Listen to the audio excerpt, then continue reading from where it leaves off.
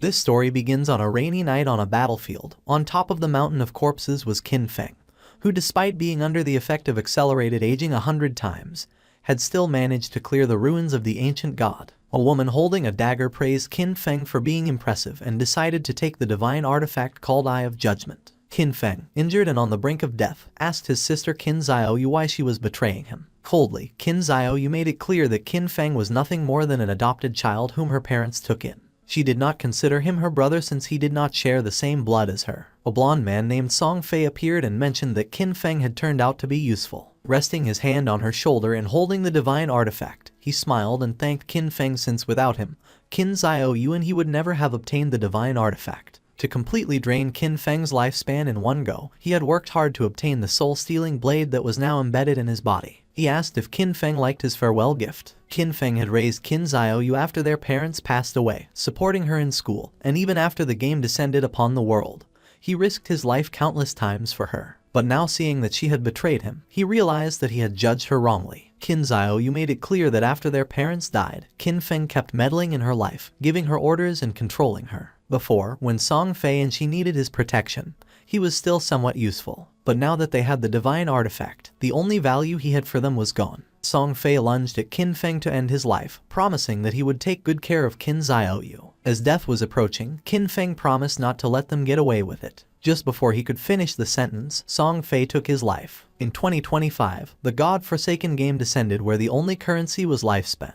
Dying caused a loss of lifespan, while killing monsters granted lifespan. Players could spend lifespan to bring their in-game abilities into the real world. The strong could crush tanks with their own hands, cut airplanes with a sword, and even withstand nuclear explosions with their own bodies. From that moment on, the world changed drastically, and chaos spread. He fought to survive with his sister, enduring countless hardships, barely managing to enter the top 100 of global powerhouses. After overcoming endless dangers and narrowly escaping death countless times, he finally managed to conquer the ruins of the ancient god and obtain the divine artifact called Eye of Judgment. At last, he had the qualifications to reach the top, but who would have thought that the price of his success would be betrayal by his only family? All his efforts in life were nothing more than an interference, and all his struggles only paved the way for another's success. If he could live again, he swore to fight only for himself. But then something happened, and Qin Feng opened his eyes. Surprisingly, he was in his room. He quickly sat up and realized that this was the real world. He was confused since he remembered having died, but once he turned on his phone he saw that it was the year 2025. When looking out the window, he saw the beautiful city, realizing that he had been reborn 9 years ago, the day the God-forsaken game descended to Earth. The next day, his sister, Qin Xiaoyu, kicked open the door and upon seeing that Qin Feng was at home drinking coffee, she got angry and asked why he wasn't answering her calls. She kicked the trash can. Qin Feng remembered that on the day the Forsaken game descended, he and Qin Xiaoyu had a big fight over Song Fei. On the wall were the posters of Song Fei. Before the game descended, Song Fei was a somewhat famous underground idol, and Qin Xiaoyu was his obsessed fan. Song Fei seemed glamorous on the surface, but in reality, he was a complete scoundrel who had deceived many of his fans to take their money and take advantage of their bodies. And to prevent Qin Xiaoyu from being scammed, Qin Feng always forbade her from associating with that guy. But in the end, our boy was accused of controlling her life. Pointing at Qin Feng with her finger, Xiaoyu asked if he was deaf, saying that it was his fault that Song Fei had lost first place this month, threatening him that if Qin Feng did not give her money to help Song Fei rise in rank, she would get angry. Just then, with a cold expression, Qin Feng gave her a strong slap on the face, making her fall to the ground. Her cheeks swelled, and blood began to flow from her nose, and her eyes filled with tears. She could not believe that Qin Feng had hit her. With a piercing gaze, Qin Feng made it clear that he neither had the desire nor the time to argue with her, warning that if she kept barking, he was going to break her mouth. He threw the credit card over her head and said that this was the money their parents had left behind, and no matter how difficult the situation had been all these years, he had never touched a single cent. For the sake of their parents, he decided not to lower himself to her level, but he made one thing clear: from today on, he did not have a sister like her. Xiaoyu began to cry and could not help but get angry. In his past life, to protect Xiaoyu, Qin Feng lost too many opportunities, too many secret treasures and dungeons that required risky exploration, which he gave up. He took out some sleeping pills and using water, swallowed them. He was curious, and without this burden, he was going to go far. This time he decided to use his understanding of the game from his past life to get ahead of everyone. And from now on, Qin Xiaoyu was on her own. And as for Song Fei, our boy decided to take his head personally. Qin Feng fell asleep and appeared in the choice hall. He had missed this place since the first time he came here. He was so nervous that it took him several hours to complete his career choice and leave.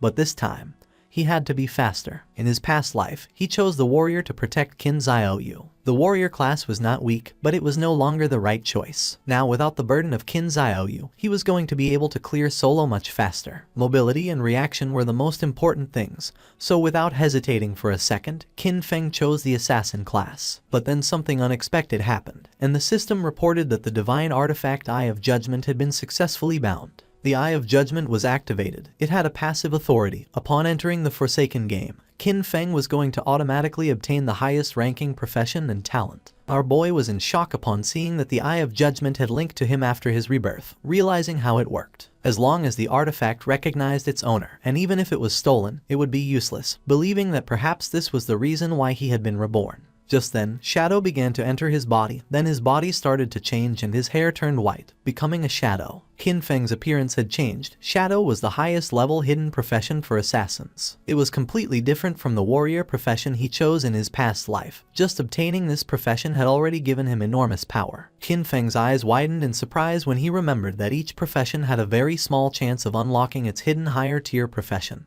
and the authority of judgment actually made this probability a certainty. The system activated, informing that the authority of judgment was the most genuine and ancient primordial authority in the universe. Its power surpassed rules and order. Temporarily, Qin Feng could not activate this authority actively since he did not possess divinity, but its passive effect was active. This revelation left our boy in shock. In his past life, it was not until the 7th year after the God-forsaken game descended that a powerful player managed to leave God's abandoned realm and reach the realm of order. Only then did humanity learn about the existence of the power of order. But in fact, even years later, no one obtained the power of order. Qin Feng never expected to achieve this. Now at the beginning of his journey, he had already obtained the primordial authority that surpassed order and rules. As long as he could leave God's abandoned realm and reach the realm of order to obtain divinity, he could activate this authority, now having another goal in this life. Now that the profession selection had been completed, the system asked him to enter his game alias. Qin Feng hesitated for a moment but then chose Shadow since his profession had been born from the shadow. Qin Feng was teleported to the god's abandoned realm. This was a ruined land, full of countless monsters. He had to be careful since the monsters were ready to tear him apart and steal his lifespan. One could leave the town, kill monsters and earn tradable lifespan. But if they died in the game, they would lose half of their lifespan, both tradable and non-tradable. Qin Feng was in Shell Town, a safe zone. Here there were no monsters and players could not attack each other, and the lifespan loss speed was multiplied by 1. Many people were dragged into the game. Some had taken a nap after eating and some others had fallen asleep after a long workday, only to end up in this place. Everyone's attention was fixed on Qin Feng. No one knew what profession he had, nor why it looked so different from theirs. Seeing the dagger, some realized that he was an assassin. Soon, powerful figures from various countries were going to appear one after another, reconfiguring the order of this world. If Qin Feng wanted to get ahead of them, then he couldn't wait since practice waits for no one. Just then, 3 men and an archer were teleported back to the town. You see, if during the monster hunt players died, they would return to the town. The players were furious and panicked since the wild monsters were too strong.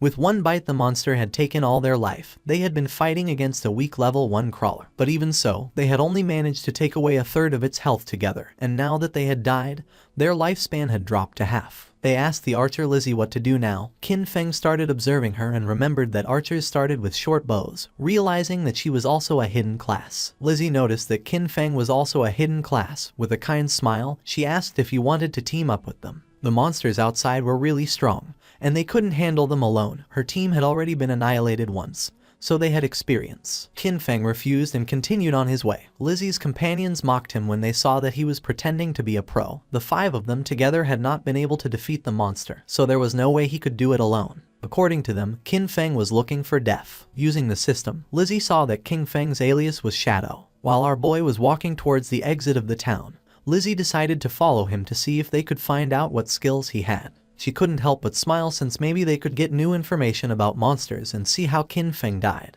The land abandoned by the gods was a too unsettling and dangerous place. Lizzie and the others began to secretly follow Qin Feng. She did not know why she had ended up here, but with years of experience in online games, she quickly formed a group. However, the first monster they encountered outside of the town annihilated them. She knew that this monster was not an enemy that a level 1 player could defeat. Lizzie's friends were furious since Qin Feng's initial weapon was different from the group's assassin. He had a dagger, but Qin Feng had a short blade. The assassin felt envious since Qin Feng was even faster than him.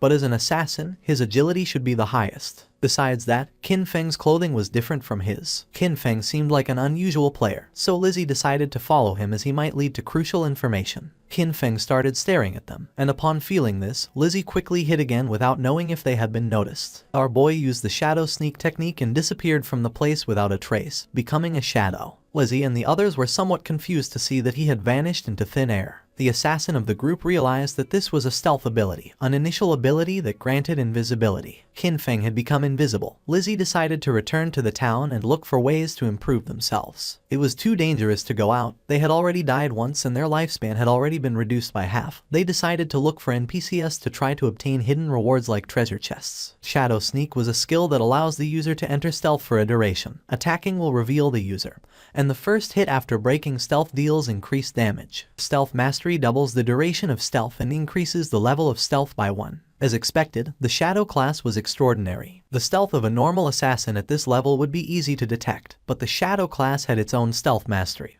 which made it impossible for anyone, even monsters, to notice Qin Feng in the early stages of the game. Our boy couldn't help but think that Lizzie and her friends were naive since the beginner town had nothing that could really improve your strength. It was just a refuge for players. In this forsaken game, weak players were nothing more than prey for monsters. A few seconds later, Qin Feng's stealth came to an end. For now, the duration wasn't very long. Luckily, the cooldown started as soon as he activated stealth. In just a few more seconds, he would be able to disappear again. The status window of Qin Feng appeared. His codename was Shadow, and his class was also Shadow. He had a non-tradable lifespan of 75 years and 0 tradable lifespan, strength of 13 points, constitution of 13 points, agility of 18 points, and spirit of 15 points. All players started with base stats of 10, and the different classes granted additional bonuses. The warrior class he had chosen in his past life only gave him 3 points in strength and constitution.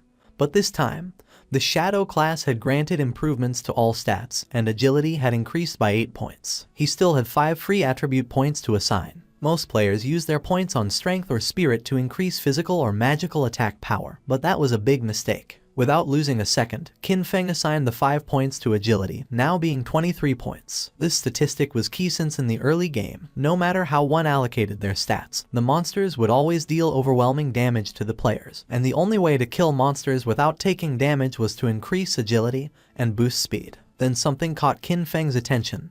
There was a monster behind a tree. It was a level 1 crawler with a normal grade, but it was evolving. Qin Feng became alert upon noticing that it continued absorbing lifespan.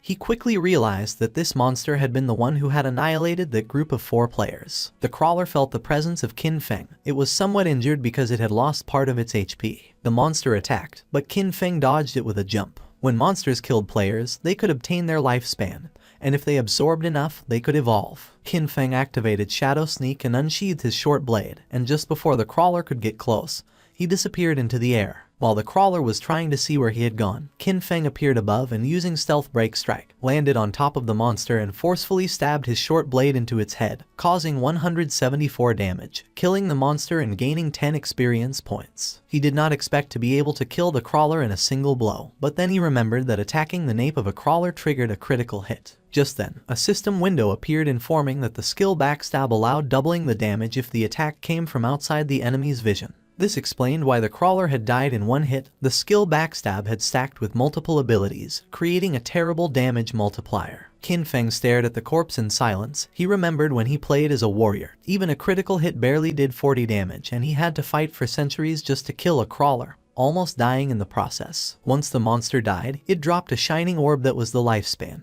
Qin Feng clenched his fist and absorbed the lifespan, gaining 3 days of tradable lifespan, and 54 years and 155 days of non-tradable lifespan. 5 people had died, each losing at least between 20 to 30 years of lifespan, adding up to a total of more than 100 years. But since the crawler had absorbed it first, Qin Feng only obtained 54 years. For now, the non-tradable lifespan was not useful. But at that moment, the authority of the Eye of Judgment was activated, granting Qin Feng the talent called Infinite Evolution. By killing monsters solo, he had the chance to earn evolution points to upgrade skills. Every 24 hours, he would gain 5 evolution points, and defeating a boss class monster alone guaranteed evolution points.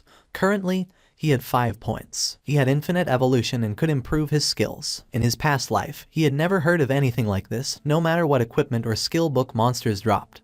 Its grade was fixed and there was no way to improve it. This was a power beyond rules and order. Our boy decided to try it out and upgrade Shadow Sneak and Backstab. He spent 4 evolution points and the skills were successfully improved. The starting skill Shadow Sneak went from normal to bronze, and the duration increased from 12 seconds to 16 seconds. The breaking stealth attack bonus increased from 60 to 90, and the cooldown time was reduced by 2 seconds. Backstab went from inferior to normal and the damage increased by 5%. The Shadow Sneak now lasted 16 seconds, and with Stealth Mastery it doubled to 32 seconds. With such an extended stealth duration, he could now remain invisible permanently, and if his abilities had been improved earlier, he would have been able to eliminate even a full HP crawler in a single strike. Just then, a boy who was accompanied by a woman mentioned that this game was easy since even a scrawny guy like Qin Feng had taken down a monster alone. The woman praised him, thinking that with his physique he would be able to face 10 people. The boy began to smile and promised to protect her. Qin Feng noticed that there was a monster hidden in the tree. With a confident smile, the boy asked if he wanted to team up with them. Qin Feng sensed danger and disappeared using the Shadow Sneak. Seeing this, the boy thought that his muscles had intimidated him. A spider descended to the ground, making them panic. This was the level 1 and bronze grade monster nurturer. It attacked, ending their lives. Qin Feng remembered that the nurturer was a beginner boss with 16 HP points. It was not something that a normal rookie could handle, and besides, it had many small spiders under its command. The nurturer began to feed and Qin Feng took advantage of this moment to check how strong his upgraded abilities were. Using the stealth break strike, Qin Feng stabbed his short blade into the spider's eye. It counterattacked, but Qin Feng reacted in time and after dodging the attack, he moved away and became invisible using Shadow Sneak. Our boy's attack caused 338 damage, and in the process, he received 9 damage. He had barely escaped thanks to his agility. Qin Feng had 130 HP points, and if the spider's attack had connected, he would have died instantly. He was impressed to see that his attack had dealt more than 300 damage to the boss. The nurturer enraged and in the process split the trees in the area in half. Qin Feng was aware that these monsters were intelligent, and that the spider would not just stand still taking hits. The spider was attacking indiscriminately to identify Qin Feng's location. Now even the small spiders were on alert, so he could not rush in recklessly. While the spider was distracted, Qin Feng took the opportunity to throw a rock, which hit its abdomen directly, causing 299 points of damage. Qin Feng grabbed another rock and his assumption was correct, realizing that his main source of damage came from the bonus of the skill Stealth Ambush Strike and the class skill enhancement, so even by throwing rocks he could still deal solid damage. All he had to do now was wait for Shadow Sneak to come off cooldown, and then throw a rock. This way, the rock was going to activate the bonuses of Ambush Strike, Backstab, and Weak Point Attack. Once Shadow Sneak came off cooldown, Qin Feng threw another rock again, dealing 279 points of damage to the spider, and then activated Shadow Sneak again. His plan was simple: stay hidden until Shadow Sneak was off cooldown, and then attack again. At the same time in the town, the leaderboard was updated revealing that the player Shadow had killed the boss nurturer of bronze grade, being the first to reach level 2, rising to the list as number 1. The other players were in shock since most had died to mobs and could not understand how someone had already defeated a boss. Lizzie and the others were speechless upon seeing that Qin Feng had defeated a boss and ascended to level 2, while they could not even handle normal mobs together, believing it must be a system error. The woman and the man who were attacked by the giant spider spawned in the town and were in shock upon seeing that someone had killed that big spider, realizing that Shadow was the boy they had seen earlier in the forest. Back in the forest, the system announced that Qin Feng had killed the boss nurturer, obtaining 300 experience points and 2 evolution points. Additionally, Shell Town's level leaderboard was unlocked, granting our boy 1 reputation point. Qin Feng began to absorb the lifespan of the spider. The moment the big spider died, the small ones scattered, which was a waste. He couldn't help but regret it since he should have killed the small spiders first to gain more experience. He obtained 46 tradable lifespan and a new skill book called Greedy Hand of bronze quality along with a corrosive dagger, which had 35 damage points and 4 agility points. After learning the skill Greedy Hand, Qin Feng could use it on defeated monsters, granting a 20% chance to obtain an additional loot reward. Qin Feng was somewhat surprised as he did not expect a bronze boss to drop this god-tier assassin skill. This skill significantly increased loot acquisition. In the late game, defeating powerful bosses would have a 20% chance of producing extra loot. According to what Qin Feng remembered from his past life, there was a guy in the Godslayer guild who had average combat strength, but just because he had this skill, He became one of the most sought-after players. He even had a personal bodyguard who escorted him everywhere. Qin Feng's eyes widened in surprise, realizing that although the activation rate was only 20%, if he combined it with his unlimited evolution talent, he would be able to infinitely increase both the drop rate and the amount of loot. The next day, the students were on their way to school. Xiao Yu's friend asked if she was not going to call Qin Feng and apologize, reminding her that yesterday they had skipped the exam to secretly go and support Song Ye. She was sure that Qin Feng must be angry with her. Xiao Yu refused since she had done nothing wrong, and because of him, they had almost missed the entrance time. According to her, Qin Feng was the one who should apologize. Her friend tried to convince her since Qin Feng treated her very well and also asked what had happened to her face. Xiao Yu stood firm in her decision since all Qin Feng did was meddle in her affairs, and she made up an excuse, saying that she had tripped and hurt her face. Upon entering the school, they saw many students gathered in front of a classroom. The friend became curious and, making her way through the crowd, entered the classroom where she saw that Zhang Wei's body was becoming semi-transparent. One of Zhang Wei's friends explained that he wasn't very sure, but just now, Wei had said he was going to take a nap, and when they turned around, he was already like this. This was not an isolated case, it was all over the internet. People from all over the world were experiencing the same phenomenon, and some experts said that if one fell asleep, they would enter a semi-transparent state like a ghost, and no one knew why. The friend went on alert and decided to call her parents to warn them and advised Xiao Yu to call her brother to warn him as well just in case. But she refused since she preferred to see him dead rather than contact him. Meanwhile, Qin Feng evolved the new skill Greedy Hand, upgrading it from bronze quality to gold. Now, when looting an enemy, the probability of obtaining an extra piece of loot increased from 20% to 70%. And thanks to this, our boy learned Greedy Hand and obtained 2 points. Qin Feng clenched his fist and activated the skill, obtaining 2 evolution points and 46 days of tradable lifespan.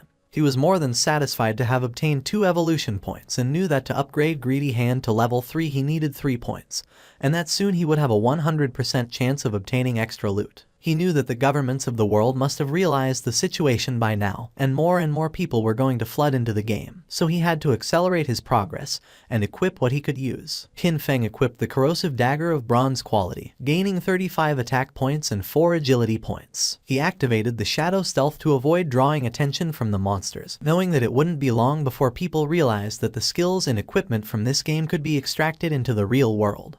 And when that happened, the world would fall into chaos. Extracting skills and equipment required 2 conditions. First, reaching level 10, and second, having enough tradable lifespan. Defeating small monsters took too much time, so he decided to find stronger bosses. While he was walking through the area, he heard someone fighting, and when he went to the cliff, he saw several players fighting against a level 2 sprint predator, bronze grade. Qin Feng was planning to find stronger bosses, and now he had found a sprint predator, being a perfect timing. The monster attacked, but the player carrying a shield and mace blocked the attack without much effort. It was Wang Meng. Qin Feng did not expect to meet him here, realizing that the rumors were true. It was said that when Wang Meng first entered Forsaken Game, he had gathered an entire team of hidden class players. The 6 members of his team were hidden class users. Wang Meng summoned the Holy Barrier, creating a golden barrier to repel the monster. He had the hidden class of Holy Shield Warrior, having twice the basic stats of a normal warrior, and, as if that were not enough, he also had an innate invincibility skill. While the monster was distracted, the mage of the team summoned a fireball which hit directly against the creature's arm. She had the mage class hidden profession called Prophet, which allowed her to inflict double the magical damage of a normal mage and came with an incorporated prophetic fireball. The archer of the team had the hidden profession of the archer class called Sharp-Eyed Shotter, granting the user double the stats of a normal archer, and came with an incorporated rapid shot skill. The priest had the Oracle Priest class, having twice the healing power of a normal priest and a group healing ability. The archer and the mage attacked together, but the monster evaded the attacks without much effort and attacked Wang Meng, forcing him to retreat. The archer panicked upon seeing that the ranged attacks were not hitting, thinking that this boss was too fast. The priest healed Wang Meng, and he decided that the best way to defeat this boss was to keep attacking while the healers took care of healing. Seeing that he planned to wear down the monster's health little by little, Qin Feng thought that Wang Meng was very optimistic, but he knew that he was forgetting the most important thing. This was the wild nature, and if a battle dragged on, other monsters would be attracted. Just then, 2 monsters appeared behind Wang Meng. Qin Feng recognized them as corruptors, regular level 2 monsters covered in dark brown mud, specialized in using ranged attacks. The swordsman of the team rushed towards the monsters and attacked one of them. He had a hidden class that our boy had not seen before. The attack caused 33 points of damage, and the swordsman did not take long to realize that the defense of these monsters was very high. The corruptor vomited mud on the swordsman. It was ground bind and now his movement speed had decreased. The other corruptor began to chase the mage, forcing her to flee with tears in her eyes. But just then, Qin Feng jumped in the blink of an eye, decapitated the monster, causing 441 points of damage, saving the mage and leaving everyone in shock. Our boy's attack was so powerful that he defeated the corruptor in a single blow. The mage became confused, not knowing who had done this and if someone was helping them. With the help of his sword, the swordsman stood up. He was in shock upon seeing that someone had eliminated a level 2 corruptor with a single blow. While on the other hand, for them to defeat a level 1 corruptor they had to join forces for 10 seconds. The corruptor tried to attack, but again, Qin Feng moved like lightning and decapitated the monster. The swordsman began to tremble with fear and asked if Li's eye had seen who it had been. She panicked and said that she had not seen it. Wang Meng stood up and asked them not to get distracted. Deep down he hoped that Qin Feng was on their side. Now only the sprint predator remained, and our boy was watching from a branch. As a reward for having killed 2 level 2 corruptors, he obtained 40 experience points, 1 evolution point, the skill book called Venom Dart of common quality, and 8 days of tradable lifespan. Qin Feng did not waste a second and evolved Venom Dart as it was a perfect mid-range poison damage skill. Upon evolving it, the skill rose to level 2 and went from common quality to silver. It allowed the user to throw a deadly poison dart with a maximum range of 14 meters, inflicting 120 attack damage points upon impact and applying the status Venom, with a cooldown of 5 seconds. The status Venom inflicted 50% continuous damage per second, lasting for 5 seconds and could not be stacked. The monster attacked again. Wang Meng managed to block the attack with his shield, but in the process, the creature stabbed its sharp limb into his stomach. Wang Meng dropped his shield and mace to the ground, and the monster took advantage to stab him with its other limb, causing him terrible pain. The archer began to tremble with fear. The priest panicked knowing that this was not good since he could not heal fast enough. In a desperate attempt, Wang Meng asked them to flee. Qin Feng shot a dart, which lodged in the head of the sprint predator, causing 845 points of damage. The mage and the archer were in shock upon seeing that the attack had taken half of the boss's HP. Both the monster and Wang Meng began to writhe in pain, and venom started to emerge from the monster's wound until its body collapsed to the ground, causing 324 damage multiple times. Since Qin Feng had inflicted more than 90% of the damage, the loot belonged to him, and for having killed the sprint predator, he obtained 600 experience points, reaching level 3, obtaining 2 evolution points and 55 days of tradable lifespan. He did not expect that the damage over time of the Venom Dart would activate his class's passive ability. With Stealth, he could remain invisible and throw darts indefinitely, and now nothing in the early and mid-game could stop him. The loot began to emerge from the monster's corpse. Wang Meng was in shock upon seeing the amount of damage the monster had taken, and several seconds later, the loot disappeared. Wang Meng stood up and thanked Qin Feng for saving them, but our boy made it clear that in the wildlands, one could not trust people so easily, leaving everyone in shock. Wang Meng thanked our boy for the advice and they decided not to bother him while he was checking the loot. He also added that if he ever needed anything, he could come to find him. Qin Feng picked up the loot, realizing that Wang Meng seemed trustworthy. Plus, he had the backing of Daxia's government, which had many resources. Our boy decided to look for a stable sales channel to sell the unused loot. He used Greedy Hand, gaining 3 evolution points and 55 days of tradable lifespan, acquiring Sprint Predator's bronze quality leather greaves. Our boy equipped the leather greaves, obtaining 9 points in physical defense, 5 points in all elemental resistances, along with a 15% cooldown speed. This had been a great loot, since he still had many other class gears and skill books, and once his bag was full, he decided to return to the town and exchange everything for lifespan. His eyes began to shine with confidence since this time his growth was 100 times faster than in his last life. Not far from the area, another team of players was being attacked by more monsters, and seeing that the number of monsters was increasing, they decided it was better to flee. But before they could do so, another much larger monster appeared, and just before the players could escape, the monster attacked with sharp vines, killing them all. The players respawned in the town and couldn't help but feel frustrated since the monsters always appeared in groups and fled when they had low health. It was said that players had to be level 3 to leave the game,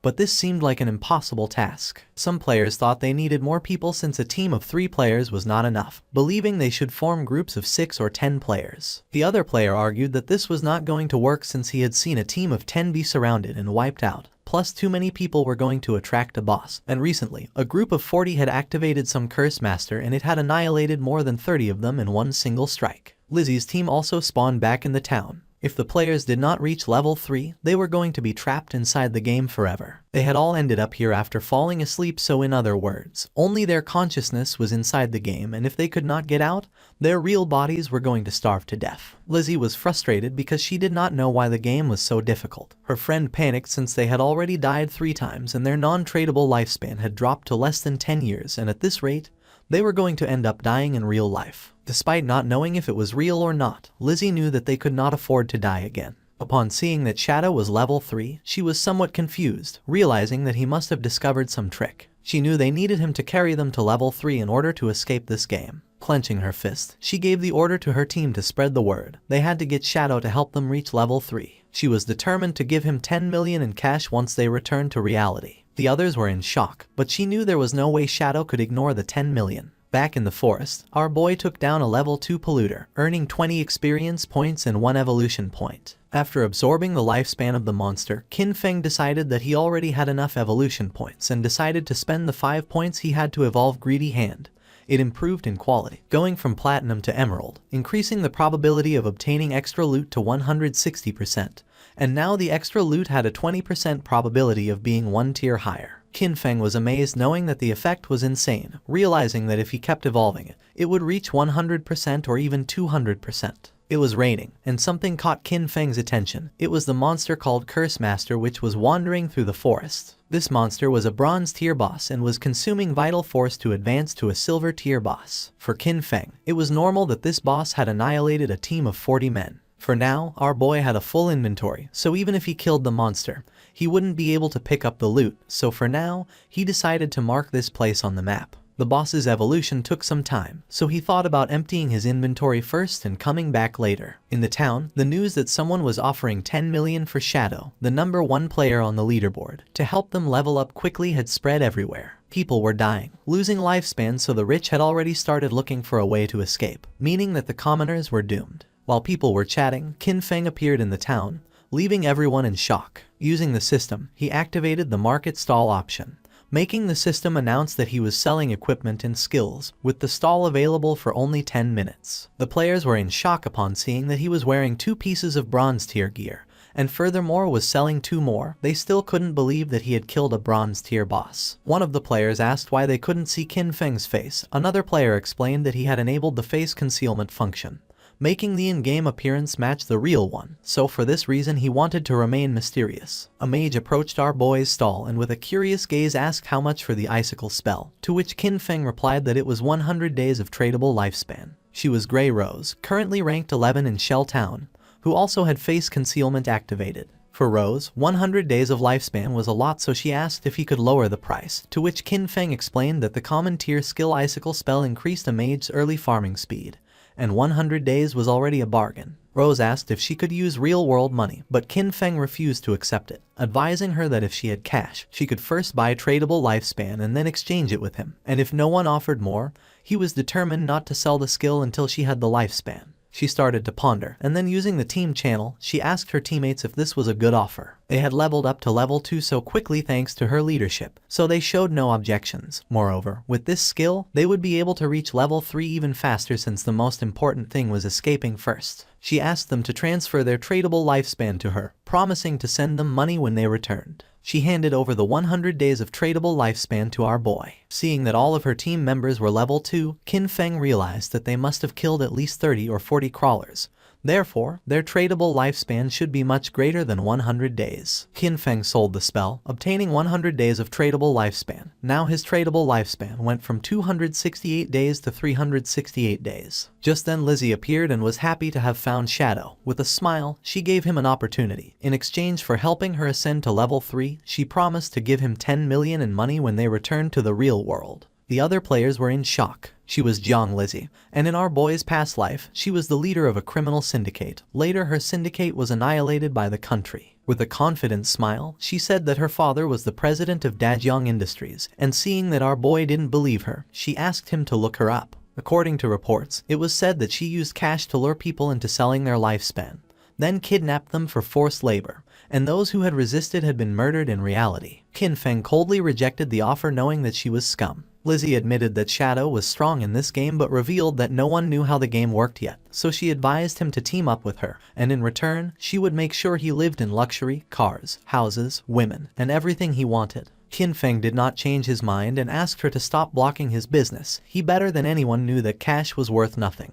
And soon, the only universal currency was going to be the tradable lifespan. Lizzie became arrogant and made it clear that if this were the real world, she would have given him a good lesson. With a murderous look, Qin Feng made it clear that if she said another word, he was going to kill her until her lifespan reached 0. Lizzie and her friends felt the pressure and without losing a second, they ran away from the place. A few minutes later, our boy sold the last item from his stall, the Gleam Robe of Tier Bronze. Now he had a total of 546 days of tradable lifespan, now that he had sold everything.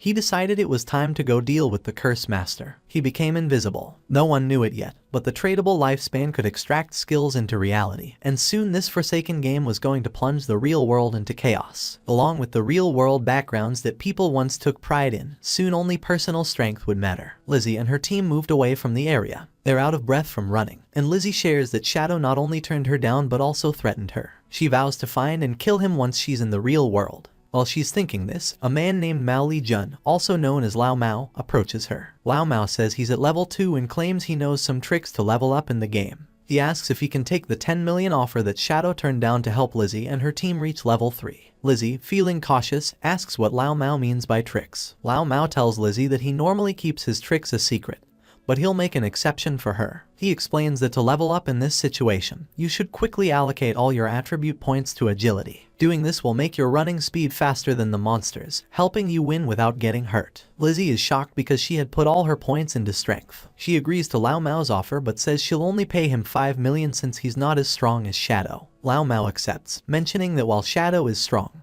it was odd for him to turn down such a big amount of money. Meanwhile, Qin Feng arrived at the place he had marked earlier on the map. Still in stealth mode, he notes that the monster has advanced to the silver rank, and the gray fog around it shows it's still evolving. He activates his Venom Dart ability, knowing that the monster's evolution to gold rank will take 7 or 8 hours. Not wanting to wait, he launches the Poison Dart, which hits the monster for 659 damage due to his stealth strike. The poison then continues to harm the monster at 219 points per second. He quickly jumps at the monster, using his Shadow Sneak skill, understanding that the silver boss monster's health is 2 or 3 times that of a bronze level 1. Suddenly, the monster starts gathering a massive amount of magical energy in its hands, making it grow larger. Qin Feng figured he just needed to hit the monster with his Venom Dart skill 2 or 3 times. But suddenly, the monster unleashed a powerful attack, destroying the surrounding area. He explains that this monster is a magic-type boss, with skills that deal a lot of area damage at once. After launching the Venom Dart, he quickly retreated and barely escaped the attack's range. Still invisible, he realized that with his current health and defense, he wouldn't survive if he took the monster's attack directly. As the battle continued, the monster started charging another big attack. Its massive form turned toward him, but he stayed calm, moving carefully across the battlefield while watching his cooldown timer. His hidden shadow ability wasn't ready yet, so he needed to wait for the boss to show a moment of weakness. The plan was simple: wait for the right moment, strike precisely, and disappear before the monster could hit back. Moments later, the creature stumbled, briefly distracted. This was the chance. Without waiting, he moved forward, using his Venom Dart skill. The attack hit perfectly, dealing 659 damage. Almost right away, the venom started working, draining the monster's health by 219 damage per second. Seeing the danger, the monster tried to escape, but Qin Feng wasn't going to let it get away. He followed closely, his eyes focused and determined. The monster was nearly defeated. Its attempt to run away was useless. In a swift movement, Qin Feng vanished and reappeared on the creature's head, slamming it into the ground. The system quickly confirmed his victory. He had defeated the silver-ranked boss. A stream of notifications appeared before him. He gained a total of 1,800 experience points, and leveled up from 3 to 5 instantly. He also received 4 evolution points and a surprising 124 days of tradable lifespan. He chuckled, noticing how a single boss kill boosted him 2 levels and gave him extra evolution points. As the monster's body turned into loot, he used his evolved skill, Greedy Hand. The air shimmered as a system screen confirmed the loot was collected. The rewards were even better than he expected, with another 4 evolution points and an extra 124 days of tradable lifespan, doubling his gains. The generous rewards made him smirk. 2 extra bonuses right away were impressive. he realized the silver-ranked boss had given him a total of 12 evolution points and 372 days of tradable lifespan. Just as he was taking in his rewards, another system prompt appeared, revealing an unexpected bonus. The secondary effect of Greedy Hand had kicked in, upgrading one of his looted items from silver to gold rarity. He looked at the notification with interest, a gold tier item. It made sense why Greedy Hand was considered a Jade level skill. It could enhance loot beyond its original quality. His focus then turned to the scattered loot. 7 or 8 pieces of gear had dropped, but he only had 10 slots left in his backpack. He sighed, realizing that running back each time he defeated a boss would waste a lot of time. He knew that a storage ring or something similar would have been perfect to solve this problem. Just as Qin Feng was about to check out a specific item among the loot, the scene suddenly shifted back to the shell town. There, the mage from Wang Meng's team appeared in a flash of light, her face showing relief. She was finally back, all thanks to Wang Meng. As the rest of the team followed, they thanked him, admitting that without his leadership, they wouldn't have reached level 3 and returned safely. But Wang Meng brushed off their praise, saying their progress was due to everyone's hard work. The mage, however, couldn't let go of a lingering regret. She sighed, wishing she had managed to add Qin Feng as a friend in the forest. She thought maybe it was because she had been covered in mud at the time.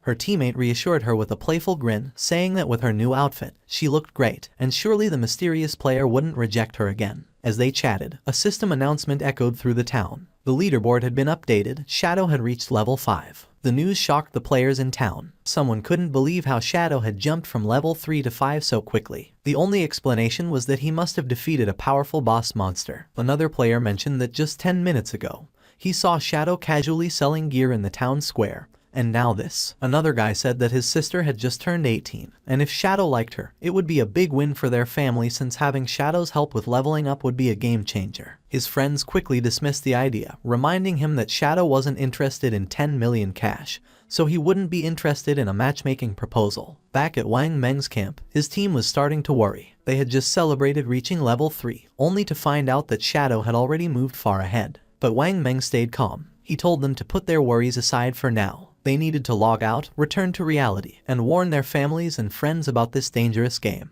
As their bodies started to fade, the system confirmed their logout. Wang Meng's last words were serious. If the world was heading toward chaos, they had to prepare their loved ones. The scene shifted to the real world. Wang Meng's eyes opened, and a voice quickly called for the captain. He wasn't just any player, Wang Meng was a police officer. His fellow officers rushed to him, visibly worried. One admitted they were scared because his body had started to turn transparent while he was unconscious. The terrifying truth was clear: if a player died in the game or lost all their life, they didn't just log out, they disappeared from the real world. But there was no time to dwell on that horror. Wang Meng stood up and called for everyone to gather as something serious had happened. Someone asks Wang Meng about his report. Wang Meng explains that he and his team formed a party and each member had a hidden profession, which was a big advantage in the game. Yet, they were almost wiped out by a single monster. They were only saved at the last moment by an unknown player, Shadow. Wang Meng confirms that his report is accurate. He then describes Shadow's incredible progress. When Shadow helped them, he was at level 3.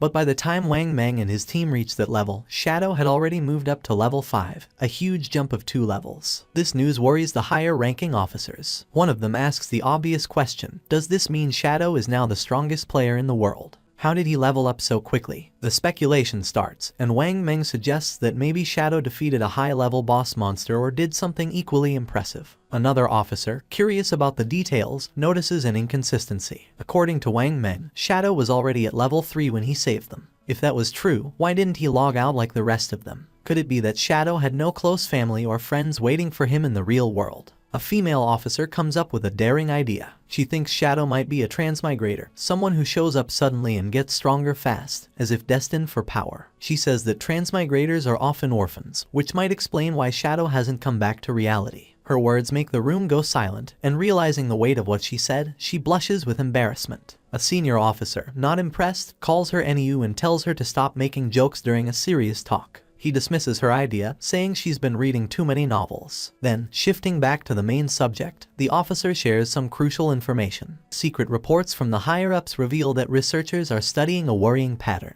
Many older people have been mysteriously dying in their sleep. When researchers compared this data with those who had returned from the forgotten game of the gods, they found something alarming. It turned out that those who died in their sleep had also died multiple times in the game. This shows a scary truth. If a player's lifespan hits 0 in the game, they don't just die there, they die in real life too. One officer shares his worry, saying the forgotten game of the gods is an anomaly, something way beyond what they understand.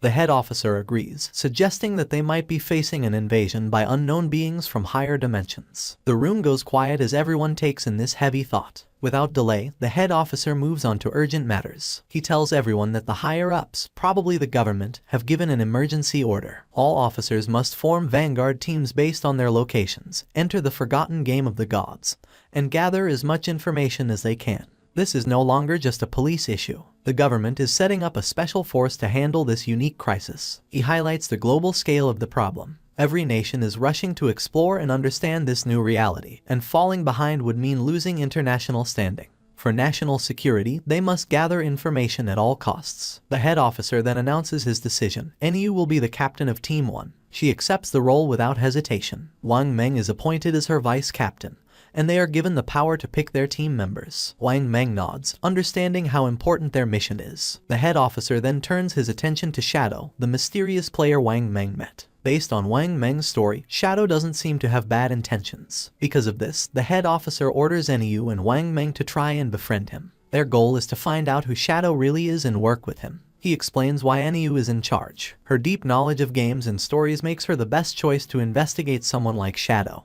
whose abilities and actions seem almost like those in myths. The head officer hopes that NU and Wang Meng can make Shadow an ally, someone who could represent them in the game. If they succeed, they will get access to vital information that could give them a strategic edge. The other police officers are tasked with keeping public order and stopping any mass panic. With that, the meeting ends. As the sun sets and casts a golden glow over the city, the officers get ready for the challenges ahead. The next day, the scene shifts to a high school where the protagonist's younger sister sits at her desk, lost in thought. Around her, students chat excitedly about recent news. A small group nearby talks about a surprising discovery. Chang Wei, the student whose body had started to vanish, has reached level 3 in the game and logged out safely. One of the girls shares that Chang Wei revealed something important. If several people from the same district fall asleep at the same time, they will all end up in the same starter village in the game. This news stirs both excitement and worry among the students. Another girl, alarmed, insists that this won't work. She feels she must bring her parents into the game.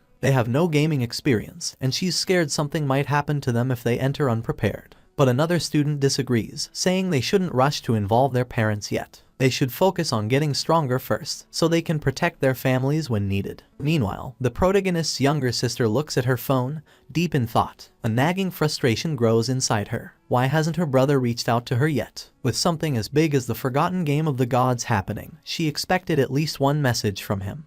But there's been nothing. He hasn't checked on her or even apologized for hitting her earlier. That was completely unlike him. In the past, whenever they argued or she upset him, he would always find a way to make peace. But today, there was only silence. No apologies, no attempts to make things right. Even their parents had never laid a finger on her, yet he, her brother, had struck her. Still upset, she tries to justify her actions. All she did was skip class to see Song Fi's concert. Was that really such a big deal? She pouts, deciding that unless her brother calls and apologizes at least 1,000 times, she will never forgive him. Her annoyance quickly turns into excitement as she starts talking about Song Fi. Looking back, she's glad she went to see him yesterday. Once the forgotten game of the gods takes over, she might not have many chances to go to his concerts. A dreamy look appears on her face as she remembers last night, thinking about how close she was to him during the show. She pictures Song Fi on stage and can't help but gush over how amazing he was. Then, she realizes something. If everyone enters the game world while sleeping, that means Song Fi will too. Her face turns red as she imagines meeting him in the game. Could this be her chance? Is fate finally bringing them together? Her heart beats faster at the thought. As she gets ready to sleep, she suddenly remembers something. Chang Wei had reached level 3 really fast. That meant he was probably already an expert. If she wanted to do well in the game, she needed some good advice. So, without hesitating, she sends Chang Wei a message, asking if he has any helpful tips before she enters the game world. Meanwhile, Chang Wei is with his classmates when he gets her message. He looks at his phone and smiles. He's amazed by the situation.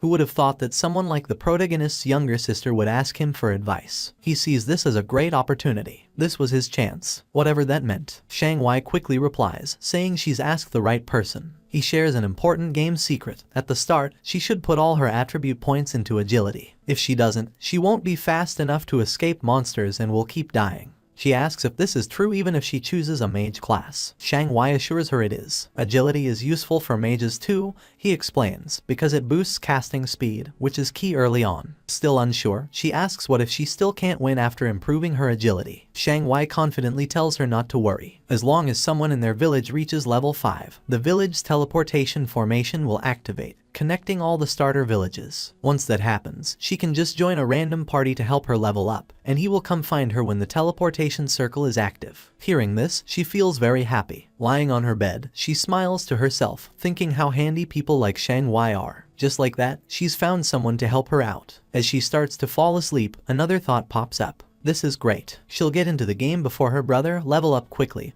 and become strong. When her brother finally joins, she'll make sure he has a tough time. No help, no support, he'll have to manage on his own. Happy with her plan, she drifts into sleep, excited for the adventure ahead. The scene shifts back to the game where the protagonist stands over the loot from a defeated boss monster. Among the treasures, a glowing orb catches his attention. As he picks it up, a system notification pops up, saying he has obtained the Curse Ring, a gold tier item. The system then details its attributes. The ring can be used by anyone and gives a boost of 8 points to all attributes. It also increases dark elemental resistance by 26 points and makes weak point attacks 1.5 times stronger. But you need to be at least level 4 to wear it. Looking at the benefits, the protagonist sees that the total boost is 32 points, similar to leveling up 3 times. Plus, the ring's dark resistance will be helpful against many enemies, and the weak point attack boost is a nice bonus. Knowing this, he sees the cursed ring as a valuable item for his journey. Before he can think more about his new item, another system notification shows up, saying he's learned a new skill called Instant Shadow Slash, a silver tier assassin type ability. The system explains how it works. When used, the skill sends out multiple slashes in one direction, reaching up to 15 meters. It also gives temporary invincibility for 5 seconds, hitting all enemies in a 2.1 meter wide path 3 times. Each hit deals 100 damage and counts as a backstab, but it doesn't hit weak points. The skill has a 12-second cooldown. Seeing how useful this ability is, the protagonist knows it's a strong area attack with the bonus of temporary invisibility. He quickly learns the skill. With some evolution points left, he decides to improve one of his key skills, Greedy Hand. The system takes 8 evolution points and upgrades the skill from Jade rank to Diamond rank. The effects of Greedy Hand get a big boost. The chance of getting extra loot from defeated monsters goes up from 160% to 220%. And the chance of that loot being upgraded by 1 level increases from 20% to 40%. Thinking about this upgrade, the protagonist realizes that with this improvement, he'll now get 2 pieces of loot per enemy, making each kill 3 times as rewarding. Not wanting to waste his remaining evolution points, he upgrades Instant Shadow Slash by 3 levels. The system takes 3 evolution points, leaving him with just 1. The skill quickly evolves, moving from silver rank to gold rank, and finally reaching platinum rank. The skill's attack range has expanded, growing from 15 meters to 21 meters, allowing for greater reach. The invisibility now lasts 7 seconds, giving him a bit more time to stay safe. The number of slashes has increased from 3 to 5, hitting all enemies in its wider 3.1 meter path. The cooldown is slightly shorter, going from 12 seconds to 10.43 seconds, which makes it a bit more efficient but still needs careful use. Each strike now deals 200 damage, doubling its previous strength. Every attack counts as a backstab, triggering the backstab skill effect, even though it can't hit weak points. Seeing these upgrades, the protagonist knows that while the cooldown isn't much shorter, the skill's ability to keep him invisible longer can be a big advantage in fights. Looking at the rest of the loot, he quickly sees that most of it isn't useful. But one item stands out, a silver tier warrior skill book, Battle Roar. He knows selling it will give him more tradable lifespan. Just as he finishes checking the loot, he notices something moving. Turning around, he sees 3 huge creatures coming toward him. Without delay, he recognizes them as level 4 limb crawlers, ugly and dangerous monsters. Instead of being scared, he sees this as a great chance to try out his improved skill. He quickly activates Instant Shadow Slash. In a flash, he becomes a blur, launching a series of fast slashes that cut through the creatures with ease. The limb crawlers are torn apart before they can even react. As the dust settles, a system notification pops up, confirming their defeat. The system records his win, giving him 80 experience points and an extra 5 days of tradable lifespan as a reward. Standing in the aftermath, a dark, intimidating aura surrounds the protagonist. He calmly thinks about his new power, realizing that his ability to defeat enemies has greatly improved. He thinks about a strategy, figuring that if he uses his poison dart skill with Instant Shadow Slash, he could win battles before they even start. Checking his tradable lifespan, He sees he has 618 days, but to bring his game skills and gear into the real world, he needs at least 900 days, or about 2.5 years. With that goal in mind, he plans his next steps. First, sell all the valuable items in his inventory. If things go well, he might reach the required lifespan sooner. Once he hits level 10, he can finally connect the virtual and real worlds. The scene shifts to the protagonist heading back to the starter town,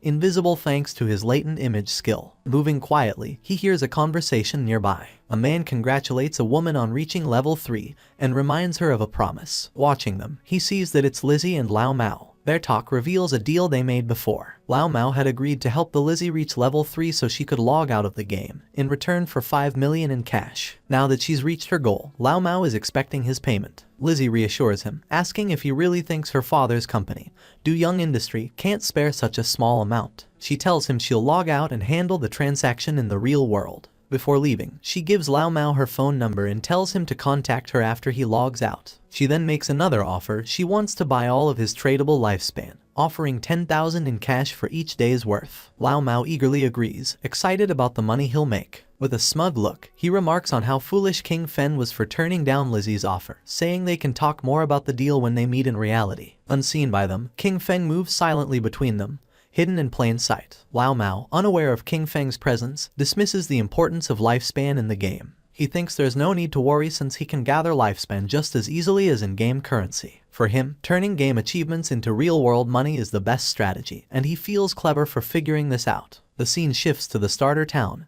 where King Feng stands in front of the teleportation gate. As he stretches out his hand, the gate glows with bright blue energy. As the light grows stronger, a system window appears, congratulating him for activating the teleportation formation in Shell Town and awarding him 1 reputation point. The system explains that he can use the teleportation gate once a day for free, but using it more will cost tradable lifespan. However, since no other teleportation gates in the game are active yet, it's not useful right now. King Feng thinks about the teleportation system, knowing it's a two-way setup. Just activating one side doesn't help. Another player in a different starter town needs to reach level 5 and activate their gate for it to work. He remembers that in his past life, Song Fi was in Firefly Town. To stay ahead, he sets up an altar that will alert him as soon as someone activates the Firefly Town gate. He's not just waiting, he's getting ready. The moment that gate is active, he'll be prepared to face Song Fi. As he moves deeper into the city, his thoughts are on his main goal. While teleporting between towns is important to most players, he knows the real challenge is still ahead. His true aim is to reach level 10 and enter the God's Abandoned Realm, where he can finally activate his authority. Only then will the real challenge of the God-forsaken game begin. A bit later, he sets up his shop, and a system notification appears, letting all nearby players know that he's selling equipment and skills, but only for 10 seconds. It's a first-come, first-served chance. The reaction is immediate. Players get excited, rushing toward him and calling him an expert. Some say they've been waiting for this moment, saving up tradable lifespan just for this. One player proudly mentions he has saved up 150 days worth, while another remembers that the last time King Feng set up shop, he sold an icicle spell, which helped Gray, the buyer, climb to second place in the rankings. Another player, thrilled, discovers a silver tier skill book called Battle Roar, a warrior-only ability, and decides to buy it without a second thought. A system notification pops up, confirming the Battle Roar skill book has been sold for a huge 300 days worth of tradable lifespan. The players around are stunned. One questions if a single skill book is really worth that much. Another player dismisses him, explaining that Battle Roar greatly increases a warrior's ability to farm monsters. With this skill, the 300 days of tradable lifespan can be earned back in less than 2 days, making it a very smart buy. Understanding the value of what King Feng offers, the rest of the players rush forward, desperate to buy anything before it's gone. In just a few seconds, everything is sold out. Looking at his system window, King Feng checks his earnings. In just 1 minute, he gathered 650 days of tradable lifespan, bringing his total to 2,174 days. But he's still not satisfied. To bring his attributes, skills, and equipment into the real world, he needs much more lifespan. Meanwhile, some players complain about not getting a chance to buy anything.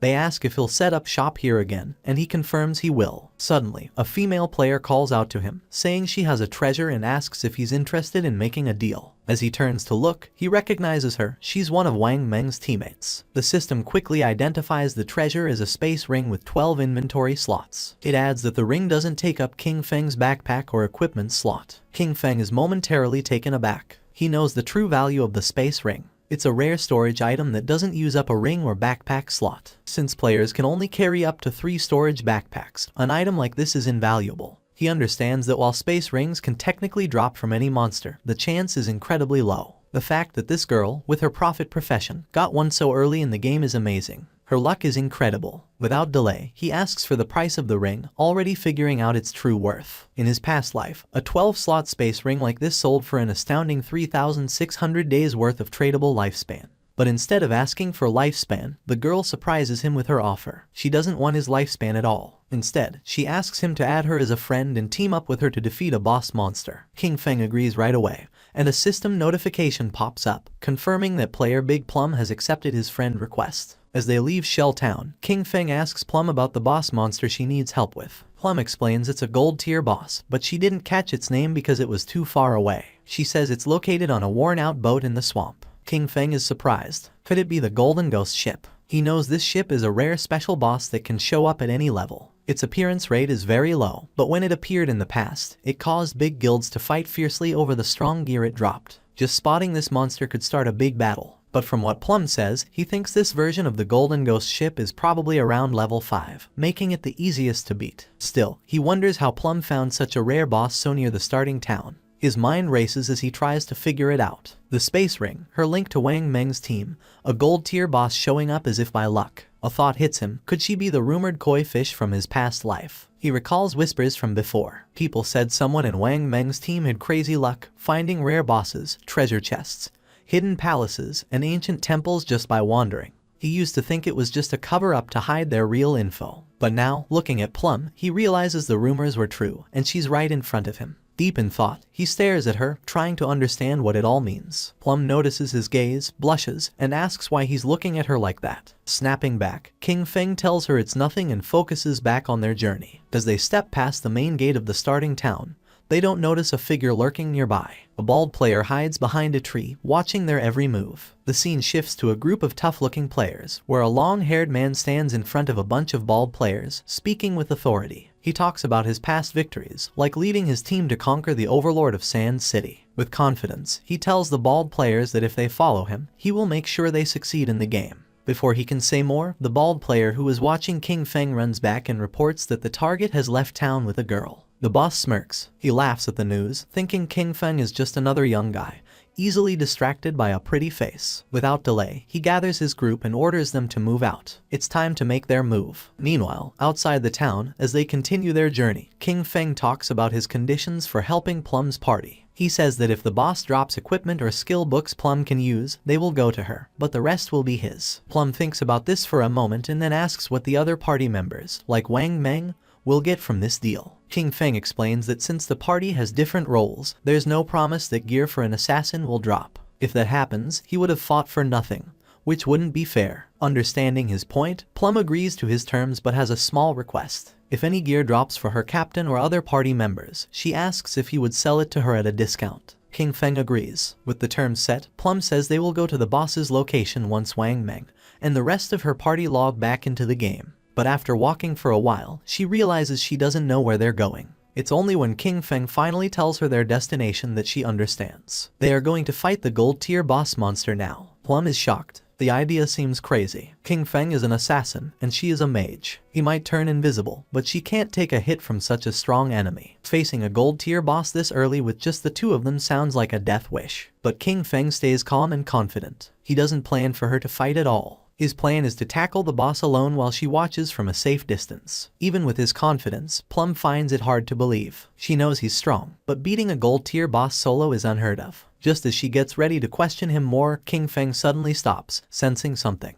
Without a word, he uses his latent image skill, and he disappears into thin air. Plum is left there, stunned. She looks around, trying to understand what just happened. Moments ago, he was next to her, and now there's only empty space. Confused, she calls out for him, but there's no answer, just silence. Meanwhile, hidden behind a tree, the group of bald-headed players keeps watching King Feng and Plum from afar. Their leader smirks, sure they have the upper hand. But then one of the players notices something odd. King Feng has vanished. Confused, they look to their boss for what to do. Without a second thought, he dismisses it, thinking King Feng must have tricked Plum and left her alone. Grinning wickedly, he orders his men to move in, planning to capture Plum first and have some fun before anything else. As they rush forward, their boss reminds them of his promise that sticking with him means a good life. Now, he claims, even women are falling into their laps. But just as they get close, a shadowy figure appears right in front of them. The leader stops, his grin fading as he looks into the swirling dark aura before him. Confusion flashes in his eyes. What is this? Before he can react, King Feng uses his instant shadow slash skill, and in a blink, it's over. A cold gleam slices through the air, and the group falls, lifeless. Their bodies drop, torn apart before they even know what's happening. King Feng, as if stepping back into the shadows, disappears without a trace. A system notification pops up, confirming his kills. 5 players down, earning him 12 days of tradable lifespan. He glances at the bodies but doesn't give them much thought. Their loot is worthless, barely worth noting.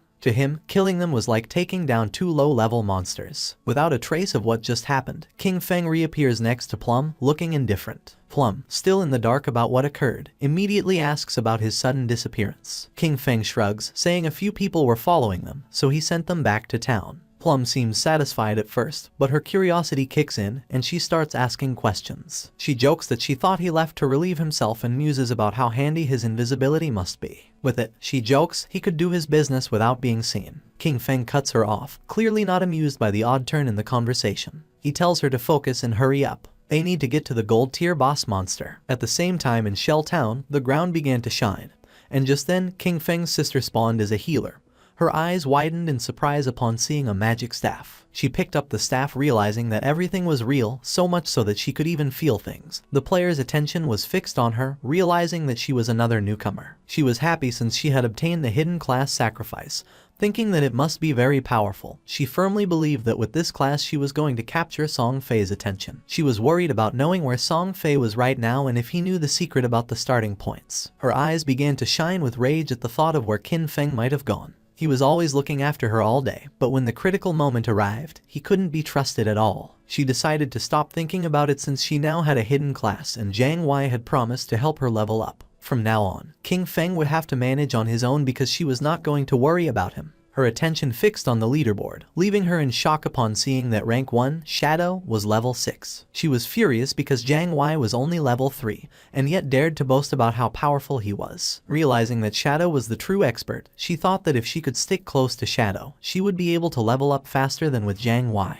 But a question came to her mind: where should she go to find that expert? Not far away, there was a group of players talking. They were worried because they couldn't contact Swaying, the healer of the party. It was Wang Men's team. He knew they didn't have time to wait for him, so he asked if anyone had any ideas. One of them, somewhat concerned, explained that they couldn't kill mobs without a healer. The other player argued that they weren't experts like Shadow, who could farm alone, suggesting finding another healer to party up. While they were trying to find a solution, someone greeted them, and when they turned around, they saw King Feng's sister. For her, this opportunity was perfect. With a smile, she asked if they needed a healer, revealing that she had the hidden class life sacrifice. Meanwhile, in the forest, King Feng and Plum were on top of a cliff with a swamp at the bottom, where they saw the golden ghost ship lurking. Using Shadow Sneak, King Feng disappeared into the air, asking Plum to hide and be careful of ambushes while he went to take care of the boss. Plum, somewhat confused, nodded but asked him to be careful. Our boy descended onto the swamp, and a system window appeared informing that due to the influence of Ghost Ship, this area had become a violent domain, with a rate loss of lifespan of 100 times. Doing quick calculation, King Feng realized that at a speed 100 times greater than time, staying here for 15 minutes was equivalent to consuming 1 day of lifespan. For him, this kind of violent temporal domain did not have a great effect. The system detected that the golden tier ghost ship was a level 5 boss, and then something unexpected happened. A timer of 45 minutes and 25 seconds appeared. King Feng was somewhat surprised to see that there was a time limit to defeat special bosses like this, but he felt fortunate since there were still 45 minutes left. It was more than enough time to kill it. Using instant shadow slash, King Feng moved like thunder, attacking the boss with powerful slashes, causing a total of 15-0 damage. While the boss was trying to understand what was happening, King Feng deactivated Shadow Sneak and launched a Venom Dart, which hit the ship's bell directly, activating Critical Hit and Stealth Break Strike. While the poison was causing continuous damage, King Feng distanced himself from the boss. To climb at the Golden Ghost ship, there were some challenging points. First of all, many people did not know what its weakness was and believed it had to be its skeletal body, or the ship. But in reality, the weak point was the ghost fire bell located at the tip of the ship. The boss enraged because when its weakness was attacked, it controlled the surrounding water. The boss prepared a massive AI attack, making pillars made of water emerge. Evading the attacks, King Feng began to approach the boss. The water pillars had abnormally high damage, and early-stage warriors wearing silver armor sets could barely take a hit. He was happy since his shadow class had high agility, otherwise, he wouldn't have been able to dodge. At that moment, hands emerged from the swamp. Decaying zombies known as ghosts began to surface. King Feng remembered that once the AoE attack ended, the boss would summon 12 decaying water ghosts, each with a silver tier capability. Thanks to Shadow Sneak, the ghosts couldn't sense King Feng's presence as he stood right in their midst. The 12 decaying water ghosts were about to attack savagely, and most parties would be in a frenzy by then. And as if that weren't enough, the Golden Ghost ship would summon a decaying water ghost every 3 minutes. If you weren't fast enough in dealing with them, their numbers would only increase more and more, resulting in total party elimination. But since he had been invisible from the start, they wouldn't be able to detect him. He just needed to find the perfect angle. Using instant shadow slash, he started moving quickly and destroying all the ghosts at once. While our boy was taking care of the monsters, Plump was watching from the cliff. She was trembling and red, realizing that this was the power of the ranked 1 expert, Shadow. To her, he was too powerful since he appeared and disappeared without a trace. In the blink of an eye, he had already taken more than half of the boss's health without even giving it a chance to counterattack. But to her surprise, King Feng communicated with her through chat and, calling her by the nickname Little Black, revealed that he was going to die in a while, leaving her in shock. With a confident expression, King Feng said that there was nothing to worry about and the only thing she had to do was wait for him to revive. Plump panicked as she thought our boy had the advantage, and also asked who Little Black was. Calmly, King Feng asked if she wasn't Little Black. She explained that her nickname was Big Plum and not Little Black, which sounded like a dog's name. Someone stomped on the ground forcefully. It was the man our boy had killed before. This time he had brought his entire team and was furious for having been careless. In his glory days, he used to kill legends one after another, but now he was being bullied by a little girl. One of his men appeared running with good news. He had found the girl on the cliff, revealing that Shadow's bastard was challenging the boss alone at the bottom of the cliff. The leader was filled with determination and thought they could kill him since this time he had brought his entire team. In the swamp, the boss was furious and the ship's bell was shining. King Feng was in stage 4 and the most difficult to deal with. The boss raised the ore, creating powerful waves. When it was at half health, it launched massive AI Soul Surge. The waves started traveling through the swamp, making Plump's eyes expand in fear. The Soul Surge disabled our boy's invisibility skill, and something started emerging under his feet. In the next second, a powerful giant pillar of water trapped his body, taking away 1059 points of damage. The system confirmed his death. Our boy lost 326 years of non-tradable lifespan and 1087 days of tradable lifespan. The leader, who was on the cliff, was pleased thinking that King Feng had become arrogant after being called an expert several times. To him, our boy was a fool for believing he could challenge a gold boss alone. Seeing King Feng's lifespan lying on the ground, he and his men started running like mad towards it. They didn't know Shadow was so rich, realizing that such a large orb of light must contain at least 100 days of lifespan.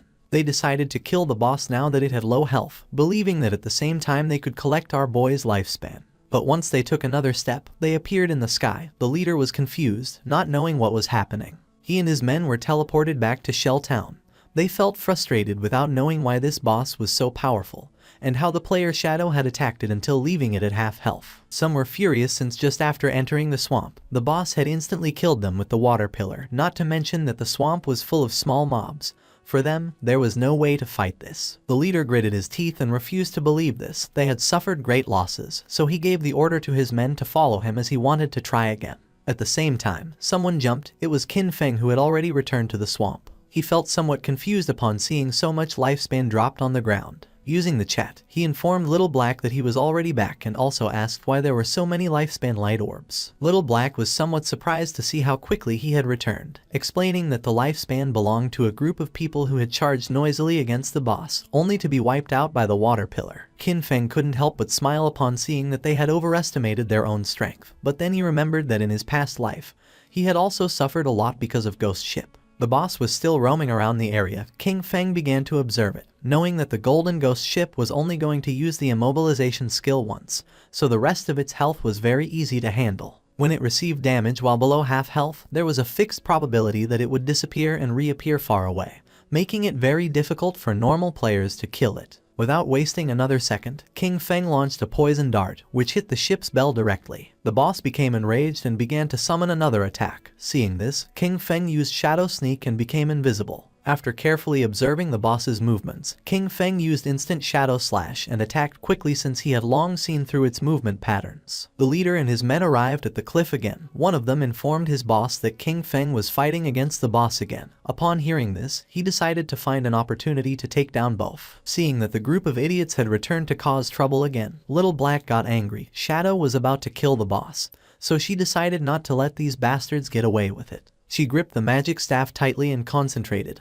Making thunder appear, a thunderbolt emerged from the magic staff, falling on the men, charring their bodies and leaving the others in shock. The leader, somewhat furious, asked who was attacking him. One of his men began to point at Little Black with his finger, informing that it had been her. He picked up his axe from the ground and gave the order to his men to kill her. Seeing this, Little Black's eyes filled with fear. She started running, asking for help. The leader and his men began chasing her, swearing to kill her. Not far from the area, a man who was hiding behind a tree began to observe them. He was not alone, there was another man behind him. Upon noticing that Little Black and the others were approaching, they hid again behind the tree. Back at the swamp, King Feng distanced himself from the boss, his gaze fixed on it, realizing that it was almost dead. But it was as he had expected. Despite being only a level 5 boss, the Golden Ghost ship was difficult to kill alone. He knew that his damage was very low. The battle had taken too long, attracting many people to spectate. Noticing that there were people on the cliff, he realized they were those who had just died. Additionally, he noticed that there was also a group beside the swamp waiting for him to kill the boss before killing him and seizing his loot. The poison started to take effect on the boss, making its eyes start to shine, and not many after, its body started to disappear. The system announced the death of the Golden Ghost ship of gold grade, granting King Feng as a reward 48 experience points.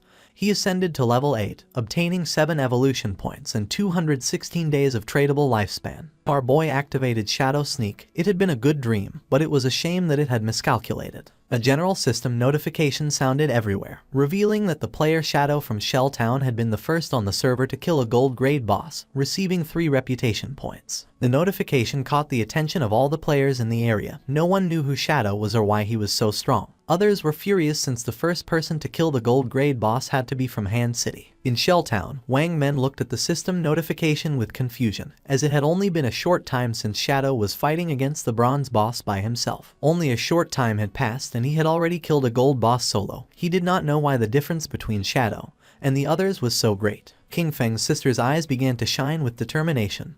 Realizing that Shadow really was the strongest, she thought that if Shadow helped her level up, then she would be able to see Brother Song Fei. The body of the boss disappeared, leaving lifespan and loot on the ground. The boss of the group that was hiding behind the tree couldn't help but smile upon seeing that the boss had dropped so much loot. With a wicked expression, he realized that Shadow had hidden using invisibility without taking the loot, realizing that he must be wary of them. He gave Guang the order to release his skill and find Shadow. They were going to kill King Feng and take the gold boss's loot for themselves. Guang nodded his head, then drew his bow, used the skill called Phantom Horned Eagle, and shot an arrow toward the swamp, which transformed into the ghost of an eagle. The eagle flew until it exploded, causing its feathers to start falling over the swamp. King Feng began observing them carefully. He did not expect this hunter to learn this anti-invisibility ability so quickly. For him, it was no surprise that they were so confident in killing him and seizing his loot, but it was a pity that his assassin class came with an extra point in invisibility level. Guang's skill was level 1, so it could not break his skill. Confident, Guang turned to the boss, informing that Shadow must have fled after seeing so many of them. The boss and his men began to advance towards the loot. Deciding to protect the loot first, he asked his men not to be careless and to prepare for battle at any moment. The ownership of the boss's loot was 5 minutes. After the time ended, the loot was going to be theirs. A proud smile appeared on their faces, but just then, Shadow began to emerge, making their eyes widen in fear. Just before they could react, King Feng moved like thunder, taking everyone down. Now that the atmosphere was quieter, King Feng's attention focused on the loot. But then a question came to his mind: where had Little Black gone? He decided to forget about it and find her later. For now, he had enough evolution points to upgrade Greedy Hand, so he decided to upgrade the skill before obtaining the loot. Greedy Hand went from being diamond quality to epic. It could be used on monster corpses, having a 220% to 300% probability of obtaining an extra loot drop. The extra loot had a 100% probability of being 1 tier higher. Our boy picked up the loot. He was determined to use the 100% chance to gather all the light together and squeeze them. Greedy Hand started to absorb the loot, making a smile appear on King Feng's face. A bright light began to emerge from the forest, and after using Greedy Hand, he obtained 21 evolution points, 648 days of tradable lifespan, and 2 special items called Ghostfire Bell. King Feng's eyes widened in surprise upon seeing that he had obtained 2 Ghostfire Bells. It was a special item. After equipping it, King Feng would not lose lifespan upon dying, with a cooldown time of 1560 seconds. It had 2 skills, 1 passive and 1 active. Soul Absorption was passive. When killing monsters, the amount of dropped lifespan would increase by 20%, and having 2 Ghostfire Bells at the same time would double this effect. Soul Shock was an active skill. He could shake the bell to immobilize all enemies within a 100-meter radius for 3 seconds, with a cooldown of 512 seconds. The Ghostfire Bell was not considered equipment. It was an item. It did not take up 2 equipment slots,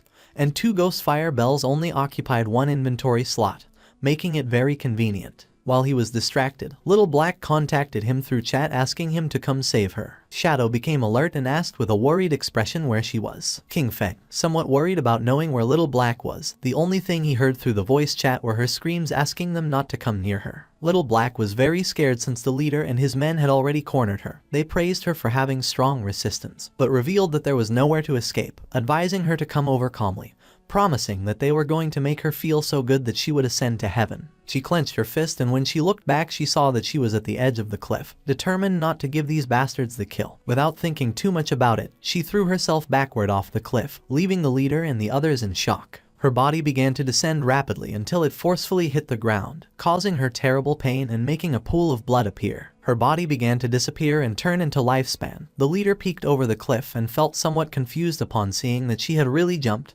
thinking that she was quite resolute. Little Black informed our boy that he no longer needed to save her, since she had died and returned to the town. She felt relieved, as it was good that the tradable lifespans of their party were all on Captain Wang Meng. King Feng felt relieved and asked Little Black to wait for him there, as he was going to pass the stuff to her. She felt happy and praised our boy for having worked hard. He collected all the lifespan that was in the area. This time he had 1 big. His tradable lifespan had reached 3115 days, and he even had 21 evolution points. He decided to use the points and evolve Greedy Hand. A system window appeared, informing that the skill Greedy Hand had already reached epic. It required 10 times the evolution points to keep evolving. The system asked if he wanted to spend 210 evolution points to evolve this skill. King Feng was not surprised. For him this was to be expected. It was not so simple. The higher the level of the skill, the more evolution points it consumed to evolve. He decided to forget about it and first raise his attack skills, since the higher his damage, the stronger the boss he could face would be, and in this way, he would be able to receive better loot. He concentrated, and instant Shadow Slash went directly from Platinum to Diamond. The attack range of the skill increased from 21 meters to 27. The duration of invisibility stayed increased from 7 seconds to 9. Now he could perform 7 slashes on all enemies along the way instead of 5 slashes, with a total duration of 10 seconds. The length of the slash increased from 3.1 meters to 4.1 meters, and now each slash would cause 300 additional damage instead of 200. He used 10 evolution points and now only had 3 points left. The initial skill Backstab enhancement went from normal to gold, skipping bronze and silver. When using Backstab, damage would increase by 30% instead of 15%.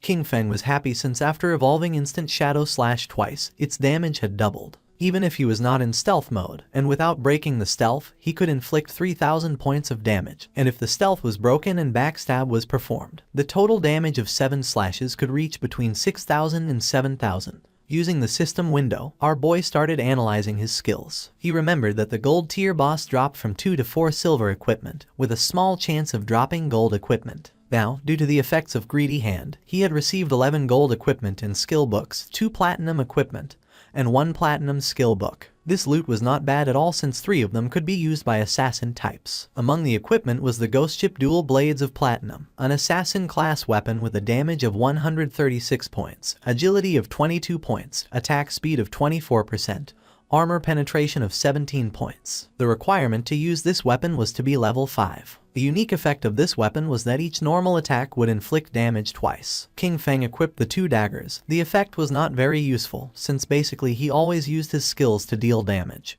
but the base attack of this weapon was quite high, and it also had 22 agility points. The attack speed was also going to increase the skill casting speed, reducing the recovery time, so it was not totally useless, and as for the armor-piercing properties, the benefits were also quite high. Then, our boy equipped the Ghost Fire Leather Armor of Gold tier with a physical defense of 25 points, fire element resistance of 50 points, damage block of 14 points, granting 419 health points, and the requirement to use this equipment was to be level 5. He was amazed since leveling up had not increased his constitution.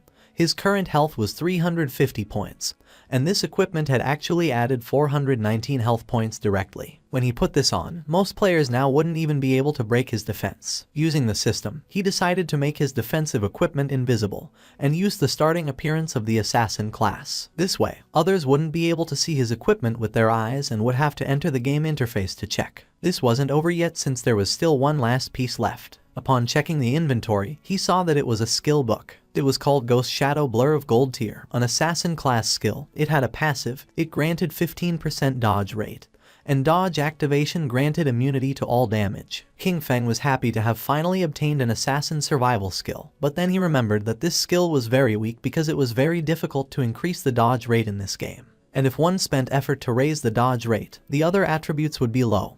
And if the dodge was not activated, it would be very dangerous. Our boy's body began to shine since he was different from the rest. He could evolve skills infinitely. While increasing the dodge rate, he would not sacrifice other attributes, so there were only benefits for him. King Feng started to move away from the area and decided it was time to return. The remaining loot consisted of warrior, priest, and archer items. He could sell them to Wang Meng with a 10% discount, and although they couldn't afford them now, he was sure that with Wang Meng's personality, he would sell them on credit. This great upgrade was all thanks to Little Black. Without this koi, he wouldn't have been able to find a level 5 ghost ship to attack, so he decided to thank her. King Feng passed by a tree and just at that moment, the leader, who was furious, and his men appeared. King Feng noticed them, and they did too, and their faces turned pale. With eyes full of fear, they started running upon seeing Shadow. As expected, King Feng was not going to let them escape, so he used Shadow Stealth, and while the skill was activating, he let out a sigh. Just before they could take another step, King Feng moved like thunder and finished off all the subordinates. Upon seeing this, the leader panicked and ran with all his strength, but King Feng was not going to allow this. Our boy appeared in front of him and deactivated the invisibility skill. The leader's face touched King Feng's, his eyes filled with tears and fear. He admitted he was wrong and promised not to do it again, begging our boy to please let him go since he had less than 1 year of lifespan left. With a cold gaze, King Feng asked if he had first thought about his own fate when attacking others. Without remorse, King Feng attacked with a poison dart, and while the leader was writhing in pain, he turned his back and left. Since he had killed too many players, he received a layer of status called Killer. Currently in the first layer of the Killer status, he was going to lose 75% of his current lifespan upon death. King Feng was calm since he had the Ghost Fire Bell. If he was careless and died once, he would not lose any lifespan. King Feng returned to Shell Town and everyone's gaze fixed on him. People started talking among themselves since he had killed a gold tier boss. Everyone was in shock. Seeing that he was not wearing any equipment, some thought that he must have exploited bugs to defeat the boss. While our boy was walking through the area, a man approached and asked him to please wait. King Feng turned curious. Showing a skill book with a smile, the man mentioned that they had mistakenly bought this assassin's skill book, asking him to please accept it and take it as if nothing had happened between them. The system identified the skill book. It was a common tier called Impale. It was a single target skill. Upon hitting, it added 20 attack points and caused stun for 2 seconds, with a cooldown of 22 seconds. King Feng took the skill book and his eyes widened in surprise since it was a control skill. After taking the book, he went on his way, and the man and the others on theirs. One of the men, furious, told Zion Shao that they had been killed by King Feng. For him, it was too cowardly to have to give a skill book to him. The other man nodded since no one treated them like that. The other man decided to use each of their connections to gather people, with everyone contributing. Even a single spit from each of them could drown King Feng, so there was no reason to fear him. With a serious gaze, Zion Shao made it clear that Shadow was growing so fast and leveling up by himself, so he must have a great secret. He wanted to find him in real life and kidnap him since not only would they learn his secret, but they could even make him their slave to collect lifespan for them. The man praised Zion Shao for this great plan. Zion Shao decided to have the family send a woman to try to extract information from King Feng. When he had heard Shadow's voice just now, it sounded very foreign. He knew he was not within their circle, which meant that he was very poor. They decided to find a professional beauty as they were sure that King Feng would fall into the trap. King Feng met with Little Black and asked her to accept the trade since he wanted to give her some things. Upon hearing this, her eyes filled with excitement, but she explained that her name was not Little Black but Big Plum. King Feng gave her a powerful skill and a necklace, and upon using them, fire began to emerge from her magic staff. She was happy because with this skill and the necklace, her damage had multiplied several times. Moreover, her mana regeneration had more than doubled. She thanked him from the bottom of her heart. Our boy said there was no need, explaining that he was just following their agreement, asking her to give him the space ring. With a smile, she took the space ring out of the inventory and said that he could keep it. With her face blushing, she revealed that when she was escaping in the forest, she had discovered an underground cave that seemed to be the entrance to a ruin, asking if he was interested. King Feng was somewhat surprised since first it had been the Golden Ghost ship and now it was a ruin entrance, realizing that it was really beneficial to be friends with this girl. The sincerity was mutual. If he had not given her 2 equipment of gold, maybe she would not have told him this information. With this space ring, his inventory had finally reached 27 slots. King Feng asked where Wang Meng was, promising that once he sold them the things, he would go to the ruins she had mentioned to take a look. She extended her hand, revealing that the captain and the others had gone to train the new priest, so they were not going to return soon. Using the map, she marked the entrance of the ruins, explaining that there was a stone slab on the ground behind the bushes. She moved the slab aside and hid inside while fleeing, but she had only walked a few steps in when she heard screams from within. She was so terrified that she ran out, otherwise, those guys would not have caught her. King Feng disappeared and decided to head to the ruins right now and trade with Wang Meng when he returned. Little Black was somewhat confused. Our boy left Shell Town and entered the forest. Originally he wanted to find some place to grind to level 10. But since there was a ruin, there was no need to grind. Mainly there were 3 types of ruins that appeared in a beginner's town. They were tombs, cursed ruins, and temples of faith. No matter what type of ruin it was, the small mobs were all bronze tier. There might even be some silver tier monsters. For him they were a sea of lifespan and evolution points. Following the location that Little Black had marked on the map, King Feng arrived at the entrance of the ruin. Without wasting time, our boy entered, remembering that there were mainly 3 types of ruins that appeared in a beginner's town. Tombs, cursed ruins, and temples of faith. There was not much to say about the tombs. They were inhabited by a lot of monsters and it was very difficult to kill them all, and also there was almost always going to be a golden boss at the end. The monsters in the cursed ruins were all cursed by ancient gods and evil gods. They could have been humans in the past, but some went mad and others became ghosts after death. The monsters in the temple were all believers of ancient gods and evil gods. Moreover, the layout of the temple was very complex. The walls were filled with ancient murals. If one managed to get past the last 2, they would receive a special item or a skill book. Upon observing the murals on the walls, our boy realized that this was a temple of faith. He began to observe the murals carefully as they were very familiar. At that moment, roars began to be heard. Our boy started walking down the hallway, realizing that this was the faith temple of the ancient god of judgment. It had the same origins as his Eye of Judgment. At the same time, in the forest was Wang Meng and his party fighting against a monster. Wang Meng drew his shield and blocked the monster's attacks. But then, the monster lunged at him and just before he had time to react, it attacked with its fierce claw, causing Wang Meng's body to fly through the air, inflicting terrible damage on him. Seeing that the captain was injured, the party's archer panicked and gave the order to the healer to heal. King Feng's sister was paralyzed with fear, not knowing what to do. With tears in her eyes, she tightly grabbed the magic staff and asked how to do that. While they were distracted, the monster jumped and prepared to attack. Seeing this, the party's swordsman drew his sword and gave King Feng's sister the order to use her skill. But instead of obeying, she fell to her knees on the ground, dropped her magic staff, and began crying in fear. The monster attacked again and Wang Meng's party was eliminated and they were teleported to Shell Town. Wang Meng and his men were furious. Little Black, who was in the area, greeted them and with a smile asked why they were back so soon, explaining that the expert Shadow was still not back so they couldn't buy equipment now. The archer, who was furious, started pointing at King Feng's sister and said he had never seen someone as stupid as her. She didn't know how to dodge monster attacks, nor how to use her skills. Zio, you started to cry, not knowing what to do. Little Black stood in front of her and with a confused expression asked the archer why he was so fierce, explaining that she was a beginner,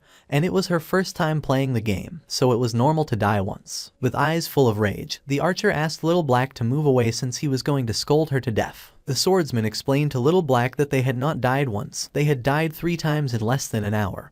Upon hearing this, Little Black's eyes widened in surprise. With a smile, she began to show the necklace that King Feng had given her. She decided to go with them, revealing that she had just received 2 good things from the expert. She was very powerful now, and believed they were not going to die once she was there. Wang Meng stepped forward and gave the order to everyone to stop arguing.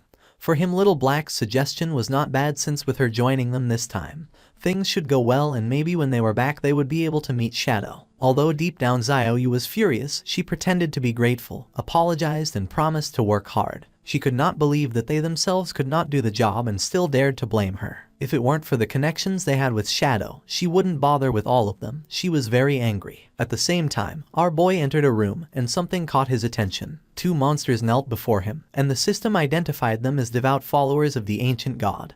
Called the Judged, they were level 10 monsters and silver tier. King Feng's eyes began to shine with suspicion.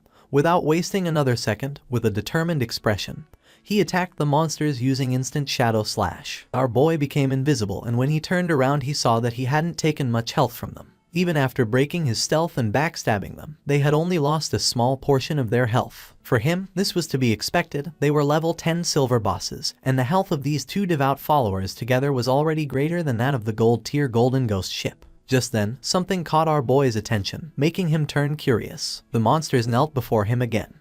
He was somewhat confused since the monsters were kneeling once more in his direction. It was strange since he was still in stealth. He didn't know if they had sensed the eye of judgment on him, nor if this was the reason why they weren't attacking him. King Feng questioned whether they knew the way and asked them to guide him. The monsters raised their heads and began to roar. King Feng realized that they had been corrupted, decomposed, and had gone completely mad. They had turned into wild beasts that only knew how to steal lifespan from humans. At that moment, the eyes of the monsters began to shine, and not long after, they turned their backs on our boy and ran off. Right at the door of the room there was a group of players. The monsters felt their presence and began to charge at them. The players realized that these bosses were silver tier. They could not face one, so they decided to flee from this place. Just before they could do it, the monsters attacked and toxic mist began to melt their bodies. Their bodies disappeared, dropping lifespan orbs. They were the team of the girl who had bought Ice Spike from our boy, called Grey Rose. He never thought that they would also find this ruin. Judging by the current players' equipment levels, King Feng came to the conclusion that no one was equipped to go deep yet. Our boy deactivated stealth and decided to pick up the lifespan. The monsters knelt before him again.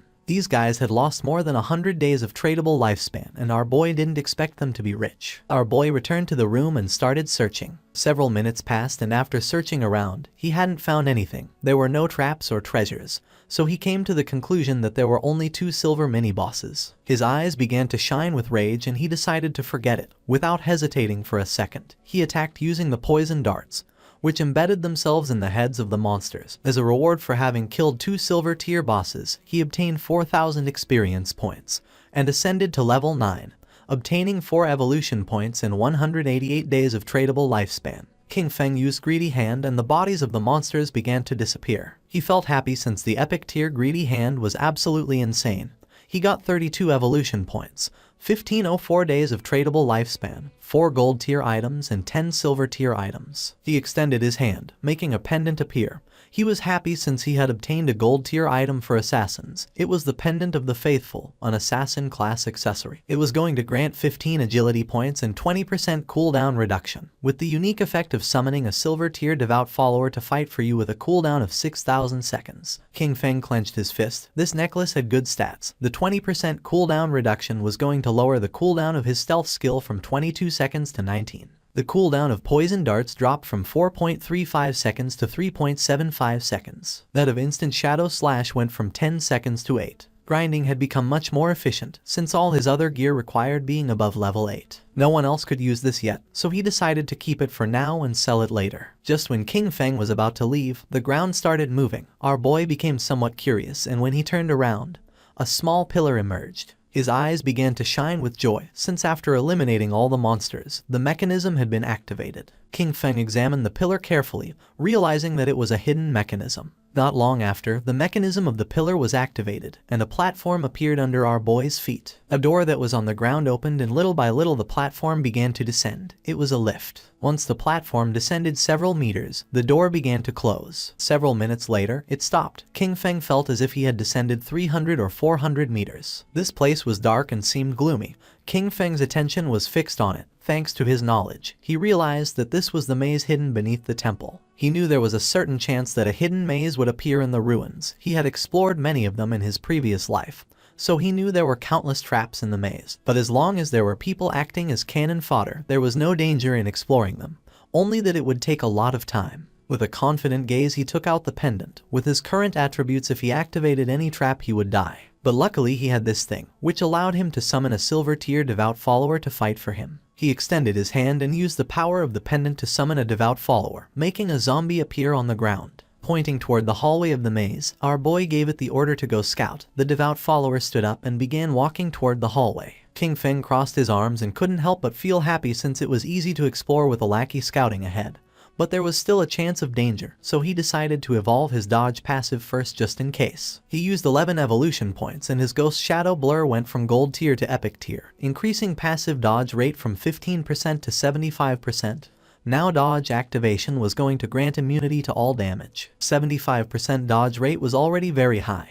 He had just enough remaining points to evolve Instant Shadow Slash to Epic tier. Using 13 evolution points, King Feng evolved his Instant Shadow Slash from Diamond tier to Epic. The range increased up to 30 meters and the duration up to 12 seconds. Now he could perform 9 slashes instead of 7 with a cooldown time of 8.8 seconds. The width of the slashes increased up to 5 meters and the damage increased from 300 points to 400. King Feng's eyes began to shine since to evolve from epic to legendary it required 10 times the evolution points. The higher the starting tier of an item, the more profitable it was to evolve it. For example, if a skill was of epic tier at the beginning, evolution to legendary tier was the first evolution, so it only required the base evolution point of 1. Since the target for evolution was legendary tier, it required 10 times the points, and 1 times 10 were 10 points. This also meant that if he only obtained an epic skill, he could quickly evolve it to legendary tier, then mythical tier, ancient tier, and immortal tier. But if a skill was normal tier at the beginning, then to evolve it to epic tier, it would need to be evolved 7 times. And by the time it reached the 10 times point, it would need hundreds of points. But the good thing was that, no matter in which tier the skill started, he could spend very few points to evolve it to epic tier. In other words, from now on, all his skills were going to be at least epic tier. He had 11 evolution points remaining, and he could only evolve the starter skill, Shadow Sneak. He used 8 points and the skill went from silver tier to platinum. The duration of the skill increased from 16 seconds to 24, and the attack that broke stealth increased by 90 going from 120 to 50. Cooldown went from 26 to 22 seconds. He had the attribute that reduced the cooldown speed by 35%, and for this reason, the final cooldown for Shadow Sneak was 16.3 seconds. The cooldown was still too long, and the stealth breaking attack was a bit low. He knew he needed to swap this skill in the future. While walking through the hallway, the devout follower stepped on a slab, activating a trap, and then a giant rock fell on top of it, crushing its body. Its body transformed into light. Now that the summon had died, he decided to wait for the cooldown before resummoning. This maze was complex and dangerous. He could only do this to explore slowly, and hope to find good things when the time came. In the upper layer of the temple, a man carrying a shield and a hooded woman peeked their heads through the door. The man informed his captain, Grey Rose, that the monsters had disappeared. Upon hearing this, Grey Rose couldn't help but feel somewhat surprised. They entered the room, and Grey Rose noticed that their lifespan had also disappeared, knowing that someone must have killed those monsters and taken their lifespan. But she didn't know who. The man mentioned that only the expert Shadow could kill 2 silver tier bosses. Grey Rose thought he was right but felt relieved since they wouldn't have to die again. She put her hand on her chin and remembered that when they had come here, they had seen a person who seemed to be communicating with the monsters. She didn't know if it was Shadow, nor if he had a skill that could enchant the bosses. If that was the case, he had an incomprehensible and terrifying power. At the same time, in the second layer of the temple, King Feng's devout follower died again by activating another trap. In front of our boy there was a long path leading to a door King Feng had explored for 3 hours, and this should be the end of the maze. And based on his previous life experience, using human lives to explore would kill at least hundreds. Using the pendant, King Feng summoned another devout follower again. It started walking ahead and King Feng began following closely behind. King Feng gave it the order to open the door. Following our boy's command, the monster began to use all its strength but was unable to open it. It got to the point where its body began to tremble. King Feng's eyes filled with suspicion upon seeing that the monster could not open the door. Then, he approached and touched it with his hand. By doing this, little by little the door began to open, leaving King Feng in shock. A wave and a curtain of smoke began to emerge from the other side of the door. Our boy began to sweat, knowing that this was not good. On the other side of the door, there was a room full of pillars and in the center there was a chest covered with thorny vines. King Feng entered the room and upon observing carefully he noticed that the chest was full of thorns. It was locked and next to it there was an NPC. The NPC was a woman who had the lower part of her face bandaged. The system tried to detect her stats, but it was unable. King Feng's eyes widened in surprise when he saw that there was no information about her. It was the first time he met such a mysterious NPC. The woman began to whisper in a strange language, and then she knelt down and her body transformed into light and began to disappear. King Feng started to observe her closely, not knowing why she had disappeared. Then, the thorns that were on the treasure chest also began to disappear. King Feng did not lower his guard, since even though he could not see the information of that mysterious woman, he knew that she must be related to the Eye of Judgment. The chest began to shine golden, and our boy noticed that it contained epic tier items, but he knew he had to be careful since there was a chance he would encounter a mimic or a trap. Pointing at the chest, King Feng gave the order to his summon to go open it. Following the order, the monster opened the chest and a bright light began to emerge from it. King Feng's eyes widened in surprise as he realized it was a skill book, a godly skill for assassins containing passive and active effects. The chest contained an assassin-type skill book of epic tier called Bestowal of Mercy. It had the passive effect of 100% weak point hit correction, and weak point damage multiplier doubled. The chest also contained an active skill called Slit Throat. Shadow's next attack was going to inflict Slit Throat, causing 100% of that attack's damage per second for 3 seconds, with a cooldown time of 60 seconds, but thanks to his skill the cooldown dropped to 44.4 seconds. Qin Feng noticed that the passive ability doubled the hitbox for the enemy's weak spots, but the most ridiculous part was the active skill, Slit Throat. If his next attack dealt 300 damage, the debuff would cause 300 damage per second for 35 seconds. The total damage would be 12 points, which is 3 times the original damage. Qin Feng began to read carefully. Skills like Instant Shadow Slash landed multiple hits, but Slit Throat only counted the first strike. Also, this skill was only of epic tier, so it only needed 10 evolution points to upgrade it to legendary. This loot had been a great harvest since his burst damage had just increased several times. Qin Feng began to move toward the exit. Knowing that it was all thanks to Little Black, he decided that it was time to return and sell the leftovers to her party. Using the chat, he asked Little Black to tell Wang Meng to return to town, since he had items to sell him. Upon knowing that Shadow had finished exploring the ruins, they decided to return now. Once Qin Feng arrived back at the starter town, his eyes widened in surprise. A crowd of players were waiting for his arrival. All wanted to add him as their friend. Some even offered to be his followers, promising to cheer him on. The chairman of the Runding group from the city of Zhonghai had come to formally invite Shadow to join their corporation. Qin Feng even had fans from Firefly Town who had come to greet him. Players from different towns had come to form teams with Qin Feng. Seeing this, he realized that the teleportation gates from other towns had started activating. Finally, he could go to Songfei's Firefly Town. Without wasting another second, Qin Feng disappeared without a trace, becoming a shadow. Using his invisibility skill,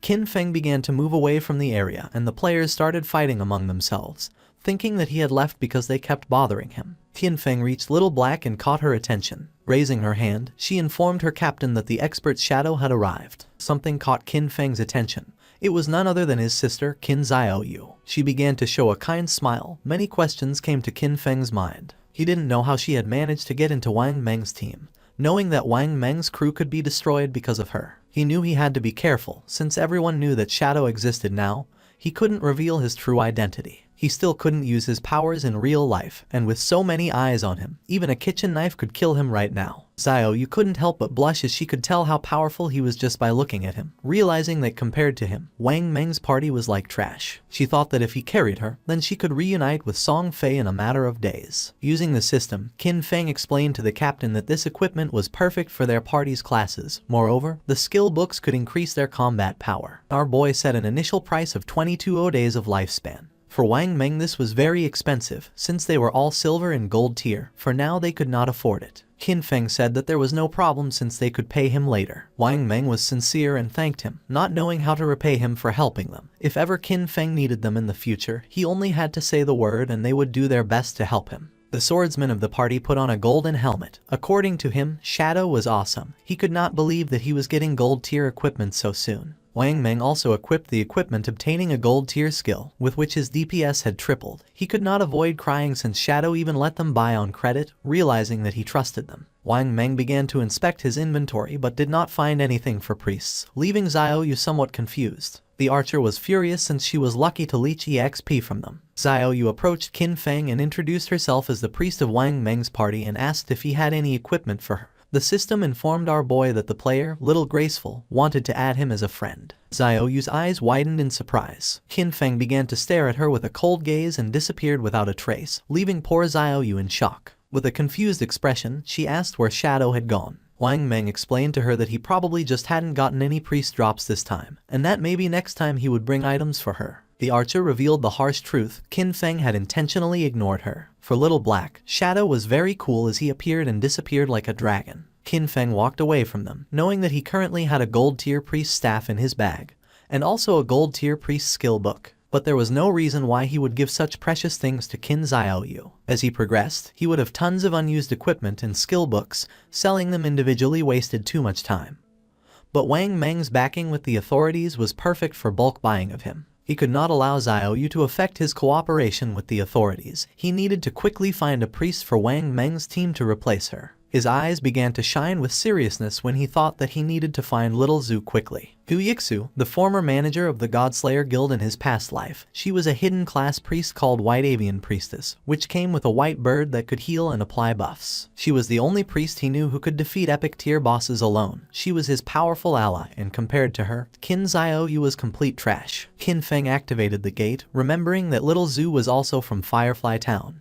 Just like Song Fei, being perfect. If King Feng could find Little Zhu, he was going to put her on Wang Meng's team. Using the gate, he traveled to Firefly Town. Qin Feng arrived at Firefly Town, a place very different from Starter Town. While he was walking through the area, he heard two players who wanted to hurry back. Since the silver boss was below half health, they couldn't let someone steal it, as they would have died in vain. One of them cursed Song Fei since that bastard brought many fangirls with him, knowing there was no way to compete with him. Nor did he know how some minor celebrity had so many brainless fans. Qin Feng had just arrived and had already found clues about Song Fei. Following the players, he reached a valley. This was the level 5 area, called Wailing Valley. The monsters in this place were Emberfiends and the Shackles. After walking a bit, he started to hear players fighting.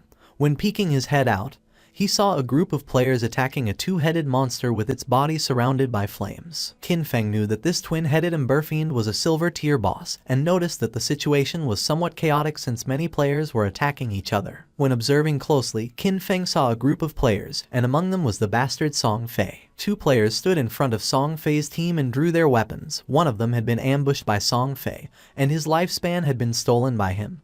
He swore to kill him. With a smile, the player carrying a shield asked if Song Fei thought that hiding behind his mage girls made him safe, revealing that he had the godly anti-mage skill. Just before he could take a step, one of Song Fei's mages crushed his head using the magic staff. Qin Feng remembered that Song Fei, with the title Heaven-Defying Mage God, had the mage class. In his past life, this bastard tricked a bunch of fans into choosing the mage class, only to take all their equipment and skills to strengthen himself quickly. But a team couldn't be made up of only mages, so his fangirls came up with a solution. Some put their attribute points into intelligence to become glass cannon mages. Some put their points into agility to become disruption mages. Others used their points on health to become meat shields, and some chose strength to become battle mages who attacked using their staff. In the early stages, Song Fei's team was extremely dominant, stealing lifespan from players everywhere without anyone being able to stop them. And as expected, as the game went on, most of his fangirls died pretty quickly. Pointing at the boss with his finger, Song Fei made up a lie saying that his fans were working so hard that now his heart hurt. He hoped the boss would die soon so everyone could rest, and also that the world would be full of love and free of violence. The twin-headed Emberfiend began to advance towards Song Fei's group.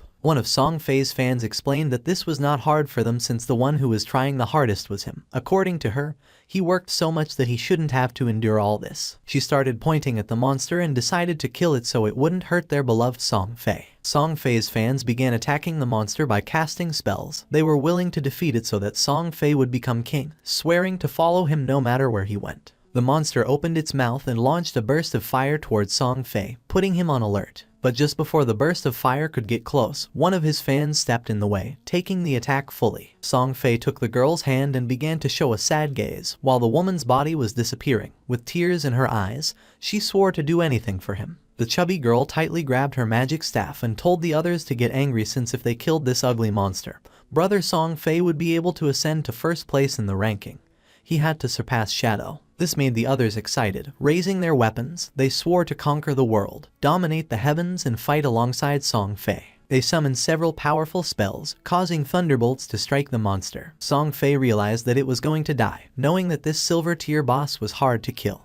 He couldn't help but wonder how someone had been able to defeat a gold tier boss alone. He was sure that Shadow had used a bug. Song Fei had many fans helping him and was only level 7. He didn't know how Shadow leveled up so fast. A smile spread across his face since once he defeated this silver tier boss, he was going to level up to 8. He knew that Shadow had been stuck at level 9 for a long time, so he decided to take the opportunity to surpass him and become the #1 player of the God-forsaken game. Just then, a hand surrounded by Shadow grabbed Song Fei by the mouth. In the blink of an eye, Qin Feng decapitated Song Fei, and using instant Shadow Slash, cut his body into pieces. Blood began to emerge from the mouth of the bastard Song Fei. His fans went into shock, and just before they could take another breath, Qin Feng attacked again. Moving like thunder, he cut the bodies of the fans and of the boss into pieces. A system window appeared, informing that the boss had been defeated and granting him 15 experience points. The boss fell to the ground and its body began to transform into lifespan. The players were in shock since they couldn't believe that Shadow had killed the boss with a single strike. A single attack from Shadow did thousands of points of damage, while theirs only did 100 points of damage. Shadow was 10 times stronger than them. The corpse of the boss transformed into orbs of lifespan, and Qin Feng deactivated his stealth skill. The smartest players realized that it had been an AoE attack. They couldn't believe that a single attack had killed Song Fei and all his gang of fans. Upon observing closely, they saw Shadow and remembered that he was the one who had achieved the first global kill of the gold tier boss. They decided to leave and let Shadow have the loot. They began to cheer for Shadow for having avenged them by killing Song Fei's gang. Qin Feng knew that they were only afraid of being attacked, and that's why they could only join forces to attack him. In his past life, he would not have hesitated to kill them. At the same time, Song Fei respawned again in Firefly Town. The system reported that he had been killed by Shadow, and he lost 1106 days of tradable lifespan, and 18 years and 113 days of non-tradable lifespan. Song Fei panicked and realized that Shadow had come to Firefly Town. He couldn't believe that out of the hundreds of starter towns in Zhonghai City, he had come to his to steal the kill. His fans also respawned again. The chubby girl felt confused to see that Song Fei had also died. The other girl was furious since she didn't know why Shadow had killed them. The other thought that Shadow wanted to steal the silver tier boss. According to them, he was evil for taking advantage of Song Fei being distracted to launch a surprise attack. Just then, an archer approached Song Fei and with a nervous expression asked if she could join his team, revealing that she had the skill called Eagle Eye, and she could detect invisible enemies. Song Fei's fans told the girl to get lost since he had said he only wanted mages in his party. The chubby girl thought her efficiency at killing monsters was too low, and she would only affect Song Fei's progress in the ranking. Song Fei extended his arms and explained that although she was an archer, she could be part of his family since he believed that love could fill everything. He took the woman's hand and with a kind expression mentioned that he had felt her strong emotions. It didn't matter if she was an archer. He decided to let her join his team, swearing they would strive together to level up. Having Song Fei so close made her blush and tears of joy began to flow from her eyes. An assassin appeared and mentioned that she could also become invisible, swearing that she was going to make Shadow pay for having killed him. The mage revealed that she had learned a new AoE skill and could freeze Shadow. Song Fei extended his arms, making it clear that his family was full of love. Any girl who wanted to join his team was welcome. The girls began to cry with joy and swore to stand by Song Fei forever. According to them, Shadow had no honor for having attacked their beloved Song Fei by surprise. They promised that he was going to pay the price. As soon as they found Shadow, they were going to let Song Fei kill him so that he could learn what happened when someone messed with Song Fei. The attention of two players focused on them. They didn't know what Song Fei wanted to do now, but they were aware that someone had killed him out there, being very satisfying. They remembered that there were many girls protecting Song Fei, so they didn't know how he had been killed. But then they realized it must have been Shadow. According to them, Shadow was incredible. And seeing the girls crying for Song Fei, they thought these girls were not right in the head. A smile spread across Song Fei's face, as he was confident that with so many people as witnesses, when he defeated Shadow, everyone would know that it was useless to be strong if one fought alone, especially being an assassin. According to him, Shadow was a soft assassin who had dared to challenge a great and noble mage like him. At the same time, Qin Feng picked up the loot using Greedy Hand, obtaining 16 evolution points, 217 days of tradable lifespan, 6 pieces of silver tier loot, and 1 piece of golden tier loot. Qin Feng decided to evolve the skill Graceful Liberation, consuming 10 out of 19 points. The skill went from epic to legendary. The passive effect Weak Point Attack Correction went from 100% to 200%, and the Weak Point Attack multiplier was doubled. The active effect also improved. The next attack was going to trigger throat slit effect, causing 150% attack damage per second instead of 100%. With a duration of 3 seconds, the cooldown of the skill went from 30 seconds to 18.5. The weak point hit correction had increased by 100%, reaching 200%, which equaled doubling the target's weak point. If it was amplified even more, half of the enemy's body would be considered a weak point. He feared that even his Shadow Slash could deal weak point damage. The initial epic level skill, with 0 evolution points, could evolve to legendary. However, to evolve it from legendary to mythical, it required 100 times more evolution points. It needed 200 points to evolve from legendary to mythical. According to this pattern, the epic level Greedy Hand was going to require 210 evolution points to evolve, and when it reached legendary, evolving it was going to require 34 points. He had 9 evolution points left, so he decided to evolve Backstab Enhancement. King Feng spent 8 points and the skill Backstab Enhancement went from gold to platinum, and the damage of the passive effect increased from 30% to 40%. A silver tier boss, plus the group of players, had given him a total of more than 14 days of tradable lifespan.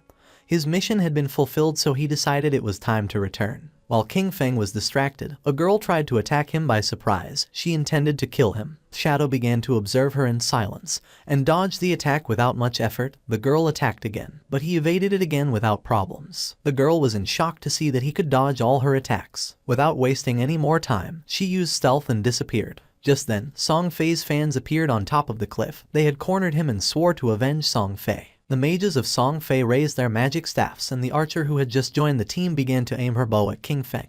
They were furious and swore to avenge Song Fei. King Feng used stealth and disappeared into the air, becoming a shadow. Upon seeing this, the archer used her skill called Eagle Eye and made it clear that King Feng's invisibility was useless. Her arrow transformed into a ghost eagle until several seconds later it exploded and its feathers began to descend from the sky like drops of rain. The feathers began to fall on the assassin from Song Fei's party and her stealth was deactivated, making her visible. The chubby girl clenched her fist and felt happy, believing they had detected King Feng. She gave the order to the others to use their most powerful skills and attack with everything. Following her order, Song Fei's fans used their most powerful skills to attack. A rain of powerful spells began to descend upon the assassin. Seeing this, she panicked and tried to tell them that she was not King Feng. It was already too late, as the spells hit her body directly, creating a great explosion. Instead of feeling sad, the chubby girl felt furious since she didn't care about this anyway because she wasn't a mage, and that showed that she didn't sincerely love Song Fei. According to her, this was a punishment from heaven for her falseness. She gave the order to the archer to launch the eagle again to find Shadow. The archer nodded with her head, but at that moment, King Feng took out the Ghostfire Bell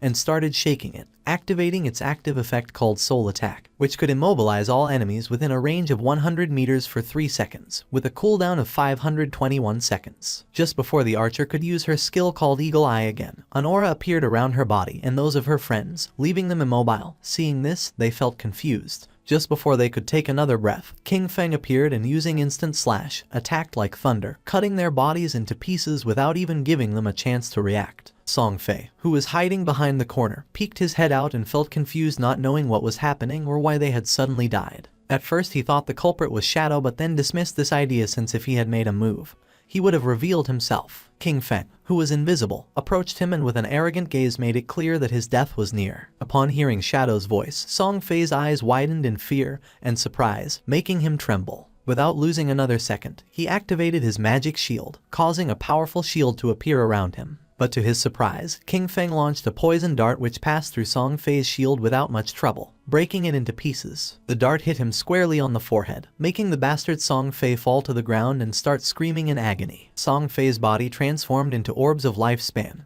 King Feng deactivated stealth, and upon seeing that Song Fei had so much remaining lifespan, he realized that originally he had more than 2,000 days of tradable lifespan. Song Fei's body disappeared, leaving only lifespan.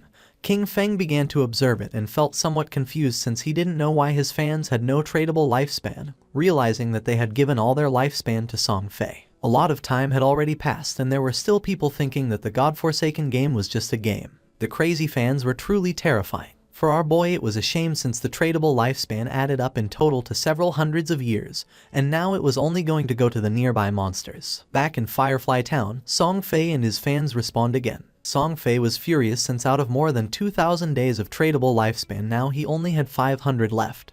With a confused gaze he asked the archer why she hadn't been able to find King Feng using her detection skill. She explained that she had indeed used the skill, but the only thing she had found was their assassin sister. The chubby girl mentioned that she could see there was stealth level in her attribute panel. She didn't know if Shadow's stealth level was higher than they expected. The archer revealed that her eagle eye skill had a counter stealth level of 1, so she could only see targets with a level 1 stealth. If the opponent had a higher stealth level, she couldn't detect them. Song Fei felt frustrated since Shadow attacked and disappeared without leaving a trace.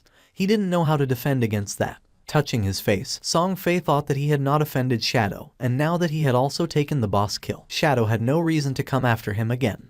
But then he thought maybe Shadow was jealous of his unparalleled beauty, and was going to come kill him again. Song Fei's fans raised their weapons and decided for everyone's safety to level up somewhere else. Wherever Song Fei wanted to go, they swore to follow him. Not long after, King Feng also returned to Firefly Town. After searching for a while, he thought this was strange since Song Fei and the others had left. He didn't know if they had gone to another town or logged off. Deactivating stealth, our boy asked a player who was in the area if he knew where Song Fei and the others had gone. Upon seeing Shadow, the man couldn't help but feel afraid. Pointing to one side, the man revealed that Song Fei and his fans had gone in that direction. He begged Shadow to please kill Song Fei. He also had a request. After killing Song Fei, he asked King Feng if he could spare the life of his girlfriend, a female hunter named One Flying Treasure Cat. Our boy advised the man to look for another girlfriend, realizing that his girlfriend was the hunter who could detect invisibility. Using stealth, our boy disappeared again. The man began to beg, saying that he had worked very hard to find her. Although King Feng knew the direction in which they had gone, he had no idea where they were heading, and searching everywhere was going to take too much time. The man put his hand near his mouth and started calling Shadow. Our boy knew that things would be much easier if he could find Gu Yixu. At that moment, a woman passed by his side, and his attention fixed on her, leaving him somewhat surprised. This girl was none other than Gu Yixu. Our boy deactivated stealth, and with a cheerful gaze called her beautiful and asked if she could help him. Upon seeing Shadow, she couldn't help but feel surprised. King Feng took out the golden grade staff from his inventory and mentioned that he had heard that her class could search for targets in a wide area. He promised that if she could find Song Fei, as a reward he would sell her the staff at a bargain price. Seeing this, Gu Yixu's eyes began to shine with excitement. She opened her system window and asked how he knew that she could search over a wide area. She remembered never having told anyone about it. King Feng asked if she wanted this golden grade weapon, and she said yes, even though she didn't know if she could afford it. With a confused expression, King Feng asked if she didn't even have 500 days of tradable lifespan,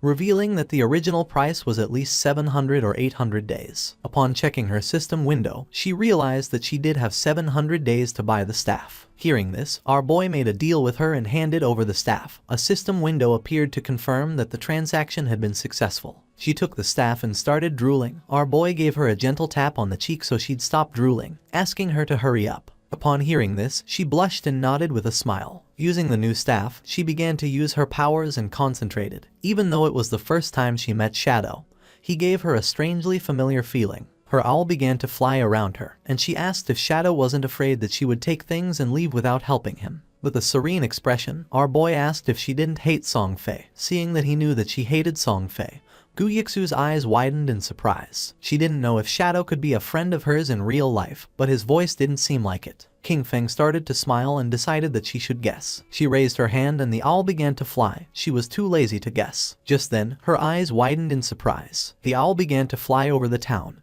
and in the distance in the middle of the canyons she saw Song Fei and his fans. Her owl finally found where Song Fei was hiding in the rocky canyons and quickly told King Feng the place. She also told him to hurry because Song Fei and his friends might leave before he got there. The owl could fly fast, but following them for too long could make it really tired. Shadow, ready to go, told her not to worry because he'd be there super quick. Right then, King Feng took off like a shot, zooming over rocks and through rough spots without slowing down. But then, the owl stopped flying. That made King Feng stop too, because it meant something was messing with their tracking. He looked around and saw a tree with a weird sign on it. Wanting to know more, he got in touch with Yu again, and she had the owl check the area. Soon, the owl found 2 more trees with the same signs. One was 100 meters ahead, and another was 100 meters to the left. King Feng went up to each tree, touching the symbols very carefully. When he touched all 3 with a bit of his energy, a bright light connected them. Then, the ground in the middle started shining, and suddenly, a treasure chest with a bright green light and golden glow appeared. Feng was shocked. A treasure like this in a simple place like Firefly Town. He could hardly believe it. These treasures, left by ancient gods, were super rare and could pop up anywhere. Some brought monsters, some unleashed swarms of beasts, and some, like this one, had incredible treasures. Yu, watching through her owl, couldn't believe it either. That green chest could be worth 1,000 days of someone's lifespan, or over 10 million in real money. King Feng couldn't help but admire Yu's quick thinking. Back in his previous life, a year of someone's lifespan was worth 10,000 at the start, but it quickly jumped to 50,000 by the second day. Yu, still intrigued, started to take note of the symbols for later. A smart look was in her eyes. There was no telling what secrets her skills in tracking could uncover. Then, King Feng went ahead and opened the chest. Inside, there was a skill book with a dark aura called Curse of the Blossoms, a powerful emerald-level ability. This skill let cursed flowers grow from a defeated enemy, making their tradable lifespan drop to 0. It didn't have a cooldown period, but it had to be used within 15 seconds after someone died. Feng remembered how dangerous this spell was in his previous life. Every enemy he defeated could turn into an advantage. If he managed to defeat Song Fei again and watched over the body for a short time, he could take everything from him. A sinister smile appeared on his face. This time, Song Fei wouldn't just be defeated, he would be completely drained. As King Feng hurried toward his target, the scene changed. Somewhere far away in a canyon, Song Fei's biggest fans were busy fighting a boss, hitting it hard while Song Fei stayed back, waiting to land the last blow. Song Fei was overconfident, sure that King Feng wouldn't chase them this far, especially since King Feng had already beaten a silver-level boss and embarrassed him twice. That should have been the end of it. But Song Fei was mistaken. Right when the boss was about to go down, the girl who was a bit heavier noticed another group fighting a different boss nearby. Song Fei, smooth as ever, convinced his fans once more. He said the other group were fans of a rival idol, trying to make him look bad. The faces of his fans twisted with anger. No one was going to outdo their dear Song Fei. Without a second thought, they charged at the other group. The other team, thinking they were about to get some help, welcomed them. But before they could even say hello, the heavy girl slammed her staff down, knocking out their leader in one hit. The rest of the team was shocked as Song Fei's fans turned on them, madly talking about idols and fate. When one of the enemy tried to ask what was going on,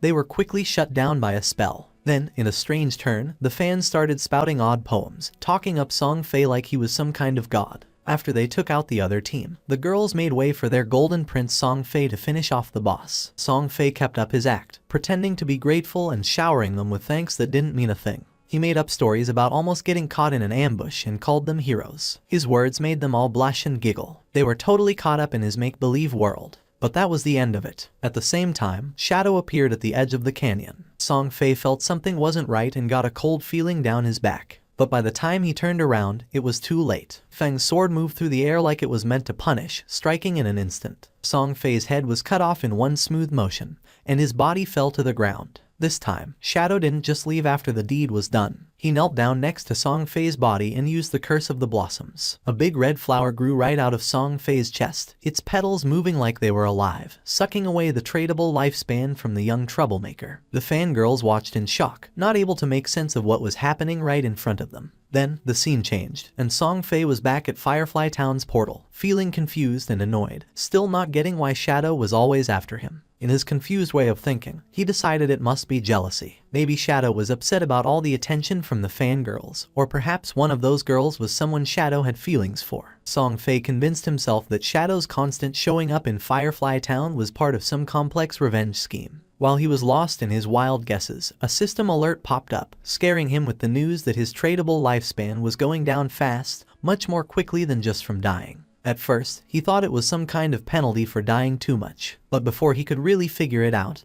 his fan club started showing up at the portal as well. The heavier mage girl was among them, out of breath, telling Song Fei about the creepy red flower that grew from his body, clearly taking away something important. Song Fei quickly figured it out. The cursed flower and his disappearing lifespan were Shadow's doing, thanks to a scary new ability. The realization hit him hard, and he suddenly ordered his fans to log off. He knew if they kept losing to Shadow, their tradable lifespan could drop to 0, which meant actual death. Still acting the leader, he called them his family, promising to step into the real world to extend their lifespan, and come back with new gear bought with the lifespan they had saved up. The girls, still totally under Song Fei's spell, were all in, imagining their big return to beat Shadow with new power. Even as Song Fei disappeared from the game, anger and frustration warped his face. He wasn't ready to see this as a loss. After working for 2.5 years to get to where he was, he couldn't stand the thought of being taken down by some unknown player. In his mind, with enough money, he could crush any obstacle. He just needed some time. Back where the fight had happened, red flowers were everywhere, each one growing from a fallen player, quietly taking away the tradable lifespan from Song Fei's fans. With Shadow's relentless attacks,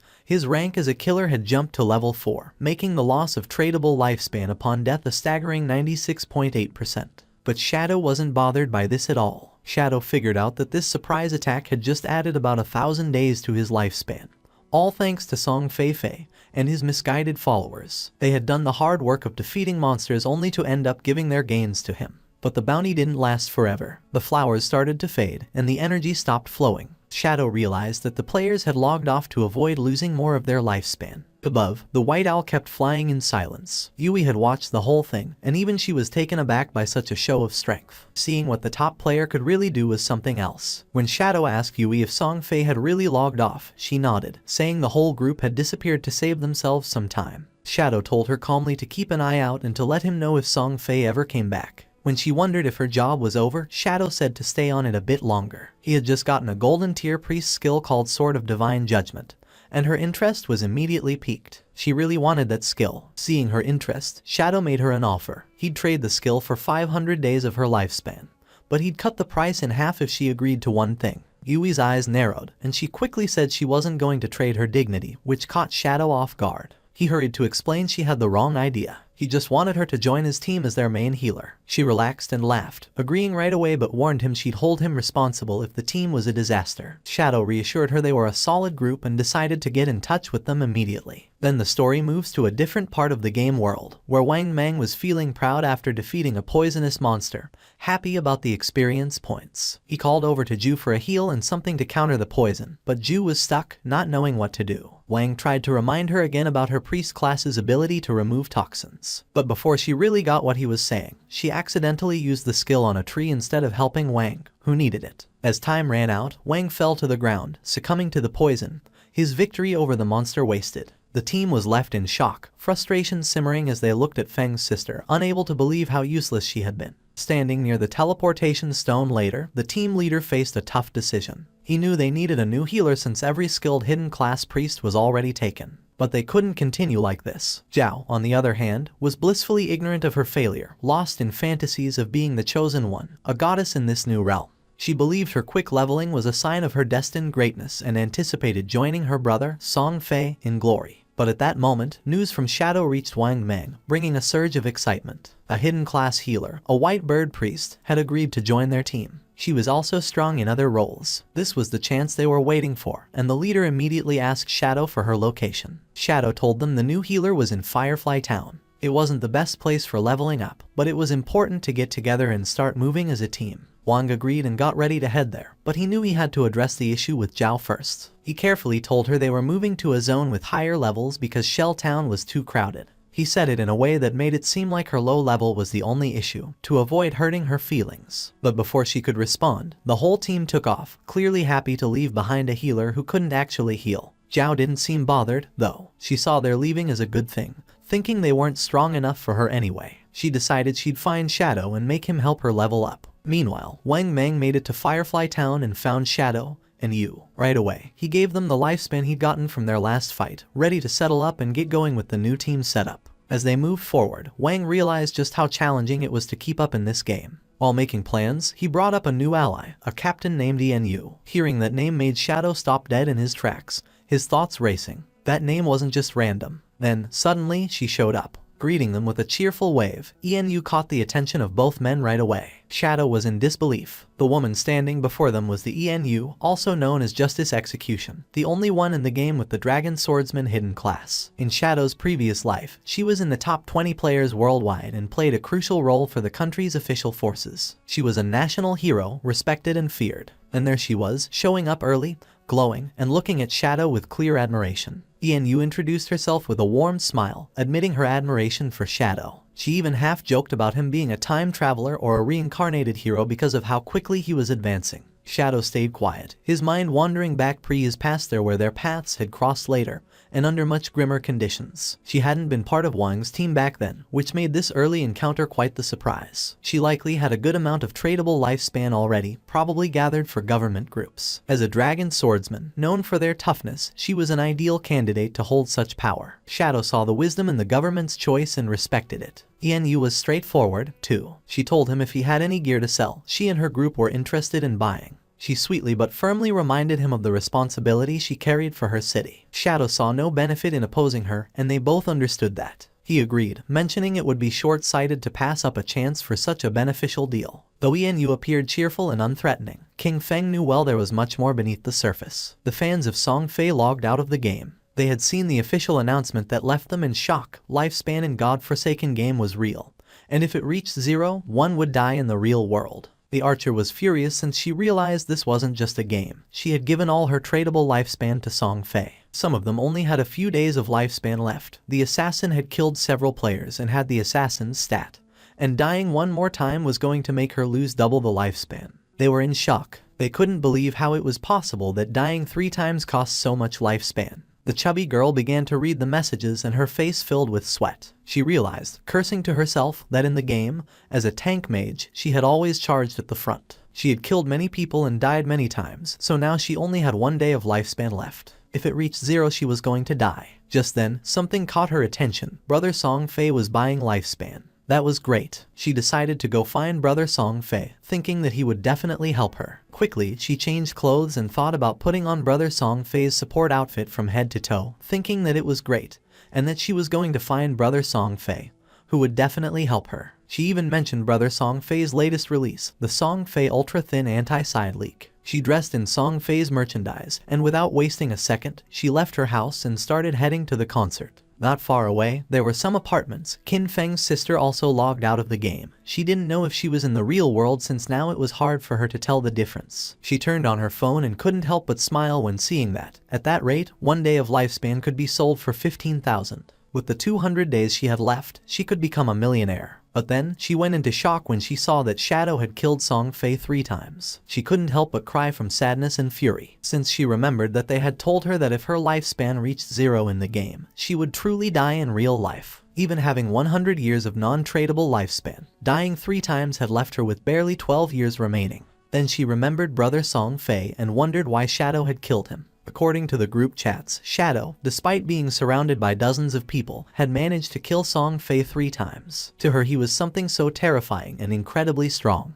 The chubby girl started sending messages through the chat, saying that Brother Song Fei needed help at this moment. She asked any sister in Zhanghai City to go find her to sell their tradable lifespan to her. She also revealed that Song Fei was at Dajiang Plaza at that moment and that the exchange rate for lifespan was 1 to 10,000.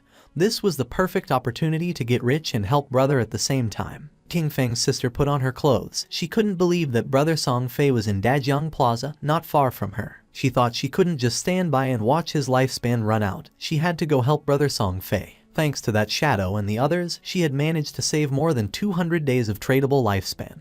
Just enough to help Brother Song Fei. Without wasting any more time, she decided to go to Dajiang Plaza. At the same time in the game, our boy slaughtered several monsters without much difficulty. A system window appeared, informing him he had reached level 10. His attributes had increased by 2, and he had gained 5 free attribute points. He had unlocked class promotion. In addition, as the first player to reach level 10 in the Zhanghai City area, he had earned 7 reputation points. As the first player in the Great Xia Kingdom area, he had earned 14 reputation points, and as the first player worldwide to reach level 10, he had earned 21 reputation points. The window also revealed that the teleportation function to the continent of Forgotten Gods would be unlocked when there were 7 level 10 players in the Zhanghai City area. The system revealed in all towns that Shadow had reached level 10. People were in shock and commented with amazement. They said that, as expected, it was Shadow again. He had gotten the first kill of a gold tier monster and was the first player worldwide to reach level 10. They thought Shadow was simply too strong. They had also heard that the big shot had even killed a small celebrity several times recently. According to them, Song Fei deserved it. Other players were expressing their frustration. They cursed, surprised that Shadow was from Grand Xia,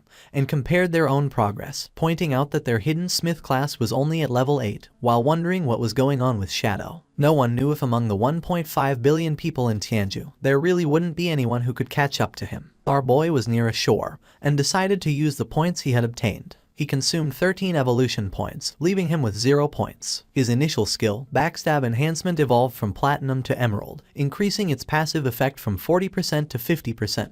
Even though his tradable lifespan was just a little over 7,000 days, he realized it wasn't enough. He knew that to leave Starter Town, they needed to gather 7 level 10 players to activate the teleportation portal to the continent of the Forsaken Gods. But since the highest level at that moment was only 7, they would have to wait a bit before it became possible. He decided to go back to the real world to take care of a matter. His figure disappeared with the sand, and several seconds later, he opened his eyes in the real world and the system asked him, "Do you want to consume tradable lifespan to transfer your skills to reality?" Without losing a second, Qin Feng accepted. When the system asked what skill he wanted to extract to the real world, he stood up and decided to extract his class. The system then consumed 1,000 days of tradable lifespan and completed the extraction. He gained the Shadow, its passive was activated, and his attributes increased: Strength by 3, Constitution by 3, Agility by 8, and Spirit by 5. Then, he decided to extract level 2. The system informed him that he had successfully extracted level X2, consuming 2,000 days of tradable lifespan in the process. His level in reality immediately increased to level 3, and his stats received a boost: Strength plus 4, Constitution plus 4, Agility plus 14, and Spirit plus 4. The system reported that he had consumed 900 days of tradable lifespan and extracted the skill Shadow Step of Platinum tier. It also informed him that he had consumed 2262 days of tradable lifespan and extracted the skill Venomous Dagger of Silver tier. He was happy since he still had 1292 days of lifespan left and for now could not extract other skills. He had only paid the price to extract a low tier skill, but had obtained the Shadow Step of Platinum tier, being a beneficial deal. He couldn't help clenching his fist and feeling furious when thinking about Song Fei. Now his base stats were double those of an average person, and his agility had reached 32 points, surpassing the human limit. With unlimited invisibility and the poisonous dagger that could be thrown up to 14 meters, he could definitely find an opportunity to finish off Song Fei. King Feng started browsing on his phone and was surprised to see that Song Fei was aggressively buying lifespan. He wondered if Song Fei planned to enter the game and then go after him. He saw that this bastard was in Dajiang Plaza and calculated that being about 7 or 8 kilometers away, at his current speed he could get there in just over 10 minutes. Just then, his hand began to tremble upon seeing a message from Hu Qinbin, the arrogant and powerful company supervisor. Hu Qinbin was furious upon seeing that after growing wings, Qin Feng wasn't even answering the phone. She knew that the young lady had taken an interest in him and this was his big chance. She couldn't believe he didn't want to cooperate. Qin Feng decided to block Hu Qinbin, and while he was walking, he threw the phone and began to turn invisible, thinking that those people would soon realize what the true Forsaken Gods game really was. After a few hours, at Dajiang Square the Song Fei concert was taking place, which was full of girls. Among them was also King Feng's sister. On stage was Song Fei sitting next to a blonde woman. With a smile, she mentioned that she had heard he had been killed 3 times by Shadow in the game. She told him not to worry because she was already sending people to investigate Shadow's true identity. With a curious look, Song Fei asked how the investigation was going, and she revealed that she had already sent someone to Firefly Town to make contact with him. They would offer him an amount he couldn't refuse. When he came into the real world to collect the money, they would catch him, and when they did, they would make sure brother Song Fei could vent his anger properly. Upon hearing this, Song Fei couldn't help but smile and asked her to make sure to let him know when the time came. Then he asked if she had heard that her Dajiang Corporation had already used that method to control several players and make them work for free for her. Hu Qinbin couldn't help but laugh, since according to her, they were all idiots, so weak that they couldn't accumulate much lifespan. For her it was much better to be on Song Fei's side, since so many women voluntarily gave him their lifespan, and were even willing to die for him. Song Fei started laughing maliciously. A man who was among the audience began shouting and demanded that they all stop recklessly selling their lifespan to others. Turning to Song Fei, he added that Song Fei knew full well that lifespan was tied to life and death, yet he was still brainwashing his fans and aggressively buying up their lifespan. He accused Song Fei of endangering lives and declared that they were going to report him. Song Fei couldn't help but smile, thinking that there was always a fool who showed up to cause trouble. He stood up and made a public statement, saying that he had noticed some of the recent debates. He stated that his actions in acquiring lifespan had occupied certain public resources and caused inconvenience to the public,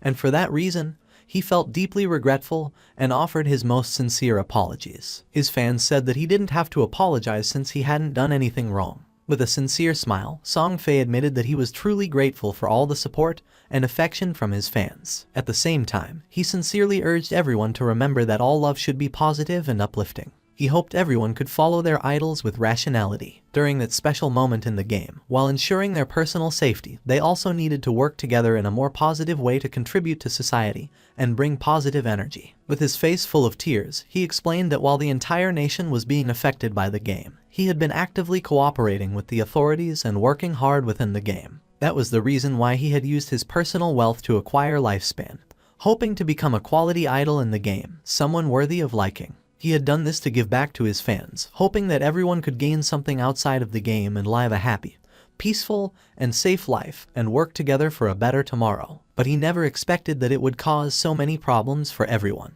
His words made all his fans unable to avoid crying. He apologized to everyone for having caused them trouble. This made everyone feel sad. They started shouting, saying that he had not done anything wrong. They got angry with the man, calling him a bunch of savages and telling him to leave from there, since they were voluntarily helping the brother, and told him not to insult their genuine intentions. The chubby girl went up on stage and asked everyone not to listen to those ridiculous rumors from outside. She didn't know how they dared question the brother, since only fools with pig brains believed everything, asking how the lifespan of the game could possibly affect the real world. She put her hand over her chest and declared that she was the one who was willing to die for the brother. She said that when she logged out, it showed her that she had less than a day of lifespan left, but she was perfectly fine. Even if the rumors were true, if even they didn't have the resolve to die for the brother, then they didn't deserve to say that they loved him. His words made the other fans feel excited, and they decided to give all the lifespan they had to Song Fei. He was happy to see the enthusiasm of his fans. He extended his hand toward the chubby girl and mentioned that being loved by someone like her made him feel truly honored.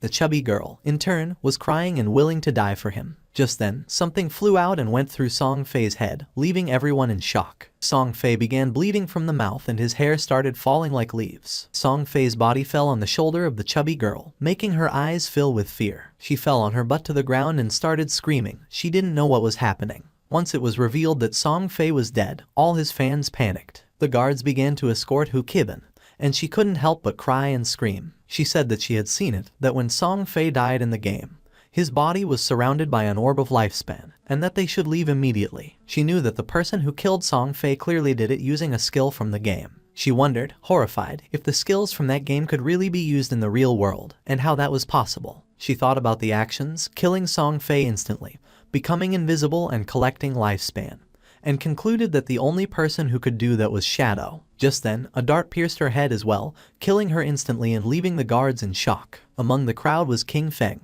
It was already dusk, and the news announced the tragic death of superstar Song Fei in Dajong Plaza. It was also reported that his most devoted fans had sacrificed all the lifespan they had left, falling dead next to Song Fei's corpse, and the police investigation had revealed that his death was due to supernatural abilities. The faces of King Feng's sister and her friend were full of tears and fear. She was sad since she still couldn't believe that just the day before they had gone to see Song Fei's concert, and now he was already dead. The friend wasn't dumb at all and realized that the throwing knives and invisibility must be abilities from the godforsaken game. She wondered if Shadow had been the one who killed Song Fei, since she had heard that Shadow had killed him 3 times in the game. Xiaoyu was confused as she wondered how the game's skills could appear in reality. She couldn't believe that Shadow had killed Song Fei. She remembered that Shadow had killed him several times in the game and came to the conclusion that, in reality, the only one who would kill Song Fei would be Shadow. The throwing knives and invisibility weren't those an assassin's skills. It had to be. The killer was Shadow. Her brother had been killed by Shadow and her world was already left without light. If Shadow could find a way to use the game's skills in reality, then she would get close to him, approach him. No matter what it cost, she would become stronger. From that day on, she would have only one goal. They stopped the taxi and got out. Her friend was somewhat confused and asked if she was okay. Xiaoyu's eyes were full of rage because all she wanted was to kill Shadow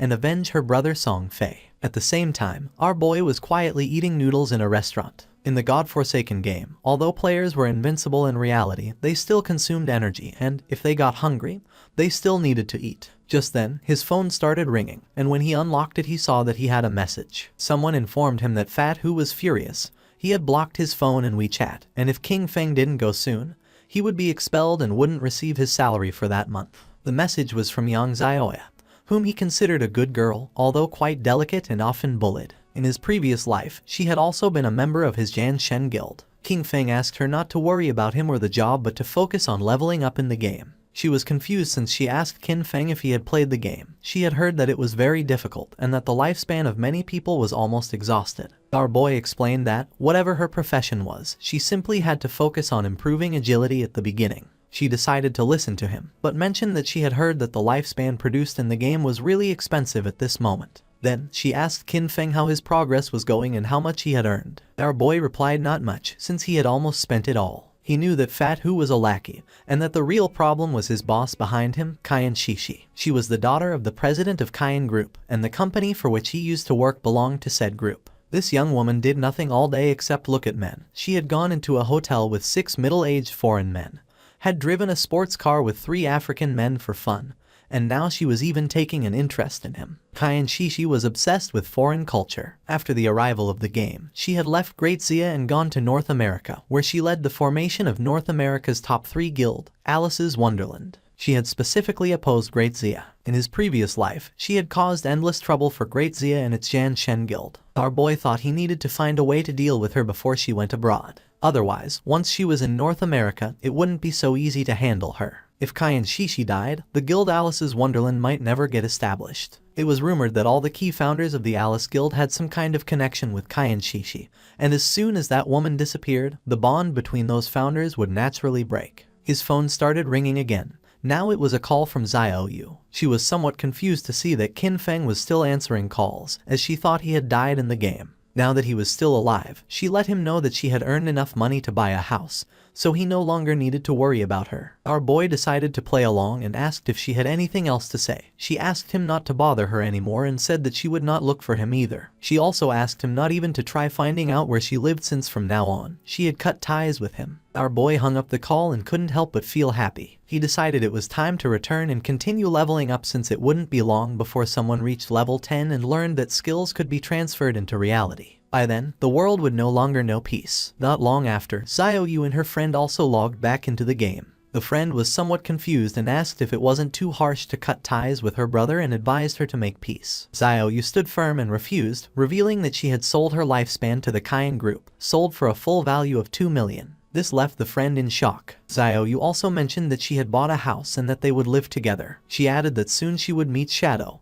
and by then, Qin Feng would no longer matter. Just then, a player who was passing through the area caught her attention. With a smile, the man handed her a book and mentioned that this was the assassin skill book she wanted. He also reminded her not to forget what she had promised him. With a cheerful expression, she nodded and said that once everything was done, she would indulge his little wishes. Although inwardly she called him a flatterer and thought that once she met Shadow, no one would care about a worthless piece of trash like him. She informed Wang Meng that she had an assassin skill book, a control skill. She asked him to check with Shadow if he needed it, since she could give it to him. A smile spread across her face. According to her, Zhang Wei, that flatterer, was still somewhat useful since he actually had such a good skill book. This skill book would be the red thread between her and Shadow. She would approach Shadow soon, stay quietly by his side, heal him, help him kill enemies and level up with him. She would make sure he felt every bit of her help so that he gradually trusted her, so that he saw her as his other half. But when she became strong enough and he no longer served any purpose, she would kill him with her own hands and rip out his eyes,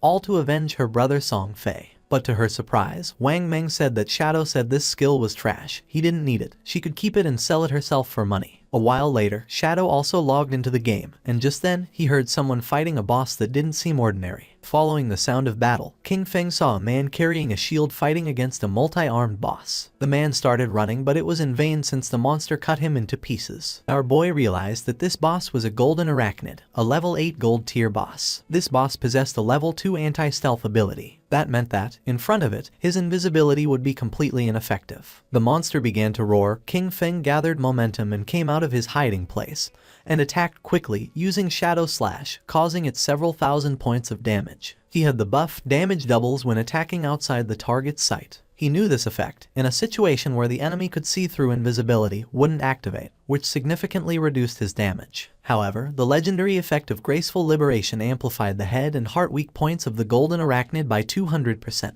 Out of the 9 strikes of Shadow Slash, 3 were judged to have hit the target's weak points, dealing 3 times the weak point damage, which directly made up for the lost damage. It was truly a legendary skill, and he had to thank Xiao Hai for that, as she had helped him find that faith temple. A mage was watching the battle. According to her, Shadow's damage was insane since a single skill had reduced Golden Arachnid's health bar by 1/6. King Feng attacked with a venomous throwing knife, which stuck into the monster's head, causing 1,783 points of damage. Venomous throwing knife was still only silver tier, and its damage was already falling behind. He still needed to advance his profession to gain a higher level of invisibility. To King Feng's surprise, the monster lunged at him and prepared to attack. Seeing this, the mage panicked, but King Feng's eyes began to shine with confidence. The monster attacked, but he dodged the attacks without much effort. The mage and her friend were in shock, wondering what kind of speed this was. They noticed it wasn't just the speed. His reaction was incredibly fast, and he seemed to know the boss's attack patterns too well. In terms of speed, he was almost on par with the boss. He dodged each one of its attacks as if he had fought against this boss countless times. In his previous life, he had been with Qin Xiaoyu, and she couldn't even protect herself, much less heal him. Over time, he had developed this skill, since a warrior not only needed to withstand blows, agile movement and evasion skills were also essential. His eyes began to shine with fury, as that was also the reason why he had been able to reach the world top 100 with just an ordinary warrior class. He attacked the boss with a series of slashes, and now its life had dropped to less than half. Our boy became invisible, and thought that compared to special bosses like the Golden Ghost ship,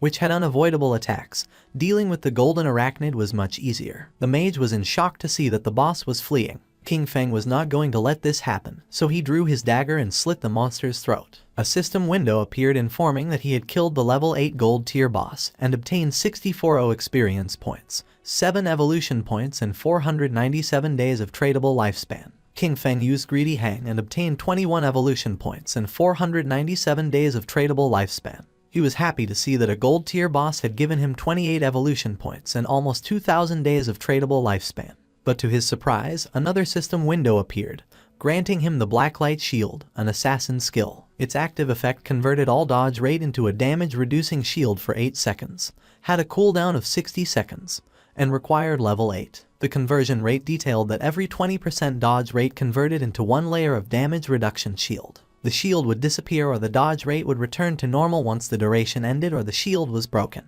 He couldn't believe that a skill book like this had dropped. He considered that, combined with the 75% dodge chance from the epic skill Phantom Blur, Blacklight Shield could provide 3 layers of a damage reduction shield, and with this skill, he could take down many bosses without taking any damage. He spent a total of 6 evolution points. As a result, the Blacklight Shield was upgraded from Platinum to Epic tier. Its duration increased progressively from 8 to 10, then to 12, and finally to 14 seconds. Furthermore, its conversion rate improved, so now every 10% of dodge chance was converted into 1 layer of damage reduction shield, an improvement from the initial 20%, then 15%, and then 12%. He was happy since he now had 7 layers of damage reduction shield. With this, he could even explore many high-level areas ahead of time. He still had 22 evolution points left, so he also decided to evolve the venomous throwing knife to increase its damage. He spent 16 evolution points, and the venomous throwing knife of silver tier evolved into emerald tier. Its maximum range increased from 14 to 17 meters. The continuous damage had no weak point bonus, lasted for 5 seconds, and could not stack. The additional damage on hit increased from 120 to 240 attack, and the venom now dealt 80% of attack per second, instead of the previous 50%. He was aware that evolving venomous throwing knife 3 times had at least doubled its damage. With a base cooldown of only 5 seconds, it could continuously output damage, making it no weaker than Shadow Slash, and he had gotten 2 assassin class gear pieces, so he would equip them right away. He also obtained the Agile Ring of Platinum tier, an assassin class accessory that provided plus 20 agility, plus 20% movement speed, plus 20% attack speed, and plus 20% cooldown speed, with an equipment requirement of level 8. Additionally, he got the heavy red leather gloves of gold tier, an assassin class armor that provided plus 18 physical defense, plus 15 to all elemental resistances, plus 12 constitution, and plus 588 HP. With an equipment requirement of level 6. With these 2 pieces of equipment, his cooldown speed was now at 55%.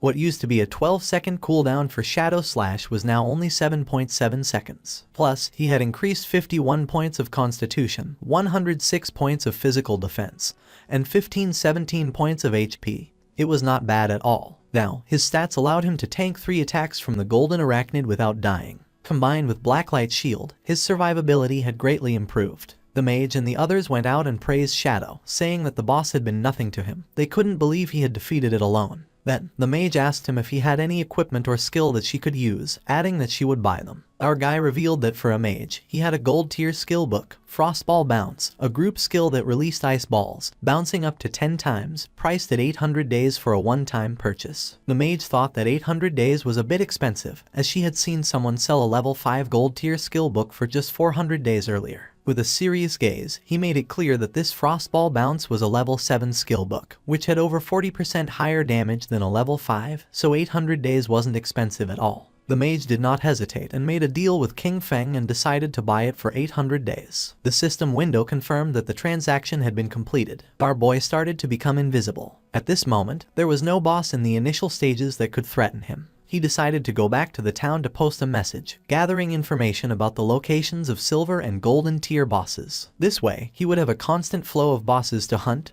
and his leveling speed would be maximized. Wang Meng informed him that Xiaoyu, the priestess from his team, wanted to send him a skill book. He found it interesting and wondered what kind of skill book it would be. King Feng was somewhat surprised to see that Xiaoyu wanted to send him a skill book. Moreover, it was one of bronze tier. He wondered what it could be, but even so, he decided he should take a look at it. King Feng wasn't stupid at all and knew that now everyone speculated that he had killed Song Fei, and right after that she was trying to send him a skill book. He decided to reject her offer while wondering if she was trying to associate with him or if she was trying to avenge Song Fei, or maybe both things. Wang Meng informed her that Shadow said her skill book was trash, he didn't need it, and she could keep it and sell it for money. King Feng asked Wang Meng to go to the town, since he had something to sell him, and to prepare some lifespan. With a serious look, Wang Meng decided to ask him a question, and our boy asked what he meant and if he was asking whether he had been the one who killed someone. Then, he revealed that he had been the one who killed them. For King Feng, Wang Meng was his friend, so he knew that during the time Song Fei had been murdered, Shadow had been disconnected the whole time. The motive and timing of the crime matched perfectly. Since Wang Meng had asked this, it meant that the authorities had already deciphered most of it. King Feng asked if Wang Meng was trying to arrest him, as he knew that in 2 hours other players would reach level 10 and the ability to transfer powers to reality would no longer be a secret. He considered it the perfect opportunity to see how the Daxia government would react to this and would take it as a test. King Feng returned to Firefly Town and reunited with Wang Meng and the others. Enyu asked if he was really admitting to having killed Song Fei. King Feng nodded. With a smile, Enyu mentioned that King Feng was, in fact, the main suspect. However, they also knew that Song Fei and Zhonglai had harbored malicious intentions toward him, and that Dajiang Industries had captured and abused many players, forcing them to work. Strictly speaking, killing those two had been an act of self-defense. King Feng realized that since they couldn't uncover his true identity, they had chosen to maintain a temporary cooperation with him. He reflected that in his previous life, by working with the officials, his record had been spotless. However, this time he had directly killed Song Fei and Zhonglai, which might cause some changes. He was eager to see how much his rebirth could alter that doomed era of games. For now, he considered selling the platinum tier equipment he didn't use. Since they were backed by the authorities, they would accept equipment and skill books of any class, and most importantly, they possessed enough resources for the transaction to be worthwhile. Our boy opened the system window. Upon seeing what it contained, the others couldn't believe that he possessed platinum tier equipment and skill books. They exclaimed in astonishment, wondering if Shadow had just achieved the first kill of a platinum grade boss. However, they immediately dismissed that possibility, as there had been no global announcement about it. Our boy mentioned that his luck had been decent. He had found a few treasure chests, and Xiao Zhu could confirm it. Even he himself had obtained an emerald tier skill book. The mage confirmed that she herself had seen King Feng open that emerald chest. Little Black couldn't help but feel jealous upon noticing that King Feng called her Xiao Zhu, but when it came to her, he simply said you. Our boy decided to call her Little Blackie instead of Little Black, and this made her angry and she asked him to better call her Little Black. Wang Meng let out a sigh, since according to him, people really couldn't be compared with each other. And you felt jealous, since it was true that they had barely managed to defeat a silver grade boss, while Shadow casually opened platinum and emerald tier chests. King Feng revealed the prices of the items. The platinum grade archer skill book at a fixed price of 2,500 days. The platinum grade berserker weapon at 1,500 days. The platinum grade mage skill book at 3,000 days. And the gold equipment and skill book package at 8,000 days. Including the remaining platinum equipment and skill books, which totaled 25 items.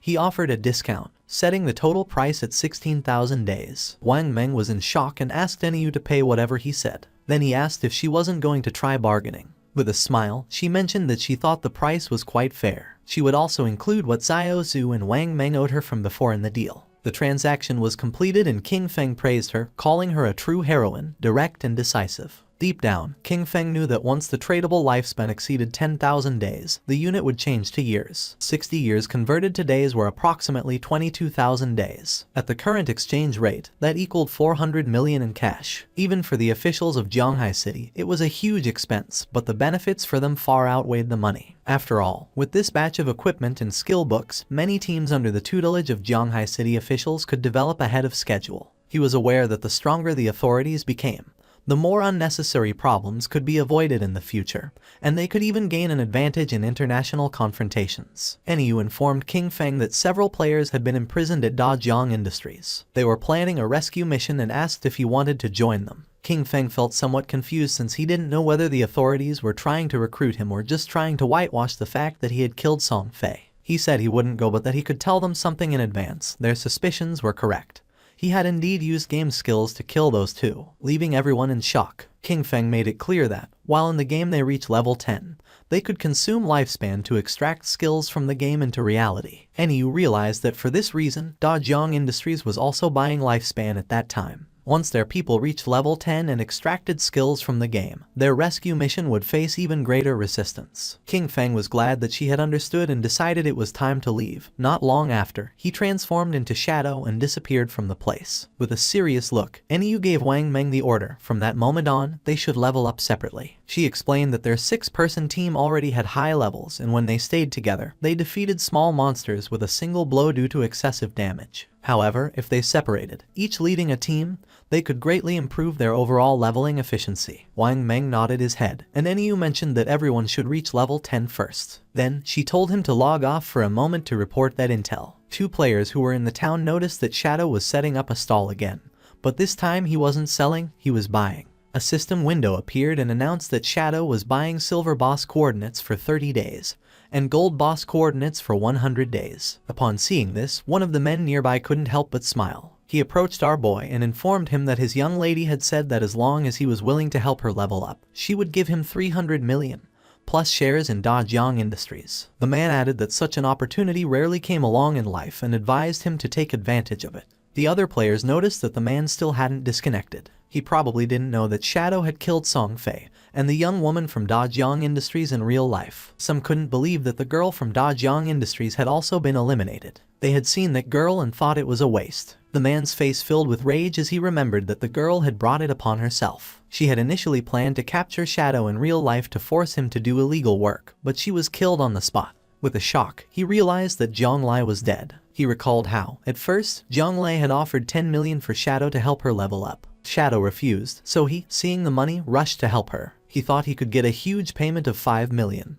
But when it came time to collect the money in real life, they knocked him out. When he woke up, he found himself locked in an unknown basement. They whipped and abused him every day, forcing him to earn lifespan for them in the game and lure more people in. He never expected that Zhang Lai had already been killed by Shadow. With a bitter laugh, he thought that hateful woman got what she deserved with a good death. He used to mock Shadow for being stupid, but it turned out the real fool was him. Upon seeing his expression, King Feng realized that he must have helped her tie up quite a few people. The man got nervous and refused, then mentioned that he had been forced to do it and decided to leave. King Feng knew this guy was trash and decided to let the officers take care of him. 2 players approached King Feng and revealed that they had the coordinates for a silver boss, offering them for 30 days, and proposed closing the deal. Someone arrived in the city and everyone's attention turned to them, realizing it was Ace of Spades. It was said that she was Kayan Shishi, the heiress of the Kayan group in reality. They warned each other to stay away from her since she had killed quite a few players, and to be careful because she might try to steal their lifespan.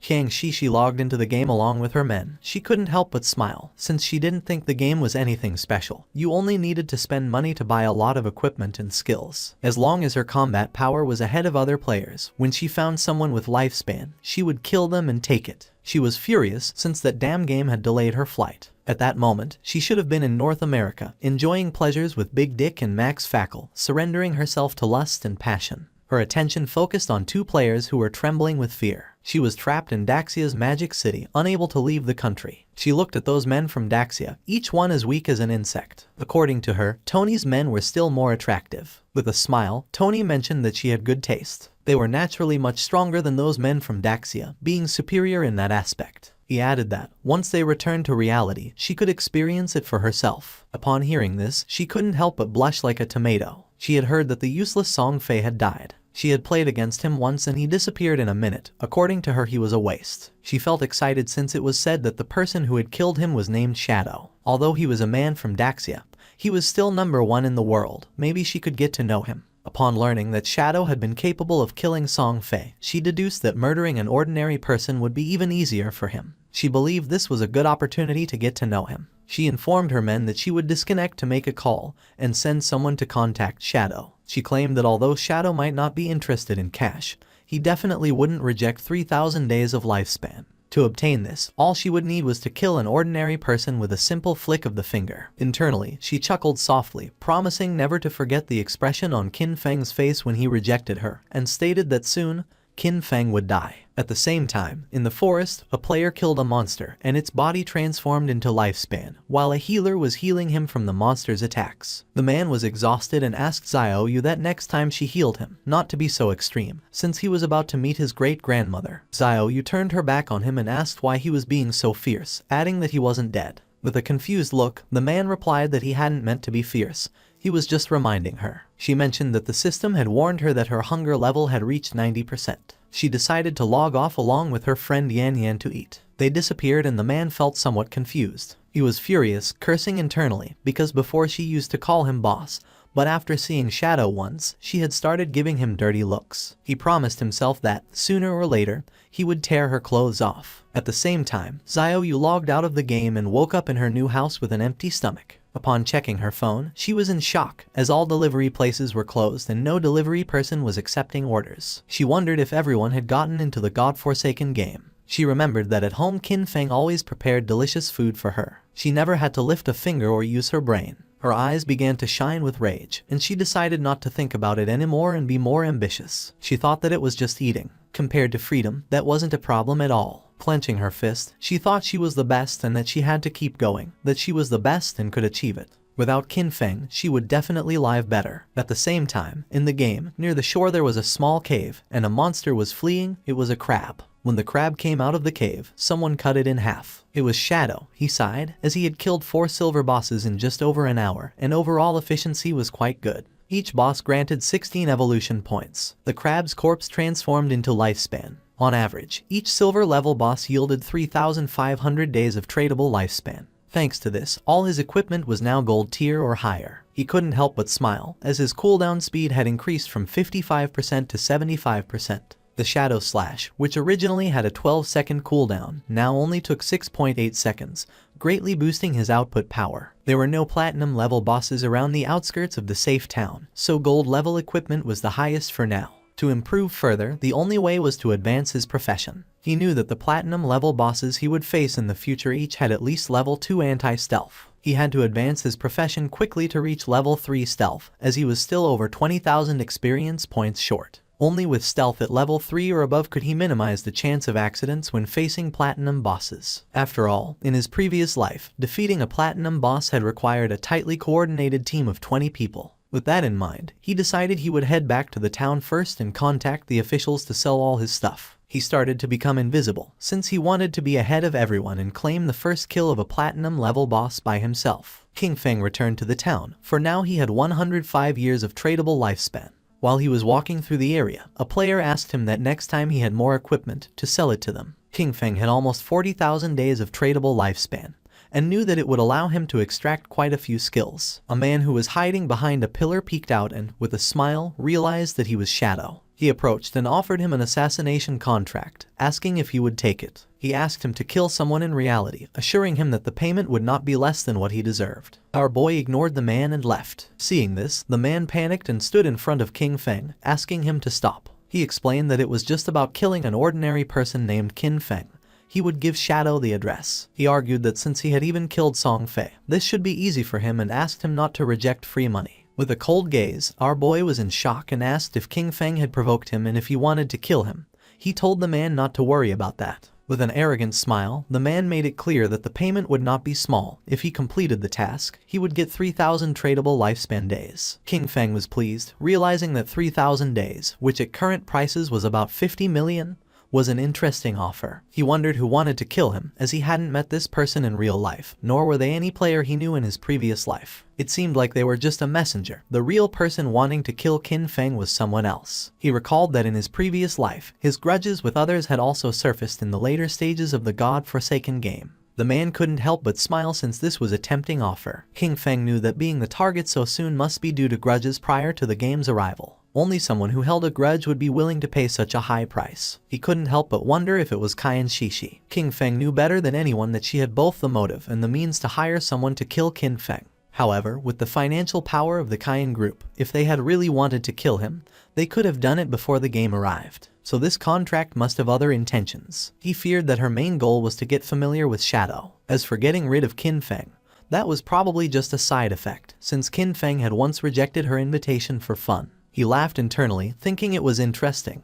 He hadn't looked for her yet, but she had already found him. With a smile, he mentioned that he would accept the job. He demanded half of the deposit up front and also made it clear that he would decide when to make his move. The man panicked upon hearing this and asked him to wait a moment, as he needed to inform his superiors first. After consulting with his superiors, the man decided to pay half of the deposit first. He would transfer the amount directly, and once the transaction was completed, he would receive 1,500 days of tradable lifespan. King Feng was happy, as he would take the deposit first, considering it as interest. Then, internally, with a snort, he told Qian Shishi to wait because he would soon come for her. The man gave our boy the address and information of the target. According to him, with his skills, finding him wouldn't be a problem. King Feng was in shock upon seeing that the information was correct. Shadow decided to leave and asked the man to wait. The man was furious upon noticing that he was acting all arrogant, and thought, "Aren't you working for Miss Qian just like me?" Just then, someone asked our boy to wait. It was a woman who had heard that he was collecting coordinates of bosses. She asked if he was interested, as she had a coordinate of a gold boss. With a smile, she said the price was 100 days.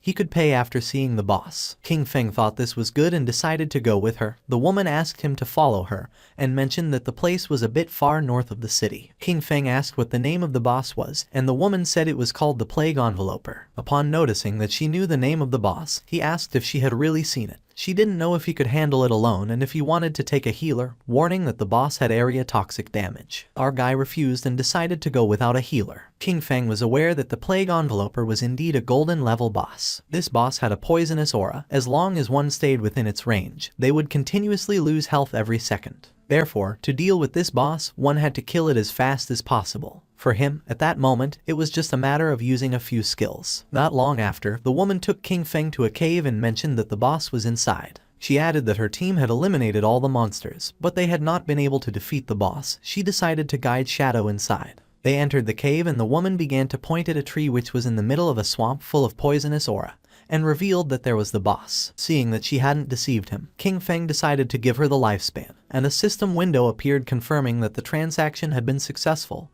He had traded 100 days of tradable lifespan. He remembered that this kind of poison damage could be evaded. In this case, his Ghost Blur's 75% evasion would be really useful. With her face full of sweat, the woman mentioned that there was something she needed to remind him. In reality, it was a trap. As soon as he started fighting, someone would come to kill him. She remembered that they had level 2 anti-stealth items. For King Feng this didn't matter much, but the woman revealed that they had told her to pretend to stop them as part of the plan and to use that opportunity to get close to him. In the end, they wanted her to find a way to discover his real-life information. Our boy began staring at her. He was disappointed upon seeing their plan. The woman blushed and, with a nervous expression, said that she had also been forced. She wanted to tell him the truth so he could go after the one behind everything. Since they were blackmailing her in real life, she wished for their death as much as he did. When King Feng asked who was forcing her, she revealed that it was Dongfang Xian. She explained that in the game, his ID was Xianian, and he said that King Feng had killed him once. Upon hearing this, our guy couldn't help but wonder if it was Dongfang Xian, the one who had first tried to steal his Golden Ghost ship boss. The same guy later sent him a skill book asking for forgiveness. The woman panicked and remembered that he had been able to kill Song Fei, so she believed he could also take down Dongfang Xian.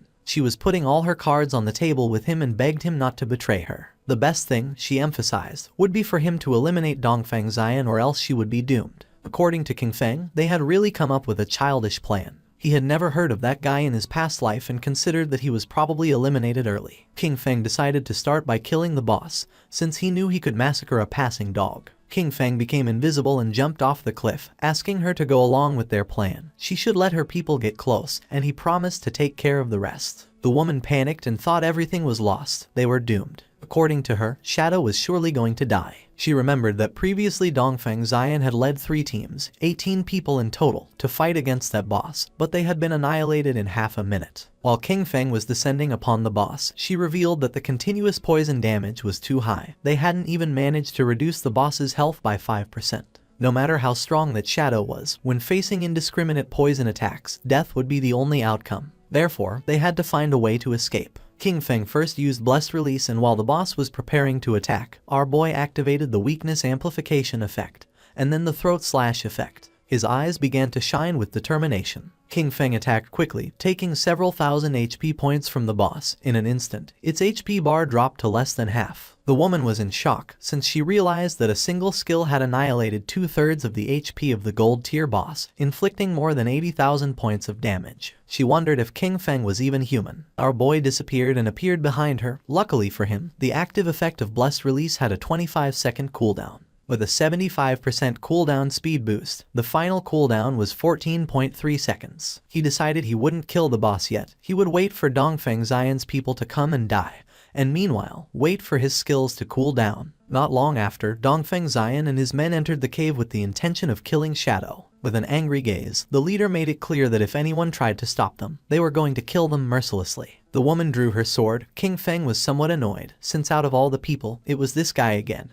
and now he was also involved with Dongfeng Xian. He wondered if their plan, which consisted of Snowy pretending to block this group, would really work. He didn't know if Snowy's combat power was really that strong. More than 10 people were rushing in, and he wasn't very sure if she could really stop them. Snowy used her powers and summoned a golden shield. Seeing this, Shadow understood why they had chosen her to act. With this defense, there really weren't many who could break through it in the early stages of the game. The men began to attack the shield. King Feng knew that she had encountered an ancient god's blessing in the wild and had gotten a golden level treasure chest. His eyes began to shine with seriousness, and using instant shadow, King Feng attacked quickly, cutting their bodies into pieces. With eyes shining with rage, King Feng used the skill Blooming Curse and the corpses of the men transformed into flowers. Snowy was in shock since, according to her, it was terrifying. A single skill had killed so many people, and she wondered what those crimson flowers were. Fortunately, she hadn't listened to Dongfeng Xian, or otherwise she would have died miserably like Song Fei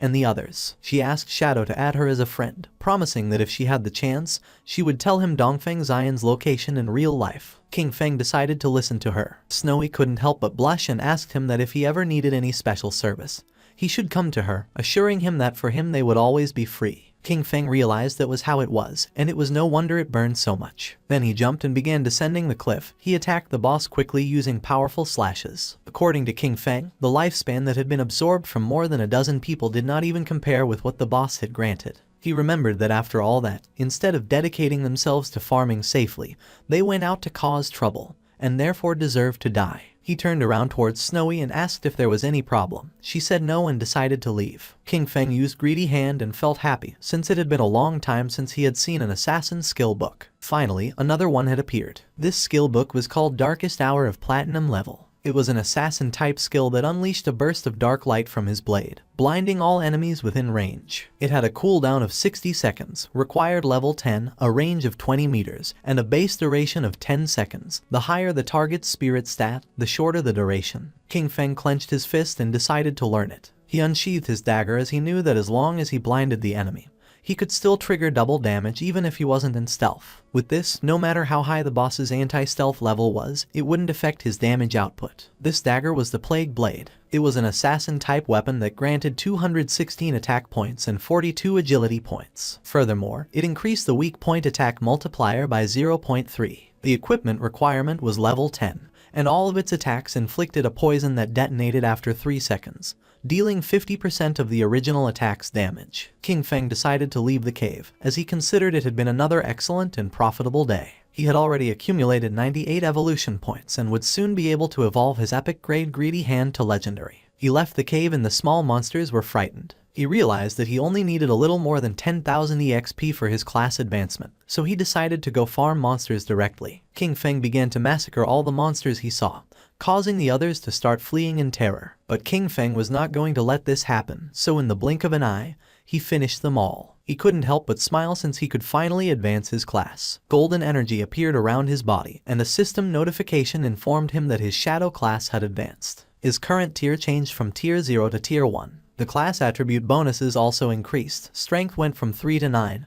Constitution from 3 to 9, Agility from 8 to 24, and Spirit from 5 to 15. His class passive 1 now doubled stealth duration and, as a new feature, allowed him to use stealth skills while in stealth mode. Class passive 2 increased his stealth level from +1 to +2. Finally, class passive 3 improved his damage when attacking from outside the enemy's line of sight, increasing it from double to triple. Our boy started to look at his hand as he realized that with the class advancement to tier 1, the attribute bonuses had tripled. He understood that he could even activate stealth while already in stealth, which meant, as long as his cooldowns were short enough, he could stay permanently hidden. Not only that, the damage dealt from attacks launched outside the enemy's line of sight had increased from double to triple. He mused that this was just tier 1, no wonder it was the strongest stealth class. At that moment, the system announced that there were already 7 players who had reached level 10 in Zhonghai City. It also informed that the teleportation matrix to the abandoned divine continent would be activated in 10 minutes, and urged players who met the requirements to prepare to depart. A table appeared, showing Shadow in first place, followed in second place by Grey Rose. In third place were Snowy Day, Black Elf Da Lai Zai and Wang Meng. Finally, in fourth place were Huaiyu and Yu Han. King Feng noticed that it was already 8:30 p.m. He had not expected so many players in Zhonghai City to have reached level 10. The ranking table was full of familiar faces, and he remembered that the last time, at the same hour, that table had been completely occupied by foreign players. His eyes began to shine with seriousness upon realizing that the impact of having sold so much equipment and skill books had begun to manifest. He thought that maybe the world order from the previous time would change, and he was really hoping it would. In reality, it was already night, and the police had arrested several men. One of them reported that all main members of the Dajiang Industrial Criminal Group had been arrested. However, he added that 3 key members were still inside the game, with their bodies in a state of non-existence, which made their capture impossible. They were waiting for further instructions from the commander. The commander praised his comrades for their good work and ordered them to inform MANHUA, assigning them the task of finding a way to force the suspects to disconnect. He told his companion that this method was effective, since even if the criminals hid in safe towns where they could not be attacked, their bodies would still feel hunger in reality. He nodded and mentioned that when they got hungry, they would have to disconnect to eat, and as soon as they disconnected, they could be captured. They were happy since this time everything had gone very well, and all thanks to Shadow. He had not only provided them with criminal intelligence about Dajiang Industrial, but had also warned them in advance that the skills from the game could be extracted into reality. If he had been a little later, the leaders headed by Zhang Lai would have soon reached level 10. By then, they would have already extracted their skills, and any attempt to capture them would have resulted in numerous casualties. Several countries had already experienced small-scale uprisings, with thousands of deaths. The squads they had sent into the game had gradually reached level 10, largely thanks to the equipment and skills provided by Shadow. They knew that Shadow was an indispensable talent for Great Xia, and that they needed to find a way to fully bind him to their warship. At the same time, our boy returned to Firefly Town, and Snowy mentioned that she didn't expect him to be a great hero who would free the town from evil. She admired him. King Feng asked what she was rambling about and told her that if she had something to say, just say it. She stuck out her tongue and, with a smile, told King Feng that he didn't need to be modest, since the authorities had already made the news public. She explained that Dajiang Industrial, along with Song Fei, had orchestrated the kidnapping, detention and murder of players, and that the reason he had to kill Song Fei and Zhang Lai was under official orders. King Feng remained silent. He could not believe that the authorities were clearing his name, and he could not help but think that, surely, they were doing it to facilitate future cooperation with him. When King Feng asked if she had already discovered Dongfeng Xian's location in the real world, she mentioned that he had not yet disconnected and asked him to wait a little longer, assuring him that she would send him the information as soon as she obtained it. King Feng began to walk through the city. He considered that everything else could wait. The urgent task was to head first to the divine abandoned continent. He noticed that quite a few people were already using the teleportation arrays of the town. However, no one had yet been able to use the continent's teleportation array. Using the teleportation matrix of the town, he decided to go to the Divine Abandoned Continent, since he considered that the current areas of the town were only beginner zones and that the real game began upon arriving at the Divine Abandoned Continent. The players who were nearby went into shock. They couldn't see anyone and wondered who had just teleported. One of them exclaimed that it obviously had to be Shadow. Another, confused, commented that he possessed level 2 anti-stealth and questioned how it was possible that he couldn't see him. Quickly, someone else snapped at him that he was an idiot, explaining that it simply meant Shadow's stealth level was higher than 2. Several seconds later, our boy appeared in the Divine Abandoned Continent, and just as he expected, everything was exactly like in his past life. This place was empty, there wasn't a single player in sight. While our boy was exploring the area, a monster with glowing eyes started staring at him intently. They were the familiar ruins of Zhanghai City. When players from different cities arrived at the abandoned Divine Continent for the first time, they appeared in the ruins of their own cities. The location of these urban ruins matched perfectly with their real-world geography, and the reason for this had always been a mystery. The monster emerged from its hiding place, and upon noticing this, King Feng turned around. A worm-shaped monster appeared and began to roar. The monster attacked fiercely, destroying the ground. Using Shadow Blur, our boy dodged the attack, and then using Instant Shadow Slash, he cut the monster in half. A system window appeared informing that he had killed a level 11 Earthshaker. Just then, more Earthshakers appeared and tried to attack King Feng, but he jumped and dodged the attacks. With his eyes shining, he used Blessed Release, and then activated Instant Shadow Slash and cut the monsters into pieces. The bodies transformed into Lifespan, and he knew that there were no longer safe zones like in the towns. The monsters lurked from all directions, ready to attack at any moment. But he was aware that, as long as one could find the refuge hidden in the ruins, a fortress could be established and dominate the area. He remembered that the best refuge in the ruins of Zhanghai City was located in the northwest. It was exactly the refuge of the Godslayer Guild from his previous life. At the same time, in the Divine Abandoned Continent, another group of players also arrived. It was Wang Meng's party. Little Black was somewhat surprised, while Wang Meng did not know why this place looked like the ruins of a modern city. For them, this place was very familiar. Little Black began to point toward the tower and asked if these were not the ruins of Jiangnan City. Du Yixu replied that yes, and confirmed that she was right, adding that the towers of Jiangnan City were still standing. Little Black began to look around the area, since she had heard that someone had said they had seen Shadow teleport here, and she was insistently wondering where he was. Du Yixu asked her to stop searching, adding that he could turn invisible. At that moment, 2 Earthshakers emerged from the ground. Seeing this, Wang Meng drew his shield and warned everyone that they were being attacked by monsters. Du Yixu used her skill called Elven Blessing. The monsters attacked quickly, but Wang Meng blocked the attack using the shield, and thanks to her enhancement he was able to withstand the attacks. Du Yixu asked Wang Meng to be careful, warning him that the ordinary monsters hit harder than the silver tier bosses around the starting town. The party's archer used the skill called Binding Shot and shot an arrow toward the monsters. In the blink of an eye, the arrow created energy ropes which wrapped around the bodies of the monsters. With a smile, he mentioned that these monsters were vulnerable to control, and therefore he would keep them immobilized and unleash all his damage to finish them off. Little Black raised her magic staff into the air and summoned a prophetic fireball. 2 flames of fire struck against the monsters. The Earthshakers died and their bodies began turning into Lifespan. Wang Meng asked Xiaoxu to send her owl to fly high and explore the surrounding terrain. She nodded and her owl began flying around the area. She reported that there were monsters everywhere, a lot of them, and that the noise from the previous fight had already attracted some in their direction, which were heading directly towards them. She added that she didn't see any nearby safe zone and asked the captain what to do now. Wang Meng was in shock upon seeing that there was no nearby safe zone. The archer panicked, wondering what kind of lousy continent this was and how it had suddenly turned into a survival game. Little Black asked Xiaozu to try to find Shadow, explaining that he had arrived about 10 minutes before them and shouldn't be far away, and assured that if they found him, they would be safe. At the beginning, she couldn't see any human figure nearby, but then she started to see Lifespan. She observed a huge cluster of bright lights toward the northwest and realized that those were the rewards from the defeated monsters. She deduced that it must be Shadow's work, who probably had a full inventory and that's why he hadn't picked up the loot. More monsters emerged from the ground and began to charge towards them, and Yu started to run and asked everyone to hurry up. Now that Shadow had cleared all the monsters from that place, it was safe, and if they followed the glow of the rewards, they would find him. The captain asked everyone to stay alert, maintain formation and not fall behind, adding that they would fight while retreating. At the same time, not far away, more Earthshakers emerged and prepared to attack.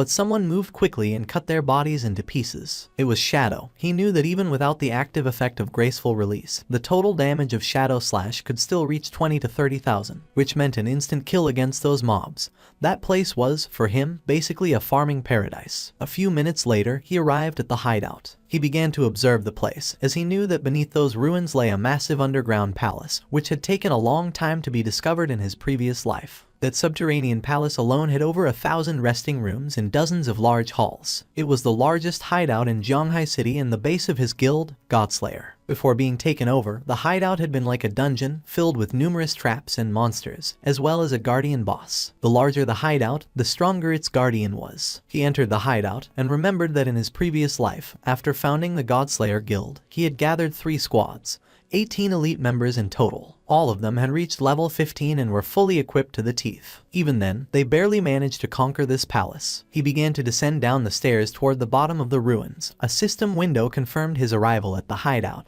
This place was full of monsters and was known as the land of soul purification. His eyes began to shine with confidence since he knew that being alone he was going to be able to conquer this place. A system window appeared informing that if he defeated the area guardian, he could claim ownership of that region. The monster's attention fixed on King Feng, and they all lunged at him. Our boy remained calm and drew his dagger, realizing he was facing a level 12 gold tier mob, an elemental spirit. Just before the monsters could attack, King Feng used his skill called Darkest Hour, and then used Shadow Flash Slash and massacred the monsters in the blink of an eye. King Feng began to move quickly and started cutting into pieces all the monsters he encountered, making their bodies turn into lifespan. He could not help but feel joyful since, as long as the enemies were blinded, all his attacks would receive a damage increase. Even his basic attacks were enough to finish off those level 12 monsters in one hit. Despite the fact that the 15 monsters in the hall had been eliminated, the soul cleansing grounds, however, still contained dozens of halls and thousands of small rooms. A slight smile appeared on his face. It was, indeed, a massive task. He began to carefully observe the lifespan, and judging by the number of monsters in the hideout, he realized that after eliminating all the monsters, it would be enough to evolve Greedy Hand once more. King Feng began to look toward the ground and his eyes started to shine with seriousness. He knew that after clearing all the monsters from each area, the Guardian would appear. Not long after, 2 players who were in a bookstore teleported to the Divine Abandoned Continent. The man was somewhat confused since he didn't know if this place was real. He wondered if they were really on the Divine Abandoned Continent. For the girl this was strange, and she wondered why this place felt so familiar. Upon observing closely, they realized that these ruins were simply Chaoyu. When exploring the place they arrived at the ruins of Mountain City, and a few hours later they arrived at the ruins of London. The man was in shock, and he wondered if it could be that people from different regions were all transported to the ruins of the city they originally came from. According to the girl, this was strange, and she wondered if it could be that the geographical locations of the cities corresponded exactly to the real world. While they were distracted, something began to approach them, making them go on alert, and when they turned around, they saw several Earthshakers staring at them with glowing eyes. They panicked and decided to flee. The monsters began to attack and they began to flee the area. At the same time in the Zhonghai ruins the ground was filled with lifespan, and not far away were Wang Meng and his team hidden under some rubble. Wang Meng stuck out his head and, seeing that there were no monsters nearby, suggested that they first take a moment to recover. And you couldn't help but blush since for her shadow was impressive. She had believed that they were strong enough, but in the end, they could only cower trembling under the shadow of the boss. Wang Meng coughed and asked her to watch her words. She felt somewhat confused and asked if that wasn't an accurate description. Little Black stuck out her head and mentioned that, fortunately, Shadow had cleared that area, since otherwise, with so many monsters, they probably all would have died. She added that she was a little curious about where exactly they would reappear if they died in this place. While Gyixu was controlling the owl to explore the area, Wang Meng reached out to Yu and suggested that the 6 of them should postpone exploration for the moment, proposing that they wait until all members of their team reached level 10 before moving forward together. She nodded her head. Yixu's owl was flying over the area and she observed that the monsters were really falling like flies. But she wondered why Shadow had stopped there, since it was as if he had disappeared right in that place. She also noticed that there was a lot of loot,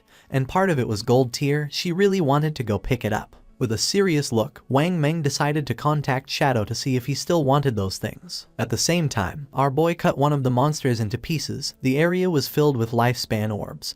He felt relieved, as he had finally cleared all the mobs. He had cleaned more than 40 halls and more than 1,000 small rooms, taking down over 400 monsters. He had also defeated 4 bronze tier bosses and 2 silver tier ones, which had granted him more than 80,000 experience points and had raised his evolution points to an impressive 205. He began to walk, knowing that he only needed 5 points to evolve Greedy Hand. Wang Meng contacted Shadow and mentioned that they had noticed he had left some loot from the monsters he had killed, and proposed if they could collect it and pay him in lifespan according to its value. Upon hearing this, our boy realized that it seemed Wang Meng and his official squad had also arrived. He did not refuse and decided to let them collect the loot, adding that he would contact them later as he had a batch of equipment to sell. Wang Meng thanked him and said they would wait for him at coordinates 89,554, 66,666 inside the ruins shelter. At that moment, electricity began to manifest. King Feng's attention was fixed on it. It began to move quickly toward our boy. King Feng realized that the Guardian had appeared.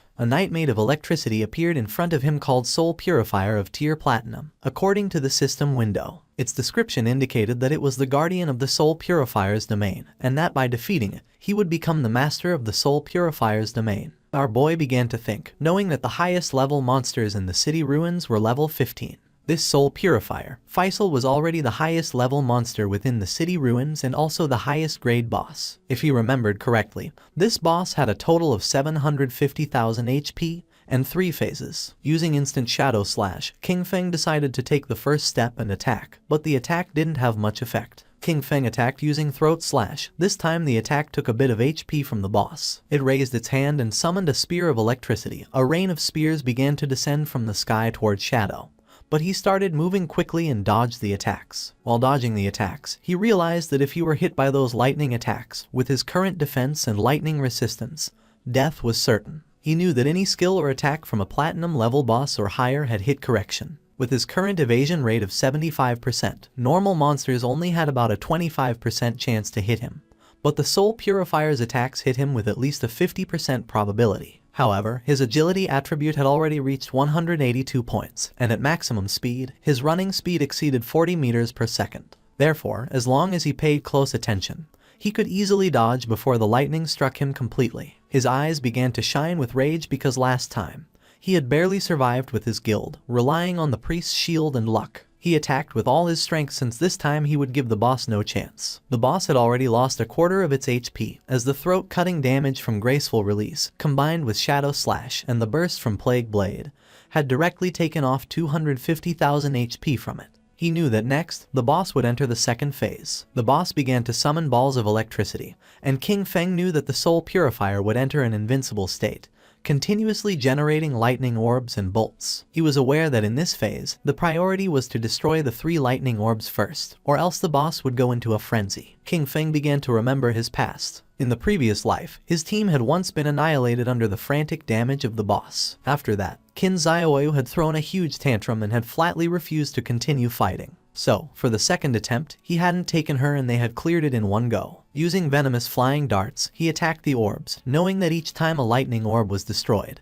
it would receive corresponding damage, and that once all 3 orbs were destroyed, it would enter the third phase. King Feng threw another dart, which hit the third orb, causing the boss's HP to drop below half. Its eyes began to shine with rage. It extended its hand and electricity started spreading through the area. King Feng remained calm because he knew that in the third phase, the Spirit Purifier continuously unleashed wide-area lightning attacks. He remembered that last time, the guild had equipped all participating members with full sets of lightning resistance gear in addition to 4 priest and healing shields, barely managing to survive it. King Feng jumped and a barrier appeared around his body, since this time there was no need for all that trouble. He used Graceful Release and Black Light Shield. With the continuous lightning on the ground, he decided to attack from the air. Upon noticing that there were continuous lightning strikes on the ground, he decided to attack from the air. King Feng used Graceful Release and the Black Light Shield, then his eyes began to shine with determination. Using Shadow Slash, our boy attacked quickly, cutting off the boss's head. After defeating it, King Feng landed on the ground. A system window notified that he had killed the Soul Cleanser Faisal of Platinum tier. As a reward, he reached level 11. His 4 main attributes increased by 4 points and he obtained 10 free attribute points. Additionally, he gained 20 evolution points and 1,520 days of tradable lifespan.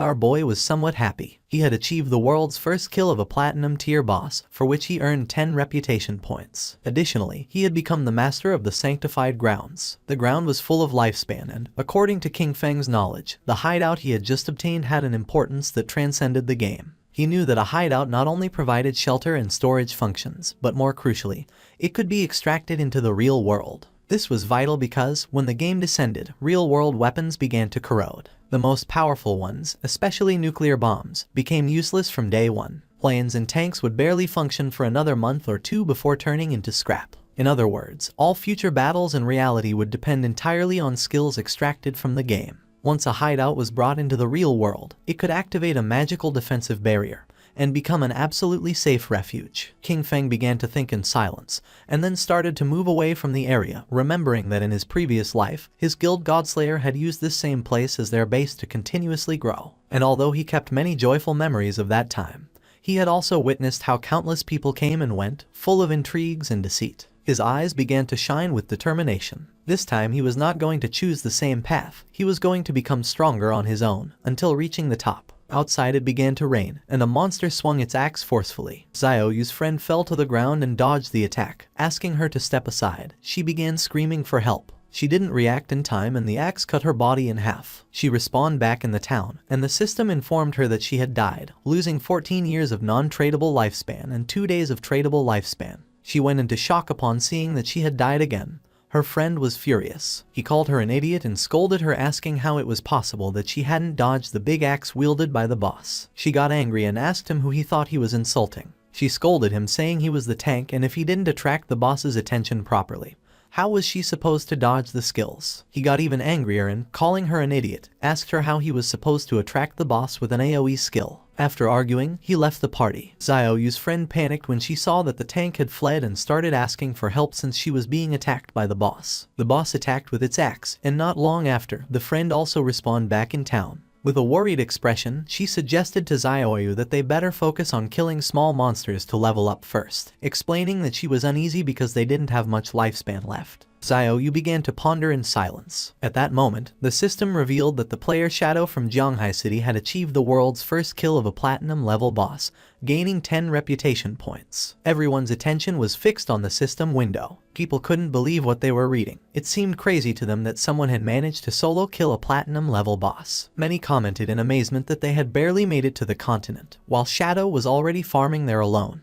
The name Shadow echoed once again, and everyone wondered about his true identity. The feat was incredible, considering that most players hadn't even seen a gold-tier monster yet. It was evident that this was someone immensely powerful. Xiaoyu was somewhat confused, since she did not know why the other players were so weak. She knew that they fought simply to kill a silver-tier boss, and she wondered how the hell it was possible that Shadow had achieved the first kill of a platinum-tier boss. Back at the hideout, our boy began collecting the lifespan orbs. After killing the Soul Purger, he had reached level 11. He knew that after level 10, each level up granted +4 to all attributes and 10 free attribute points, so he continued assigning all his points to agility. His reasoning was that with high enough agility combined with his infinite invisibility, he could kill many bosses without taking any damage. He was in shock, as he did not expect the boss kill to grant him 20 evolution points immediately. This meant that he could evolve his skill Greedy Hand once more. He could not help but feel happy, since the additional loot rewards had increased from 3 to 5. Moreover, he had obtained an extra storage space of 100 slots. He spent 210 evolution points, which left him with 15 remaining. As a result, his Greedy Hand skill evolved from epic to legendary. The assassin skill now granted a 500% chance to get an extra loot reward, and that extra loot had a 100% chance to increase by 1 tier. Additionally, he gained a new passive effect, 100 slots of greedy space for item storage. King Feng decided to use his legendary tier Greedy Hand skill to collect the loot, and as a result,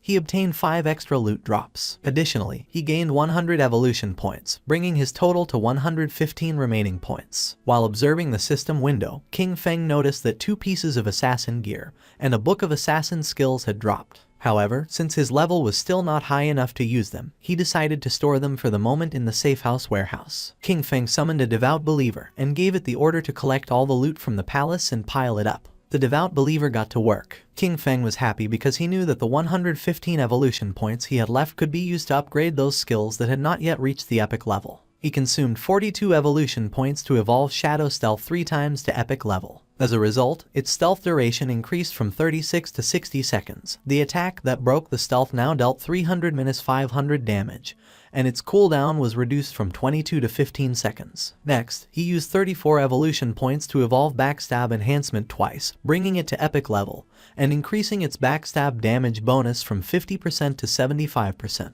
He then consumed 6 evolution points to evolve Darkest Moment through Platinum, Emerald, and Diamond to reach Epic. The ability now unleashed a burst of dark light that blinded all enemies within its expanded range of 50 meters. Its base duration increased to 16 seconds, though it would be shorter against targets with a higher spirit attribute. Finally, he spent 33 evolution points to evolve Bloom Curse 3 times to the legendary level. The skill could now be used on player corpses within 60 seconds of their death and gain new effects. It could simultaneously absorb 50% of the target's remaining non-tradable lifespan, and also absorb scattered non-tradable lifespan light spheres. Any corpse drained by Bloom Curse would cease to exist. His eyes widened in surprise upon realizing it could absorb the non-tradable lifespan orbs. He remembered that in many high-level areas and in the rage zones of special bosses, the lifespan was depleted at a speed hundreds or thousands of times faster, and this consumption affected first the non-tradable lifespan. Snowy contacted King Feng and congratulated him on the first kill of the platinum level boss. She also revealed that she had good news. The Eastern Sage had just logged off. She mentioned that she had heard that his clan was gathering at the Jiangnan Hotel, and apparently, they had bought a large amount of lifespan with the intention of turning it into combat power within the game. While the devout believer was piling up the loot, King Feng praised her. However, she replied that there was no need to thank her, since that was what she was supposed to do. She revealed that he had to defeat Eastern Sage without fail, or else she would be doomed. King Feng asked her not to worry and began storing the loot. He realized that all the items fit and he still had half of the space left. Thinking about how truly useful the 100-slot backpack was, he decided to go look for Wang Meng and sell everything to them. Upon seeing that Shadow had returned, Anyu's and Little Black's eyes widened with joy. Anyu got excited and started running toward him. But just before she could give him a hug, King Feng stopped her with his hand and got straight to the point. He made it clear that, as usual, he set the price and if they didn't accept it, they could pass. He explained that more than 30 items were common grade and bronze junk, so he would give them a discount, a single price of 950 days of lifespan. With the mark of King Feng's hand on her face, and with a smile, Anyu mentioned that she agreed. They had already calculated the value of the items they collected earlier, which was approximately 1,000 days, so to simplify everything, they would give 2,000 days for the entire batch. King Feng felt somewhat confused and mentioned that this batch consisted of silver level, gold level, and platinum level items, with a total value reaching 18,000 days of tradable lifespan. She opened the system window and, while browsing through the contents, was visibly surprised. She couldn't believe there was platinum level equipment. She herself only had one piece of gold level equipment and thought that only a true boss would be willing to sell items of that caliber. Excitedly, she realized this would undoubtedly accelerate Zhonghai City's development, and thanked Shadow profusely. Our boy said that there was no problem, since they were helping each other. With a nervous gaze, Little Black asked Shadow how it was possible for him to have so many inventory slots and if by any chance he was Doryman. King Feng explained that their bags were probably already full and, as a friendly reminder, pointed out to her that under the statue in the center of the city ruins, there was a staircase leading to a teleportation portal back to the starting town. King Feng began to walk away from them and made it clear that if they wanted to return, the first time would cost them 500 days of lifespan. He warned them that although returning again would not have any cost, they should think about it themselves. That said, he left, and Yu began to point at King Feng and with a smile she mentioned that she had told them so. She revealed that Shadow was a Reborn player, because otherwise, it would be impossible for him to know such hidden information. Seeing her attitude, Wang Meng felt somewhat confused and asked Captain and to please not behave that way, as she was scaring him a little. She began to blush and asked them what they would think if she tried to flirt with Shadow. Once King Feng moved away from the area, the system asked him if he wanted to consume tradable lifespan to extract a skill into the real world. He decided to activate the level synchronization and class advancement synchronization. The system informed that he had consumed 27,000 days of lifespan, and that the level synchronization and class advancement synchronization were completed. King Feng felt excited, as the next step was the extraction of skills. He remembered that he had previously extracted Shadow Meld, but it was only at level 1. This time, he not only planned to raise the level of Shadow Meld in reality, but also to extract even more skills. He consumed 1,946 days to improve Shadow Meld to level 10. Then, he extracted a series of skills: Backstab Enhancement for 900 days, Greedy Hand for 1000, Shadow Flash Slash for 3200, Ghost Blur for 5366, Curse of Blooming for 16099, and Blacklight Shield for 11313. Once the synchronization of the extraction was completed, he had 7,480 days of tradable lifespan left. Finally, he invested 3,600 days in extracting the Boots of Concealment of Gold Grade and another 3,394 days in the Pendant of the Devout, also Gold Grade. Now the time had come to extract the equipment. He began navigating through the system window, realizing that the Pendant of the Devout not only reduced cooldown time, but more importantly, the silver tier follower it summoned was nearly invincible in the real world. After spending it all at once, he was left with only 486 days of tradable lifespan. But now his strength in reality was almost on par with what he had in the game. He began to disappear without a trace, knowing that he still needed to gain more lifespan. He had to make sure that by the next logout, he could achieve full synchronization. Several minutes later, with the body releasing shadow, King Feng woke up in the real world. He began to think silently. Now that Kai and Shishi knew his address, he considered that, for safety, it was best to leave this place for the moment. He knew that extracting the Sanctuary of Soul Purification required more than 1,300 years of lifespan, so for now, he would have to find a temporary place to stay. With eyes shining with seriousness, King Feng decided to use Greedy Hand and absorbed everything that was in his room. Everything disappeared without a trace. He was happy, since the storage space of Greedy Hand was really useful, and all his things fit perfectly inside. Jumping up, he climbed onto the window. Then, he took out his phone and realized that Dongfeng Zion was at the Jiangnan Hotel, about 15 kilometers from that neighborhood. He began to look toward the ground and then, making himself invisible, descended from his apartment to the ground. He calculated that, at his current speed, he could get there in 10 minutes. Our boy began to move quickly through the night toward the Jiangnan Hotel. Several minutes later, he arrived at the place. Inside there were several men having dinner, and one of them mentioned that, given the current situation, the various skills and the lifespan of the game could affect the real world. He considered this a great opportunity for his Dongfeng family and praised Zioner for having done a good job by initially establishing a faction within the game. With a smile, Zioner replied that everything was what he should do. With a cheerful look, the grandfather said that he was very pleased with Zioner's progress. He explained that this time they had bought a large amount of exchangeable lifespan, all in order to acquire equipment and skill books. The goal was for the main members of their family to reach level 10 as quickly as possible, thus gaining an initial advantage to then use it and expand the family's influence in the real world. With this dual development, their Dongfeng family would surely become a dominant power, and even the dream of establishing a millennial family and dynasty would cease to be just a dream. Zioner began staring silently at his grandfather, and then his eyes began to shine with malice. In his mind, he thought with contempt about that damn old relic,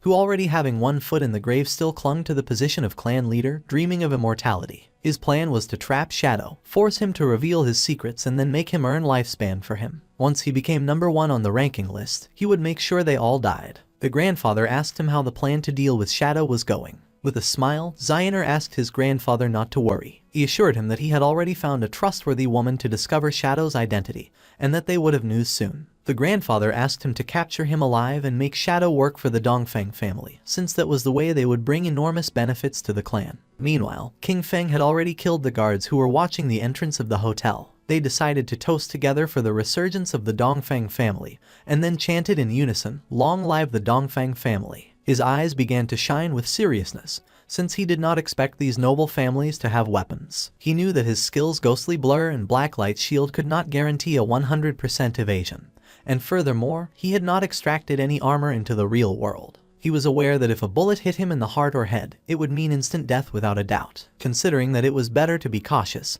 he extended his hand and using his faithful pendant summoned one of the followers, a devout faithful, equipped with sharp claws for melee combat, and green flames for ranged attacks. Our boy gave the order to it to go in and leave no one alive. He knew that, being a silver level boss, the devout faithful had strong resistance to damage and that, even against firearms, it could withstand quite some time. While everyone was distracted, the devout faithful opened the door, it started roaring, and upon seeing this, everyone panicked since they didn't know where this monster had come from. With its eyes shining, it began to charge towards them. Seeing this, with a serious gaze, Zioner stood up and began to point at the monster, causing the guards to aim at it with their guns.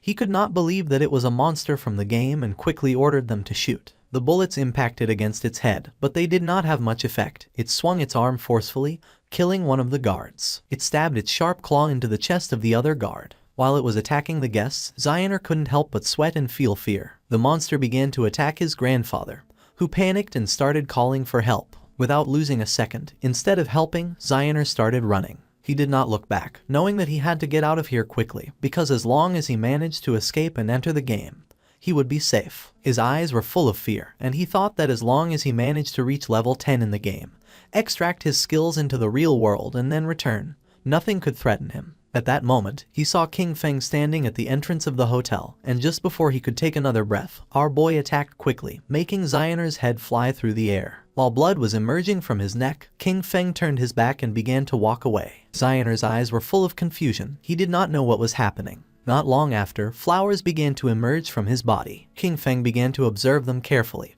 and the system revealed to him that he had absorbed 27,000 days of tradable lifespan and 482 years of non-tradable lifespan. His eyes began to shine with joy, as it had been a truly great loot. Xioner's corpse turned into flowers, and King Feng was happy, since this time, the skill Blooming Curse had truly proven its worth. It had not only erased all corpses and traces of blood, but also extracted every last drop of lifespan from Xioner. As a result, his non-tradable lifespan had accumulated up to 2,327 years. Thanks to this, he would no longer feel so much pressure in the future when entering the rage zones. Not long after, someone shouted alarmed, urging others to call the police, as gunshots and screams had just been heard coming from the private room. King Feng became serious, and just at that moment, several police officers began to run toward the room, remembering that this was the room where the Dongfeng family was having their meeting. They were sure there had been a shooting, but upon arriving at the room they went into shock. Since there was no corpse, it seemed impossible to them that there were no victims. The situation was incredibly strange. One of the police officers felt somewhat confused. As this private room was a complete mess, it was evident that a violent fight had taken place here. What he didn't understand was why there wasn't a single person in the place. Immediately, he asked his companions if any of them had seen someone leave the hotel. According to them, this was strange. The question everyone was asking was where the entire Dongfeng family had gone.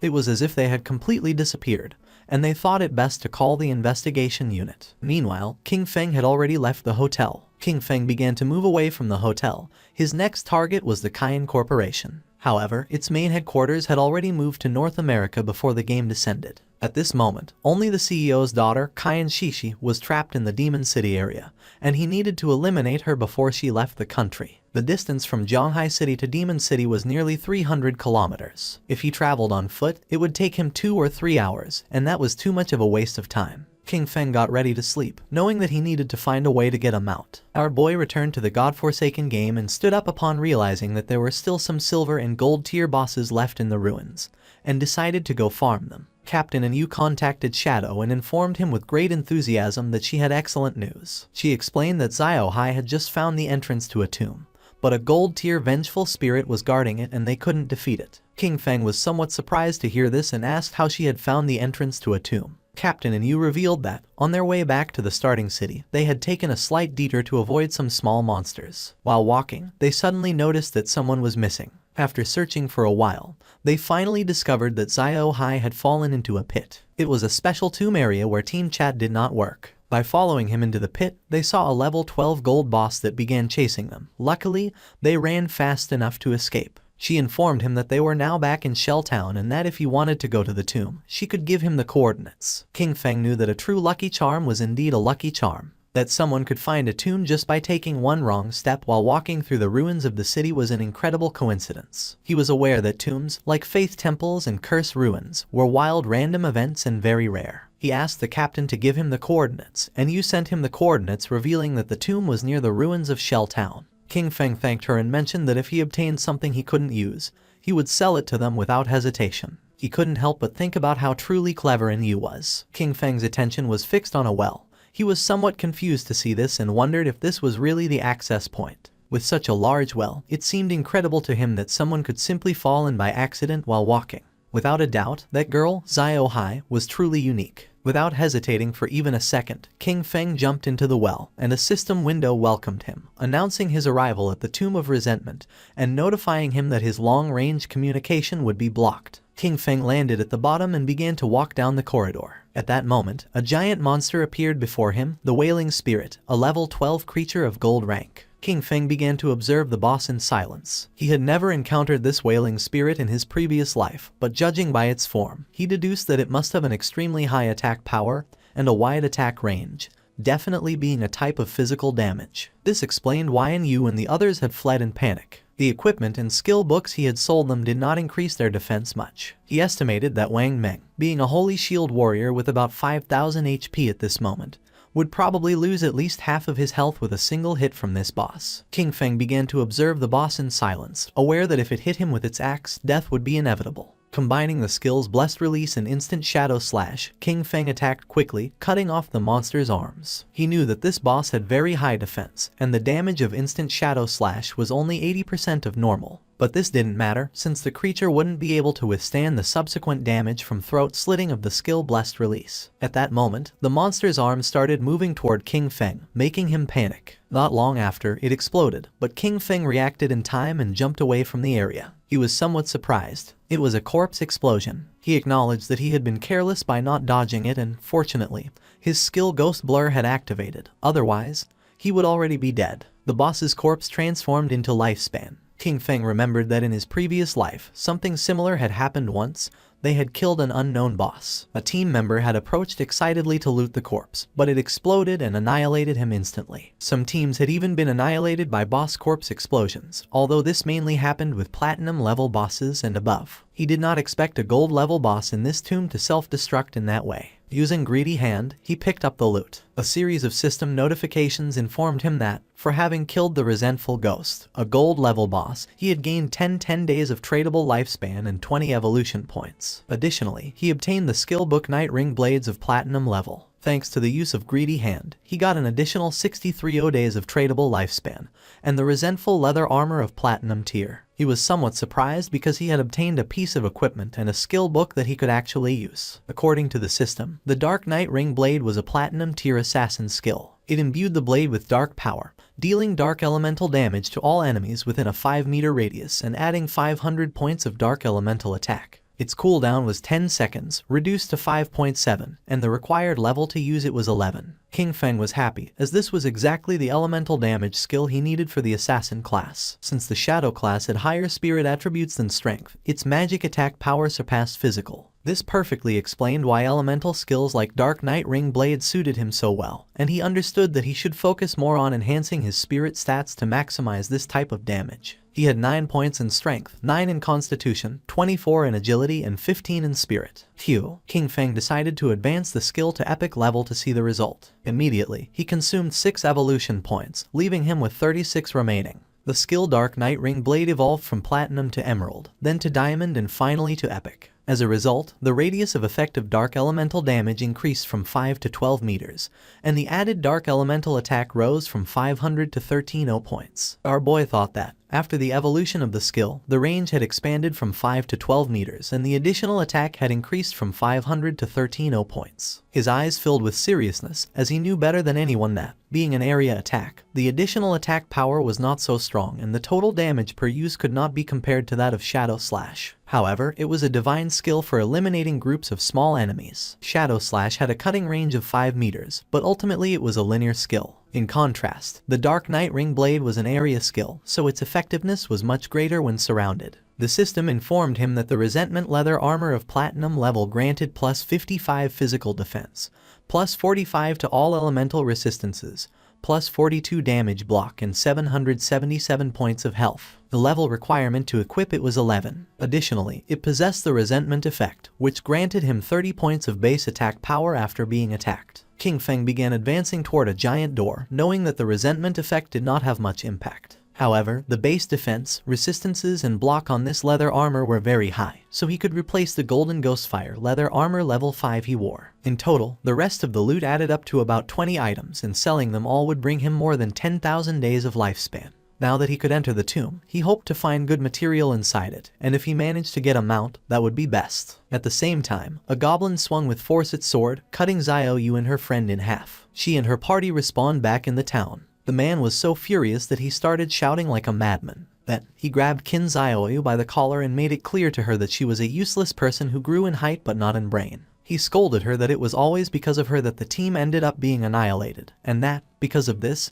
he only had 2 years of non-tradable lifespan left. He threw her to the ground with force and threatened her, warning her not to even think about looking for him at school, or he would definitely take care of her. The friend approached her to help her and the man disconnected from the game. The friend asked Kin Zioyu to go with her to her parents' small town. She explained that she had heard that there was a community support group there that specifically helped the elderly and people like them, who didn't know how to play the game. She clenched her fists tightly and couldn't help feeling furious. She disconnected from the game and rejected her friend's offer, telling Yanyan to go alone. Furious, she woke up in her bed and, using her phone, asked Hanhin if he could help her level up. With a smile, Hanhin did not refuse, but he set a condition. In exchange for raising her 1 level, she would have to accompany him for 1 night, as he wanted to see how the popular goddess of the school behaved in bed. She was furious and called him an ugly monster. She scolded him for thinking himself capable enough to try to take advantage of her and ordered him to leave. Then, a smile spread across her face. She told Hanhin that, actually, she had always liked him too,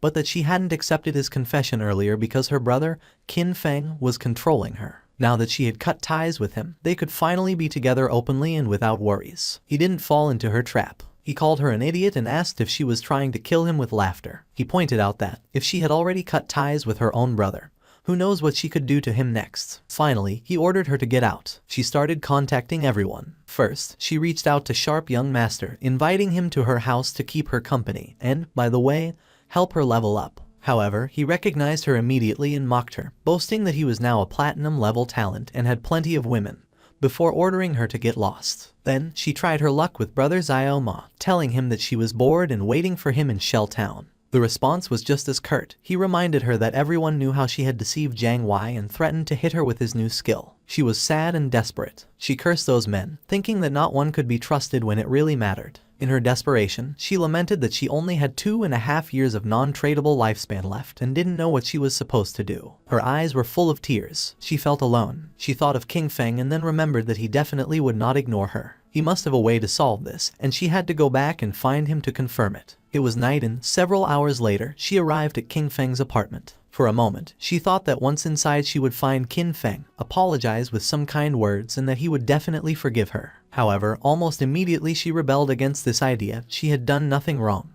Why should she apologize? She prepared herself to knock on the door and decided that she could not think in that way. She convinced herself that lowering her head was only something temporary. First, she would pretend submission so he could help her level up, and she was sure he would accept because he was the person who had cared for her the most since childhood. A smile appeared on her face. Once she leveled up and no longer faced the crisis of lifespan scarcity, she would completely cut ties with him. This was the plan, and Xiaoyu thought she was truly a genius. Satisfied, she knocked on the door, asking Kin Feng to open. She started knocking on the door, calling for Kin Feng to open it. She insisted, wondering aloud if he might be asleep, and then announced that she had returned. Her tone became increasingly pleading, begging him to please open the door. Furious, she kicked the door open but went into shock upon seeing that there was no one inside. She wondered where Kin Feng was, only to discover with greater astonishment that the bed, table, clothes, everything had disappeared. She turned on her mobile phone and tried to call King Feng, but there was no answer. She didn't know where our boy had gone. At the same time, in the depths of the grudge tomb, King Feng was massacring all the monsters. Not long after, he realized that he had reached the end of the tomb. King Feng summoned a devout follower, remembering that along the way he had annihilated more than 200 minor monsters and several bronze and silver level bosses. Thanks to this, he was about to reach level 12. In front of him was the final coffin and, knowing that once opened, the ultimate boss of the tomb would appear,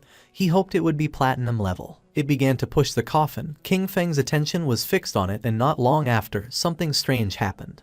Evil energy began to enter its body through the eyes and mouth. The system informed our boy that his devout follower had been annihilated. King Feng realized that this was Death Miasma, a gold-level boss. He cursed his luck for having run into this disgusting thing, as he knew that this boss had no physical form, which made it completely immune to physical attacks. He remembered that in his previous life, someone released this boss, and it ended up spreading to a nearby base. Countless unsuspecting civilians were killed or injured. Being possessed by this was practically a death sentence unless a teammate helped dispel it or one belonged to one of the few classes that could use special invincibility type skills to survive. The eyes of our boy began to shine with seriousness, and he decided to use the Dark Knight Ring blade. Shadow began to spin around his body. Thanks to this, he was able to see the true body of it, which was hidden inside the miasma. Using the dagger, King Feng attacked the true body and a system window appeared, informing that he had killed the gold tier boss, Death Miasma. King Feng knew that the strength of this boss was clearly above platinum level, even though it was classified as gold tier,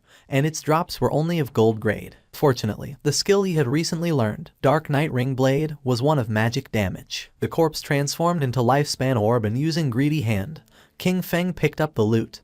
He sighed. After all the effort it had taken to clear this tomb, he hoped that it would drop gold tier loot. King Feng obtained the rare item called Mount Bell. He was in shock upon seeing this. Our boy was happy since the boss had really dropped a mount. This showed him that Lin Liu's famous Koi luck was not just a simple rumor, it was a completely real fact. According to the system description, the Mount Bell, Ghost Night Wolf served to summon a level 11 Ghost Night Wolf. This creature could assist in battle and also be mounted, requiring the user to have a minimum level of 11 to use it. King Feng remembered that the Ghost Night Wolf was one of the fastest mounts that could be obtained in the early stages of the game. The Ghost Night Wolf was level 11, and its grade was gold. It possessed 148 strength, 155 constitution, 135 spirit, and an impressive 191 agility. The mount would gain experience alongside its owner, growing stronger over time. However, if its bell were traded, the creature's level would reset to its initial state. Its abilities were also noteworthy. Dash. When mounted, it increased movement speed by 245%.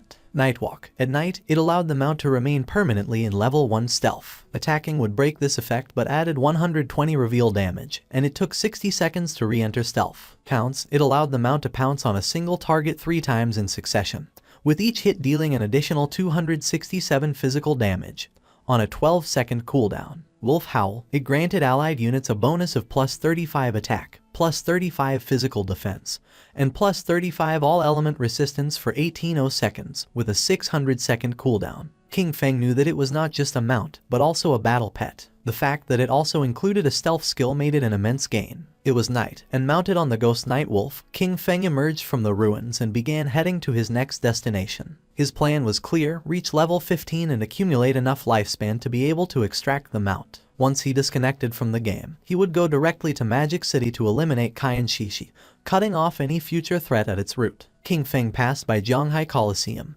and remembered that it covered an immense area and had 2 additional underground levels, forming a complex labyrinth. The place was full of monsters, which made it the perfect site for him to level up quickly. Taking small jumps, the Ghost Night Wolf climbed on top of the Zhanghai Coliseum wall, which was full of powerful monsters, who began to stare at our boy. The Ghost Night Wolf made a jump. King Feng and his beast began to descend from the sky towards the monsters. King Feng's eyes began to shine with determination. Using Shadow Instant Slash, our boy began to massacre the monsters. At the same time, somewhere else in the ruins, there was an Yu, who using her sword, killed one of the monsters that was in the area. The monster's corpse transformed into Lifespan, and she felt relieved. Her teammate, Manhwa, son of a department head in Zhanghai City, began to applaud while mentioning that, as expected from Captain N, her damage was insane. He remarked how powerful the hidden class Dragon Swordsman was and stated that Yu was undoubtedly the woman he had set his sights on. She mentioned that this golden boss was only level 8, and even so, they had been fighting it for more than 10 minutes. Because of this, she really didn't understand how Shadow had managed to solo kill a platinum boss. Manhwa praised her but dismissed Shadow's achievement, stating that he was simply a stealthy assassin who relied on stealth to slowly wear down the boss. According to him, someone with this playstyle would never truly become great. He felt happy, since he knew that, luckily,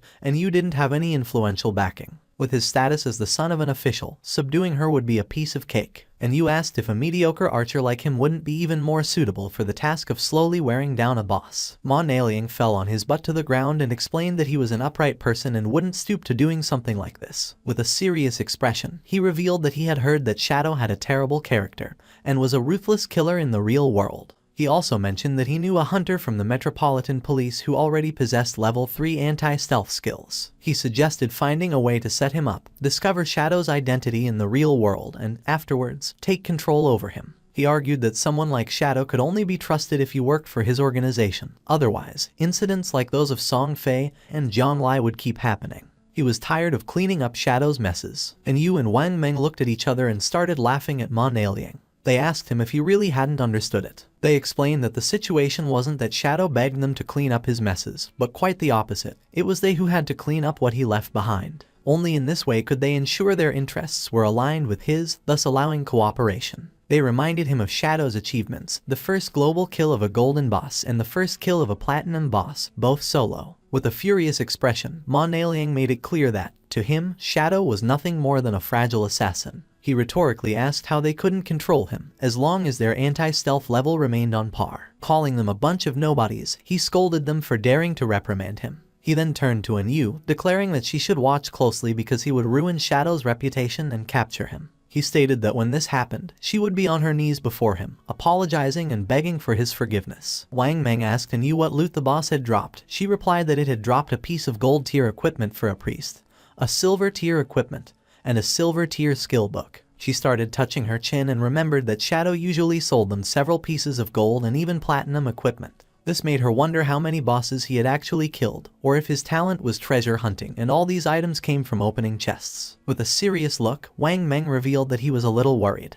and you couldn't help but feel somewhat confused. Wang revealed his concern, bringing up the case of the Jiangnan restaurant, the incident in which the entire Dongfang family was murdered during a gathering. Then, he raised an unsettling hypothesis. If Shadow had been responsible for this, were they still supposed to clean up his messes? Wang admitted that he still didn't understand Shadow's personality, and expressed his fear that he might actually be a ruthless serial killer in real life. She knew about this case. The superiors were taking it very seriously, and everyone was speculating whether it was related to Shadow. With a confident smile, she explained that, even if this case had really been the work of Shadow, she would still choose to cooperate with him. She stated that, although the superiors refused to clean up his messes, she would personally support him. Wang Meng was somewhat confused, and when he asked the reason, she simply replied that the real question was who wouldn't want to support Shadow. Their subordinate appeared and reported that in the area ahead they had found a place similar to an arena, but all the monsters inside were already dead. With a serious gaze, he revealed that there were bodies everywhere. He didn't know which party had been strong enough to clear all the monsters from the arena. MANHUA felt happy and decided to go to the arena. Upon seeing her behavior, Wang Meng felt even more confused. They arrived at the Zhanghai Coliseum and saw a lot of lifespan lying on the ground. They were in shock as they realized the incredible amount of loot. There must have been hundreds of minor creatures there, and this led them to wonder which party was so strong to have achieved such a feat. Captain MANHUA was confident that Shadow had been here. With this in mind, she suggested they search the surroundings, as they might run into him. Manhwa questioned why she was so sure it had been Shadow. Captain MANHUA responded that the reason was simple. He was number 1 on the leaderboard. Their party was right behind on the leaderboard, and since they couldn't achieve something like this, it had to have been Shadow. Manhwa was furious and revealed that he also had invisibility, and could do the same. It would just take him more time. That's all. With a smile, Captain MANHUA communicated with Shadow, and upon noticing that he had cleared so many monsters, she thought that he surely had a lot of gear and skill books that he didn't need, so she proposed that he sell them to them. At that moment, Manhwa's eyes widened in surprise. King Feng mounted on the wolf appeared behind him. He fell on his butt to the ground upon seeing the wolf, while on the other side, Captain MANHUA felt excited and asked where King Feng had gotten a mount. King Feng revealed that thanks to the coordinates Little Black had given him, he had obtained the mount. Upon hearing this, Little Black couldn't help but blush, and she said there was no need to mention it. King Feng decided to make a deal with Captain MANHUA. He proposed that she take all these items from the ground as part of a package, clarifying that the conditions would be the same as always. She mentioned that she understood, if she wasn't satisfied, she didn't have to buy. She already knew it. Shadow's prices were always fair. While they were talking, Manhwa couldn't help but feel furious. His eyes widened with rage. He felt humiliated by Shadow, and swore internally that he would make them pay. Mounted on the wolf, King Feng began to advance through the ruins. According to the system chart, he had already reached level 13. Below him, at level 10, were Justice Enforcement and Wang Meng. Black Goblin Big Lies Eye also appeared at level 10. Our boy had 245 years of tradable lifespan and 255 evolution points. King Feng was happy because this time, after clearing the arena ruins, he had obtained a pretty good grade gold skill book. The skill book was called Silent Concealment. It was grade gold and allowed the user to enter stealth without moving. As long as they did not attack or move, they would remain permanently invisible. Attacking from this state added 300 detection penetration damage points. It had a cooldown of 120 seconds and required level 13 to be used. King Feng realized that this skill not only strengthened his stealth, its true power lay in the fact that, if he used it in reality and combined it with the invincible state from the game, he could make himself disappear completely in the real world. He decided to evolve this skill book to Epic, for which he consumed 11 evolution points. The skill was improved, going from gold to platinum, then to emerald, diamond, and finally to epic. With this, the additional damage per stealth penetration attack increased from 300 to 800 points. In turn, the cooldown was reduced from 120 to 60 seconds. He decided to evolve other skills as well. First, he consumed 34 evolution points to bring Venomous Dart to the epic level. The skill progressed from emerald to diamond and finally to epic, improving its attributes. Its maximum range grew to 20 meters, its on-hit attack damage increased to 400, and it applied the venom status. This status now dealt 100% damage per second for 5 seconds, with no weakness bonus, and did not stack. Next, he invested an impressive 200 evolution points to elevate Graceful Release to the mythic level. Evolving from legendary to mythic, its weakness attack bonus soared to plus 300%, and its weakness attack multiplier was doubled, while its level remained at 5. Its active use now applied the throat slash effect, dealing 200% of the attack's damage per second for 3 seconds, and its cooldown was slashed to just 15 seconds, or 9.7 with his bonuses. King Feng was happy since the mythic level skills were truly powerful. Now, except for some special monsters, each of his attacks was a hit to a weak point. He took out the necklace and began to observe it carefully, and decided that it was time to evolve it. It was the Deceiver's Pendant of Platinum Grade, an accessory for assassins that granted 45 points of physical attack, 20 of strength, and 20 of constitution. Its equipment requirement was to be level 13 and also had a unique effect that added 1 point to stealth level. By combining his skills and equipment, he realized that he now possessed a stealth level 4. He was convinced that, at this stage, no one could detect him. In addition, there was the item Shadow Veil. Thanks to it, his evasion rate had directly reached an impressive 83%. It was the gold tier Shadow Veil, an assassin-type equipment. It granted 5 points of constitution, 5 of spirit, and a 32% evasion rate. At that moment, a small explosion occurred. King Feng decided to stop to find out what was happening. And when he turned around, something began to emerge. It was a giant boss who had chains as arms and 2 sharp blades as hands. King Feng realized that it was the Steel Saintess and wondered who would be crazy enough to have unleashed this boss. King Feng remembered that in his previous life, she had appeared in the ruins of Zhanghai City, where more than 1,000 people tried to hunt her down, which resulted in more than 4,000 deaths in total. In fact, she was the guardian of the sanctuary called Church Sanctuary, the second largest refuge in the Zhanghai ruins. His original plan had been to deal with Qian Shishi first before facing this boss, but since she had appeared there, he decided to face her. Jumping up, the wolf climbed on top of a building. The boss began spinning her arms and massacring nearby players. She killed one of the players, and upon seeing this, the others realized that she was very strong. Just before they had time to react, she swung her blade-made arms with force and began to kill the other players. King Feng, upon seeing that the players wanted to face the Steel Saintess, knew that they were greatly overestimating their own abilities. A player who was mounted on a tiger began to fight against the boss, and King Feng noticed that he was Dong Wuming, also known as Chen Wuming, possessor of the hidden class Paladin. It was about an old friend of King Feng, with whom he had fought for 9 years in his previous life without a clear winner. This man was cunning and deceitful. Whenever he was about to lose, he managed to escape with some dirty trick. King Feng remembered that in the past life, the Steel Saintess was defeated by Chen Wuming's guild, the Knight's Sanctuary. This gave rise to the saying, West/God, East Sanctuary, since each one controlled respectively the western and eastern regions of Zhanghai City ruins. The guild Knight's Sanctuary, when recruiting its first members, made them sign a very harsh contract that guaranteed their safety but with a tax rate on their lifespan of up to 50%. Most of the members became black slaves, basically forced to work for the higher tier players of the guild. King Feng's eyes widened with joy. For him, this was simply perfect. He made the firm promise that, this time, Chen Wuming would not escape. The boss began to spin her arms forcefully in circles, and while she was distracted, King Feng, using invisibility, landed near her. His eyes began to shine with evil intent, and without wasting time, he used the Dark Night Ring blade and in the blink of an eye killed the players who were nearby. Wrapped in red aura, our boy began to spin quickly, killing all the players. Upon seeing this, Chen Wuming was in shock. Upon realizing it was Shadow, he asked why he was killing his people, stating that they had no grudge against him. King Feng appeared behind him and, with a murderous gaze, replied that it was because he didn't eat beef. Upon hearing this, Chen Wuming's eyes widened in fear. With a cold and arrogant expression, using instant shadow slash, King Feng killed Chen Wuming. Then, he extended his hand and used the skill Blooming Curse. Not long after, the players respawned back in their town. Chen Wuming was furious since he didn't know what Shadow not eating beef had to do with them. His subordinate panicked since his lifespan had reached 0. Chen Wuming knew this must be the work of a skill from Shadow. He decided they would gather their people to counterattack, but first they would move to another place to level up and thus recover the lost lifespan. Among them was also Xiao Yu. She couldn't help but cry while wondering why Shadow was attacking her directly.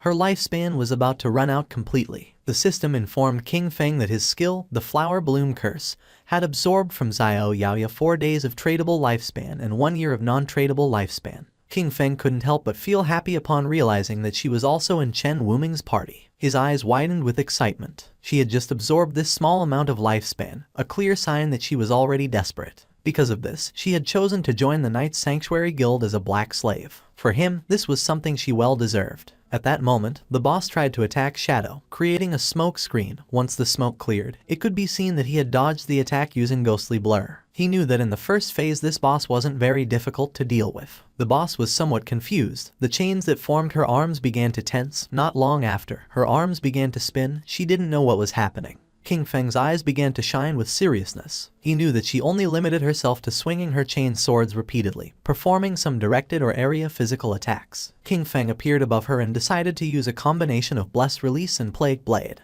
After an attack, Blessed Release applied the effect Throat Slash, which triggered a burst that caused massive damage. Plague Blade, in turn, would cause an explosion of toxin damage 3 seconds after impact. King Feng attacked quickly, causing several thousand points of damage to the boss. Then, he used Throat Slash, causing a deep cut in her throat. In the blink of an eye, her HP bar had dropped to less than half. Her eyes began to shine with rage. King Feng remained calm, knowing that the reason she had become the Guardian lay in her terrifying second phase. After losing half of her health, the demon sealed within her would awaken. All damage received was then equally reflected back at the attacker. There was also a legend that claimed there was a portal inside the demon's belly. Anyone swallowed by it would be transported to an unknown place, rumored to be the bottom of a volcano. However, in his previous life, no one had achieved this. He suspected that some fools had simply confused this with mechanics from other games. A group of players was watching the battle. According to them, Shadow was ruthless. The Platinum tier boss had been summoned by the Knight's Sanctum Guild, but Shadow suddenly appeared and annihilated them all. Right after that, he used a single skill that took away half of the boss's health in an instant, pushing it directly into its second phase. While they were talking, King Feng's attention, who was using invisibility, focused on them. His eyes began to shine with seriousness. He was aware that the Steel Saintess had a weakness in her second phase. When she launched an attack, the damage reflection effect disappeared momentarily. This meant that if he attacked right when she did, he could avoid receiving the reflected damage. However, the problem was his skills like Shadow Slash, Throat Cut, Plague Blade, and Poison Dagger, since they all inflicted damage over time. If he used any of them, he would still receive the reflected damage, and at his current level of development, this would kill him instantly. Thinking about this, he considered the players who had been spying on him from the cliff. He decided to use them. One of the players asked the others to step aside because he wanted to see what was happening. This man was known as Anquan. Upon seeing him, the others couldn't help but feel happy. Anquan's subordinate explained that they had been watching for a long time and had already memorized all of the boss's skills. She only had a few. With a smile, the girl extended her hands and revealed that after the boss's life dropped below half, she suddenly stopped. Her body had changed a bit, giving hints that she was gaining new skills, and just when the boss entered her second phase, Shadow also disappeared. Anquan couldn't believe that Shadow had been fighting this boss alone. His eyes began to shine with rage. He gave the order to his subordinate, Xiao Tu, to activate Red Eye and check if Shadow was still there. She nodded her head and began to use her powers. A small rabbit manifested and ran near the boss without attracting her attention. Then, she revealed that she couldn't find Shadow's location and thought he had probably left. Upon seeing that her level 3 anti-stealth could not find Shadow, Anquan realized that this meant he had definitely left, as he considered it impossible for him to have a level 4 invisibility. Anquan jumped and got down from the building, making Xiao Tu feel somewhat confused. Anquan asked her to keep a close watch and alert him immediately if Shadow returned. She nodded her head. Anquan descended to the ground and drew his swords. His eyes began to shine with joy and a confident smile spread across his face. According to the other players, he was looking for death by trying to fight a platinum tier boss alone. However, one of them recognized him. He had seen him in the starting town defeat a gold tier boss without receiving a single scratch. It was revealed that his class was Soul Warrior, which granted him 100% dodge when rolling, and he was the famous player known as Safety First. It was also rumored that he had been a top-level global streamer in Souls-type games, with ultra-fast reflexes. The boss's attention focused on him. She attacked using her sharp blade-like arms. Luckily, Anquan reacted in time and slid across the ground, narrowly dodging the attack. The boss grew arms made of energy, and when she tried to crush Anquan, he rolled again, dodging the attack once more. When the boss tried to catch Anquan, he rolled again and moved away from her. His subordinates began to praise him, amazed by his incredible skill and the calmness with which he dodged. They highlighted his discipline in not letting himself be carried away by the greed of an extra hit, considering his performance simply brilliant. With a smile, one of them mentioned that he was truly amazing, perfectly dodging each attack from the boss. This seemed incredible. He even saw multiple slash effects flashing over the boss's body, which led him to wonder if the Soul Warrior class was really that powerful. With a curious expression, the black-haired woman explained that Anquan, by rolling, activated the special passive or counterattack mechanic of the Soul Warrior. Each dodge or roll counterattacked, dealing damage to the boss. Because of this, every time he dodged perfectly, he was actually hitting the boss simultaneously, draining her life. This was why the boss's HP decreased every time he rolled. With a smile, Xiao Tu made it clear that the perfect dodge was only the foundation.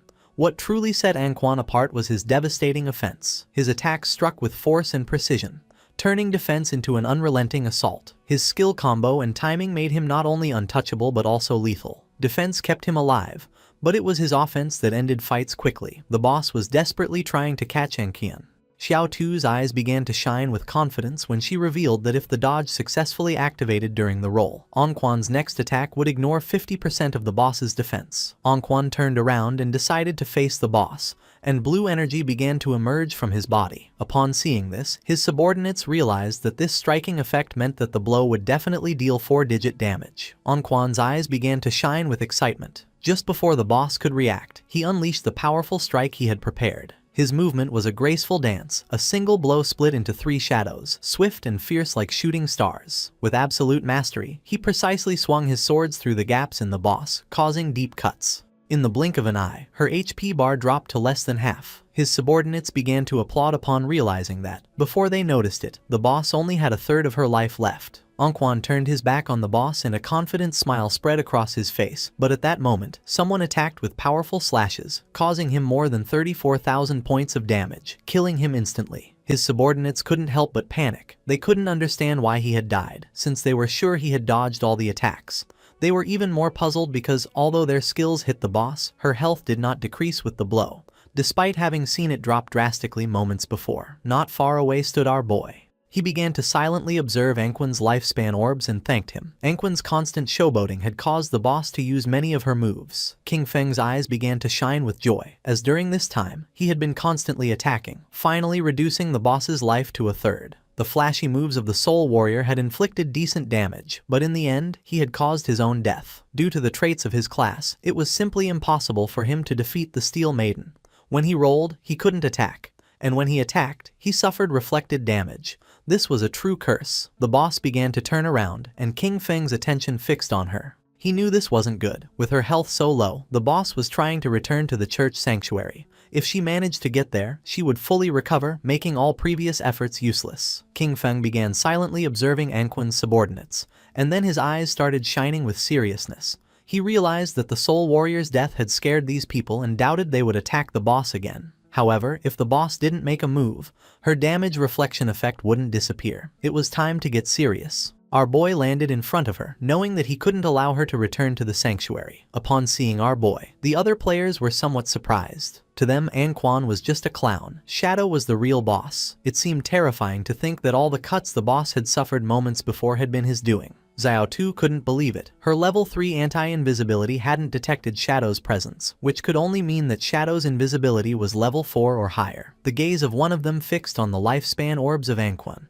and his mouth watered upon realizing that the loot of the Soul Warrior was still on the battlefield. He decided to find a way to recover it. With eyes shining with determination, our boy used his skill Blacklight Shield, making a golden shield appear around him. This skill created a 10-layer shield, each one capable of blocking 1 instance of damage. The boss's attention focused on King Feng and her arms transformed back into blades. She attacked, and King Feng realized that this was the moment he had been waiting for. Using instant shadow slash, King Feng attacked with quick slashes. He began to stare at the boss. Now his black light shield had 7 layers left. He remembered that, out of the 9 strikes of instant shadow slash, the last 3 had hit the boss during her damage counterattack phase, right after her attack ended. If it hadn't been for the black light shield blocking those 3 hits, he would already be dead. The boss began to concentrate energy in her abdomen, and then she jumped and started to release purple flames. Our guy stepped back. Now he had no layers left of his blacklight shield. The boss began to stare at him with eyes shining with evil. King Feng realized that the damage from the flamethrower was coming too frequently. Despite having a dodge rate over 80%, this had instantly destroyed all 7 layers of the shield. If he had been just half a second slower, they would have killed him instantly. While he was distracted, one of the players tried to take Anquan's loot, but our guy noticed and threw a poison dart which stuck in his forehead. The player was eliminated. King Feng made it clear that he wasn't going to let anyone steal the loot from him. The system informed our boy that he had obtained 612 days of tradable lifespan, and 67 years of non-tradable lifespan from Safety First. Additionally, Blossom Curse had absorbed 355 days of tradable lifespan, and 20 years of non-tradable lifespan from Clean Hands and Feet. King Feng was somewhat surprised, since Safety First had a really large amount of lifespan, which probably meant that he had never died. This seemed interesting to him, so he decided not to use Blossom Curse on him.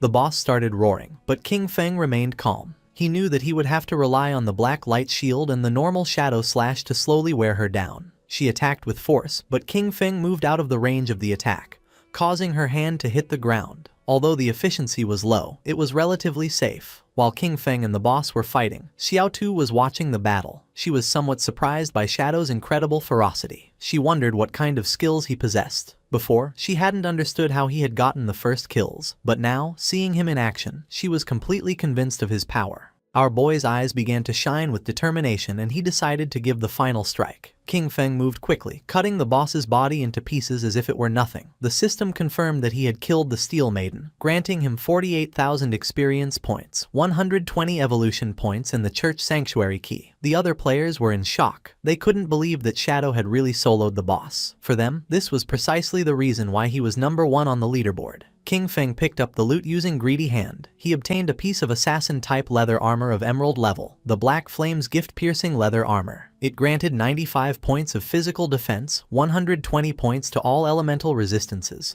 77 points of damage reduction, and 77 points of constitution. Its special effect, Black Flame's Gift, applied a stack of the Black Flame status when attacking or being attacked, up to a maximum of 5. Each stack reduced the target's defense and elemental resistance by 7%, although a note clarified that the weakening effect was lower against bosses of emerald level or higher. Our boy felt happy since this single piece of emerald tier equipment provided better defense than what others got with a full set of armor. Additionally, it came with the Black Flame's Gift effect, which weakened the target's defense and elemental resistance. This made it much more useful than what had been dropped by the Soul Purifier earlier. He also obtained the skill Assassin's Instinct of Emerald tier. It granted him the ability to partially perceive the silhouette of invisible units and gave him 2 points to the anti-invisibility level. King Feng decided to upgrade the skill. The process consumed a total of 33 evolution points, leaving him with 97 remaining. As a result, his skill Assassin's Instinct evolved through the Emerald, Diamond, and Epic tiers until reaching Legendary tier. With this, his anti-invisibility level bonus progressively increased from 2 points to 5. Additionally, the legendary effect added the ability to more sensitively detect weak points of the target, granting him a 50% modifier to critical hit damage. It was an anti-invisibility skill, upgraded to legendary tier, with a level 5 anti-invisibility and a 50% increase in critical hit damage, combined with the passive of Graceful Deliverance.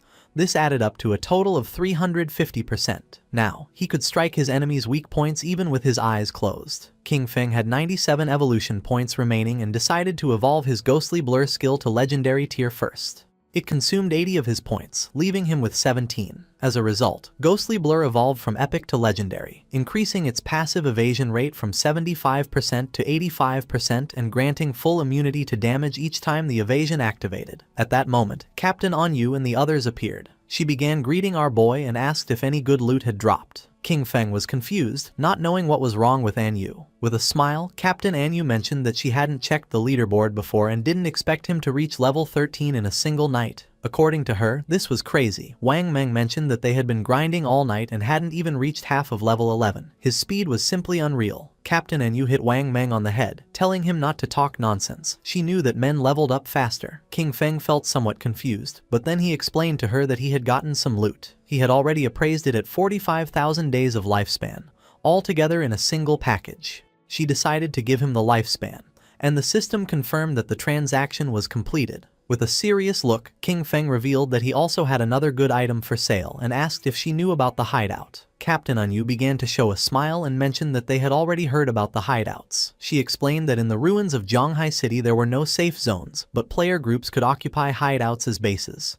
In them, they could store supplies and activate magical defensive barriers at critical moments to block external water invasions. King Feng knew that what she had probably heard about was the small hideout dropped by the Golden Boss. She nodded her head and explained that Zhonghai City's officials still hadn't found any hideout. She added that in Modu, officials had already taken control of a medium-sized hideout, and that's how they knew of its existence. King Feng took a golden key out of his inventory. Now that she understood the value of a hideout, he revealed that it was the Sanctuary hideout key, which had been dropped by the boss he had just defeated. He informed them that this hideout covered more than 800 meters of land and proposed that they return and discuss the price they were willing to offer. After this, he would consider whether or not to sell it. Captain Anyu and Wang Meng were in shock, as they knew that the larger the hideout was, the stronger its defensive capabilities and the more solid its internal infrastructure. A hideout covering 800 meters was more than enough for each member of Zhonghai City's official forces to have their own private room inside. She extended her hand and, with a curious look, asked how much he planned to sell such a large hideout for. King Feng decided to go back and discuss it first, to see what price they could offer. He knew that in his previous life, this hideout could be sold for 2,000 years of lifespan. If he managed to sell it to the government, this, combined with the lifespan he already possessed, would be enough to extract all his gear, skills and levels into the real world. With a nervous expression, Captain Anyu accepted his proposal and assured him that she would immediately report it to her superiors. Then, she said there was something else and asked for his help.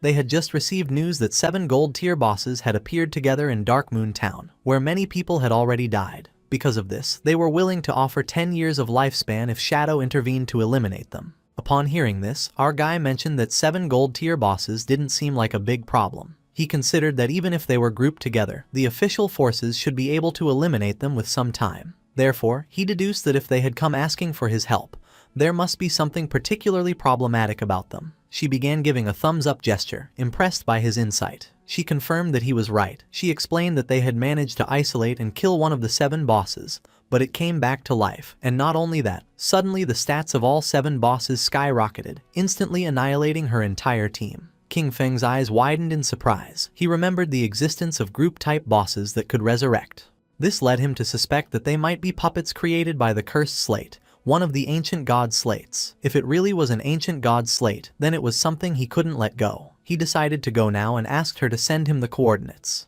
She wished him good luck. According to our guy, Anyu was quite genuine. The loot from 7 gold-tier bosses could be sold for 40 or 50 years of lifespan, and she had even offered him an additional 10 years as a reward. Honestly, this was very generous. Mounted on the Ghost Knight Wolf, King Feng began to move through the ruins, passing by a statue, and his eyes widened in surprise. Not far away, there was a group of players hitting a girl. It was Xiao Yu, King Feng's sister. With a smile, the woman gave her a strong slap on the face, accusing her of being a slut who tried to seduce the guild leader even though she had just joined. Xiao Yu, whose face was full of bruises, began to cry.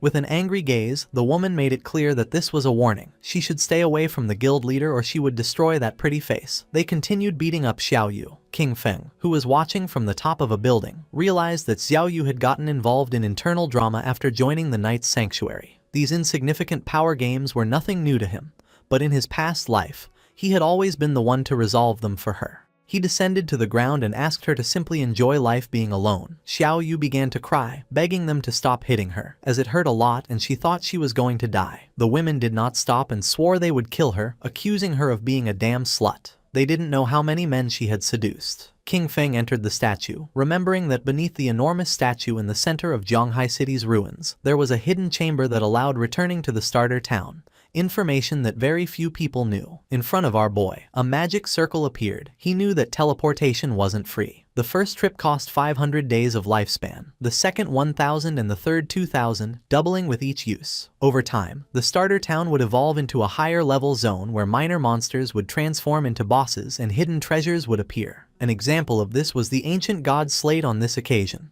an item he couldn't let slip away. The system asked if he wished to teleport back to the abandoned land of the gods, Dark Moon Town. King Feng remembered that Dark Moon Town was a town that appeared in later stages which he had never heard about in his previous life. Without hesitation, he chose to teleport. The system consumed 500 days of lifespan and King Feng was teleported to the Dark Moon Town. This town was full of elders chatting with each other. King Feng felt somewhat surprised, as he did not expect the place to be so lively and wondered why most of the people were elders. Not far away there were several players. One of them helped the elder woman to stand up. She felt relieved to have returned to the safe zone. The players reminded her that, as they promised, they had leveled her up to level 3. During this process, she had received 72 days of lifespan and now only needed to give them the tradable lifespan. The old woman got angry and refused, asking why they wanted money if they were supposed to be a charity organization that helped her level up. With a kind smile, one of them explained that they weren't asking her for money. When they partied before, part of the lifespan dropped by the monsters they defeated was shared with her. The other guy mentioned that she only needed to give them that portion, as had been agreed from the beginning. The old woman became even more furious, making it clear that she didn't know what damn agreement they were talking about. It seemed shameless to her that some young people had the nerve to ask an old lady like her for money. The players tried to calm her down, explaining that she was mistaken. They were helping her level up for free and only asked in return for the lifespan dropped by the monsters. They clarified that unless she formed a party with them, the lifespan would not be shared with her, and she would not gain the same experience. The old woman asked them not to touch her and began screaming for help, accusing people from the Manhwa River Guild of harassing her. Just then, someone grabbed her from behind and threw her to the ground, leaving both her and the players somewhat confused. It was King Feng. He grabbed her by the neck and with a murderous gaze, drew his dagger. Without hesitating for a second, our boy finished her off. Upon noticing this, the two players couldn't help but feel somewhat confused and went into shock. Lifespan orbs appeared on the ground. Our boy mentioned that her lifespan was on the ground and now they could take it for themselves. The players began to celebrate and wanted to know which expert had just intervened to help. King Feng said he was just doing a small favor. He turned his back on them and started walking away. The players picked up the lifespan. They were happy since they had obtained 72 days, and thanked our boy. For King Feng it was really inconvenient that fights were not allowed inside the town. He began thinking about the Manhwa River Guild, realizing that their origin was Dark Moon Town. He remembered that this guild was founded with a focus on charity work, helping the elderly survive in the abandoned land of the gods for free. Later, it gained official recognition and strong support. In terms of numbers alone, Manhwa River was considered the largest guild in Huaxia. King Feng's eyes began to shine. According to him, in this chaotic apocalypse it was precisely when more people like these were needed. It was night, and somewhere in the forest, someone was fighting against a monster made of mud.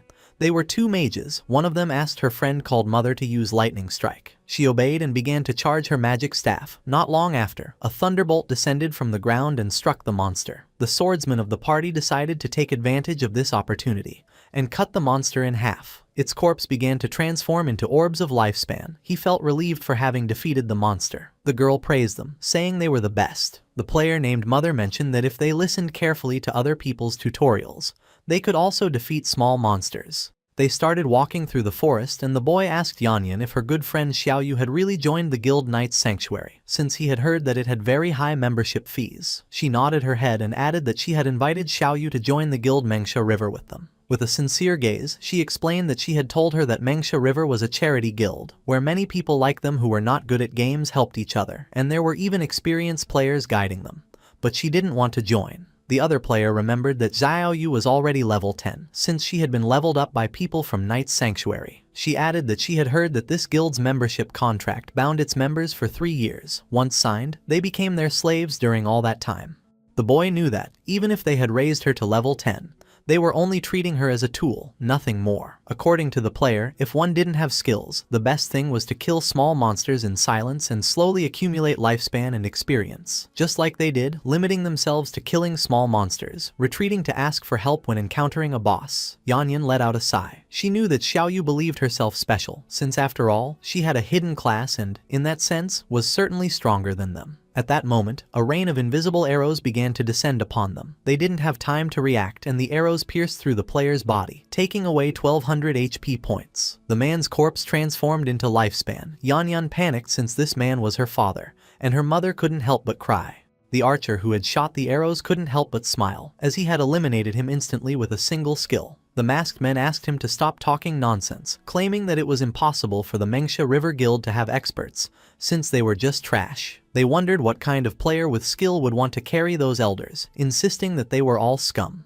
They approached Yanyan and her mother. With a smile, the archer asked them to hand over all the lifespan they were carrying. Yanyan could not help feeling afraid. She knew that the authorities had officially forbidden killing people in-game and remembered that the attackers were risking becoming wanted criminals. The archer began to point at her with his finger and a smile, making it clear he didn't give a damn about the authorities. He decided to stop chatting and gave them 3 seconds to hand over the lifespan. The player named Mother obeyed. Yanyan, however, stood firm, telling her mother not to even think about it. She asked her to quickly ask for help on the guild channel while she held them off. Upon seeing this, the archer gave the order to his men to attack. They had to kill the older one and keep the young one alive for fun. The masked men rushed at her, but just at that moment, a wolf appeared and bit them. Yanyan felt somewhat confused as she didn't know what was happening. The archer's eyes filled with confusion. Just before he could take another breath, someone attacked quickly, cutting off his head. It was none other than King Feng. While the wolf was devouring his subordinates, our boy began to observe the archer's head in silence. He soon realized that he was Shadow. The archer and his subordinates respawned back in the town. He was furious, and his men too. They wondered if the cause was the killer status, but even with it, there was no way that their lifespan could be completely drained. They were in shock, not understanding how all their lifespan had disappeared and why such a large amount had dropped, ready to be traded. They started running toward the forest, knowing that if this continued, they were going to die. They had to kill monsters quickly to get some lifespan. At that moment, a strange energy appeared and not long after, a sword made of energy descended upon them. The energy made them unable to move. Someone approached them. They knew they had finally been caught for having been wandering around and attacking other players. They were 2 priests. The man who was holding the skill book revealed that they were official bounty hunters and that, according to the law, they were going to arrest them, for which he asked them to provide their real-world information. The other man began staring at them with a serious gaze and made it clear that if they resisted, they would immediately end their lifespan. Back in the forest, flowers began to emerge from the archer's corpse. Yanyan felt happy and thanked our boy, knowing that without his help, she and her mother would have been doomed. King Feng started looking down at the ground. He did not expect Chuyen to be so good. Kind-hearted and brave, she was completely different from Qin Xiaoyu. He didn't know how they had become best friends, but fortunately, they had taken separate paths. King Feng disappeared without a trace, and upon noticing it, Yanyan and her mother felt somewhat confused. Yanyan picked up the lifespan orb and her eyes filled with confusion since she didn't know if it was her father's lifespan. The mother was somewhat confused since she didn't know where the others were. She asked her daughter how Shadow had suddenly disappeared.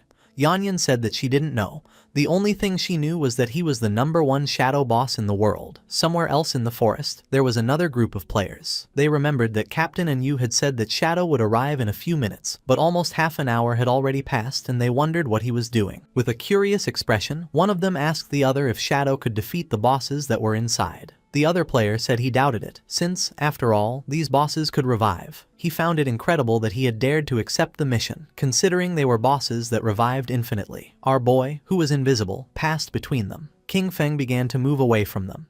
He was aware that the ancient god slate added 1 positive and 1 negative affix to equipment. With luck, these affixes could even alter class traits. Some had even seen the 7th player in the world ranking summon the ghost of an ancient god using 7 of these slates to destroy a legendary level boss. Sometimes, these bosses were invisible with extremely high stealth levels, so players passing nearby were eliminated without even knowing what had hit them. The group-type bosses created by the ancient god slate contained unique mechanics, and each possessed different skills. King Feng saw several monsters with eyes shining with malice standing. Sometimes, these bosses were invisible, with extremely high stealth levels, and players were eliminated without even realizing what had happened. Other times, the real boss was actually a summoner-type sorcerer, hidden somewhere nearby. In these cases, the boss that players faced simply respawned endlessly. According to current information, once killed, the bosses would revive, and each time, all of them would gain a stackable Berserk attribute. Official sources said that killing even just one triggered resurrection and Berserk state. But what if they were all killed at the same time? Would they still revive? It was something worth trying. King Feng decided first to equip the follower's pendant and use a devout follower to make a test. Our boy summoned a devout follower. It started to charge towards the bosses and attacked, taking more than 1400 points of HP from them. The eyes of one of the bosses began to shine with rage. It turned around and not long after, the body of the devout follower exploded. The bosses didn't even pay attention to the poor devout follower. King Feng's eyes widened with seriousness, realizing that all of them were level 10. They had no damage reflection and their stats were only about twice as strong as those of regular golden tier bosses. He used Shadow Ring Blade. A strange red energy began to spread throughout the area. Then, King Feng used the poison darts, which embedded themselves in the throats of the bosses. The corpses of the bosses began to disappear. Our boy felt somewhat confused upon seeing that they hadn't dropped loot. At that moment, the bosses began to merge into a much more powerful monster. It was gigantic. The boss began to charge toward King Feng. He went on alert, knowing that eliminating them simultaneously had been the right move and that now they had entered the next phase. Then, he noticed the symbols covering this giant boss's body. The boss attacked, but our guy dodged the attack. He immediately recognized the symbols on its body as ancient god script. By deciphering the individual words, disaster, sky, ancient, tuo, wu, god, sea, and reorganizing them, he translated them to reveal the true name of the boss, Uthos, the calamity ancient god. As little by little the boss was getting closer, King Feng became confused because he didn't know how to proceed. Then he wondered if he should attack different parts of the boss in order of the characters. After all, it wasn't for nothing that he had invested a great amount of personnel and resources studying ancient god script to overcome the ancient god ruins. King Feng slipped and attacked the symbol that the boss had on its leg, then attacked the symbol on the arm and then the one on the chest. Poison began to emerge from the body of the boss. It opened its mouth and began to roar in agony. Its body began to fall apart and fell into the water. Our boy became alert, not knowing what was happening. Then, coffins emerged from the water and the boss began to float and change shape. Its body began to mutate, and not long after, several monsters began to emerge from its body and roar. King Feng noticed that the embossed inscriptions on the coffins matched one by one with the monsters. Apparently, at this stage, he needed to kill them near their respective coffins. He could already see the ancient god's slate. This seemed like its final phase. The monsters began to charge toward our boy. He stood firm and his eyes began to shine with determination. Crows began to fly over the area where our boy was fighting against the ancient god's slate. The attention of all nearby players focused on them. They felt somewhat confused and curious, as they didn't know if what they were sensing was an earthquake or if the movement in the valley meant that the boss was going berserk. Because of this, they decided to go take a look. With a curious look, the mage of the team asked where the hell Shadow was. According to her friend, there was no way he could defeat this boss, so he probably wouldn't come at all. The eyes of the swordsman of the party widened in surprise, asking his friends to come take a look. The place was empty. There was no trace of either King Feng or the boss, leaving the players in shock. They began to walk around the place and noticed that the ground was cracking, wondering if the earthquake had just killed the boss or what was happening. Captain Anyu communicated with them and asked them to retreat, since Shadow had already taken care of the boss. The eyes of the players filled with surprise and confusion. They could not believe that Shadow had defeated the boss alone. The coffins were empty and the chains were broken. They remembered that just a moment ago they still doubted that Shadow could defeat those 7 bosses. Now, barely 10 minutes later, all of them had disappeared without them noticing the arrival of King Feng. They wondered how he had done it, especially because the bosses were supposed to respawn. It was then that they began to understand their leader's decisions. Meanwhile, under the moonlight was walking King Feng with a slate in his hand. According to him, this time's haul hadn't been bad at all. His eyes began to shine with joy. He had leveled up to level 14. Thanks to the 7 bosses and the use of Greedy Hand, he had gained a total of 294 evolution points. Most importantly, however, was that he had obtained this ancient god slate. Given its mechanics, the authorities wouldn't decipher it in less than a month, and the losses would be catastrophic. He spent 210 evolution points, leaving him with 115. His skill Shadow Flash / evolved from epic to legendary. The improvements were substantial. The blink range increased to 40 meters, stealth duration to 15 seconds, and cooldown was reduced to 8.8 seconds. The skill now inflicted 9 slashes in a wider area of 6 meters, and each hit added 700 attack power. However, the most impactful change was a completely new effect. Each slash now granted him a shield equal to 100% of his maximum HP. Stackable up to 9 times and lasting for 60 seconds. Our boy was confident and couldn't help but feel cheerful, since from now on, if the 9 slashes of Shadow Flash / hit, his effective HP would become 10 times greater. His margin for error had just skyrocketed. He turned invisible and began to walk through the area, knowing that, at his current leveling pace, he would reach level 15 in another 5 hours. Then, it would be time to head toward Magic City. Several hours later, our boy arrived at the ruins, where the women were still beating up Xiaoyu. They were willing to beat her to death. King Feng was somewhat surprised to see that they were still fighting. These women were quite ruthless. The white-haired woman began to stretch her arms to rest a little. She was exhausted and complained that her back and waist hurt. The friend was somewhat furious, as her hand was swollen from so much hitting, and she complained that her hands were practically smoking from the fight. They spat on Xiaoyu and decided that it was enough for today. This beating should serve as a lesson. Xiaoyu, whose body was full of bruises and wounds, began to sit up. She couldn't help but cry. According to her, everything was King Feng's fault. She had told him to cut ties and he had really ignored her, not understanding that when girls say something, they often mean the opposite. Using the magic staff, she stood up. Fortunately, she had signed a contract with the Knight's Sanctuary, so she wouldn't have to worry about her survival for the next 3 years. Although she had to give up 50% of her lifespan, she would still have some left for herself, ensuring that she would grow faster than Chu Yan and the others. She used the skill Holy Healing, which allowed her to restore all of the target's life. She was certain that once she became stronger, she would make sure that all those who had looked down on her wouldn't get away with it so easily. Neither King Feng nor those crazy women were going to escape. To everyone's surprise, the spell began healing King Feng, who was invisible. Poor Xiao Yu fell to her knees on the ground, thinking that she had failed casting again and wondering, puzzled, where the healing had gone. At the same time, in the Magic City ruins, several players were facing a boss made of rock. The boss attacked, but the party's tank blocked the attack using his shield. Not far away, there were 3 players hiding and watching the fight. Among them was also Qiang Shishi. According to her, Daxia's men were really weak since they had sent 18 people for a single boss and were too afraid to fight. Her friend winked at her and asked her not to say that, since they were working hard for their benefit, so they should be grateful to them. She blew him a kiss and, laughingly, mentioned that he was very polite, but those pigs from Daxia had such low damage that it took them too long to defeat a miserable gold-tier boss. The players continued attacking and the boss's HP bar had already dropped to less than half. With an excited smile, the team's mage encouraged everyone to give it their all, as it only had a little life left, and they needed to keep going for the final blow. At that moment, a spear pierced through his chest, killing him instantly and turning his body into lifespan. The one who killed him was King Shishi's subordinate. With a smile, he thanked him for his hard work and for the offerings of weaklings. Noticing this, the players panicked upon realizing they were facing the Spade Gang, a band of thieves made up of mysterious women from Daxia and foreigners. They couldn't understand how such beasts could exist, capable of guiding outsiders to massacre their own people.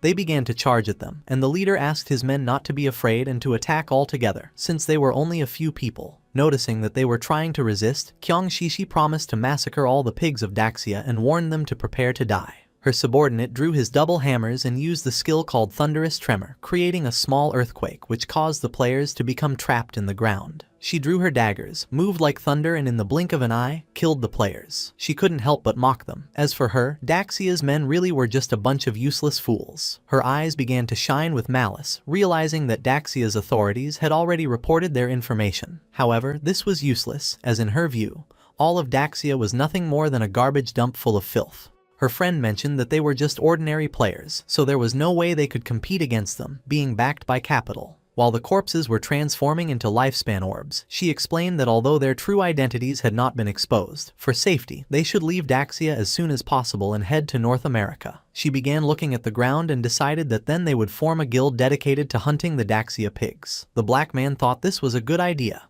but the other man questioned what name they would give to the guild. She began to show her dagger and decided to call their guild Alice. She fell to the ground and began imagining herself surrounded by black men. She decided that it was enough for today. It was time to disconnect and celebrate the founding of Guild Alice with a big party. With a smile, Captain Enyu began to wave at our boy and proposed to discuss together the prices of the hideout, informing him that they had already arrived. King Feng asked how much, and she mentioned that 1,500. According to our boy, this was too low. Captain Enyu admitted that she knew that 1,500 was too low, so she had fiercely debated and managed to get the big boss to raise the price to 2,000. King Feng agreed to make the deal for the statue in the center of the ruins. He knew that Enyu was smart, even so she tried to offer him a low price. A while later, our boy arrived at the statue and saw Captain Enyu along with several knights. She blushed and with a smile mentioned that she had too much lifespan on her, so the high command didn't feel safe and had organized a military escort for her. King Feng's eyes began to shine seriously. He knew this was nothing, since the authorities still didn't know his true strength and those guys only knew 1 or 2 moves. King Feng handed over the key,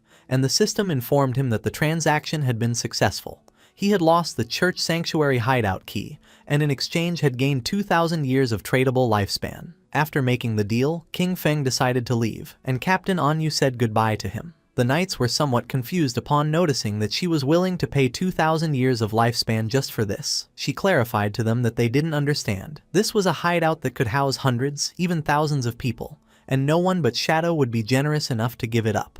The timely gift of lifespan from MANHUA was perfect. This meant that he could fully equip himself before heading to Magic City. King Feng immediately invested the tradable lifespan he had obtained. He consumed 71.2 years to reach level 15. Then, he acquired a series of new skills, the Mythic Level 1, Blessed Liberation, for 161.7 years. The Legendary 1, Assassin's Instinct, for 71.12 years, and 3 Epic Level 1s, Shadow Ring Blade, Silent Concealment, and Darkest Hour, for 36.35, 23.71 and 34.65 years respectively. Finally, he spent 113.89 years on the item Mount Bell. Except for the equipment, everything else, skills and level, had been completely synchronized. His strength in the real world was now almost the same as in the game. The system alerted him that his hunger level had reached 90%. He hadn't eaten in a long time, so he decided to disconnect to take care of his hunger first. King Feng disconnected from the game and woke up in a cage at the Hoi Lun Hotel.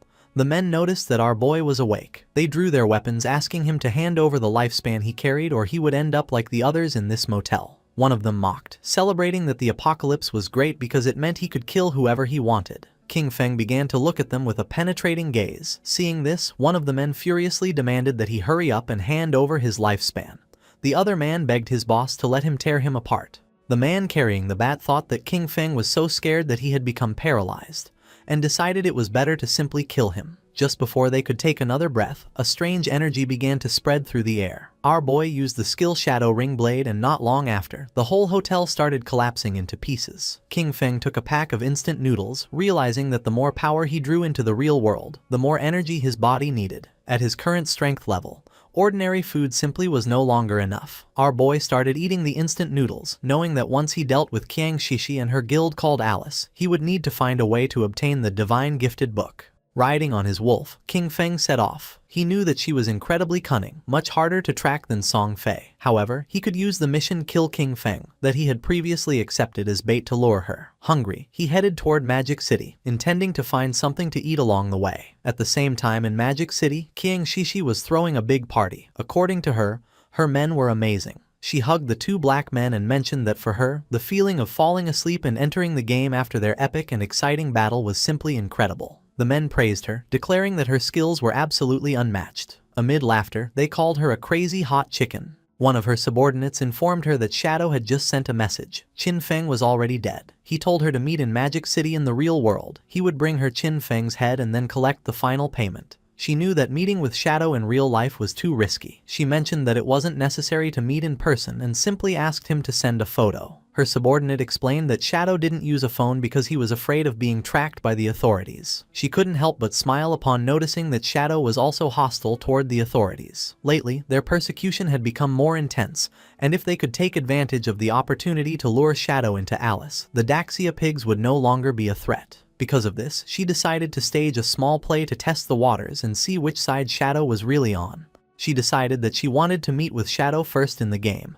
and sent him the coordinates. She went to the ruins and called Skywalker. She addressed him with affectionate words, asking if he was there and expressing that she missed him. Then, she asked him for a favor, mentioning that she needed his help with a living one. King Feng was sitting and meditating. He was using Silent Concealment, a skill that allowed him to enter stealth permanently while remaining completely motionless. Noticing that she wanted to meet in the game, King Feng thought that Qiang Shishi was really clever. These coordinates, Spectre Academy, were not far from him. He logged into the game and decided to see what kind of tricks she had up her sleeve. A few hours later, King Feng went to the Magic City ruins, Spectre Academy. King Feng, still using invisibility, got off his mount. At that moment, some government agents appeared in front of King Shishi. They announced that the authorities had located her Spade Gang, identified her as Spade A, and advised her to surrender immediately and stop resisting. Otherwise, they would be forced to take military action. With a smile, she asked Tian Xingjian to go back and tell his men from Daxia to remember this well. They were no longer the Spade Gang, now they were the Alice Guild. Showing off her melons, she made it clear that they, the Alice Guild, specialized in killing Xiaoguo's men. Tian Xingjian and his men couldn't help but blush. Furious, they cursed Spade A, promising that Great Zia's officers would bring her to justice, calling her audacity shameless. With an expression full of excitement, she provoked the Daxia pigs to face her. She hinted that if they performed well in this show, she might become even bolder with them that night. King Feng was watching everything. Tian Xingjian clenched his fist upon noticing that she was as stubborn as ever and swore to arrest her.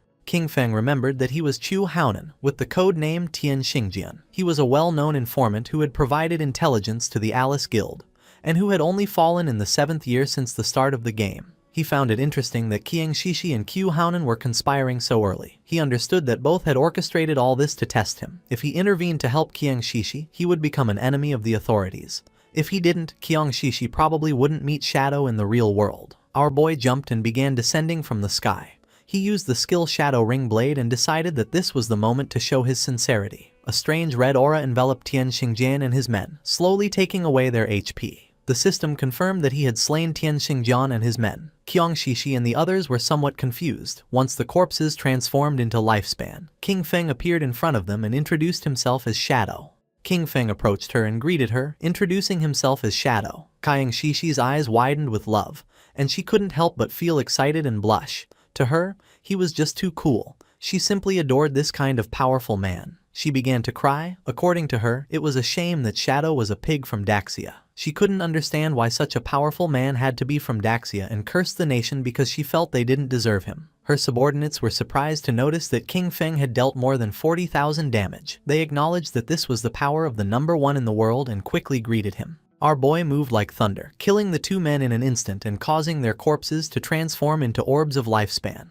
With a cold expression, he made up an excuse, saying that he didn't understand what they were saying, but assumed that they were definitely insulting him. Qiang Shishi was in shock. She clarified that they weren't insulting him, but simply greeting him. King Feng played dumb and offered an apology, recommending that to avoid future misunderstandings, it was better to speak the Daxia language in this place. Our boy decided it was time to begin the exchange, but before that, he ordered her to put on clothes. With a smile, she covered her melons and asked about King Feng's head. Deep down, she thought Shadow was a weirdo, but she really liked him. Shadow revealed that he had King Feng's head with him. He explained that he couldn't bring it into the game, but he could show it to her in real life if she was willing. Qiang Shishi opened the system window and with a confident expression decided to believe him. She had already witnessed Shadow's strength and believed he wouldn't lie to her. Shadow obtained 1,500 days of tradable lifespan. Our boy decided it was time to leave, but she asked him to wait. With a smile, she proposed a long-term collaboration, arguing that he had the skills and she had the money. She informed him that she had a new assassination target and, if he was interested, invited him to her house that very night. Sticking out her tongue and blushing like a tomato, she promised that she would fulfill anything he needed. Our boy became somewhat curious and asked who the assassination target was and what the payment would be. As she was logging off from the game, she suggested they meet in person to talk. She assured him that the payment would be several times more generous than this time and that she would wait for him that night at Magic City's port. King Feng became serious, wondering if her place at the port could be her yacht. At the same time, not far from the statue, Tian Xingjian and his men respawned. He was furious, cursing Shadow, as he knew that he would definitely betray the authorities. However, for him this was a success. Qiang Shishi had managed to ally with Shadow. He realized that the idiots in Zhonghai City should be held responsible for their constant conflict with Shadow. Next, he ordered Lin Qingyu to guide everyone to collect their lifespan first, as there might be action soon. Lin Qingyao, a woman with white hair, nodded her head. Her nickname in the game was Late Night Drizzle. She considered the possibility that Shadow really had allied with Spadey. If this were true, they needed to find a way to eliminate Shadow, even if it meant death. She began to gaze at her hand and sank into her thoughts. She was aware that the gap between Shadow and herself was really big. She hadn't even managed to see his silhouette before everything ended. A few hours later, in the middle of the night, a hooded man arrived at Qiang Shishi's yacht. He introduced himself as Shadow and mentioned that he had come to find Spadey. Upon noticing that Shadow had arrived, the guards recognized him. They informed him that they had been waiting for him and were ready to set sail, inviting him to come aboard. Shadow remained silent. It was nighttime and the yacht was sailing in the middle of the sea, far from the cities. While Shadow was distracted, Qiang Shishi appeared with a glass of wine. She wore an elegant red dress and offered him a glass, commenting that they were finally meeting. She didn't expect him to be so mysterious even in real life. Shadow got straight to the point and asked her who she wanted to kill. She approached Shadow and with a mischievous smile told him there was no fun in getting straight to the point. She suggested that with such a beautiful night and such pleasant company, they should leave boring matters for later. Instead, she invited him to have a drink and toast to the lovely evening they were spending together. Shadow took the glass of wine and without hesitating for even a second, took a sip. Qiang Shishi couldn't help but feel cheerful, and not long after, Shadow sat on the sofa. Qiang Shishi sat next to him and grabbed his arm, smiling as she questioned whether he was already feeling the effects, revealing that the drink contained her special secret recipe. She began to get aroused and revealed that anyone who drank would obediently follow her orders. She thought with euphoria that, just as she had imagined, even Shadow was just a man after all. However, her excitement turned into astonishment upon witnessing such a powerful reaction. Drooling, she sat in front of Shadow and asked him not to be nervous, to relax and enjoy.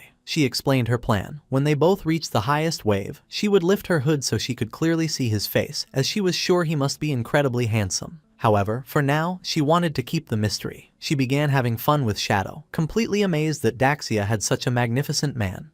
This made her understand why he was Shadow. A burning heat overwhelmed her as she marveled at the incredible experience. Feeling how a scorching heat consumed her, she urged him to continue, shouting that she was ready and for him to come out until finally reaching climax. At that moment, something strange happened and green flames emerged from Shadow's body, burning Qiangshishi. She went into shock, feeling a scorching heat as she wondered if this was fire. Someone appeared next to her and grabbed the protective crystal pendant that she wore around her neck. They did not expect her to have such a good item that had saved her life. It was the protective crystal pendant of gold tier, universal accessory, whose unique effect granted the wearer a shield layer of damage immunity every 300 seconds. It was none other than Qin Feng, with his body emitting a suffocating aura and a penetrating gaze. He began to stare at her. Qiangshishi was in shock. She wondered why he was here, since she remembered that Shadow had killed him. Our boy decided to reveal the truth. There was only one reason: he was Shadow. She moved away from the supposed Shadow who was sitting on the couch,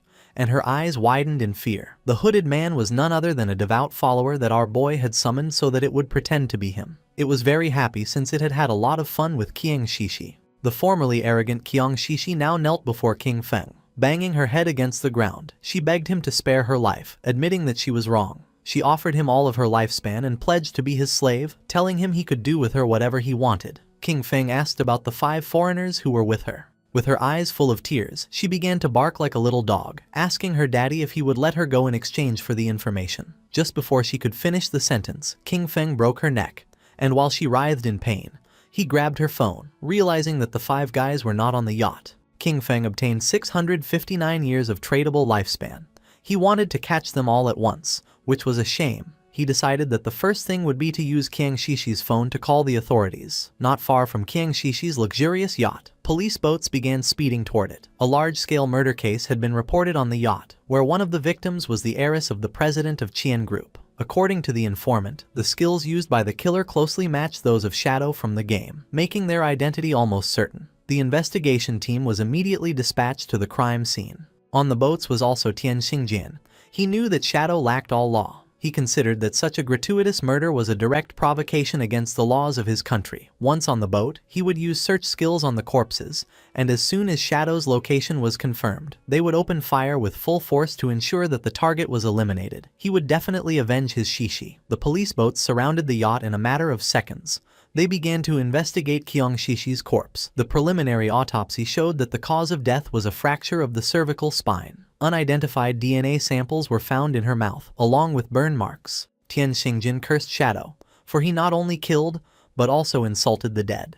He touched her corpse and used the skill called Last Words of the Deceased. By touching the body, the skill allowed him to obtain the location of the killer for 5 minutes. He, Tian Xingjian Qiu Haonan, swore that he would make sure that the culprit was brought to justice. His eyes widened in surprise. He went on alert, drew his pistol, and warned his men to be careful since Shadow was right there. He began to order an all-out attack towards 6 o'clock. Just before he could turn around, a powerful venom dart pierced his head, leaving the others in shock. His corpse fell next to Qiangshishi's. Lin Qingyu did not lose her composure. With an expression full of determination, she summoned a group shield and began shooting, accusing Shadow of having killed the investigator, and asking him if with that he was trying to become an enemy of the authorities. King Feng asked them not to be nervous. He explained that the reason he had killed Qiu Haonan was because he was a traitor who leaked official information to Qiangshishi in exchange for benefits. As for the evidence, he indicated that it should be on his phone. They were free to investigate thoroughly. One of the police officers turned on Qiu Haonan's phone and informed Captain Lin that, indeed, they had found communication records between Captain Qiu and Qiangshishi on their phones. It was then revealed that Qiangshishi was the player known in the game as Black Ace. Captain Lin Qingyu did not believe it and decided to see it for herself. She grabbed the phone, but the officer panicked, asking her to wait a moment. She felt confused and wondered what this was that she wasn't allowed to see. Her eyes widened in surprise when she saw a photograph of Qiu Haonan and Qiangshishi kissing.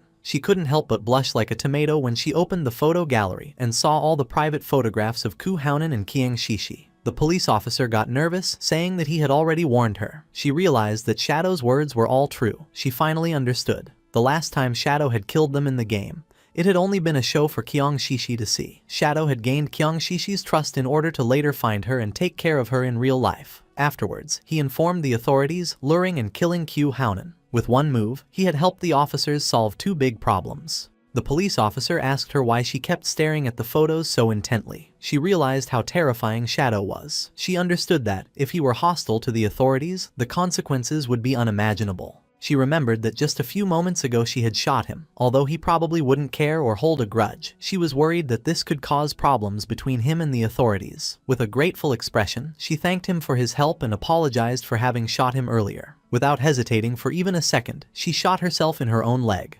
causing the police officers to panic, but she asked them not to worry. With eyes full of tears, she told Shadow that she had returned the favor and asked him to please continue cooperating with the authorities. One of the police officers decided to help her stand up and told her there was no need to be so cautious. She mentioned that they didn't know Shadow's personality, and that, in any case, it was better to be safe than sorry. King Feng was using his invisibility skill and observing everything. He recognized Late Night Drizzle, whose real name was Lin Qingyu. She had shot herself to avoid becoming his enemy. This was what one would expect from the future leading figure of Magic City's official forces. At the same time, in the game, not far from the ruins, several monsters appeared. The player carrying the shield began fighting them and asked Xiao Yu to heal him. She raised her friendly staff and activated a healing skill, but she was so clumsy that she healed one of the monsters instead of her own ally. The monster bit the player, and he, in shock upon seeing that she had healed the wrong target again, called her as useless as always. Her skill began to heal the monster, while the other devoured her friend. Not long after, both were eliminated. Both respawned again, and with tears in her eyes, Xiao Yu wondered how it had happened since she hadn't seen anyone. She concluded it must have been Shadow and questioned whether the reason he always attacked her was because he had discovered that she wanted to avenge brother Song Fei. He gave her a hard blow to the head, calling her an idiot and asking why Shadow would waste time attacking her. He explained that they had been annihilated by the Platinum Boss, Headless Assassin, Shero, and questioned whether she had even noticed the system notifications. Xiao Yu now had a bump on her head. With a furious expression, the man revealed that the boss had been provoked by her misdirected healing skill. Then he swore that if the guild leader assigned her to his group again, he would kill himself on the spot. At that moment, the boss descended near them, causing the man to panic. While a strange aura was emerging from its body, the man turned his back on Xiao Yu and began to flee from the place, realizing that the boss had followed them. Xiao Yu's eyes widened in fear, realizing this was not good.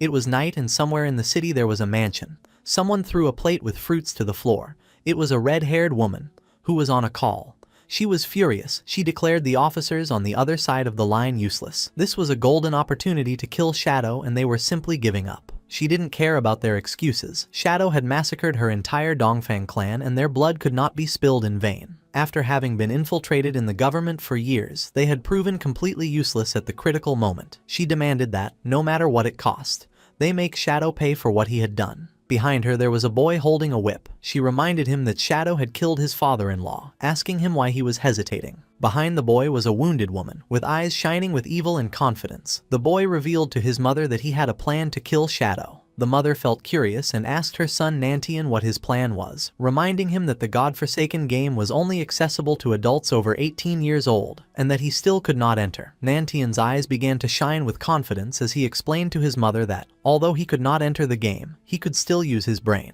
Since Shadow liked killing people, his plan was to send some people to provoke him and lure him into his father's fireworks factory.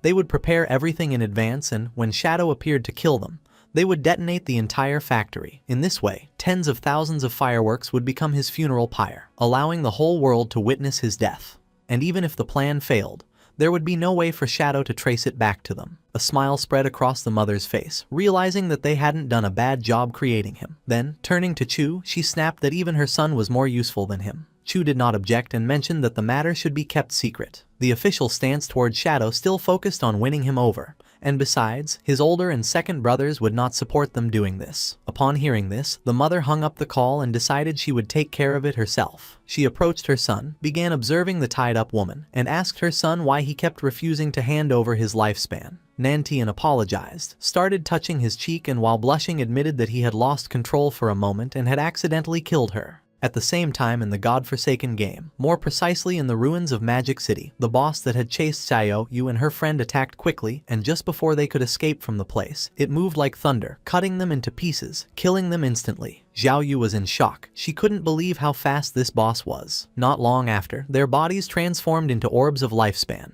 The players who were nearby reacted immediately, pointing out how the players had suddenly died. They realized that someone invisible had killed them instantly, and came to the conclusion that it had to be Shadow. Just before they could take another breath, the boss attacked again, killing them and turning their bodies into orbs of lifespan. Noticing this, the remaining players began to flee from the place, thinking that Shadow had gone crazy and was massacring innocents everywhere. At the same time, King Feng was standing over the sea, whistling and enjoying the views. He was far from town and thought this was a good place to extract the hideout. The system asked our boy if he wished to consume 1,315.2 years of lifespan to extract the soul-cleansing land, hideout, into reality. This hideout was an underground structure and King Feng had to mark the location on the map. Finally, before proceeding, it warned him that all materials overlapping with the hideout would be obliterated and asked him to confirm the action. King Feng began looking toward the bottom of the sea and confirmed. Not long after, a magic circle appeared in the water. The sea split in half and the soul-cleansing land was successfully extracted into reality. With a serene expression, King Feng decided that now was the time to go search for the divine book. Our boy logged into the game and Wang Meng informed him that someone had reported him for killing players indiscriminately. However, Wang Meng knew it wasn't him since he hadn't been online.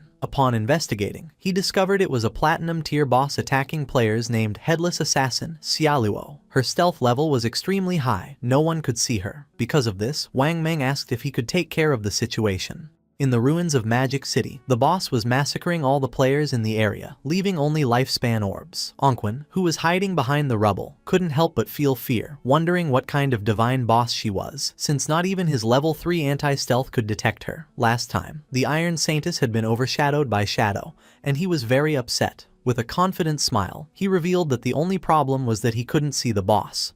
Otherwise, he could have contained her by himself. He claimed that even if Shadow appeared, he would be powerless against this headless assassin, Xiaoluo. Yanyan panicked and asked Anquan to lower his voice so as not to attract the boss.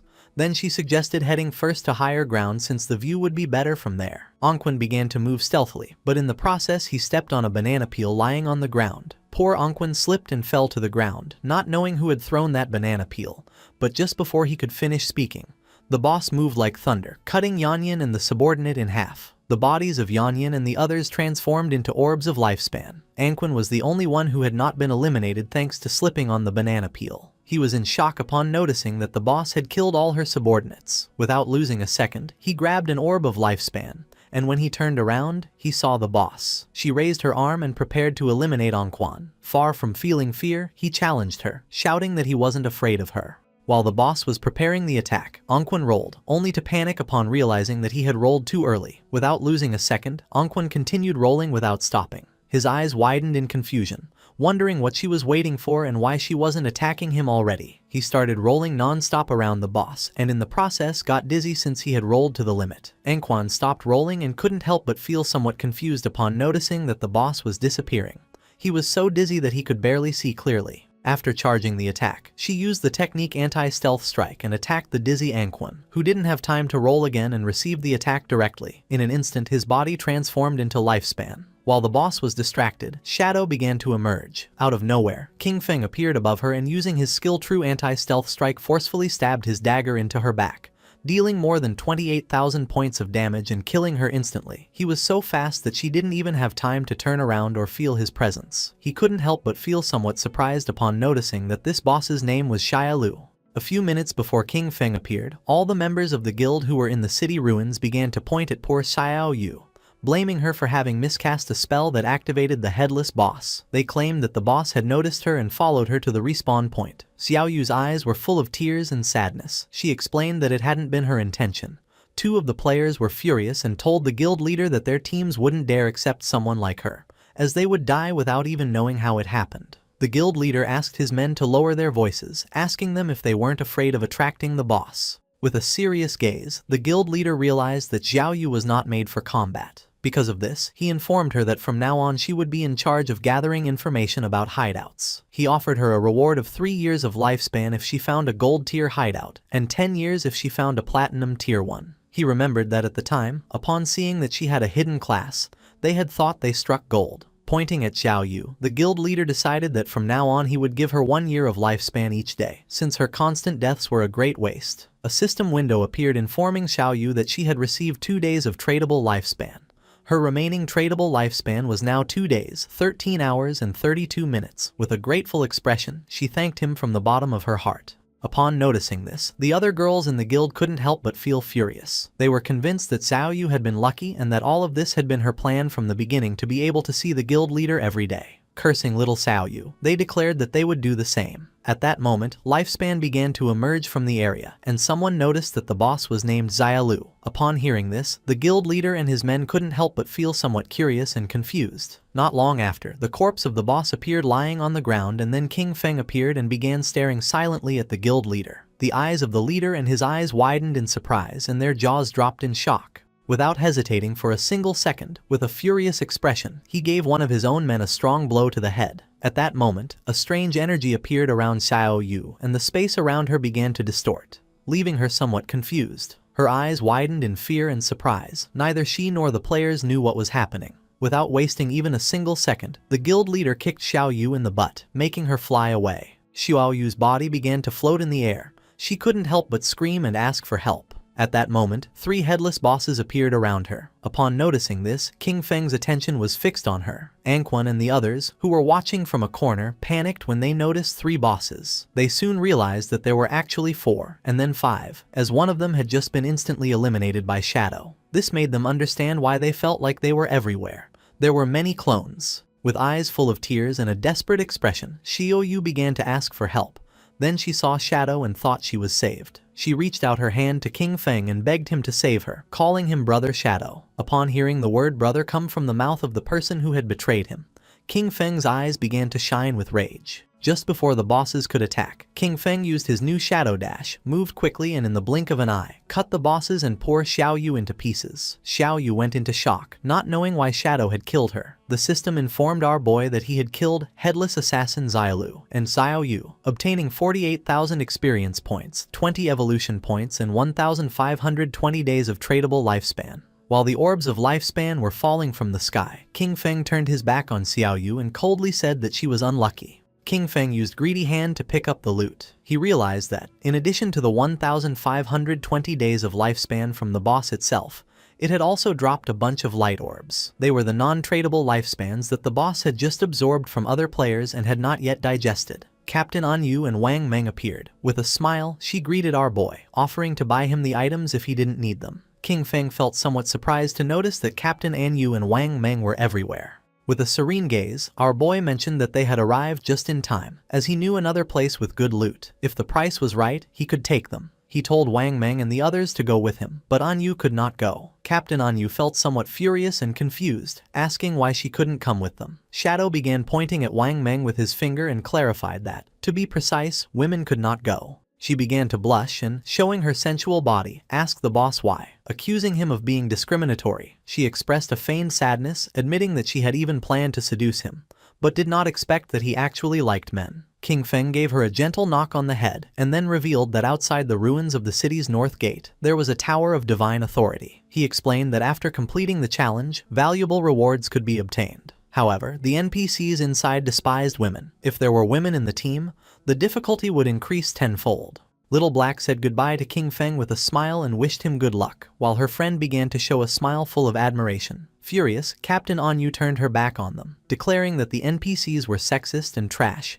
and vowing that she would kill them as soon as she leveled up. Then, she told Xiao He that they should go explore the nearby mountain to kill some mobs and vent her frustration. King Feng asked Wang Meng and his men to follow him, and the system informed them that Shadow had sent a party invitation. Wang Meng's subordinate was nervous since it was the first time he teamed up with the great boss. However, Wang Meng scolded him for his nervousness, reminding him that this was an opportunity to learn from the great boss's movements. In an instant, King Feng had moved away from them. Noticing this, they panicked, as they didn't understand what was happening. Shadow seemed to walk slowly, but his speed was greater than theirs while running. They wondered how they were supposed to learn anything this way, concluding that his agility was too high. When examining his system inventory, King Feng noticed that more than 20 items had dropped, and 2 of them were usable by assassins. The first item was the Forest Bone Blade of Tier Emerald, an assassin weapon. It offered an attack power of 388,125 with armor penetration, and increased strength by 39 and agility by 48. The requirement to equip it was to be level 15. Its unique effect doubled movement speed for 5 seconds upon dealing damage, and while this effect was active, it granted a 30% evasion rate. King Feng unsheathed his new Forest Bone Blade, and his eyes widened with joy upon noticing that the attack power was almost 80% higher than the 216 points of the Plague Blade. Additionally, it added armor penetration, strength, and agility. This weapon was not bad at all, definitely worth equipping. The second item was the skill Shadow Blade, of Platinum tier. It launched a Shadow Blade condensed from Dark Elements, inflicting Dark Element damage to a single target within a range of 20 meters, with an additional 600 points of Dark Elemental attack. Upon impact, it dispelled a random buff, up to Platinum tier. Its cooldown was 12 seconds, reduced to 6.49, and required level 14. Our boy decided to evolve this skill and raise it to Legendary tier. Although the Dark Element damage to a single target was somewhat low, he considered that the effect of dispelling buffs was quite useful. The evolution consumed 56 evolution points, leaving him with 219 remaining. The skill Shadow Blade went through the Platinum, Emerald, Diamond, and Epic tiers, until finally becoming Legendary. This increased its added Dark Elemental attack to 1,500 points and allowed it to dispel a random buff of up to Legendary level. Its cooldown was reduced to 7 seconds, 3.78 effective. Finally, the skill obtained a new Legendary effect. Hitting a weak point refunded 3 seconds of cooldown.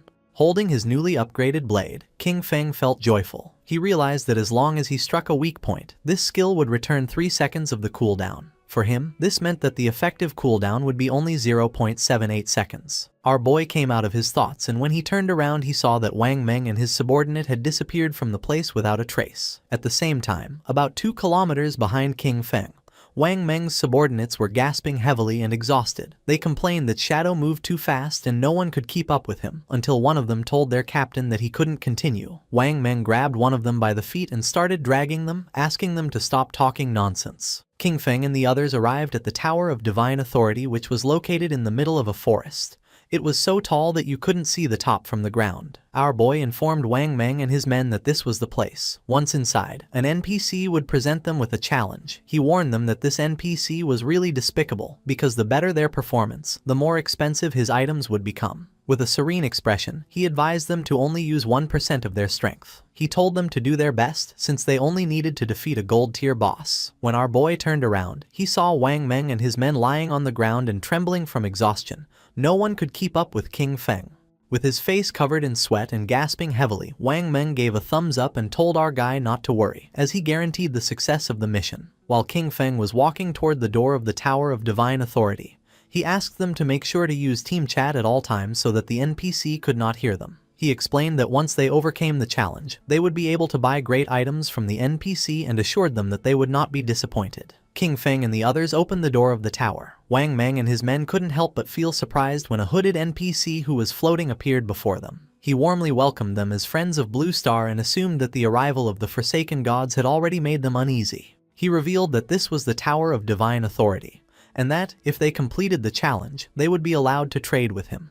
He asked them to let him know when they were ready. Wang Meng's men felt somewhat surprised and confused upon realizing that the game actually had NPCs. One of them asked Shadow what kind of boss they had to face in this challenge. Our guy simply asked them to follow his lead during the fight, assuring it was simple. The swordsman of the party felt even more confused and asked him to be more specific. He wanted to know the duration of the battle, how many phases the boss had, what skills it used, and whether the combat focused more on mechanics or pure stats. He didn't stop asking questions. He wanted to know if the boss had any movement skill, if there were instant death attacks, if it targeted specific players with its skills, where its weak points were, and how long the fight would last. Wang Meng asked King Feng not to pay attention to this guy.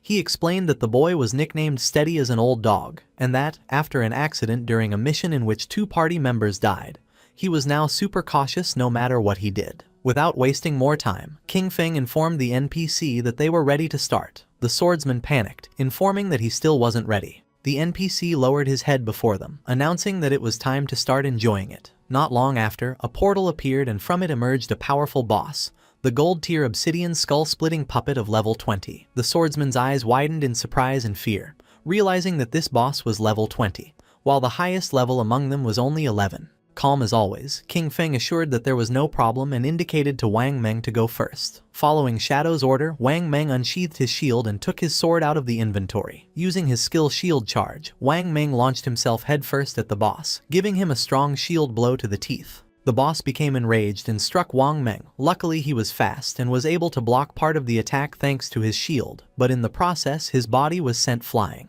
King Feng moved like thunder and grabbed Wang Meng, preventing him from crashing into the wall. The swordsman and the archer were somewhat confused upon noticing this and felt somewhat worried for our boy. King Feng began staring at the boss. He told the archer not to worry about it and to use the skill Starshine Shot. Then, he ordered the swordsman to use triple ground slash. Both nodded their heads. The archer fired a rain of arrows at the boss, causing him terrible pain. And taking advantage of its lowered guard, the swordsman moved like wind and attacked with precise yet powerful slashes. The boss opened its mouth and started to bleed, then it became enraged and struck the ground forcefully. A powerful aura appeared around its body and then a strange black energy began to form around the swordsman. Noticing this, King Feng realized that the boss had entered berserk mode. He warned them that he would take care of it and that everyone should stay away from the black oil. The swordsman began to crawl away from the energy, while on the other side, the archer narrowly dodged one of the attacks. King Feng jumped into the air and threw his shadow blade at the monster. The attack was so fast that the boss had no time to react, and the blade hit him right in the face, causing more than 4,500 points of damage. Far from calming down, it started to roar, but King Feng used a skill to dispel the berserk state.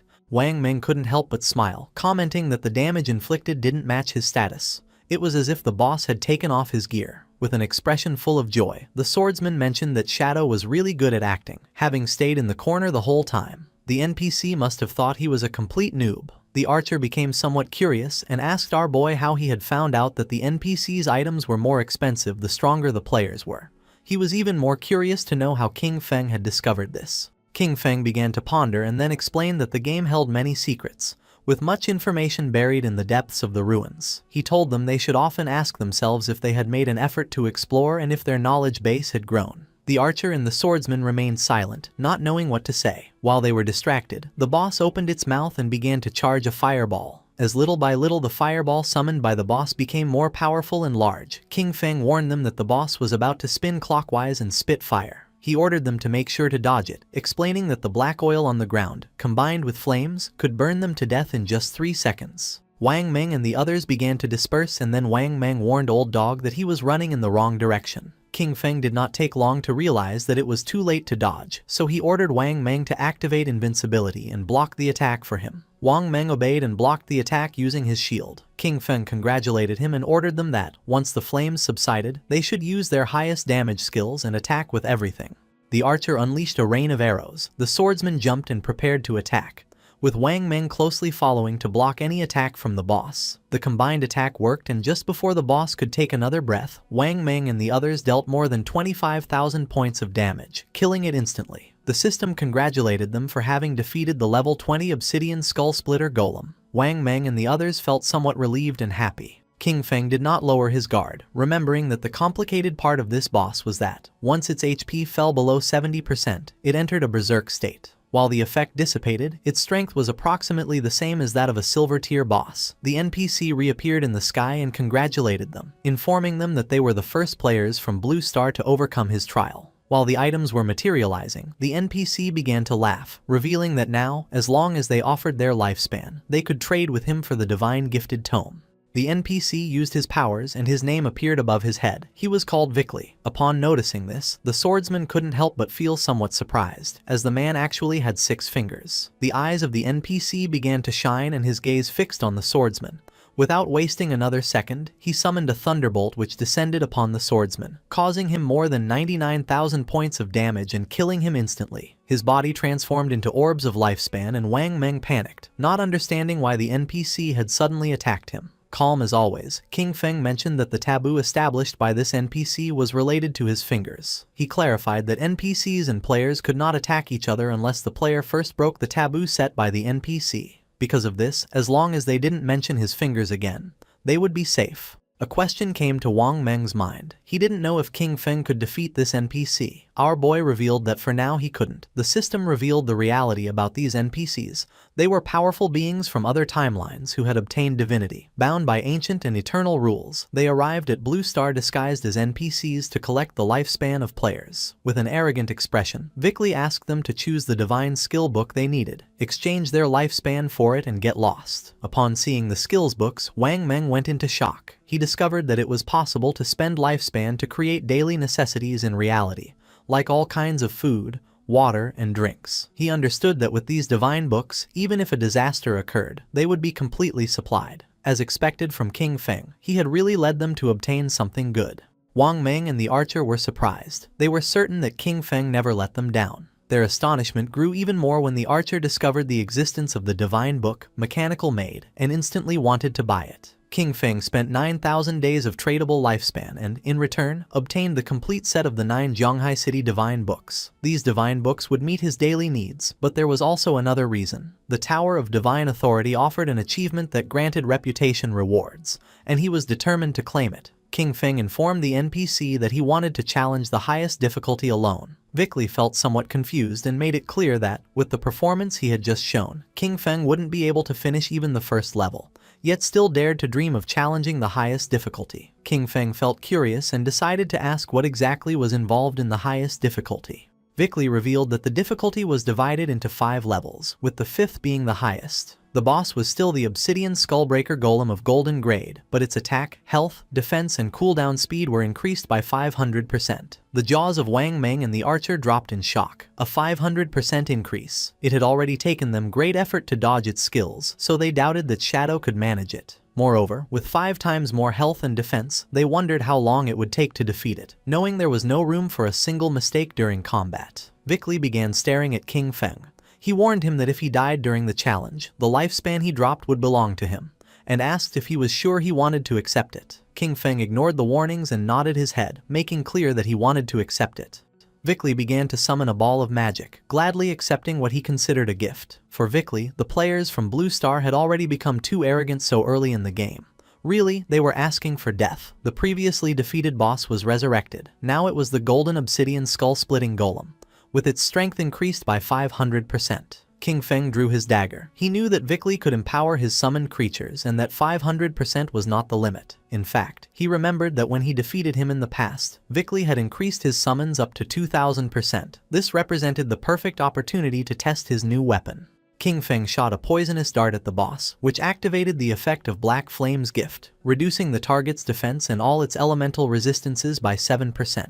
Then, the special effect of the Emerald Bone Blade was activated, increasing our boy's speed by 100% for 5 seconds. The boss launched flames and just before they could get close, King Feng disappeared without a trace. While it was distracted trying to understand what had just happened, King Feng appeared behind it, landed on its head and stabbed his dagger into its skull, activating the special effect of Emerald Bone Feather. The powerful monster began to roar in agony. King Feng disappeared again, and his speed increased by 100% for 5 seconds. Upon witnessing King Feng's incredible speed, Wang Meng and the archer were in shock. At first they believed he had become invisible again, thinking that the cooldown of his skill was too short. Soon they understood that it was not any skill. Shadow's speed was so extreme that it created the illusion of simply vanishing. King Feng decided to use Blessed Liberation, which would make his next attack cause the Throat Slash effect. Using Shadow Dash, our boy moved like thunder, causing more than 100,000 points of damage to the boss. The attack activated Black Flame's gift, which reduced its defense and all its elemental resistances by 64%.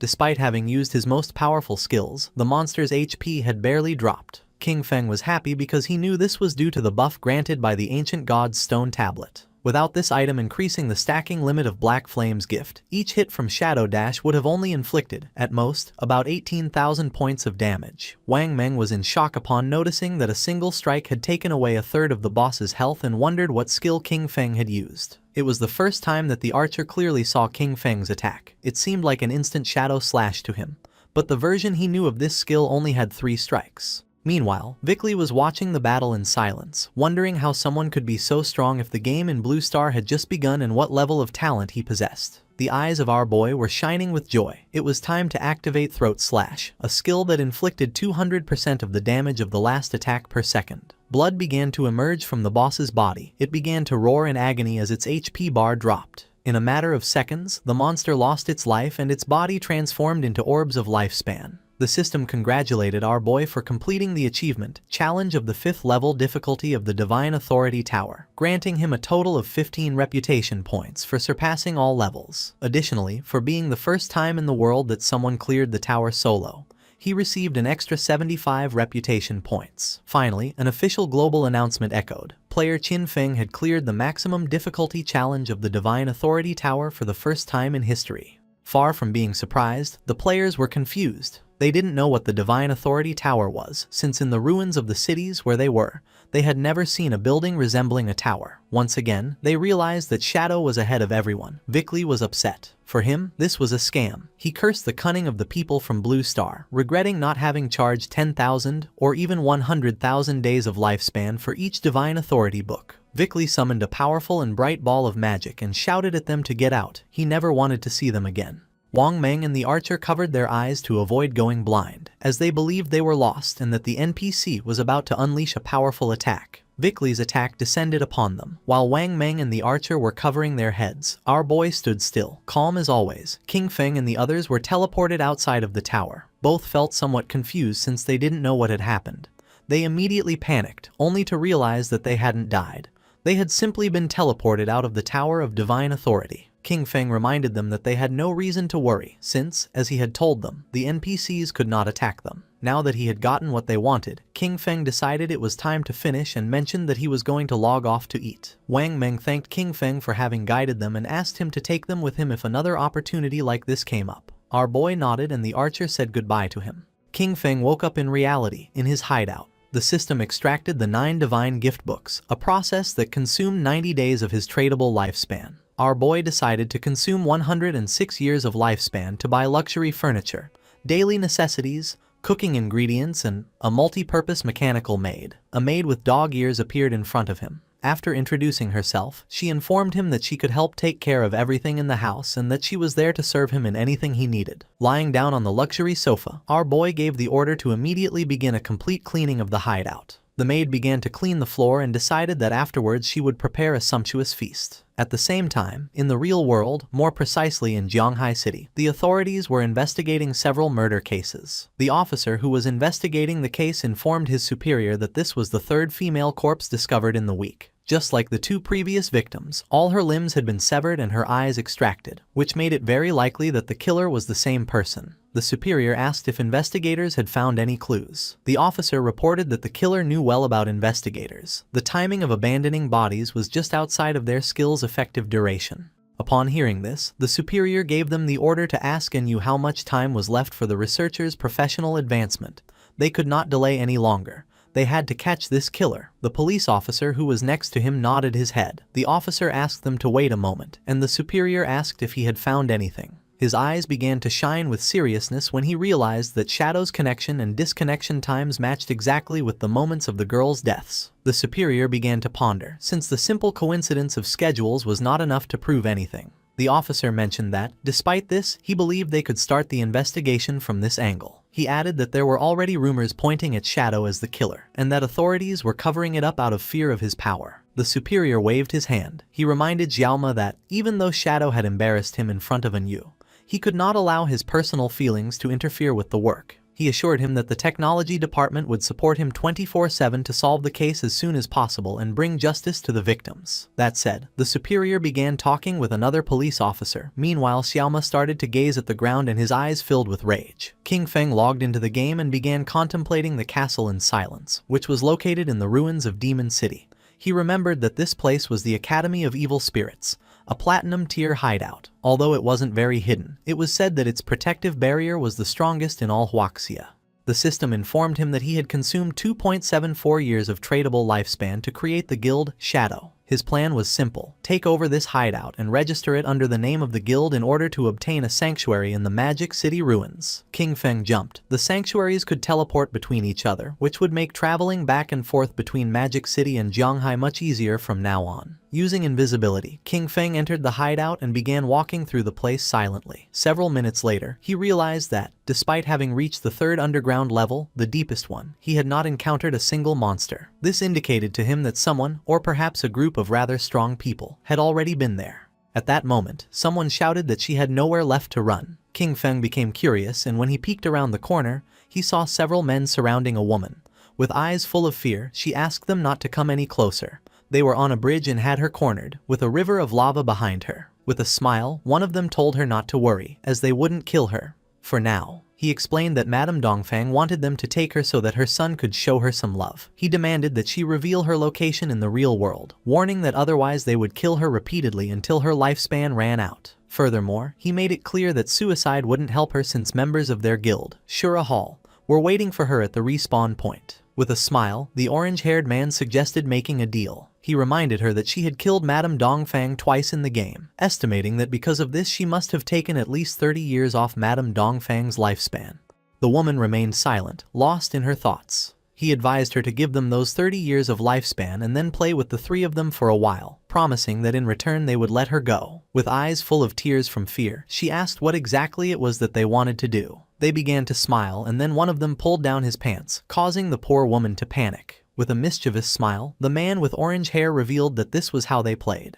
The woman began to ponder in silence, then looked away and, while blushing, asked them to promise to let her go after playing. With a cheerful smile, the orange-haired man promised her and invited her to start with him. The bald man said he would go next. With her body trembling, the woman began to approach them, and then her eyes began to shine with determination. Drawing her poisonous dart, she lunged at the man, but at that moment, the man with the blindfolded eyes used the skill Golden Cauldron Earthquake and descended upon her, crushing her body against the ground. He noticed that the little one was not behaving well.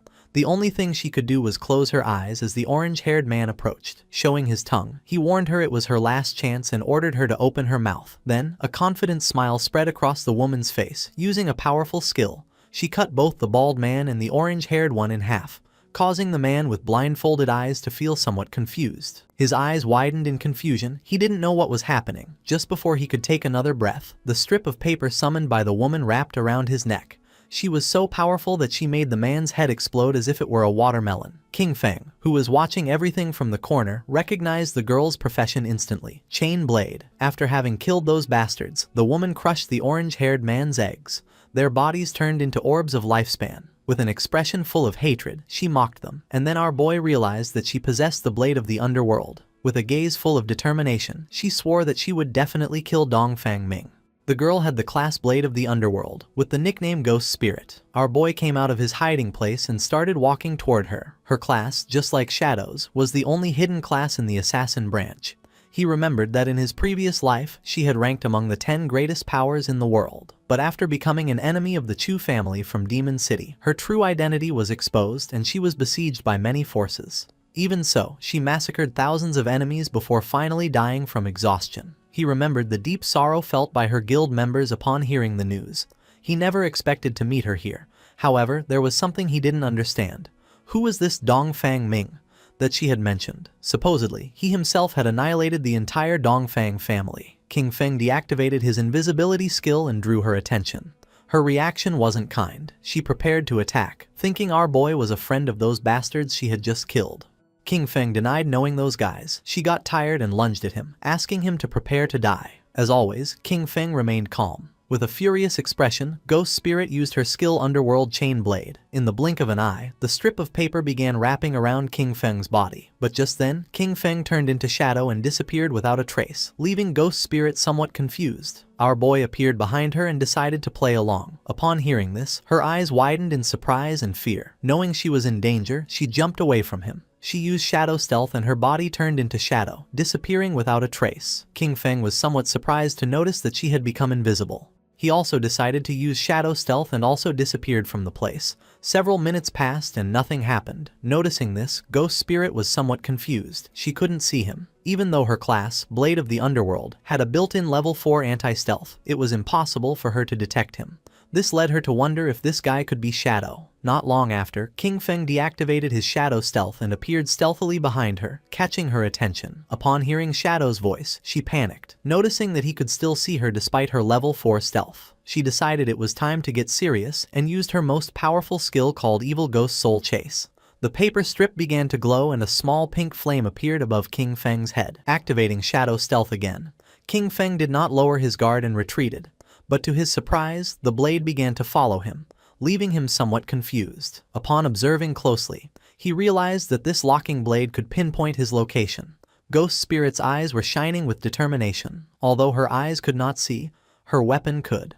No one who was targeted by the Evil Ghost Soul Chase could escape. King Feng tried to flee, but it was in vain since the blade kept following him. He realized that this class could ignore stealth levels. She was truly someone out of the ordinary. King Feng was cunning and began moving in circles around Ghost Spirit, and by the time she noticed his plan, it was already too late. She decided not to give up so easily, and when she tried to catch King Feng, the strip of paper wrapped around her body, leaving her immobilized. Grabbing the strip of paper, King Feng lifted it and clarified to her that he was Shadow, not someone sent by Dongfang Ming, assuring her that if he had wanted to kill her, she would already be dead. With no other option, Ghost Spirit decided to believe our boy, asking him to let her down. King Feng got straight to the point and asked if the Dongfang Yue she mentioned was from the Dongfang family of Jianghai City. Even while hanging upside down, she nodded, clarifying that however, she had married into the Chu family, so her relationship with the Dongfang family was no longer as close. Our boy understood that a fish had escaped from the net. Apparently, Dongfang Yue was not present when he annihilated the Dongfang family. Ghost Spirit's eyes widened in surprise upon realizing that it was he who had annihilated the Dongfang family.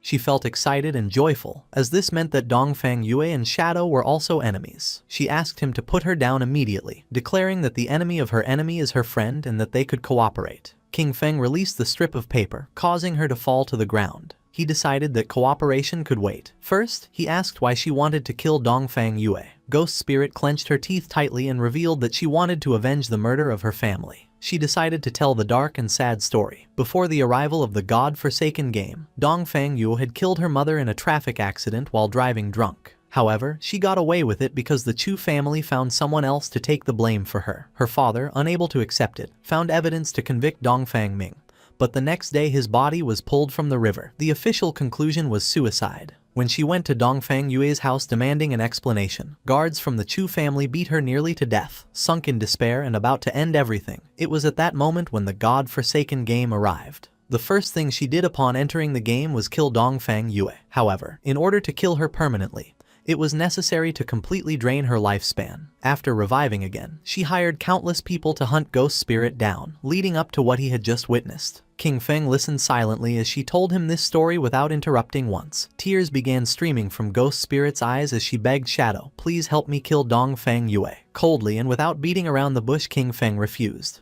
Ghost Spirit did not give up, and with tears of sadness in her eyes, she begged him again to help her kill Dongfang Yue. Our boy began to stare at her. She was not a person who gave up so easily. With a sad expression, she assured him that she would not ask for his help for free. She offered everything she had, promising to work for him and give him all the lifespan she earned, her equipment and her skills, all this in exchange for his help to kill Dongfang Yue, declaring that she would even become his slave voluntarily. King Feng began to observe her in silence, and his eyes filled with surprise. With an arrogant gaze, he told her that he would not help her kill her, since that was her revenge and could only be settled by her own hands. King Feng was not a villain and told her that he would help until then. However, how far she could go would depend on her own destiny. Ghost Spirit was in shock and her eyes widened with confusion. She didn't know how he was going to help her. King Feng was honest and with a serene gaze asked her to join his guild, become one of his people, and he would help her complete her revenge. A system window appeared informing her that Shadow had invited her to join the guild. Shadow. She began to ponder silently, and then her eyes started to shine with joy upon realizing that the guild of Shadow consisted only of him, wondering if joining was all she had to do. Without wasting any more time, she agreed to join our boy's guild, and a system window confirmed her decision. King Feng accepted the friend request from Ghost Spirit. He felt happy to know that she had accepted, and told her that now she only needed to do one thing: class advancement. Our boy turned his back on her and told her that she would have to find out for herself what class advancement was and how to do it, and that she should come find him when she had achieved it. The eyes of Ghost Spirit, who was kneeling on the ground, began to shine with determination. King Feng made it clear that if she couldn't even accomplish this, then she should give up on her revenge. Using his skill Shadow Stealth, King Feng left the place. He recognized that the potential of the class blade of the underworld was unlimited and that, with just a little guidance, she could definitely advance much further in the future. He arrived at the depths of the Evil Spirit Academy. In front of him was a level 15 boss, a woman with several spiritual heads, the aberrant witch, Stana, of platinum grade. Upon close observation, it didn't take him long to realize that she was the guardian of the Evil Spirit Academy. In the blink of an eye, King Feng jumped and used his skill, Dark Knight Ringblade, against the boss, causing 26,000 points of damage and activating Weak Point Strike. He descended to the ground remembering that in the first phase, only one of the 4 heads of the boss would activate and she was immune to physical damage. Because of this, he could only use his elemental skills, which inflicted slightly less damage. He summoned his Shadow Blade and his eyes began to shine with confidence, as he had the Pale White Bone Blade, which increased his movement speed, and his skill, Shadow Blade, also reset its cooldown when hitting a target. King Feng began to summon hundreds of Shadow Blades, and then attacked the boss, causing them to pierce one of her spiritual heads, dealing more than 200,000 points of damage. This turned him into a mobile Gatling gun of fire attacks. Not long after, her golden head exploded into pieces. Shadow did not lose his composure, remembering that in the second phase, 3 heads would activate simultaneously. Her eyes began to shine with rage, and her gaze fixed on our boy. Not long after, the heads started firing bursts of energy from their eyes, while she danced, unleashing indiscriminate attacks around her. But for King Feng it wasn't complicated. Without much effort he dodged the attacks and then stabbed his shadow blades into the boss's head, dealing more than 200,000 points of damage. While she writhed in pain, King Feng descended to the ground and turned his back on her, ending the show. He threw his last shadow blade, causing the boss's body to explode, creating a great explosion. The system notified that he had killed aberrant witch Dostana, gaining 50,000 EXP and obtaining the Evil Spirit Academy's hideout key of Platinum tier. His eyes widened in surprise when the system revealed that he could now advance his class. King Feng decided to advance his class and a shadow began to surround his body. His class shadow advanced from Tier 1 to Tier 2, and with this, his attribute bonuses increased. Strength from 9 to 27, Constitution from 9 to 27, Agility from 24 to 72, and Spirit from 15 to 45. This class advancement tripled the bonuses of his attributes, resulting in a massive increase in his Strength, Constitution, Agility, and Spirit. As a result, all of his combat stats, including attack power, defenses, and resistances, were noticeably improved. His non-tradable lifespan exceeded 4,510 years, while his tradable lifespan was over 566 years. He also obtained his 4th class passive, which allowed him to attack without breaking stealth status and still apply the stealth break attack bonus. Our boy's attention fixed on the golden key and his eyes began to shine. The attribute bonus of the class had tripled and attacking no longer broke stealth. The Tier 2 shadow was something that completely changed the rules of the game. Several minutes later, outside the Evil Spirit Academy, someone returned and Ghost Spirit panicked upon noticing that they dared to come back.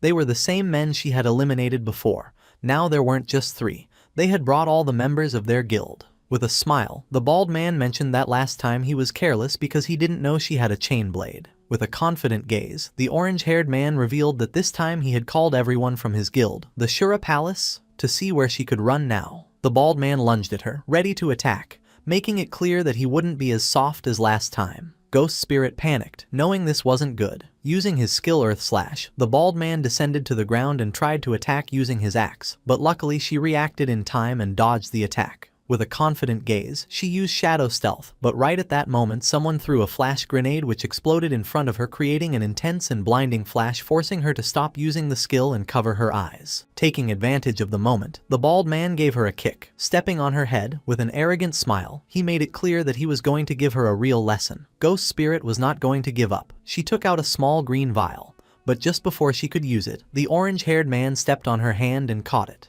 Upon observing closely, he noticed that it was suicide poison. Its effect consisted of losing half of the lifespan and returning to the respawn point. The man was amused that she had such a fierce personality. He began to show his tongue and couldn't help but feel excited, since he liked her personality too much. Ghost Spirit's eyes widened in fear. Then he began to lick her cheek. The man's eyes widened in surprise when a system window appeared, informing him that the Grade Platinum Sanctuary, the Evil Spirit Academy, now belonged to the guild, Shadow. The barrier was active and all personnel who did not belong to this guild would be treated as intruders. The system began eliminating the intruders from the place, causing a powerful thunderbolt to strike the men.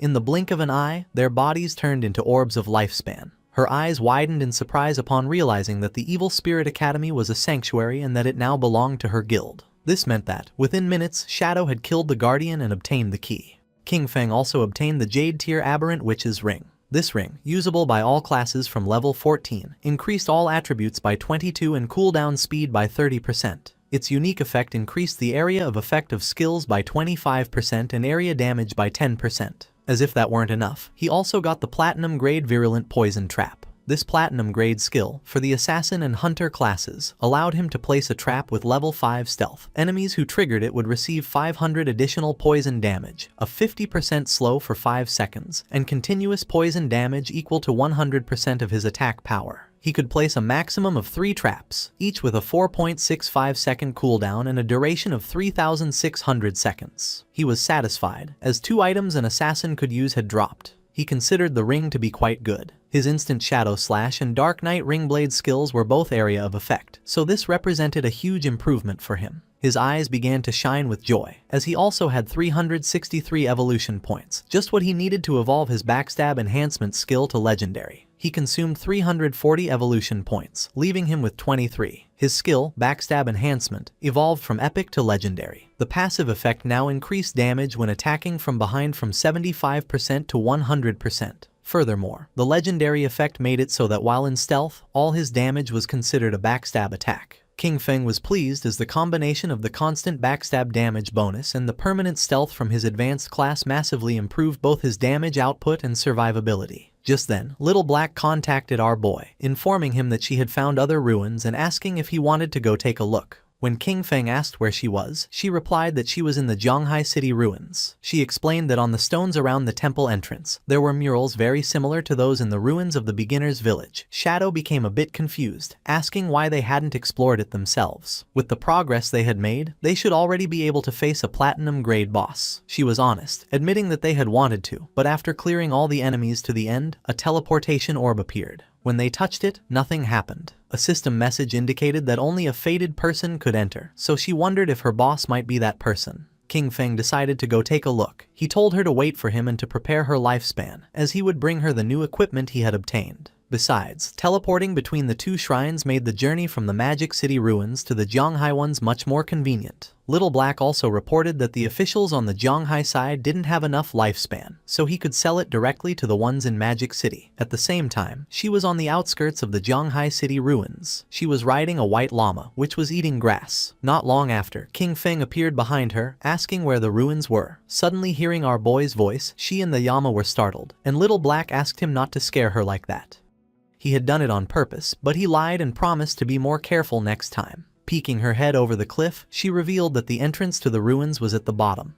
When our boy asked how they had discovered it, she replied that it was a long story. Little Black turned to the llama and explained that she had gotten a mount in this place, a little sheep. While playing with it, a silver grade boss suddenly appeared, scaring them. Panicked, she fell off the cliff, but luckily got caught in a tree at the bottom. And that's how she saw the cave. Very carefully, she made her way down to the bottom of the cliff, warning him to be careful not to slip. She explained that after respawning, she had called Captain Ann and Uncle Wang Meng to explore it together. Taking a leap, King Feng also descended, commenting that it was just like her to find a place like this. Little Black praised Shadow's good moves, mentioning that Wang Meng had tried to jump the same way but slipped and died from the fall. They entered the cave. Along the way, she mentioned that there was a labyrinth ahead, but they had already cleared it of monsters and explored the entire path. Our boy advised her that, from now on, she should try not to die if she could help it. He warned her not to let her non-tradable lifespan reach 0, as it would be very dangerous. With a confident smile, she promised that she understood. She mentioned that she knew about a skill that drained other people's lifespan,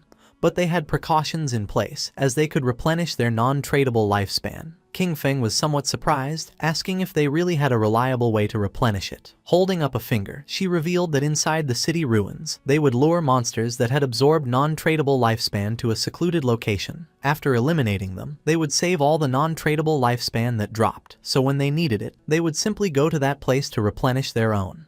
King Feng grew curious, commenting that it was a good method and asking if MANHUA had come up with the idea. Little Black was in shock, as King Feng had guessed correctly. Our boy remembered that, in his past life, it was MANHUA who had devised this method and that, over time, everyone ended up using it. Not long after, they came across a teleportation orb. Little Black brought her hand to the orb, and the system informed her that she was not the fated person, and the mechanism would not activate. She asked Shadow to try, explaining that everyone assumed this temple might be connected to the one in the beginner's town. King Feng grew curious and began to observe the orb in silence. He decided to reach for it, and at that moment, the orb began to glow as an intense energy started to emerge from it. Little Black covered her eyes in confusion, not knowing what was happening. To her surprise, our boy disappeared without a trace. Realizing that both her boss and the orb were gone, she confirmed what she had suspected. He really was the fated person. Meanwhile, King Feng found himself in the cave of the Ice Tide, where his remote communications were blocked. King Feng didn't let his guard down and activated his invisibility skill. The system assigned him a new mission: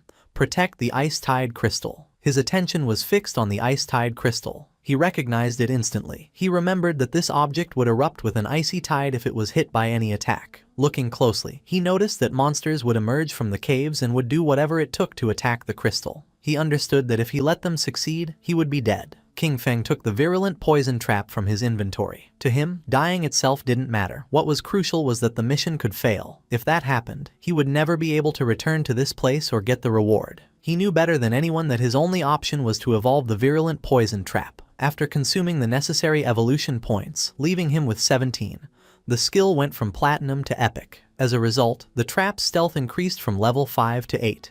Enemies who triggered it would now receive 1200 additional poison damage and an 8-second slow. The slow's potency remained at 50%, and the damage per second was equivalent to 100% of his attack power. Additionally, the maximum number of traps he could place increased from 3 to 9, while the maximum duration remained 3,600 seconds. King Feng placed 3 traps right at the entrances of the caves, and the system informed him that the effect of the aberrant witch's ring was activated, increasing the skill's area of effect by 25%. King Feng knew the upgraded traps perfectly covered the entire passage. It was guaranteed that any monster passing through would trigger them. Just then, they started to arrive. Monsters with glowing eyes began to stare intently at our boy, as a horde of them emerged from the caves and rushed towards King Feng. But just as they emerged, they triggered the trap. Thorny vines erupted from the traps, coiling around the monsters and dealing them over 100,000 points of damage. Dust rose from the ground, but King Feng remained calm. Just then, an arrow came flying. Noticing this, his eyes widened with seriousness. Just before the arrow could hit, King Feng summoned a shield, blocking the attack in the nick of time. His attention was fixed on a mob carrying a bow, realizing there were ranged ones too. Outside the Magic City ruins, a mage, Dongfang Yue, met with the orange-haired man and asked if his guild was giving up on hunting Ghost Spirit, also known as Guiling, now that she was a member of the Shadow Guild. The man nodded, confirming they couldn't do it and that she would have to find someone else. She gripped her magic staff tightly, questioning why he considered Shadow a greater threat than her. She reminded him, calling him a peasant, not to forget that she possessed all of his personal information and that killing him in the real world would be a piece of cake. His eyes widened with rage. Just before she could utter another word, the man had had enough and landed a heavy punch on her cheek, sending her body flying. Once Dongfang Yue was on the ground, the man drew his dagger and started beating her. He yelled that he was sick of her, and that even if he couldn't beat Shadow, he could still kill her. He furiously berated her for calling him a peasant again and again, yelling, "Die," repeatedly with each blow. In the blink of an eye, she died and her body began to transform into orbs of lifespan. She woke up in the real world at the Chu family residence, her golden-cased phone in hand. She was furious. She couldn't help but clench her fist tightly, indignant that those peasants from the Shura Palace had dared to kill her, Dongfang Yue. Immediately, she demanded her husband send people to catch them all. Her husband was somewhat confused and asked if she meant the Shura Palace, the group she had hired to capture Ghost Spirit. With a furious expression, she explained that Ghost Spirit had now joined Shadow, and that those people didn't dare to continue for fear of his retaliation. Her husband explained that they would deal with those peasants after eliminating Shadow. He informed her that he had already arranged for men from the Black Dragon Hall of Magic City to go after him, assuring her that the plan was already in motion and that she could soon avenge her family. Her eyes widened with rage, a fury directed at both Shadow and those peasants. Her mind filled with excitement, and with a confident expression, she swore she would avenge the Dongfang family and slaughter each and every one of them. In the cave of the Ice Tide, King Feng threw his short blade, which embedded itself in the eye of the bow-wielding monster, killing it instantly. To him, it didn't matter that they were ranged mobs, as his Shadow Blade skill reset its cooldown upon hitting a weak point, making it a simple matter of 1 slash per kill. The Ice Tide crystal was full of cracks and about to shatter when the system announced that the guard mission was complete and that he should claim his reward. This took him by surprise, wondering if it was already over. The Ice Tide crystal shattered into pieces, and then a golden chest appeared. King Feng's attention was fixed on it as he realized it was an epic treasure chest. He extended his hand towards the chest. Last time, an epic chest had given him graceful release. Now he would see what this one contained. The chest opened, and a powerful golden light began to emerge from it. Then, a woman started to manifest. She was an NPC. King Feng was somewhat surprised, as it was the same NPC who had been next to the epic chest last time. With her eyes closed, she began to speak in a strange language, one that King Feng recognized as the language of the old gods. She communicated to him that he had passed the 2 trials and that he was the chosen one. To our boy, this was strange. He obviously couldn't comprehend the language, and yet he understood its meaning perfectly, wondering if it was because of his eye of judgment. As her body was transforming, she revealed that the old gods had already perished, and that he was the heir to the mantle of judgment. The NPC's body began to change. The only thing Shadow could do was watch in silent amazement. Little by little, the NPC's body began to change. The third eye on her forehead opened as a powerful aura emerged from her body, and she informed King Feng that her name was Asathis, that she would follow him and witness him become the true god of judgment.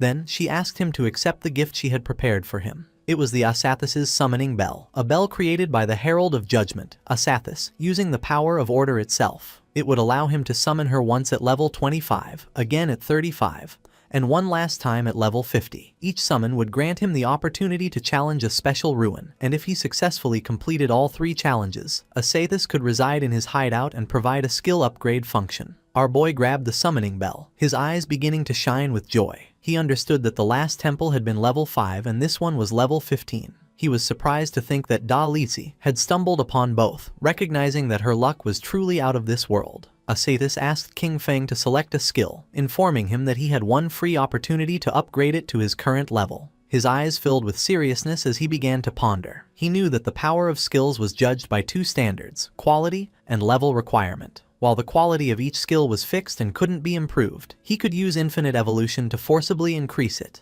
Even an ordinary skill like Shadow Lurk could be turned into a mythic grade if he wanted. On the other hand, the level requirement not only defined when a skill could be used, but also determined its overall power. In terms of stats, a level 5 Shadow Lurk and a level 51 were worlds apart. Obtaining high-quality, high-level skills was extremely difficult, but in the future, none of this would be a problem for him. All he had to do was consume lifespan to increase the level of any skill. With a confident gaze, he chose to upgrade his highest grade skill, Graceful Release. Asathis kissed King Feng's hand, fulfilling his wish. As a result, his mythic skill Graceful Release was upgraded from level 10 to 16. The weak point attack correction increased from plus 300% to plus 410%, and the attack multiplier on these points was doubled. Furthermore, its active use now applied a throat slit effect, inflicting 310% of the initial attack's damage per second for 3 seconds, with a cooldown of 6.97 seconds.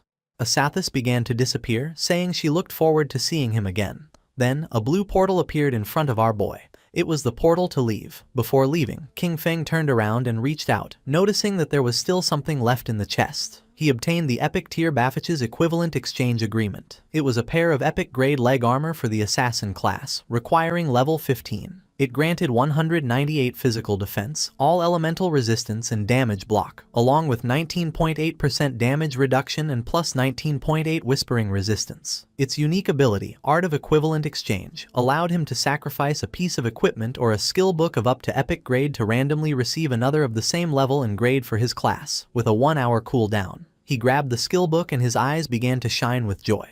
He realized he could use it for the equivalent exchange to get good items. He still had a bunch of Jade grade equipment and skill books in his inventory, and all of them could now be converted into items for an assassin. He decided it was time to head back, as the loot had been incredible and he really had to thank Little Black for this. While Little Black was waiting at the cave entrance with her llama, King Feng came out. He was a bit surprised to notice that she hadn't used the last hour to level up and had instead stayed there waiting for him. Noticing that King Feng was back, Little Black was glad, as she had been keeping watch at the exit in case someone tried to ambush him. As a reward, King Feng gave her a skill book he had found in the ruins. Little Black was in shock, as this was for the level 13 Platinum Magic Shield skill. She thanked her boss, aware that this would greatly improve her survivability. Riding the small llama, Little Black said goodbye to him and left. King Feng's body began to disappear, as he decided he would also log off to fill his stomach. Meanwhile, in the Zhanghai City ruins, stood the Silver Grade Guild Sanctuary of the Knights Templar. A smile spread across the guild leader's face,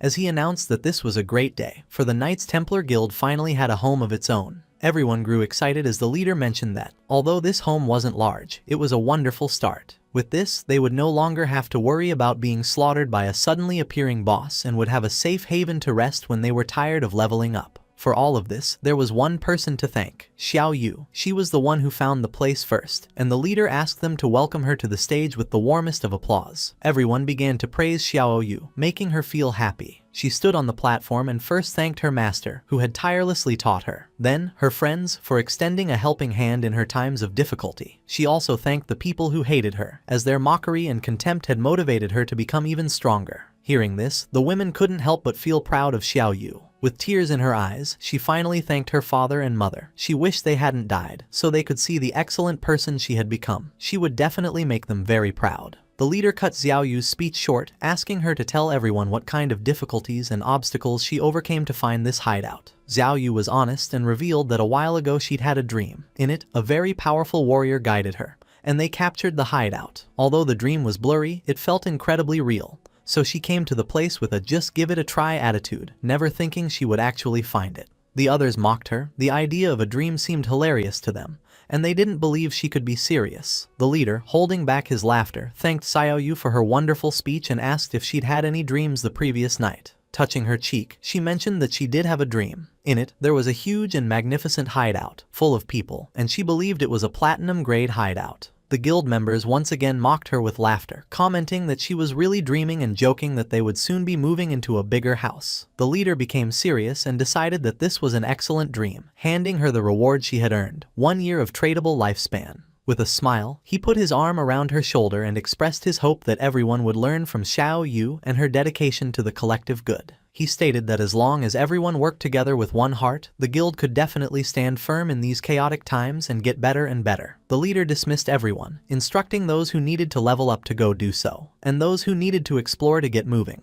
He entrusted Xiao Yu with continuing her search for hideouts, encouraging her to keep up the good work, as he was counting on her. Xiao Yu's eyes began to shine with joy, and with a smile, she nodded. Several hours later, with her magic staff in hand, Xiao Yu was inside the Zhanghai City ruins. Her eyes were shining with worry, as she was following the feeling from her dream but couldn't find the place that was supposed to be in the area. Meanwhile, members of the guild were secretly following her. They realized she had gone straight to this area after the meeting and wondered if she was really looking for the platinum-grade hideout from her dream. Seeing her enter the building, they decided to follow. Xiao Yu went into a building and began to cross through a tunnel. The place scared her. It was like in her dream, but at the same time, very different. Besides, she had the feeling that someone was following her.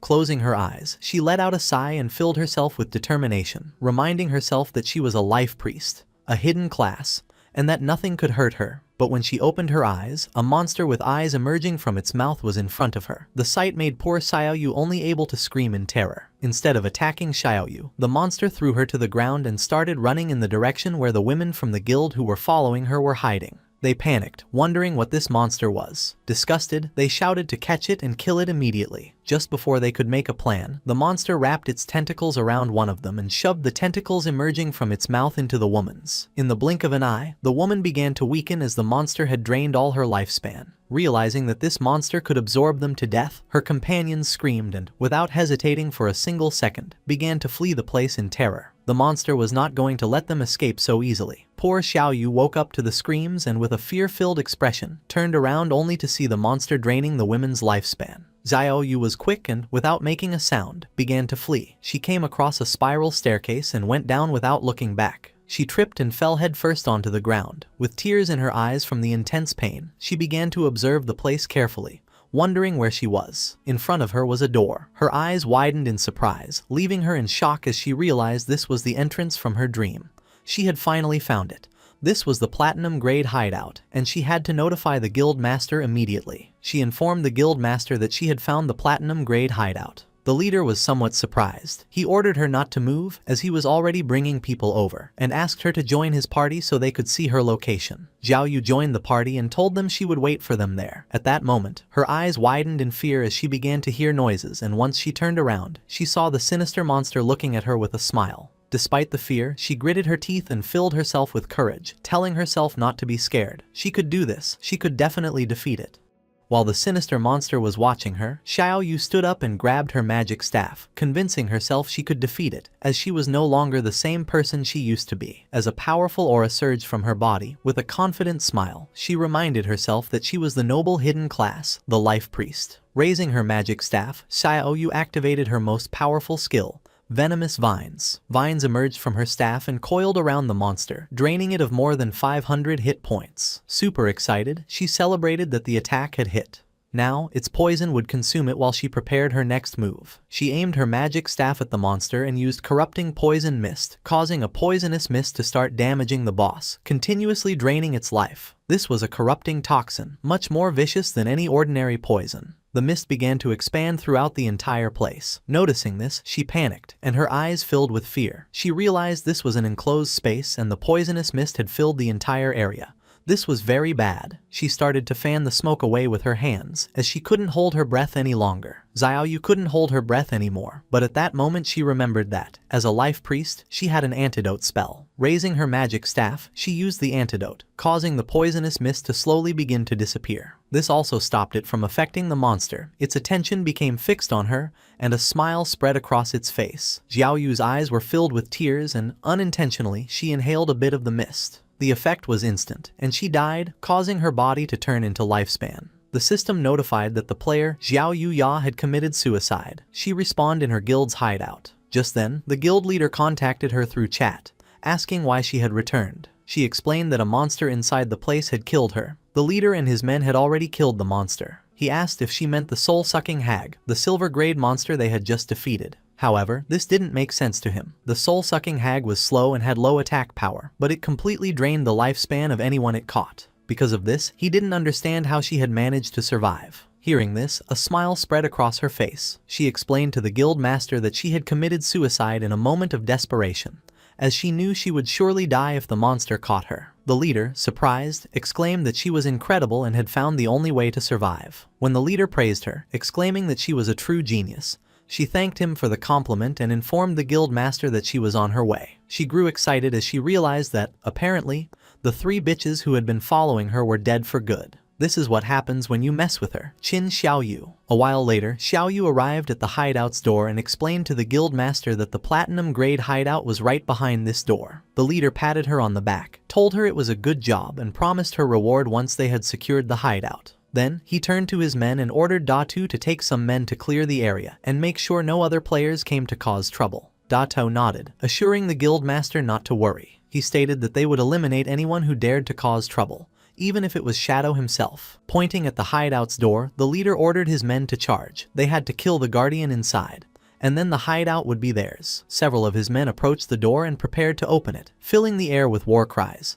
They urged each other to charge to kill the guardian and proclaimed the imminent victory of the Knights Templar, while hurrying those at the front. One of the men informed the leader that the stone door wouldn't open. With a curious gaze, the leader began to reflect. He remembered that in this game, every hideout had a guardian, and suddenly, he understood everything. With a confident expression, the leader pointed towards the hideout's door, revealing that this stone door was the guardian. Using his axe, one of the men struck the stone door. The attack dealt 320 hit points to the door as damage numbers appeared. This confirmed it was true. The stone door really was the guardian. Everyone praised the guild master's brilliance. With a smile, the guild leader told them that this platinum hideout was practically a gift and ordered his men to take it down. They accepted the order in unison. His men began to charge the door and, in the blink of an eye, created a large curtain of dust. At the same time, several system windows informed King Feng that his hideout, the land of purified souls, was under attack. The durability of the entrance's stone door was at 99.3% and taking continuous damage,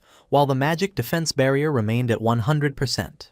The system revealed that standard teleportation to his hideout had been blocked, offering him the option to use war teleport and indicating that this was the only use available for the day. King Feng's eyes filled with seriousness and confusion, as someone had found the entrance to the land of purified souls and was attacking the hideout. Riding his wolf, King Feng headed towards his hideout. He figured that with the invaders' attack power, it would probably take them a year to break down the door. Because of this, he would simply ride his wolf over to take a look. A while later, King Feng arrived on the outskirts of the land of purified souls. His eyes lit up as something caught his attention. Two men were chasing a woman, ordering her to stop and threatening to slaughter her if she kept running. A man carrying a spiked mace appeared in front of her, asking where she thought she was going. Just before she could take another breath, the man struck her hard, sending her body flying. With a smile, the purple-haired man extended his hand and used his skill, Sacred Chains. 4 swords made of energy descended from the sky, piercing the woman's hands and knees and causing her to scream in pain. One of the men reminded her that he had already warned her that this area had been claimed by their guild, the Knights Templar, and asked if she really thought she could force her way in. With a serious gaze, she explained that she was just passing through and that this wasn't forcing her way in. It was obvious they were just looking for an excuse to rob her. Our boy recognized the woman. It was Yang Xiaoya, his colleague from the company. He remembered she was a rather nice girl who had even given him a heads up before. Hearing that, the guild reserved the area. He deduced that the ones attacking the land of purified souls were then from the Knights Templar Guild. The purple-haired man stated that if they said she was forcing her way in, then she was. With a smile, he reminded the others that, according to the usual rules, he would go first. The other man, laughing, said that then he would be ahead of him. At that moment, someone moved like thunder, cutting off the heads of the 3 men. It was none other than King Feng. Our boy started to stare at her intently, and his eyes began to glow. Yang Xiaoya was in shock, wondering if it was Shadow. But no, she realized that wasn't right. Those eyes, they were King Feng's. With a snap of his fingers, our boy activated one of his skills. This ability, the Blooming Curse, caused brilliant red spider lilies to erupt from the corpses of the men he had just defeated, draining their remaining lifespan. He stood amidst the glowing red energy, his expression calm and serious. Nearby, his old friend Yang Xiaoya watched in shock. Seeing his eyes, she felt a sense of familiarity and wondered aloud if he could be King Feng. The orbs of lifespan from the fallen men were drawn into a vortex of blue energy and disappeared. Yang Xiaoya noted that everything was gone. She contemplated what she had just seen. She thought how much Shadow's eyes resembled King Feng's, but she quickly dismissed the idea as a coincidence. She reasoned that if King Feng was the powerful player Shadow, he would never let his sister, Xiao Yu, join a guild like the Knights Templar, where members were treated like slaves. The story then shifted to Shadow's hideout outside the land of purified souls. A group of players, led by the Knights Templar guild leader, spotted Shadow's arrival and erupted into a fanatical welcome, cheering for Big Brother Shadow. The leader explained that his men had been trying to rob someone and thanked Shadow for showing up and teaching them a lesson. He said that since Shadow saved them from the headless assassin, his entire guild had become devoted fans of him. The leader continued to flatter Shadow, claiming his guild now followed his positive values and strove to be a sunshine guild. After the praise, he finally asked why Shadow had come to visit. Shadow ignored the flattery and got straight to the point, asking if it was true they were attacking a hideout. The guild leader, looking surprised and nervous, stammered as he asked Shadow how he knew, then hesitantly questioned if Shadow was also interested in the hideout they were attacking. With his eyes glowing, Shadow made a calm declaration, stating that the hideout was his. The guild leader was so shocked he practically turned to stone, unable to process what he had heard. His subordinates were equally stunned, their mouths open in disbelief. The leader, sweating, tried to argue, pointing out that he heard Shadow's hideout was in Magic City, and a player could only own one. One of his men leaned in and whispered a crucial piece of information. If a player creates a guild, the guild itself can also own a hideout. Shadow confirmed this, stating coolly that he had hideouts in both Magic City and Zhanghai City. The terrible realization dawned on the group. They had been trying to invade the personal territory of Shadow, the most powerful player in the world. A wave of terror washed over them as they looked up, feeling as if the sky itself was collapsing. Meanwhile, Xiao Yu was in utter disbelief.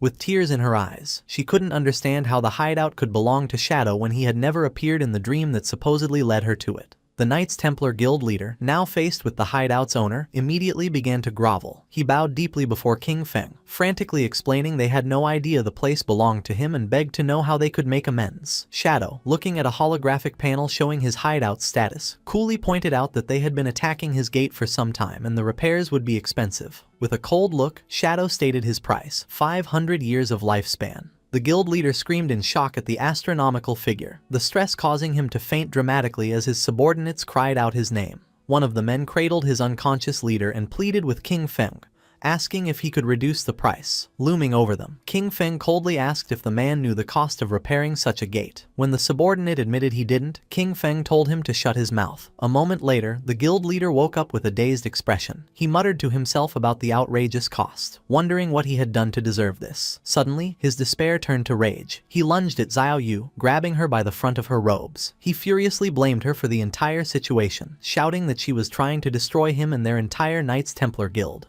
With a look of shame, Xiao Yu accepted the blame, quietly admitting it was all her fault and that she had dragged everyone into this. Turning to King Feng, she bravely took full responsibility. She told him to punish her instead, offering to do anything he commanded. Pledging her life to him, she swore to become his servant and give him all the lifespan she earned until the debt was repaid. Facing King Feng, Xiao Yu continued her plea, offering herself for any punishment he saw fit: beating, cursing, or abuse, as long as he spared her guild. The Knights Templar Guild leader and his men looked on, moved by her self-sacrifice. Ignoring her completely, King Feng's glowing eyes fixed on the guild leader. He spoke a single name: Chen Wuming. The leader, whose real name is Chen Wuming, was struck with pure terror. He stammered in disbelief, shocked that King Feng somehow knew his true identity. King Feng then posed a cold question to Chen Wuming, asking if he truly believed Xiao Yu was worth the 500 years of lifespan. At this, a twisted manic grin spread across Chen Wuming's face. In a shocking turn, he launched himself at Xiao Yu, unleashing a furious punch and screaming at her to die. As his fist sent her flying, he angrily accused her of causing them to invade King Feng's hideout and then having the nerve to play the hero. He revealed his jealous motive, screaming that she was just trying to get close to King Feng and become his servant, something she didn't deserve. With Xiao Yu lying unconscious, Chen Wuming got on his knees and resumed begging. He lamented that his plan to get close to King Feng had failed and pleaded for mercy, explaining his guild was small and could not afford 500 years of lifespan.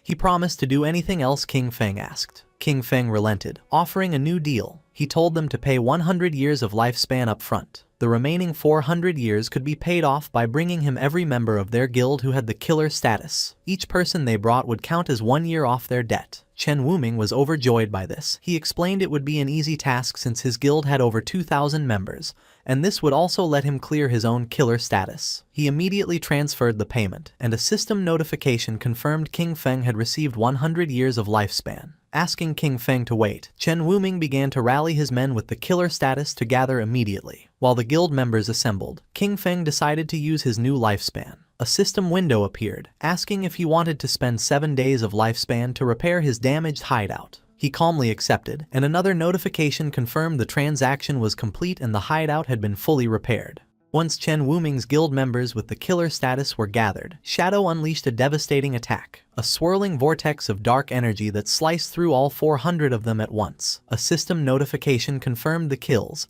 and the ground became littered with glowing orbs of lifespan. Killing so many players with the killer status also reduced Shadow's own, lowering its level from 4 to 3. Chen Wuming, the Knights Templar Guild leader, clapped enthusiastically, praising Shadow's efficiency. He callously remarked that the men who died were just troublemakers who had violated guild rules and deserved the lesson Shadow had taught them. Shadow then turned to the leader with a new proposition, telling him that his guild would now be responsible for guarding this hideout. Shadow explained this would be a perfect way to keep the guild's unruly members in line. He ordered them to guard the place in shifts, warning Chen Wuming he would be held personally responsible for any future attacks. Though he agreed, the leader cursed Shadow internally, realizing he was being forced to use his men as security guards. Just then, a new system notification appeared. His other hideout, the Evil Spirit Academy, was under attack. With its defensive barrier taking damage, he was prompted to use his single daily war teleport. Annoyed, King Feng decided to use the teleport to deal with this new threat. As he was enveloped in blue light, he wondered aloud who would be foolish enough to provoke him, especially since everyone knew the Evil Spirit Academy was his. Seeing Shadow disappear, Chen Wuming ordered his guild to pack up and leave. When a subordinate reminded him of King Feng's orders, the leader pointed to Xiao Yu, who was just beginning to stir. He cruelly declared that she would be the one to guard the hideout. He mocked her, saying this was exactly what she wanted. He ordered her not to move and to report any trouble, threatening to drain her lifespan if she failed. The scene shifted to the Evil Spirit Academy, a massive Gothic cathedral in the Magic City ruins. A group of men from the Magic City Black Dragon Hall were relentlessly attacking the main doors, trying to break the magical barrier. King Feng teleported directly into the fray, landing inside. Standing atop the high walls, he looked down at the attackers, puzzled. He had no memory of dealing with the Magic City Black Dragon Hall and wondered why they had made an enemy of him.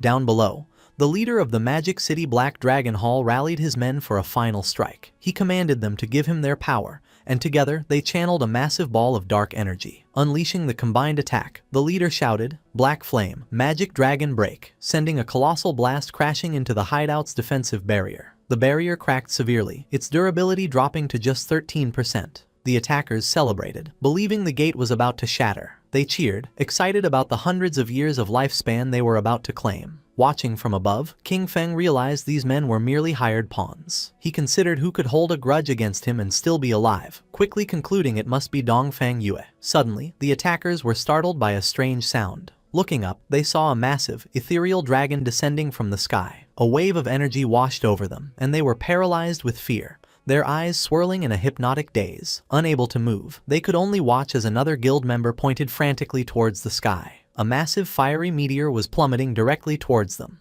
The celestial body crashed into the ground, engulfing the helpless men in a massive explosion. One of the men braced for impact, but was surprised to find himself unharmed after the flames subsided. He laughed with relief, gloating that the meteor had only dealt 3,000 damage and his high health build had saved him. His celebration was cut short as his head was severed, and his body was consumed by dark tendrils before disintegrating.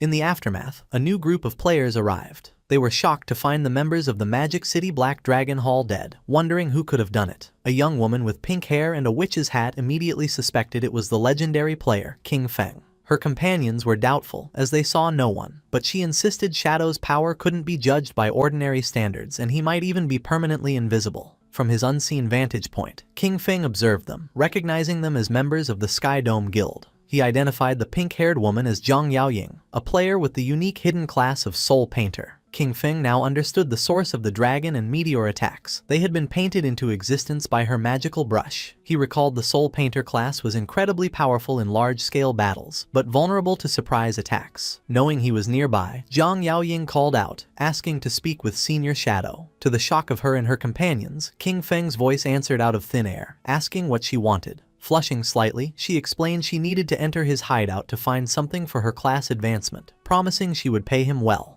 Shadow pieced everything together. In his past life, the Sky Dome Guild had controlled this hideout, and now he understood why. Zhang Yaoying must have discovered it during this quest. He mused that his actions had once again altered history. He fondly remembered watching her and her grandfather's popular gaming streams. Her grandfather, Old Man Zhang, founded the Sky Dome Guild, which became one of the top guilds in the nation. Blushing under his mask, King Feng admitted to himself he knew so much because he used to be a fan. Putting his memories aside, King Feng made a decision. He told them to come inside so they could talk. As he spoke, the massive sealed doors of the Evil Spirit Academy swung open, revealing a dark, cavernous entrance. Inside the Gothic halls of the Evil Spirit Academy, King Feng sat on a massive throne with dark energy swirling around him. He addressed the members of the Sky Dome Guild, asking them to state their business. Zhang Yaoying stepped forward and explained that her Soul Painter class required special materials for its advancement, materials only found in the Evil Spirit Academy. Stating they had heard he had sold a previous hideout for a high price, she offered to buy this one from him. She explained that her class required a large quantity of the material, making ownership the most practical solution. King Feng was impressed, wondering how the Sky Dome Guild had accumulated so much lifespan. He credited her grandfather, Old Man Zhang. However, he informed her that the Evil Spirit Academy was not for sale. As a compromise, he offered her guest permissions, allowing free access to the ground floor. Unsatisfied, Zhang Yaoying countered, asking to rent the space instead. She proposed a price of 500 years of lifespan for a 3-year lease on the first floor. King Feng considered her proposal. He realized that since he had already offered her free access for her quest, her insistence on paying such a high price meant the Sky Dome Guild's true goal was not just to gather materials, but to formally establish a relationship with him.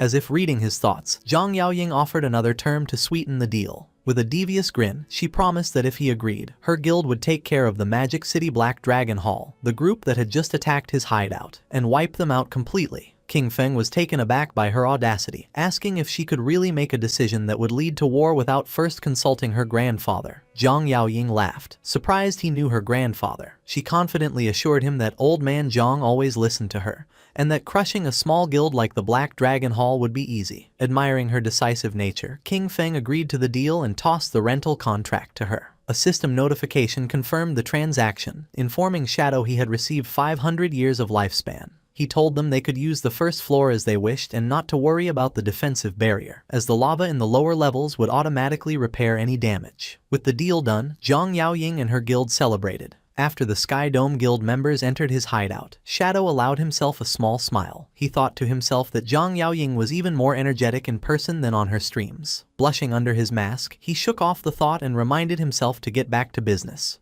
He went to his hideout's warehouse. He had used his equivalent exchange skill several times already with good results. Seeing the skill's cooldown was over, he decided to use it again. Activating Baffich's equivalent exchange, golden energy swirled around his hand as he sacrificed a low-value item. The system announced he had lost a wisdom training scroll but gained the Scarlet Blade, a powerful Jade-tier assassin finisher skill. The blade was a high-damage melee attack that also healed him for a large percentage of the damage dealt. King Feng was pleasantly surprised. Obtaining a limit break finisher skill was a significant power boost. These ultimate abilities were known for being strong enough to turn the tide of a battle. He noted the base damage of the new Jade tier skill was more than double that of his most powerful legendary skill. Seeing its potential, King Feng immediately spent evolution points to upgrade the Scarlet Blade to legendary tier. The skill's damage and healing grew, and he calculated that with his buffs, a single strike could now inflict over 100,000 points of damage. With plenty of evolution points left, he decided to upgrade another core skill. He invested 500 points into his passive stealth ability, evolving it to Mythic. This upgrade not only increased his stealth level but also granted him a new passive effect. While in stealth, the rate his lifespan drained in dangerous areas was reduced by 90%. King Feng's eyes glowed with satisfaction. This would make exploring high-level rage zones much safer. At level 17, Shadow could finally equip the new Jade tier gear he had acquired.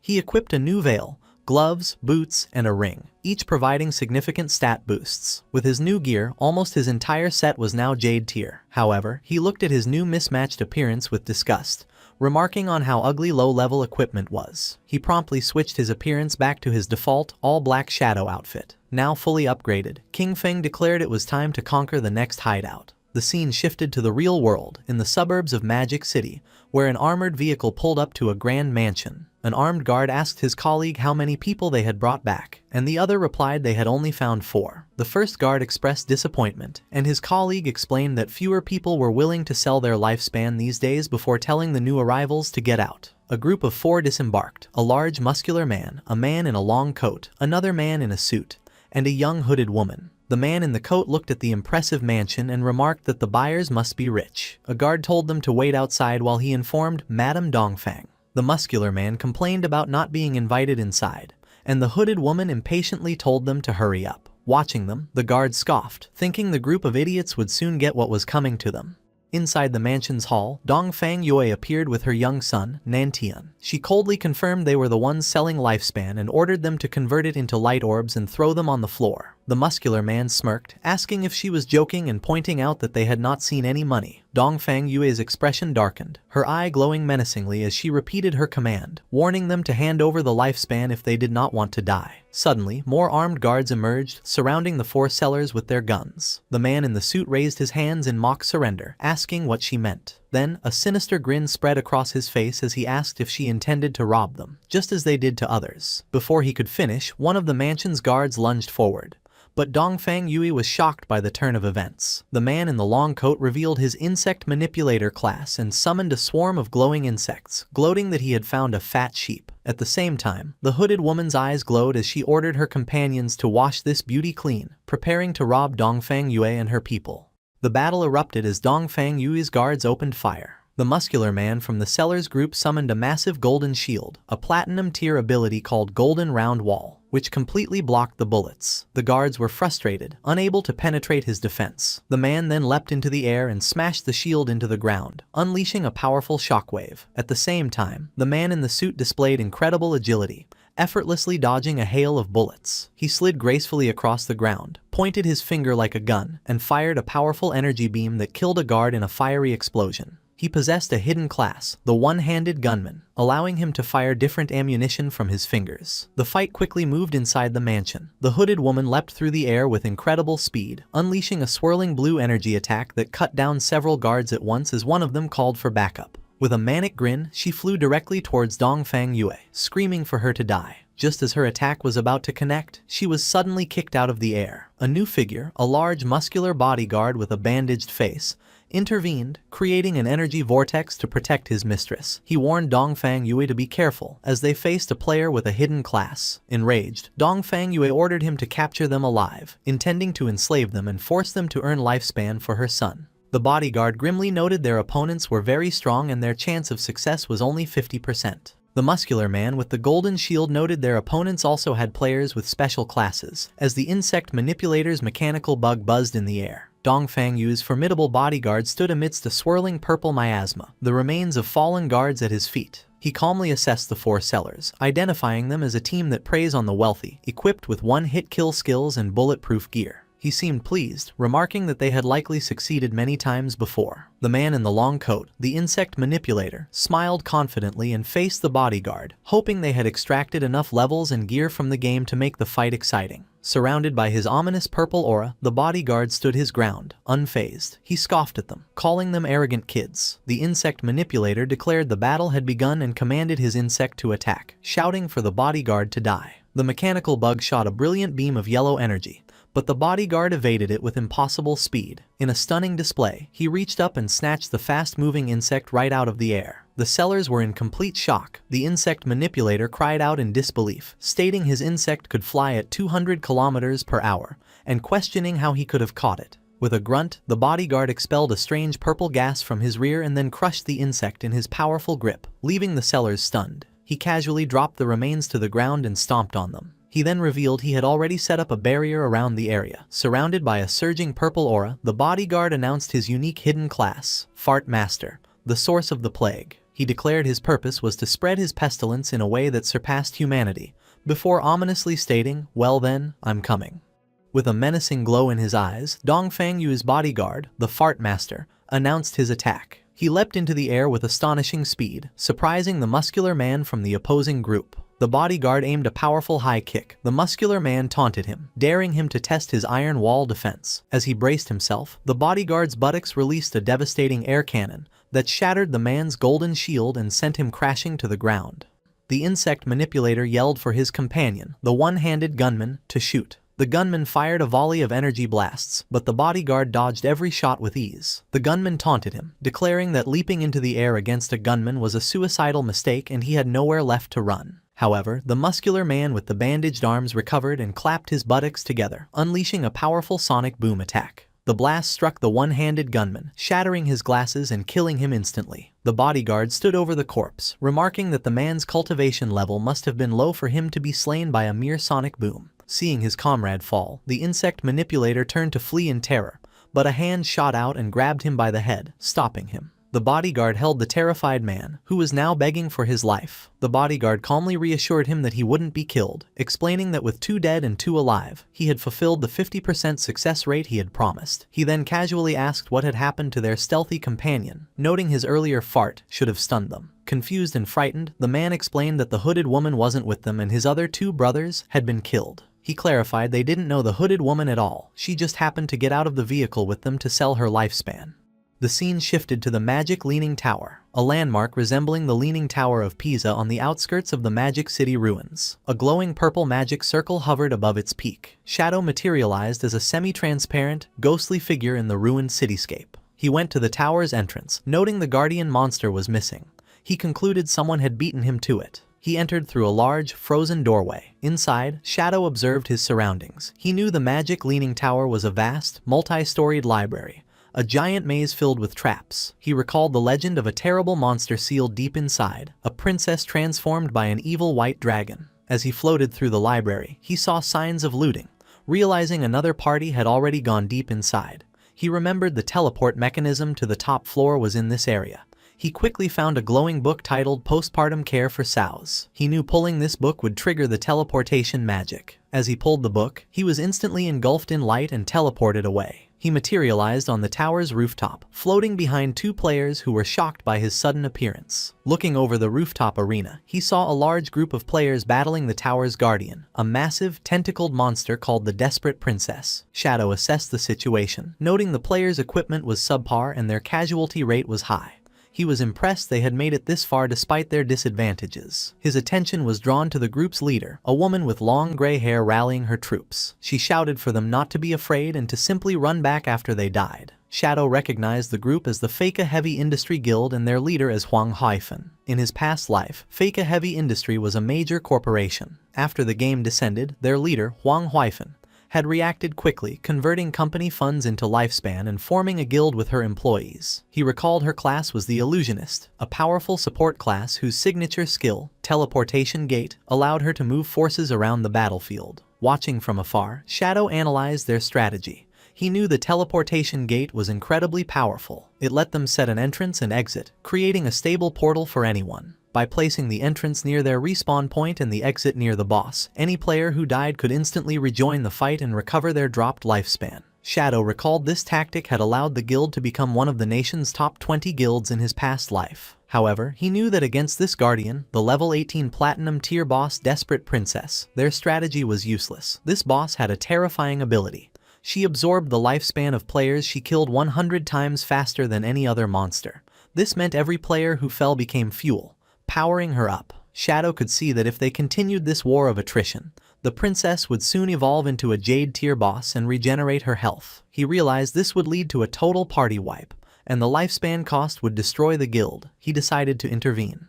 Leaping down, Shadow landed before the guild leader, Huang Haifeng. Startled, she watched as he made an offer. 1,000 years of lifespan, and he would kill the boss for them. Any assassin loot would be his. Huang Haifeng was stunned, stammering as she realized she was face to face with the legendary Shadow. He calmly confirmed his identity and gave her a stark warning, telling her and her guild they could not win this fight. He advised them to either accept his offer or retreat immediately. Before Huang Haifeng could respond, an arrogant young man challenged Shadow, angrily asking who he was to say they couldn't win. He scoffed at the demand for 1,000 years of lifespan, calling Shadow crazy and telling him to get lost. Huang Haifeng tried to stop him, shouting, "Huang Ziking, don't be rude," but it was too late. Before she could finish, Shadow grabbed Huang Ziking by the face. With a fluid motion, he threw the young man into the guild's teleportation gate. As Huang Ziking emerged on the other side, Shadow unleashed his Dark Night Ring Blade skill, a wave of dark red energy that sliced him in half and shattered the teleportation portal. As the remains of her subordinate fell, Huang Haifeng screamed, "Son!" She turned on Shadow, demanding to know why he had destroyed her portal. She acknowledged her son had offended him but argued a simple lesson would have been enough. With glowing golden eyes, Shadow looked down at her and calmly said she would soon understand. He repeated his offer, 1,000 years, and he would solve her boss problem.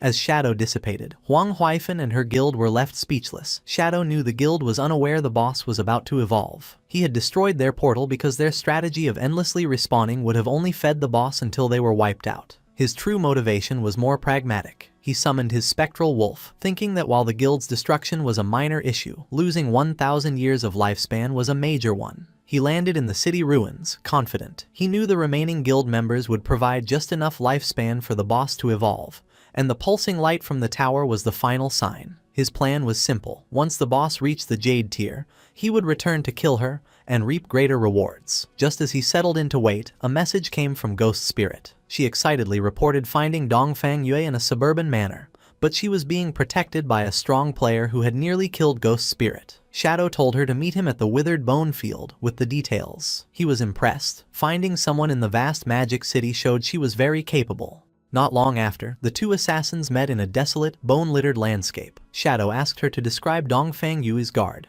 Ghost Spirit explained he was a fast, powerful melee fighter whose main attack was, bizarrely, farting. She added he could see through her stealth and was surrounded by a 10-meter smoky aura. Shadow understood immediately. He explained she had encountered a player with the Source of the Plague hidden class. The aura was a first-tier ability, a plague field that could sense any physical body within it, countering her stealth. He explained the class could strengthen its body and regenerate using plague abilities, and at higher tiers, it was rumored to be nearly immortal. Hearing this, Ghost Spirit was horrified, despairing if she would ever get her revenge. Shadow then revealed the class's critical weakness. While the plague strengthened the user's body, it also corroded their mind. A weak mentality, he explained, was its greatest flaw. He then told her the Blade of the Underworld class had its own evolution. At Tier 2, it would become the Yellow Spring Evil Ghost. As he spoke, a massive spectral green demon materialized behind her, its eyes glowing. Ghost Spirit stood in awe, her own eyes glowing with ethereal light as she realized her own potential. In a desolate field of bones, Shadow advised Ghost Spirit to advance her class to Tier 2 to overcome her limits, as it was her true path. Amazed, Ghost Spirit asked how he knew so much about her class. Instead of answering, Shadow leaped to the top of a large tombstone. From there, he explained that the game was profound and encouraged her to be persistent, as a solid foundation was key to greatness. Inspired, Ghost Spirit was filled with determination. Understanding his incredible power came from constant hard work. Shadow revealed that this graveyard was the perfect place for her to level up, as the monsters respawned quickly and would also allow her to upgrade her class weapon, the Underworld Chain Blade. However, he warned her the place was dangerous, as all the monsters were elites with triple the health, defense, and attack of normal enemies. To show her how it was done, he said that with the right technique, it was not so difficult. He then leapt into a group of monsters and annihilated them effortlessly by striking their weak points. Ghost Spirit watched, blushing and astonished by his strength. Appearing by her side, Shadow urged her to give it her all, explaining that only by betting everything could she complete her path of revenge. With that, Shadow disappeared in a flash of blue energy, leaving Ghost Spirit alone. She was left thoughtful, realizing that for an instant when he mentioned revenge, she had felt an intense and unmistakable killing intent from him.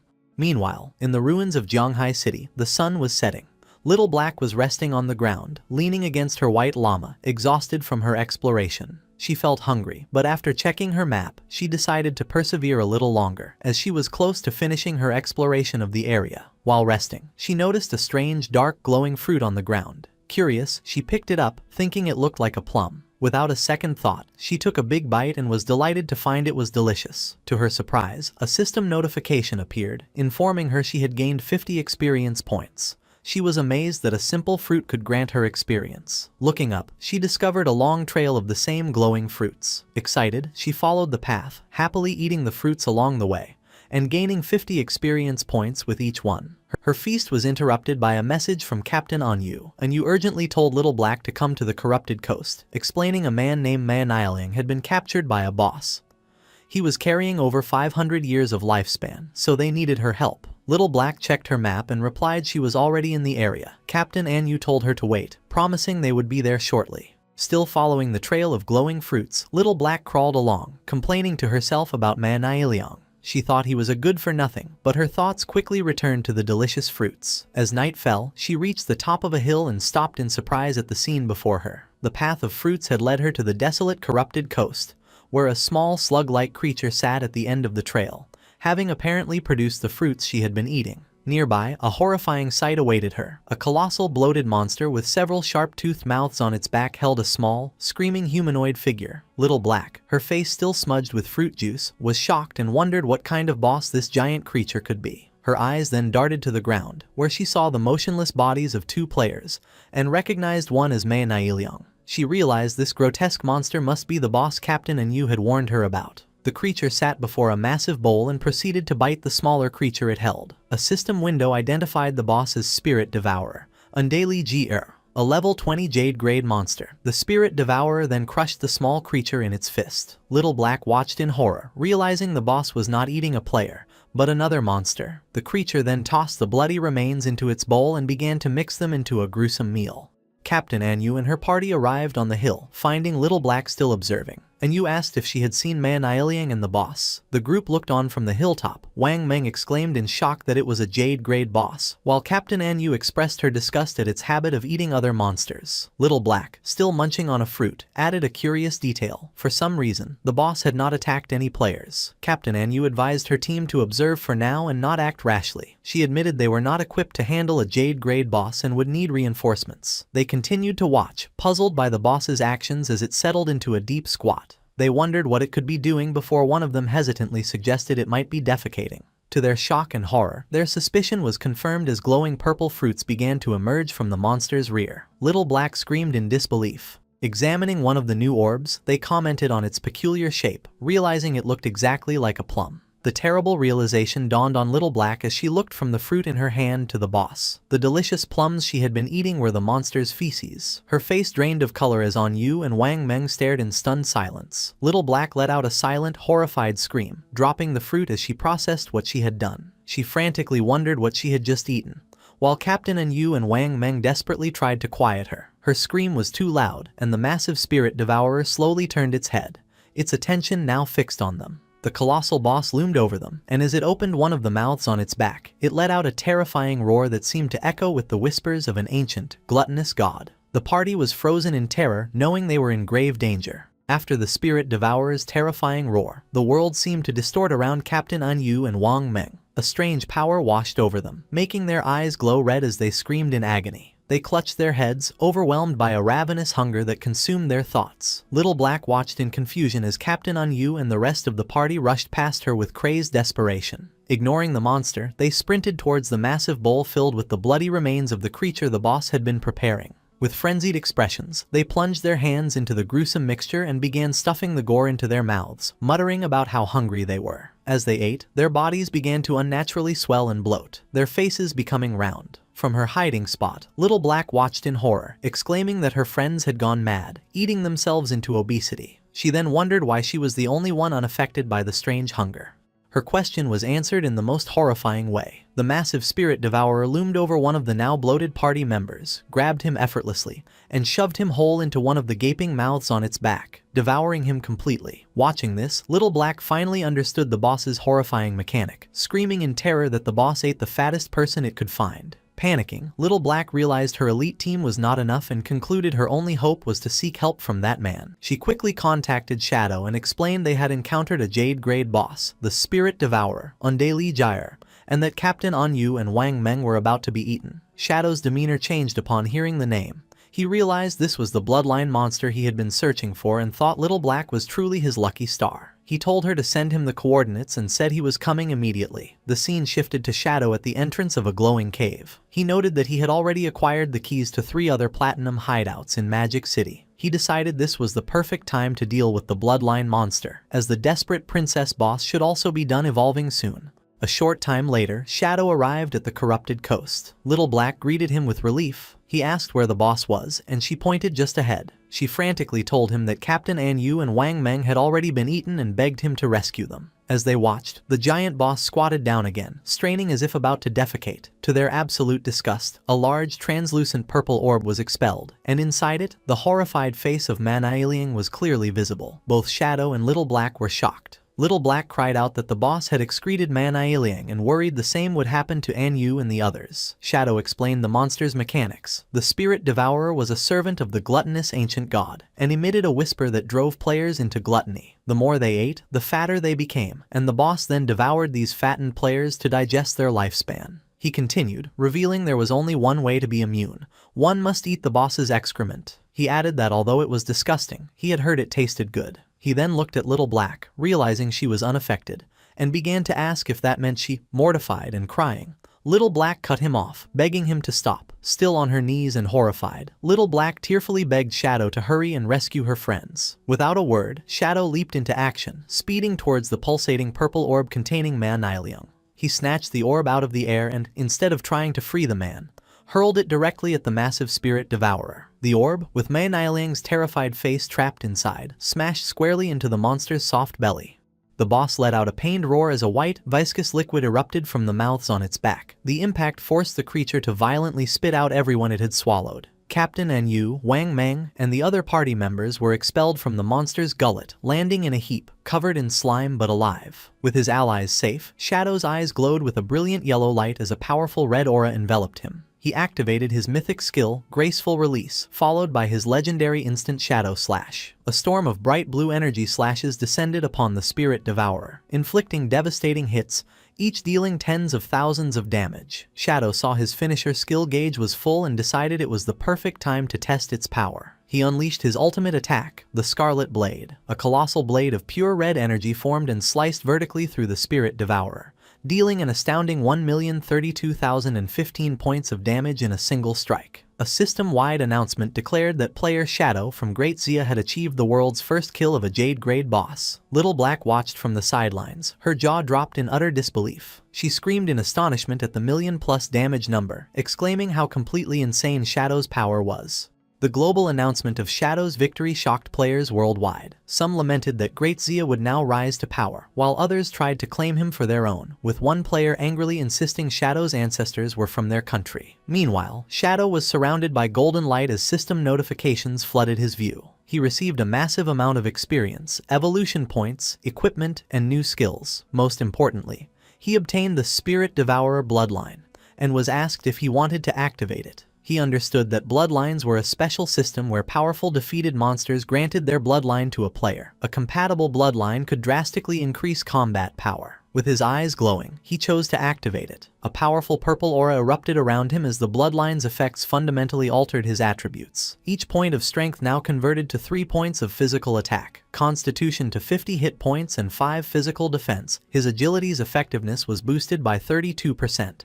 And each spirit point provided 3 elemental attack and 5 elemental resistance. He also gained 2 new bloodline skills. The first, Spirit Devour, allowed him to consume any skill of his own class for an attribute correction bonus, though it increased his appetite by 200%. The second, Big Mouth, let him form a massive energy mouth to swallow enemy projectiles, healing himself based on the absorbed projectile's damage. Shadow contemplated this new power, realizing the potential of devouring skills to gain extra attribute corrections. He understood attribute correction was the efficiency of his stats. For example, 1 strength point normally granted 3 points of physical attack. The boss had conveniently dropped a bronze tier poison blade skill, which he considered useless on its own but perfect for a test. He used Spirit Devour, crushing the skill icon. The system confirmed the action and notified him his strength conversion had increased from 3 to 3.3 points of physical attack per point. He was initially disappointed that a bronze tier skill only gave a 0.3 increase, but then he had a crucial insight. The devoured skill was now a passive ability, which meant it could be evolved. He immediately spent 242 evolution points to upgrade the devoured poison blade skill from bronze to legendary. The result was astounding. The system informed him his strength conversion had now increased from 3 to 5 points of physical attack. His eyes gleamed with excitement. He realized that if he continued to devour and upgrade skills, his attribute corrections could become hundreds of times greater than other players. A determined smile spread across his face as he declared to himself that he was, once again, invincible. After the battle, Captain Anyu, Wang Meng, and the rest of the party were safe but in an embarrassing and slimy state, still bloated from the boss's gluttony effect. Wang Meng tearfully thanked Shadow for saving them, relieved they weren't all excreted by the boss like Manhwa Recap. While her friends recovered, Little Black rushed to the still bloated Captain Anyu, giving her a hug and reassuring her that she was still beautiful regardless of her size. Once everyone was back to normal, Captain Anyu approached Shadow to discuss his payment, explaining that the Zhonghai officials were short on lifespan. Unconcerned, Shadow told her not to worry and suggested they could repay him by finding assassin skill books instead. Captain Anyu readily agreed. With the deal made, Shadow vanished in a swirl of dark energy. With their mission over, Anyu told her team it was time for them to head back as well. As the group left, Manhwa Recap, still trapped in his rolling purple prison, tearfully made everyone promise to never speak of what had happened. The exhausted team reluctantly agreed. The story flashes back to the magic leaning tower, just after Shadow jumped down from its peak. At the top of the tower, the battle with the desperate princess was still raging. The boss, a tentacled creature, was down to the last third of its health. The guild leader, Huang Huifan, urged her team on, ordering a healer named Xiaokui to use her Tree of Life skill. Xiaokui obeyed and a massive glowing tree of green energy erupted, continuously healing the guild members. Huang Huifan rallied her troops, shouting that since Shadow had destroyed their portal, they couldn't afford to die. She encouraged them to go all out, believing victory was near. Filled with renewed vigor, the guild's tanks charged, and the team unleashed a final barrage of attacks on the weakened boss. Believing they had won, Huang Huifan celebrated with Xiaokui, crediting her Life Priest class for their success. However, their celebration was cut short. The desperate princess retaliated with a powerful tentacle strike, shattering a tank's shield and instantly killing him. The boss then closed her eyes and began to absorb a strange blue energy from her fallen foe.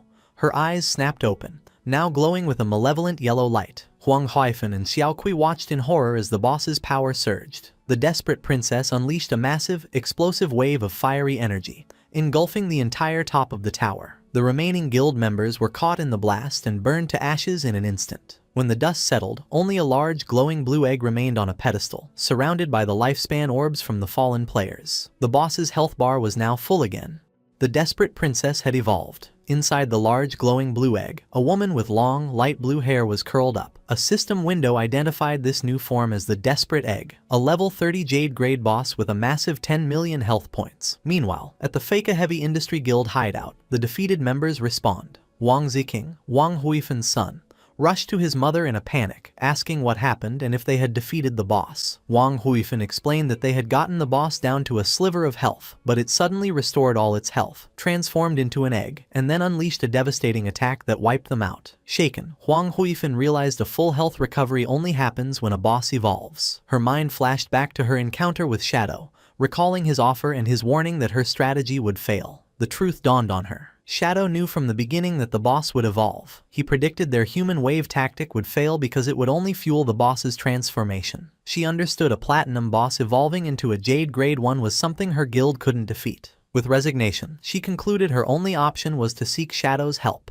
Back at the silent peak of the magic leaning tower, Shadow's invisible form reappeared before the large blue egg. Shadow observed the Desperate Egg, identifying it as a Jade grade boss but finding its transformation strange. He knew a simple evolution shouldn't cause such a drastic change in form. He noted the egg had no offensive capabilities and wondered if it was a transitional stage before an even more powerful boss hatched. Deciding to act, Shadow leaped into the air and threw a dagger charged with dark energy at the egg. The blade struck, dealing over 28,000 points of damage. However, this barely dented the boss's massive health bar. In his spectral form, Shadow noted its 10 million health points were comparable to an epic grade boss. He sensed the egg was strange and couldn't allow it to continue incubating. He realized that despite its high health, the strategy to defeat it was simple. He knew the egg had no anti-invisibility capabilities, meaning it was completely blind to his presence. His plan was to continuously attack with his skills to charge his ultimate finisher. Once his ultimate was ready, he unleashed the Scarlet Blade again. A massive wave of crimson energy slammed into the egg, dealing over 100,000 damage and causing large cracks to spread across its surface. Shadow stood confidently amidst the shattered egg, knowing a stationary, blind opponent's defeat was only a matter of time. Suddenly, something caught his attention.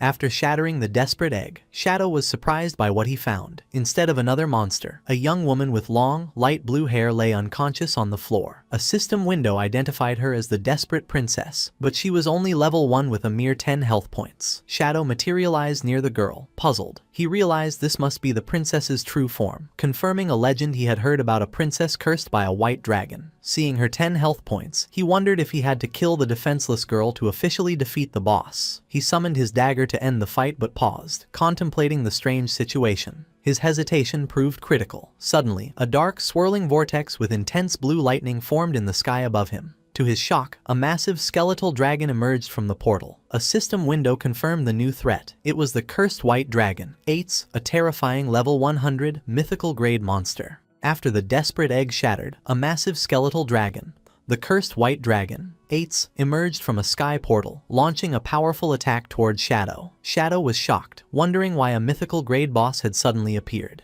As the dragon roared, Shadow realized it was a hidden boss and the legend of the princess cursed by a white dragon was true. On the ground, the desperate princess, now in her human form, began to awaken. Shadow watched as the princess rose and floated towards the giant skeletal dragon's head. She flew directly to the monster and, instead of fighting, she gently hugged its snout. As she tearfully embraced it, her body started to burn away, revealing a bright, red heart in her chest. The princess completely disintegrated in a flash of light against the dragon's face, and the light expanded to engulf the beast. The cursed white dragon's skeleton began to crumble, leaving Shadow perplexed as only a glowing red heart remained floating in the air. As the heart approached him, the system informed Shadow he had stopped the resurrection of an ancient god named Cthulhu and had obtained the Heart of the Curse. The item gave him two options: use it to become a servant of Cthulhu by devouring lifespan, or destroy it to receive a mythical grade item.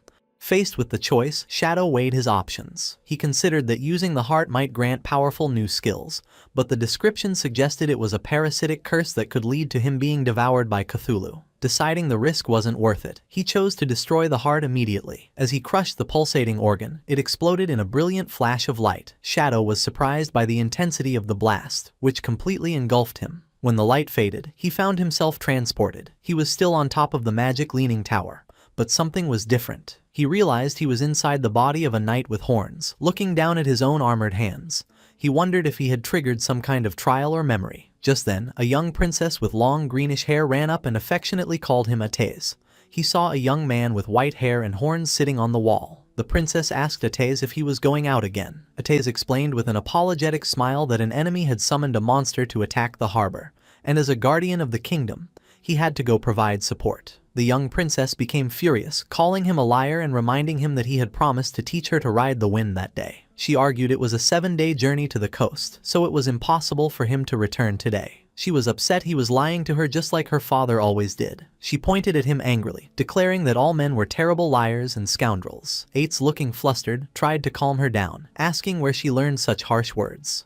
He then presented her with a silver scale-like object, calling it the Scale of Promise. He explained that under its witness, anyone who broke a promise would lose their wings and never be able to fly again. The princess, blushing and flustered, immediately rejected the gift, exclaiming that she didn't want Atez to lose his wings. Reassuring the princess, Atez promised he would not break his word and told her not to underestimate his wind-riding skills. He then unfurled a pair of magnificent, large white wings. The princess watched with stars in her eyes, exclaiming that his transformation was always handsome and cool. Before leaving, he promised to return for dinner and explained that his 3 shadow guards would stay to keep her company. With that, Ates launched into the sky and flew away, as the princess waved and wished him a safe journey. Filled with determination, the princess declared that since Ates was working hard, she couldn't fall behind either. She commanded the shadow guards to follow her, announcing she would go prepare ingredients so Ates could have a grand dinner. At this point, Shadow understood he was witnessing a memory sealed within the heart of the curse, showing the past shared between the desperate princess and Atez, the white dragon. The narrative then shows fond memories of the princess spending the day with the shadow guards, happily picking mushrooms in the forest, encountering a strange rabbit, and fishing by a lake, all happening in their kingdom with the magic leaning tower in the distance. Later, exhausted but happy, the princess presented a large feast she had prepared. She proudly listed peculiar dishes, like steamed rock and volcanic ash pizza, stating they were all Ates's favorite foods. She waited expectantly, believing he would return soon. But as night fell, she fell asleep at the table while waiting for him. An elderly attendant gently woke her, telling her it was very late and time to rest. He pointed out that the food on the table had grown cold. Startled and shocked at how late it was, the princess frantically asked the attendant where Atez was, wondering why he still hadn't returned. The attendant continued with a grave expression, informing the princess that according to frontline reports, the battle was dire and General Atez would likely be delayed. The princess refused to believe it, declaring that Atez was the kingdom's powerful guardian and any enemy would be like a lamb to the slaughter before him. However, the attendant explained the gravity of the situation, revealing the enemy nation had sacrificed tens of thousands of lives to summon a horrifying monster from the sea. He described a colossal, city-sized creature with countless tentacles and eyes, so terrifying a mere glance could drive a person insane. Hearing this, the princess's confidence faltered, and she began to worry that even someone as strong as Atez was in a desperate struggle. Suddenly, her eyes widened in fear, and the scale of promise she held shattered. Realizing this meant Atez had broken his promise to return, she panicked. She knew if he didn't come back before midnight, he would lose his wings. She grabbed the attendant, Scholar Lu Wen, and begged him to take her to her father, a dragon knight who might know how to remove the scale's curse. Ignoring the old man's complaints, she pulled him along, explaining that if Atez lost his wings mid-battle, he would be doomed. As she burst through a door, she was stunned to find Atez standing there, unharmed. He calmly asked her why she was in such a panic. Overcome with relief, the princess rushed forward and hugged him, crying that she was so glad he was back and safe. Hugging her back, Atez gently reassured her that he would return because of their promise. The princess, still holding him, confessed she had been worried because the situation at the front lines was said to be very bad. The attendant, Scholar Lu Wen, then cautiously asked General Atez about the battle. With a confident smile, Atez explained it had been troublesome and took some effort, but the problem was solved, and the army could handle the cleanup. Scholar Lu Wen praised him as the worthy guardian of the kingdom. Atez, walking towards the feast on the table, exclaimed that he was starving and asked the princess if she had made all the food. She proudly confirmed she did, though she lamented it was probably cold by now. Atez began to eat with great enthusiasm, declaring it didn't matter if it was cold because it was delicious. As he ate, the princess fondly told him to slow down so he wouldn't choke, while Scholar Lu Wen watched them fondly.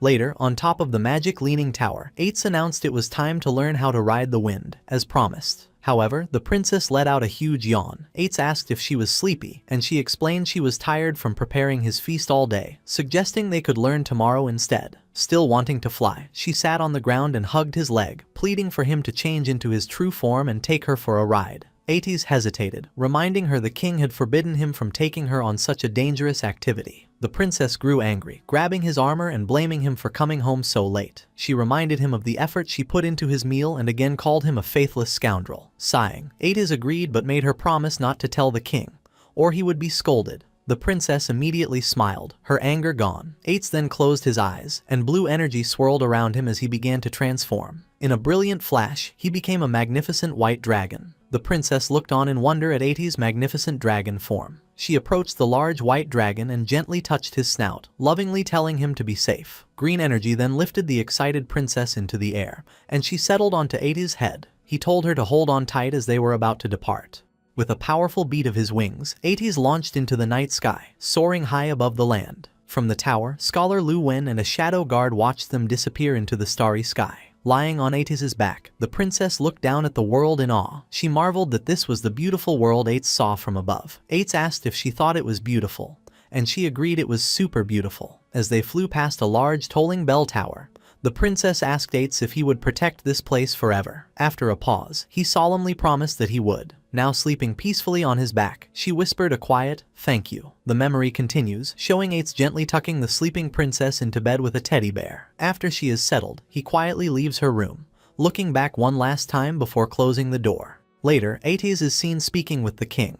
The king noted with concern that Ates was badly injured and asked if the monster he fought was truly that formidable. Ates, though weary, smiled and reassured the king. He explained his injuries were not fatal and he just needed time to recover, adding that he had already burned the monster to ashes with his dragon flames. The king's expression remained grave. He revealed he believes the enemy empire is conducting a dark ritual, and he senses a terrible wave preparing to sweep across the continent. He warns Ates that they must all be prepared, as not even he, a member of the dragon race, will be exempt from the coming danger. Standing resolute against a dark sky, Ates pledges his loyalty and agrees to follow the king's arrangements. The scene then shifts to a later time, showing the magic leaning tower under a starry night sky. The mood quickly turns grim, as the next view is of shattered pieces of Ates' armor and blood splatters on the floor, indicating a terrible battle. Ates is on his hands and knees, his armor destroyed and body covered in wounds, coughing in pain. He clutches his chest, where a strange, pulsating red object is embedded, with dark veins spreading from it. The story jumped forward 5 years into a dark, violent future. The kingdom was in a terrible war, under constant attack by a horrifying army. Soldiers and civilians cried out in terror that an enemy nation had attacked with an army of monstrous inhuman creatures. People ran for their lives, screaming for help as they were mercilessly crushed by the invaders. The city was overrun by feral, red, skinless monsters that rampaged through the streets. From a high balcony, the king watched the chaos as the monsters swarmed his city. He grimly observed the overwhelming number of creatures, stating the Marega Empire had truly gone mad. He concluded their enemy intended to drag the entire world into destruction with them as their dark banner was raised over the battlefield. Amidst the chaos, the desperate princess ran frantically. She screamed Ates' name, desperately shouting that the enemy had breached the city walls. She found Ates sitting passively on a high wall, flanked by his 2 shadow guards. Looking down at the carnage, she rushed towards him and implored him to act, explaining the enemy's army was filled with inhuman monsters their soldiers could not fight. She questioned why he had not intervened, pleading that the kingdom needed his help now. Ates calmly turned to the desperate princess and said he was just on his way to find her. He instructed her to stay inside the magic leaning tower, assuring her it was safe and she should not go anywhere else. The princess agreed but urged him to hurry and defeat the enemy army. However, Ates refused, stating he would remain there to protect her. Confused and angry, the princess asked what he was talking about. She reminded him of his duty, declaring he was the guardian of the kingdom and his purpose was to protect the entire nation, not just her. She gestured desperately towards the city below, where soldiers were being overwhelmed, exclaiming that the capital was about to fall and its people were being slaughtered. She insisted his role was to transform into a dragon and burn their enemies to ashes. The princess told him she only needed his shadow guards for protection, as he had always arranged in the past. Ates simply lowered his head in silence. He then began to explain the history behind their enemy's power. He revealed that 5 years ago, they had discovered the Marega Empire was performing a mysterious ritual known as Forsaken by the Gods. The ritual was simple. One could sacrifice their lifespan to summon inhuman creatures. The more lifespan offered, the more terrifying the summoned monster. Ates explained this was an ancient ritual, as no sane person would trade their life for a monster. However, he continued, for the Marega Empire, this desperate ritual was their only hope.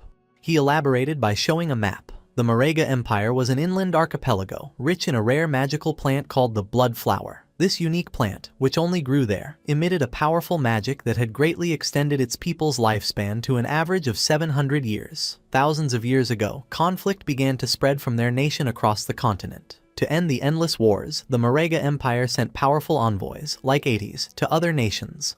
These envoys were bound by contracts to serve the kingdoms they were assigned to. By lending their strength to the weaker side in any conflict, they could maintain a balance of power and bring peace. However, the king of Marega grimly reflected that they had underestimated the malice of humankind. The envoys' arrival made other nations realize a terrifying truth. The long-lived people of the Marega Empire were the greatest threat. Soon, the leaders of other nations secretly formed a consensus with a single goal. The people of the Marega Empire had to be completely eradicated. What followed was a period of immense suffering for the Marega Empire. They were afflicted by curses, plagues, and division. Even their own envoys were turned against them. The other nations relentlessly plundered the Marega lands until the blood flower finally began to wither and die. Without the flower, the balance of power was shattered, and the Marega Empire lost its last bit of value. The death of the last blood flower's petal triggered a devastating avalanche. The Marega Empire was invaded, and its people were slaughtered by their former allies. The sole reason for this disaster was greed. The other nations could not stand for the Marega Empire to possess a resource they could not have. In the darkness, the dying people of Marega clung to one last, desperate hope. That hope was the ritual, forsaken by the gods. As terrifying purple energy surged through a chamber of bones, the ritual began. This was less a ritual and more a curse. Every person from the Marega Empire was branded, causing their lifespan to drain as monstrous creatures grew inside their bodies, eventually bursting out. These monsters had only one purpose: to destroy humanity. Bringing his story to a close, Ates turned back to the princess, his face etched with pain as he prepared to tell her the consequence of this curse. As the princess listened, Ates revealed his face, now covered in grotesque, bloody growths. He explained with a sorrowful expression that he could no longer transform into a dragon. From now on, he would only become a monster. The princess stared back in shock and horror, stammering his name as she asked why this had happened. Ates continued, revealing a deep secret. He stated that very few people knew the true identity of the Marega people. They were also known as the Dragon Race. The envoys like him were called Guardians of the Kingdom by most humans. The princess's eyes widened as she processed this stunning revelation. Standing on the wall, Ates told her that an unstoppable tide of darkness had swept across the continent and the end of humanity was here.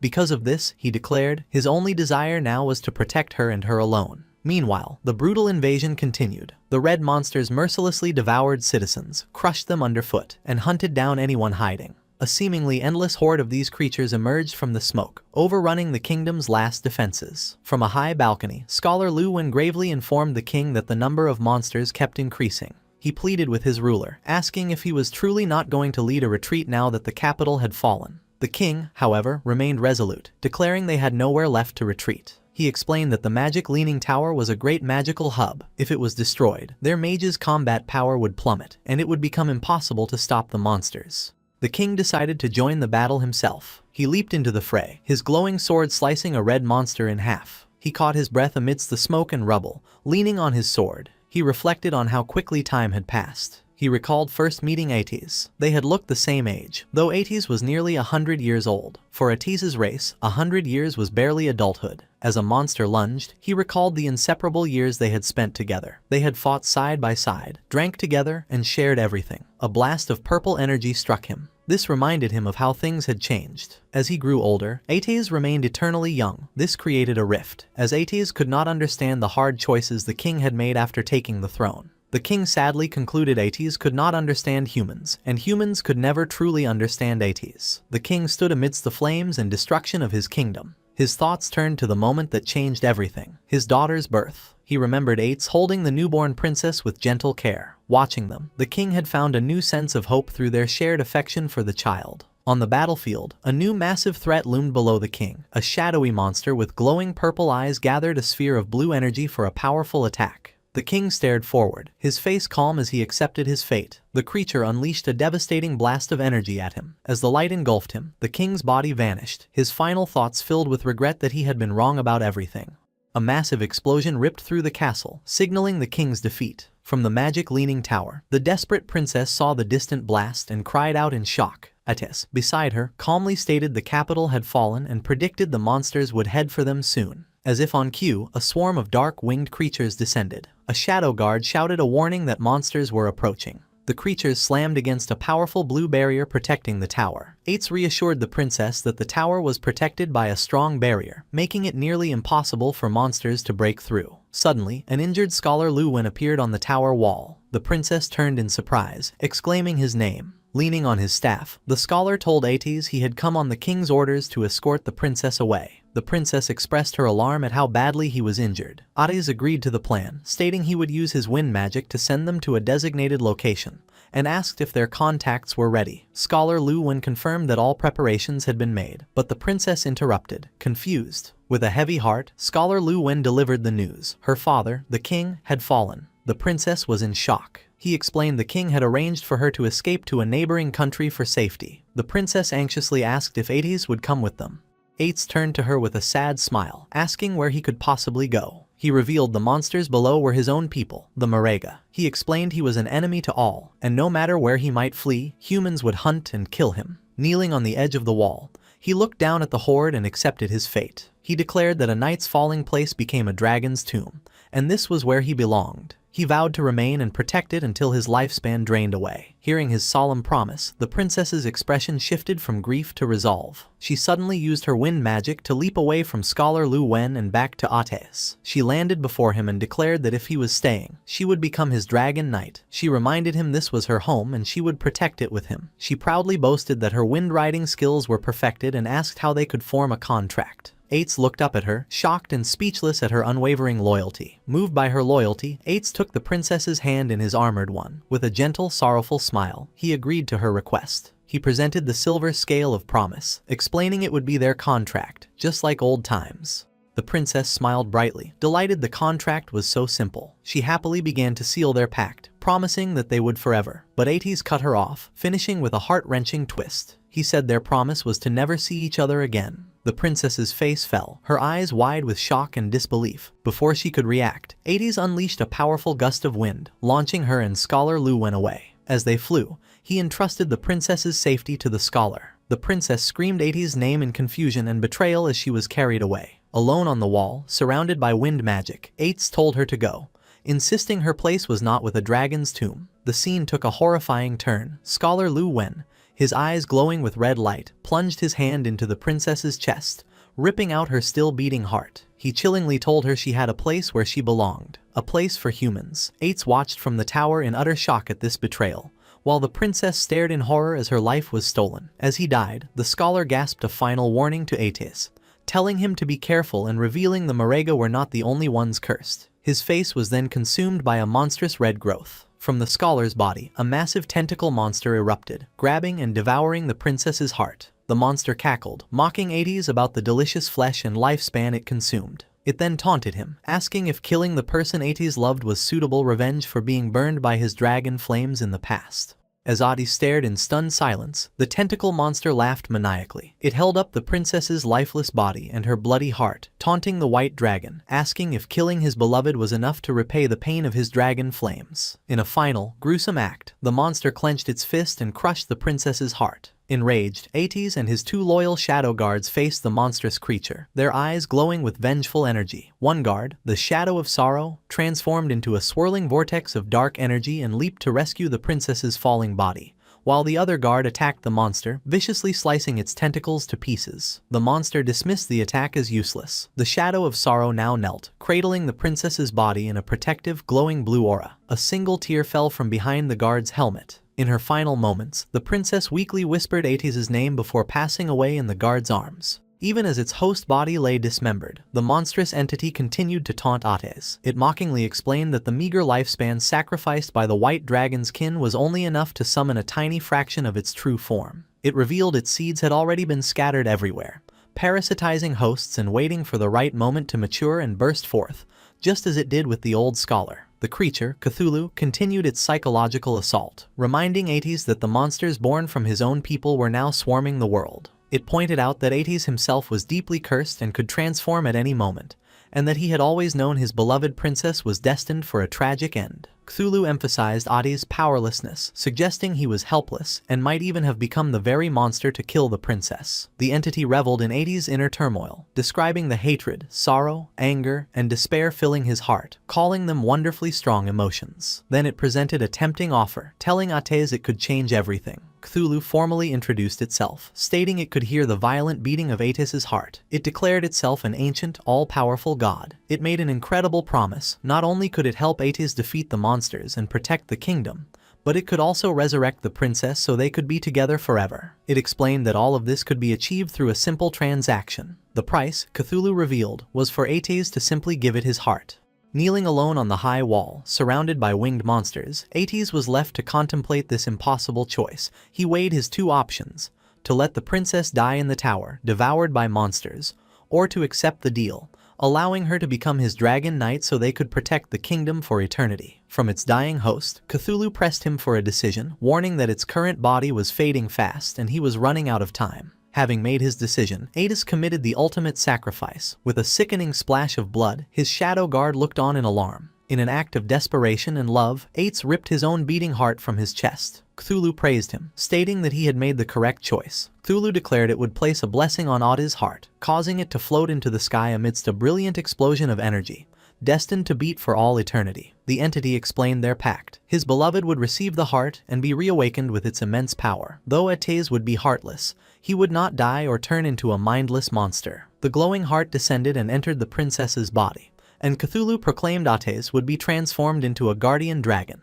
destined to remain by her side forever. Ates grunted in agony as the transformation began, and a massive pillar of purple energy erupted from the top of the magic leaning tower. His body contorted and changed until he had become a massive, terrifying skeletal dragon. He let out a powerful roar, surrounded by a swirling aura of blue flame. With his new form, Ates leaped from the tower wall, now a guardian dragon empowered by Cthulhu. He soared over the battlefield and unleashed a devastating torrent of fire upon the swarming monsters below, beginning his eternal watch over the resurrected princess. As the skeletal dragon Ates unleashed his fiery wrath, Cthulhu's voice narrated the grim scene. The dragon's flames incinerated everything below, purging the land of the monstrous invaders and the kingdom's remaining people alike. Cthulhu told him his power was now great enough to wipe out the entire kingdom, and Ates continued his assault, setting the capital ablaze. Cthulhu then revealed the terrible twist in their bargain. It explained that all the lifespan harvested from those killed in the flames would be funneled to a single point. As purple lightning struck the scorched magic leaning tower, the true purpose was revealed.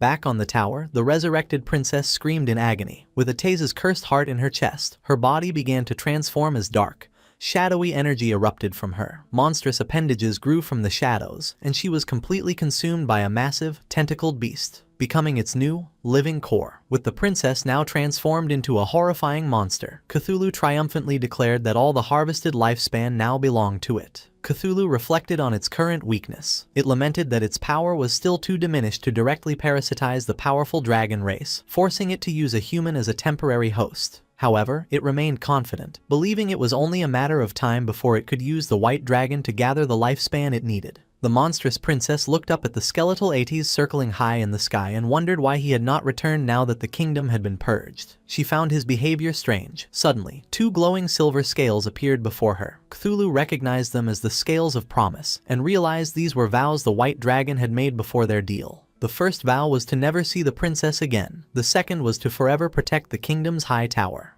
In a flash of fury, Cthulhu understood Ates' final act of defiance. He had anticipated the entity's plan and used his own vows to bind himself to the magic leaning tower, locking himself away from the transformed princess. Cthulhu cursed the white dragon, enraged that he chose to become a mindless zombie-like guardian rather than be used as its pawn. Thwarted, Cthulhu declared it would use the tower as its nest, preying on the lifespan of anyone who approached. It vowed that one day, it would be fully revived and rule the world again. The memory faded with the image of the tower standing alone as countless ages passed. The memory faded, returning to the present at the magic leaning tower. Shadow reappeared on the desolate rooftop, purple energy lingering in his hand. He processed the tragic story he had witnessed, wondering if the vivid images were just game lore. But his instincts told him it was more. The vision had felt too real, its explanation of the monster's origins feeling like actual history. Suddenly, dark purple energy swirls materialized around him. A system window congratulated him on obtaining a new mythical grade skill, Shadow of Sorrow. This powerful ability created 3 shadow clones for 7 seconds that mimicked his skills and dealt 100% damage. The skill's description added a poignant detail. These were the shadows created by the white dragon, Eights. To protect what was most important, Eights had used immense mental energy to maintain them for 15 years without letting them fade. Shadow examined his hand, now wreathed in purple energy, and recognized the skill from the memory. He was awestruck, realizing this single ability could quadruple his damage output for a short time. He marveled at how terrifying a mythical grade skill was. More system notifications rewarded him for the trial. He obtained the key to the Magic Leaning Tower's hidden area, reached level 19, and received many evolution points, equipment, and skill books. Among his new rewards were a gate key and a map for a level 20 area called the Withered Bone Ruins. Shadow was intrigued, as he had never heard of this location. He unrolled the old map and found Withered Bone City, on an island in an inland sea. Seeing its location, he made a connection, realizing it must have once been part of the Marega Empire from a Tay's story. Convinced this new area was tied to the White Dragon's homeland, Shadow was excited, certain it held greater secrets and rarer treasures. Knowing the area was for level 20 players and he was now 19, he resolved to go there soon. But first, he held up the ornate, golden key to the Magic Leaning Tower's hideout, deciding to sell it. The scene shifted to the Feka Heavy Industry Guild hideout. Inside, Huang Huifan and her guild members regrouped after their defeat. One of them asked what their next move was, admitting they could not defeat the new Jade Grade boss. He suggested their only option was to contact Shadow for help. With a weary sigh, Huang Huifan agreed. She planned to use her contacts in Zhanghai City, who were on good terms with Shadow, to act as intermediaries. Just then, to her shock, Shadow materialized directly behind her. He told her there was no need for that trouble, as they could trade directly. The other guild members, including Huang Ziqing, were stunned by his silent arrival. They shouted his name in alarm. Huang Ziqing angrily accused him of being sneaky and demanded to know what he wanted. Shadow calmly walked away, reassuring them that if he had meant any harm, they would already be dead. He offered a friendly reminder that their hideout's barrier could be opened, which was how he had walked in. Huang Huifan, still startled, asked him what he meant by a trade. Turning back, Shadow held up the ornate golden key. He offered to sell them the key to the Magic Leaning Tower's hideout and asked if she was interested. The guild members were floored. They recognized the key and realized Shadow must have defeated the Jade Grade boss, which they could not believe was possible. Huang Huifan eagerly accepted and asked him to name his price. Shadow stated his price remained the same, 1,000 years of lifespan. While his mother agreed, Huang Ziqing erupted in fury. He screamed at Shadow, calling him shameless and accusing him of planning this from the start. Pointing an accusatory finger, Ziqing laid out his theory. Shadow had first attacked him, used it to destroy their portal, cut off their reinforcements, and gotten their team wiped out. Now, he was playing the hero, selling them the key for an exorbitant price. Ziqing declared he had never met such a vile person. Huang Huifan sternly ordered her son to stop, but he refused, trying to convince his mother they were being tricked. He argued the key should have been theirs and they could not let Shadow profit from the guild's losses. Unfazed by the outburst, Shadow calmly asked him what he wanted instead. With a greedy grin, Ziqing made an absurd demand. Shadow must return the key and compensate the guild with 1,000 or 800 years of lifespan. Shadow sarcastically remarked to Huang Huifan that she had a fine son. Then, to Ziqing's surprise, he agreed to do as he said. With a cold look, he set his new price, 1,800 years, and he would not sell it for a single day less. Ziqing was initially triumphant, laughing to his mother that this was how one must deal with people like Shadow. His smug expression turned to shock as the new price sank in, and he stammered, asking what Shadow had said. Shadow patiently explained he had come in good faith to do business, which was why he had not retaliated when Ziqing cursed him. However, due to the insult, the original discount was gone, and the price was non-negotiable. Having reached her limit, Huang Huifan swiftly slapped her son hard across the face. She angrily ordered a guild member to take Ziqing away to level up, forbidding him from returning without her permission. As he was dragged away, Ziqing protested, asking why she had hit him when he was not finished talking. Huang Huifan turned back to Shadow and apologized, asking if he might reconsider. Shadow coldly repeated his new offer, 1,800 years, and he would not say it again. With a weary expression, Huang Huifan accepted, noting it was a fair price since she had heard he had sold other hideouts for 2,000 years. She explained that because of their heavy losses, they could not pay the full amount at once and asked to pay in installments. Shadow agreed. He stipulated she must pay 1,000 years up front, and he would return in 10 days for the remaining 800. Greatly relieved, Huang Huifan thanked him and completed the transaction. A system window confirmed she had the key and Shadow had gained 1,000 years of lifespan. As he faded away, Shadow said his goodbyes. He thought the Fike Heavy Industry Guild had potential, and selling them a good hideout would help them become an important asset for the Great Xia server. With their new base secured, Huang Huifan addressed her guild. She announced the platinum-grade hideout was now theirs. To pay their debt to Shadow, she instituted a 50% lifespan tax on all members. She acknowledged the high rate but framed it as a necessary investment, urging them to work hard. Her guild members responded with renewed determination. Out in a forest at sunset, the small party with Huang Ziking tried to reason with him. A girl told him not to blame his aunt and that he was wrong, but Ziking angrily dismissed her. He muttered to himself, vowing to make Shadow pay sooner or later. Their conversation was cut short when a party member spotted a silver-grade boss, the human-faced Spider Emperor. They immediately prepared for battle. As the others engaged the boss, Ziking hung back. His teammates warned him the boss used poison and to be ready with a detox spell, which he nonchalantly confirmed. However, instead of helping, Ziking turned and fled into the woods, abandoning his team. As he ran, he cursed them as idiots, thinking they could fight the boss themselves. He was disgusted by the girl who had tried to lecture him, wondering what his mother was thinking trying to set them up. He found a secluded spot and crouched, seething with resentment. He believed his entire guild was made of spineless rats, who only developed slowly and safely. He thought they did not understand the true path to power was to seize every opportunity. He concluded that Shadow must operate this way, which was how he had become so powerful. With a sinister smile, Ziking revealed he was not as foolish as his guildmates thought. He scoffed at confronting Shadow without a plan. He then summoned a dark, ornate vase with a single glowing red eye, declaring it a treasure from a jade-grade chest. A system window identified the item as the Abyssal Vase. By reaching into it, the user could randomly pull out a powerful skill, but it had a long 48-hour cooldown. Reaching into the vase, Ziking pulled out a small, grotesque, fleshy object. The system informed him he had acquired an epic-grade skill, the Abyssal Puppet Curse. This magic let him turn any corpse into a puppet he could completely control, retaining all the deceased's original abilities. Ziking laughed with manic glee, overjoyed with his new power. He hatched a plan. If he could kill Shadow, he could use this skill to enslave him, becoming truly invincible. As he celebrated, the abyssal vase glowed with a menacing purple aura. A final, ominous message warned that the abyss holds extraordinary power, but when one gazes into it, the abyss also gazes back, foreshadowing a dark future for Ziking. In the withered bone field, a desolate graveyard in the Magic City ruins, night had fallen. During a battle, Ghost Spirit used her energy-infused paper ribbon to wrap around and pierce a skeletal monster's eye. She beheaded the enemy with a precise blow, dealing over 5,600 damage. System notifications appeared, informing her that her weapon had upgraded to gold and she had enough experience for a class advancement. Standing amidst the energy orbs of defeated enemies, Ghost Spirit sighed in relief, confirming she had enough experience for her advancement. With a determined expression, she accepted the class advancement. A bright magic circle formed at her feet as a column of purple energy surged from her, enveloping her in the transformation. After completion, the system detailed her new abilities. Her weapon was now the Yellow Spring Chainblade, Gold, which could change shape. Her class had evolved to Yellow Spring Evil Ghost, Tier 2, granting a passive stealth bonus and unlocking 2 new skills, Eye of the Yellow Spring and Touch of the Yellow Spring. The system explained the Eye was a mental attack that trapped enemies in an illusion, while the Touch allowed her to track opponents by their aura.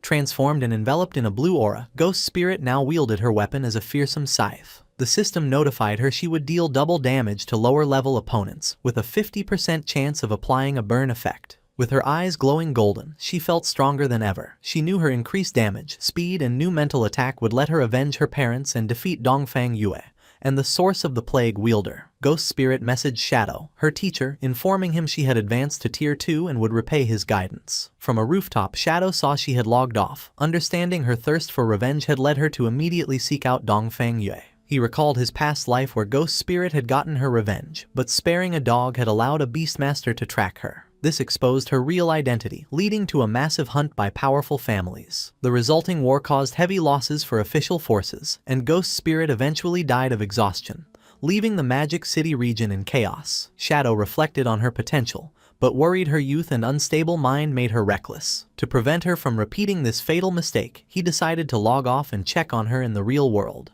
The scene shifted to the Dongfang Manor on the outskirts of Magic City, shrouded in a poisonous fog. 2 guards on patrol complained about their shift. They talked about girls, and one remarked that Mrs. Dongfang was still attractive, which his friend agreed with. They fantasized about defeating her bodyguard and having their way with Dongfang Yue. Suddenly, one guard noticed something in the mist. An illusion of Dongfang Yue materialized before them, dressed in a seductive black dress and kneeling provocatively. The guards were completely stunned, stammering as they asked why she was there and dressed so revealingly. The illusion leaned in, whispering that she could no longer tolerate her weak husband and needed other men to satisfy her desires, asking if they were up to the task. Completely captivated and drooling, the guards couldn't believe their luck and eagerly asked if she was being serious. The guards argued over who should be first with the alluring illusion. The kneeling illusion of Dongfang Yue slyly suggested they could both enjoy her company at once. Before they could react, a streak of purple energy decapitated both guards instantly. Their headless bodies collapsed as the illusion dissipated. Dark energy erupted from their necks as the magical ribbon swirled around them.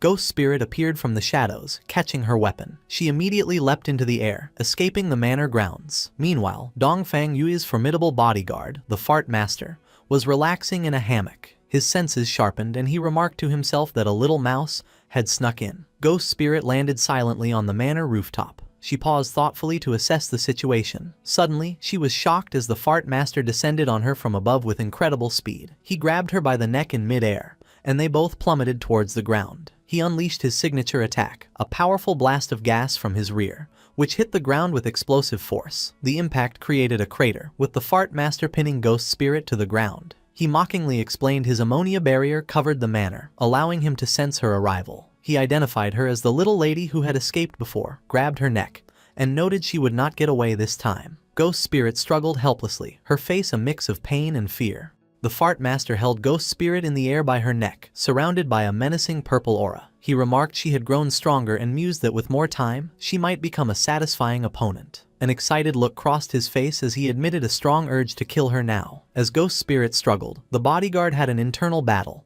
telling himself to wait until she was more powerful. He immediately contradicted this, admitting he was losing self-control. He cursed, tormented by his indecision. Losing control, his grip tightened with a sickening sound. He panicked, realizing he had accidentally crushed her to death. Horrified, he let her lifeless body fall to the ground, shouting in despair. Suddenly, he froze as a purple energy claw pierced his chest from behind. In disbelief, he turned to see Ghost Spirit behind him, her arm in his back. The body he had dropped was a decoy. Bewildered, he questioned how this was possible, as he had been certain she was dead. With her eyes glowing red, Ghost Spirit revealed the truth. She informed him he had been trapped in her illusion all along, a product of her new skill, the Eye of the Yellow Spring. Coldly, she told him to die. Impaled by Ghost Spirit's energy claw, the Fart Master struggled to understand how he had been caught in an illusion. With her glowing red eye fixed on him, Ghost Spirit explained his fate had been sealed the moment he looked into her eyes. A flashback revealed the illusion had begun when he first grabbed her by the neck. Accepting defeat, the bodyguard collapsed. Ghost Spirit stood over him, acknowledging he had been a worthy opponent.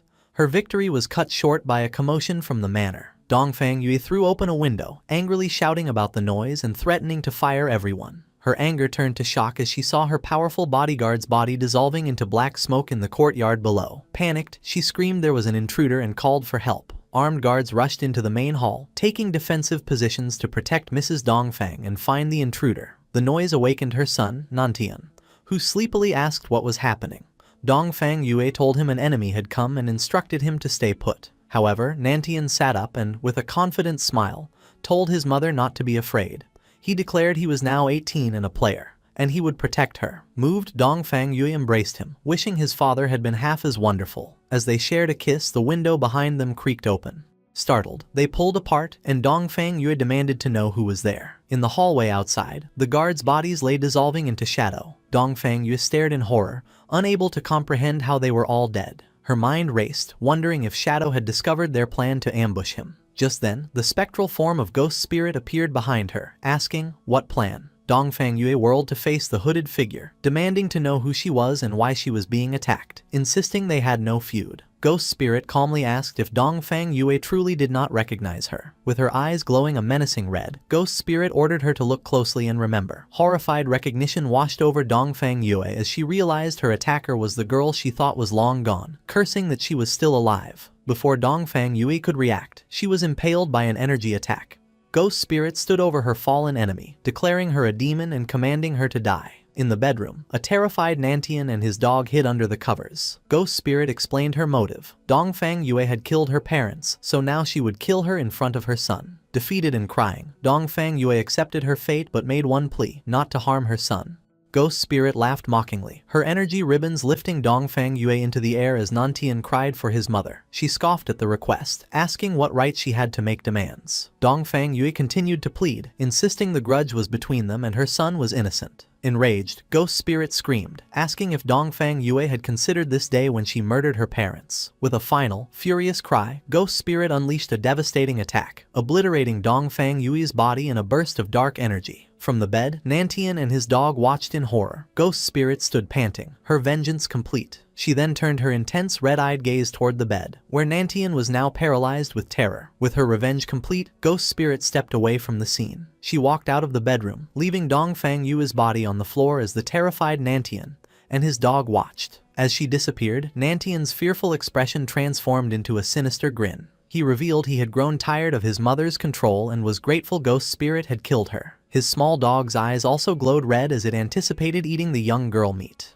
Before Ghost Spirit got far, she sensed she was not alone and stopped, her body tensing. She turned around nervously to see several shadowy figures floating in the air, surrounding her. Back in the bedroom, Nantian pointed from under his blanket, a malicious smile on his face. He revealed his true power as the corpse necromancer, and commanded his undead minions to capture her alive. The shadowy figures were reanimated corpses, strengthened by his power and retaining their abilities. They advanced on the trapped Ghost Spirit. Suddenly, a massive explosion shattered the manor's side. Ghost Spirit was sent flying out of the building, screaming in pain. Outside, the reanimated corpses descended upon her as she lay helpless. The one-handed gunman prepared to fire a deadly energy blast at point-blank range. Just as he fired, black spikes intercepted the attack, saving her. The force of the counterattack knocked the undead minions down. Ghost Spirit looked up, confused by the sudden turn of events. In the bedroom, Nantian, who had been hiding, was now held up by the head, screaming in terror. A figure stood over him, holding his severed head and crushing his demonic dog underfoot. It was King Feng. He looked directly at Ghost Spirit through the shattered wall and delivered a cold, final lesson. Showing mercy to your enemies was the same as being cruel to yourself.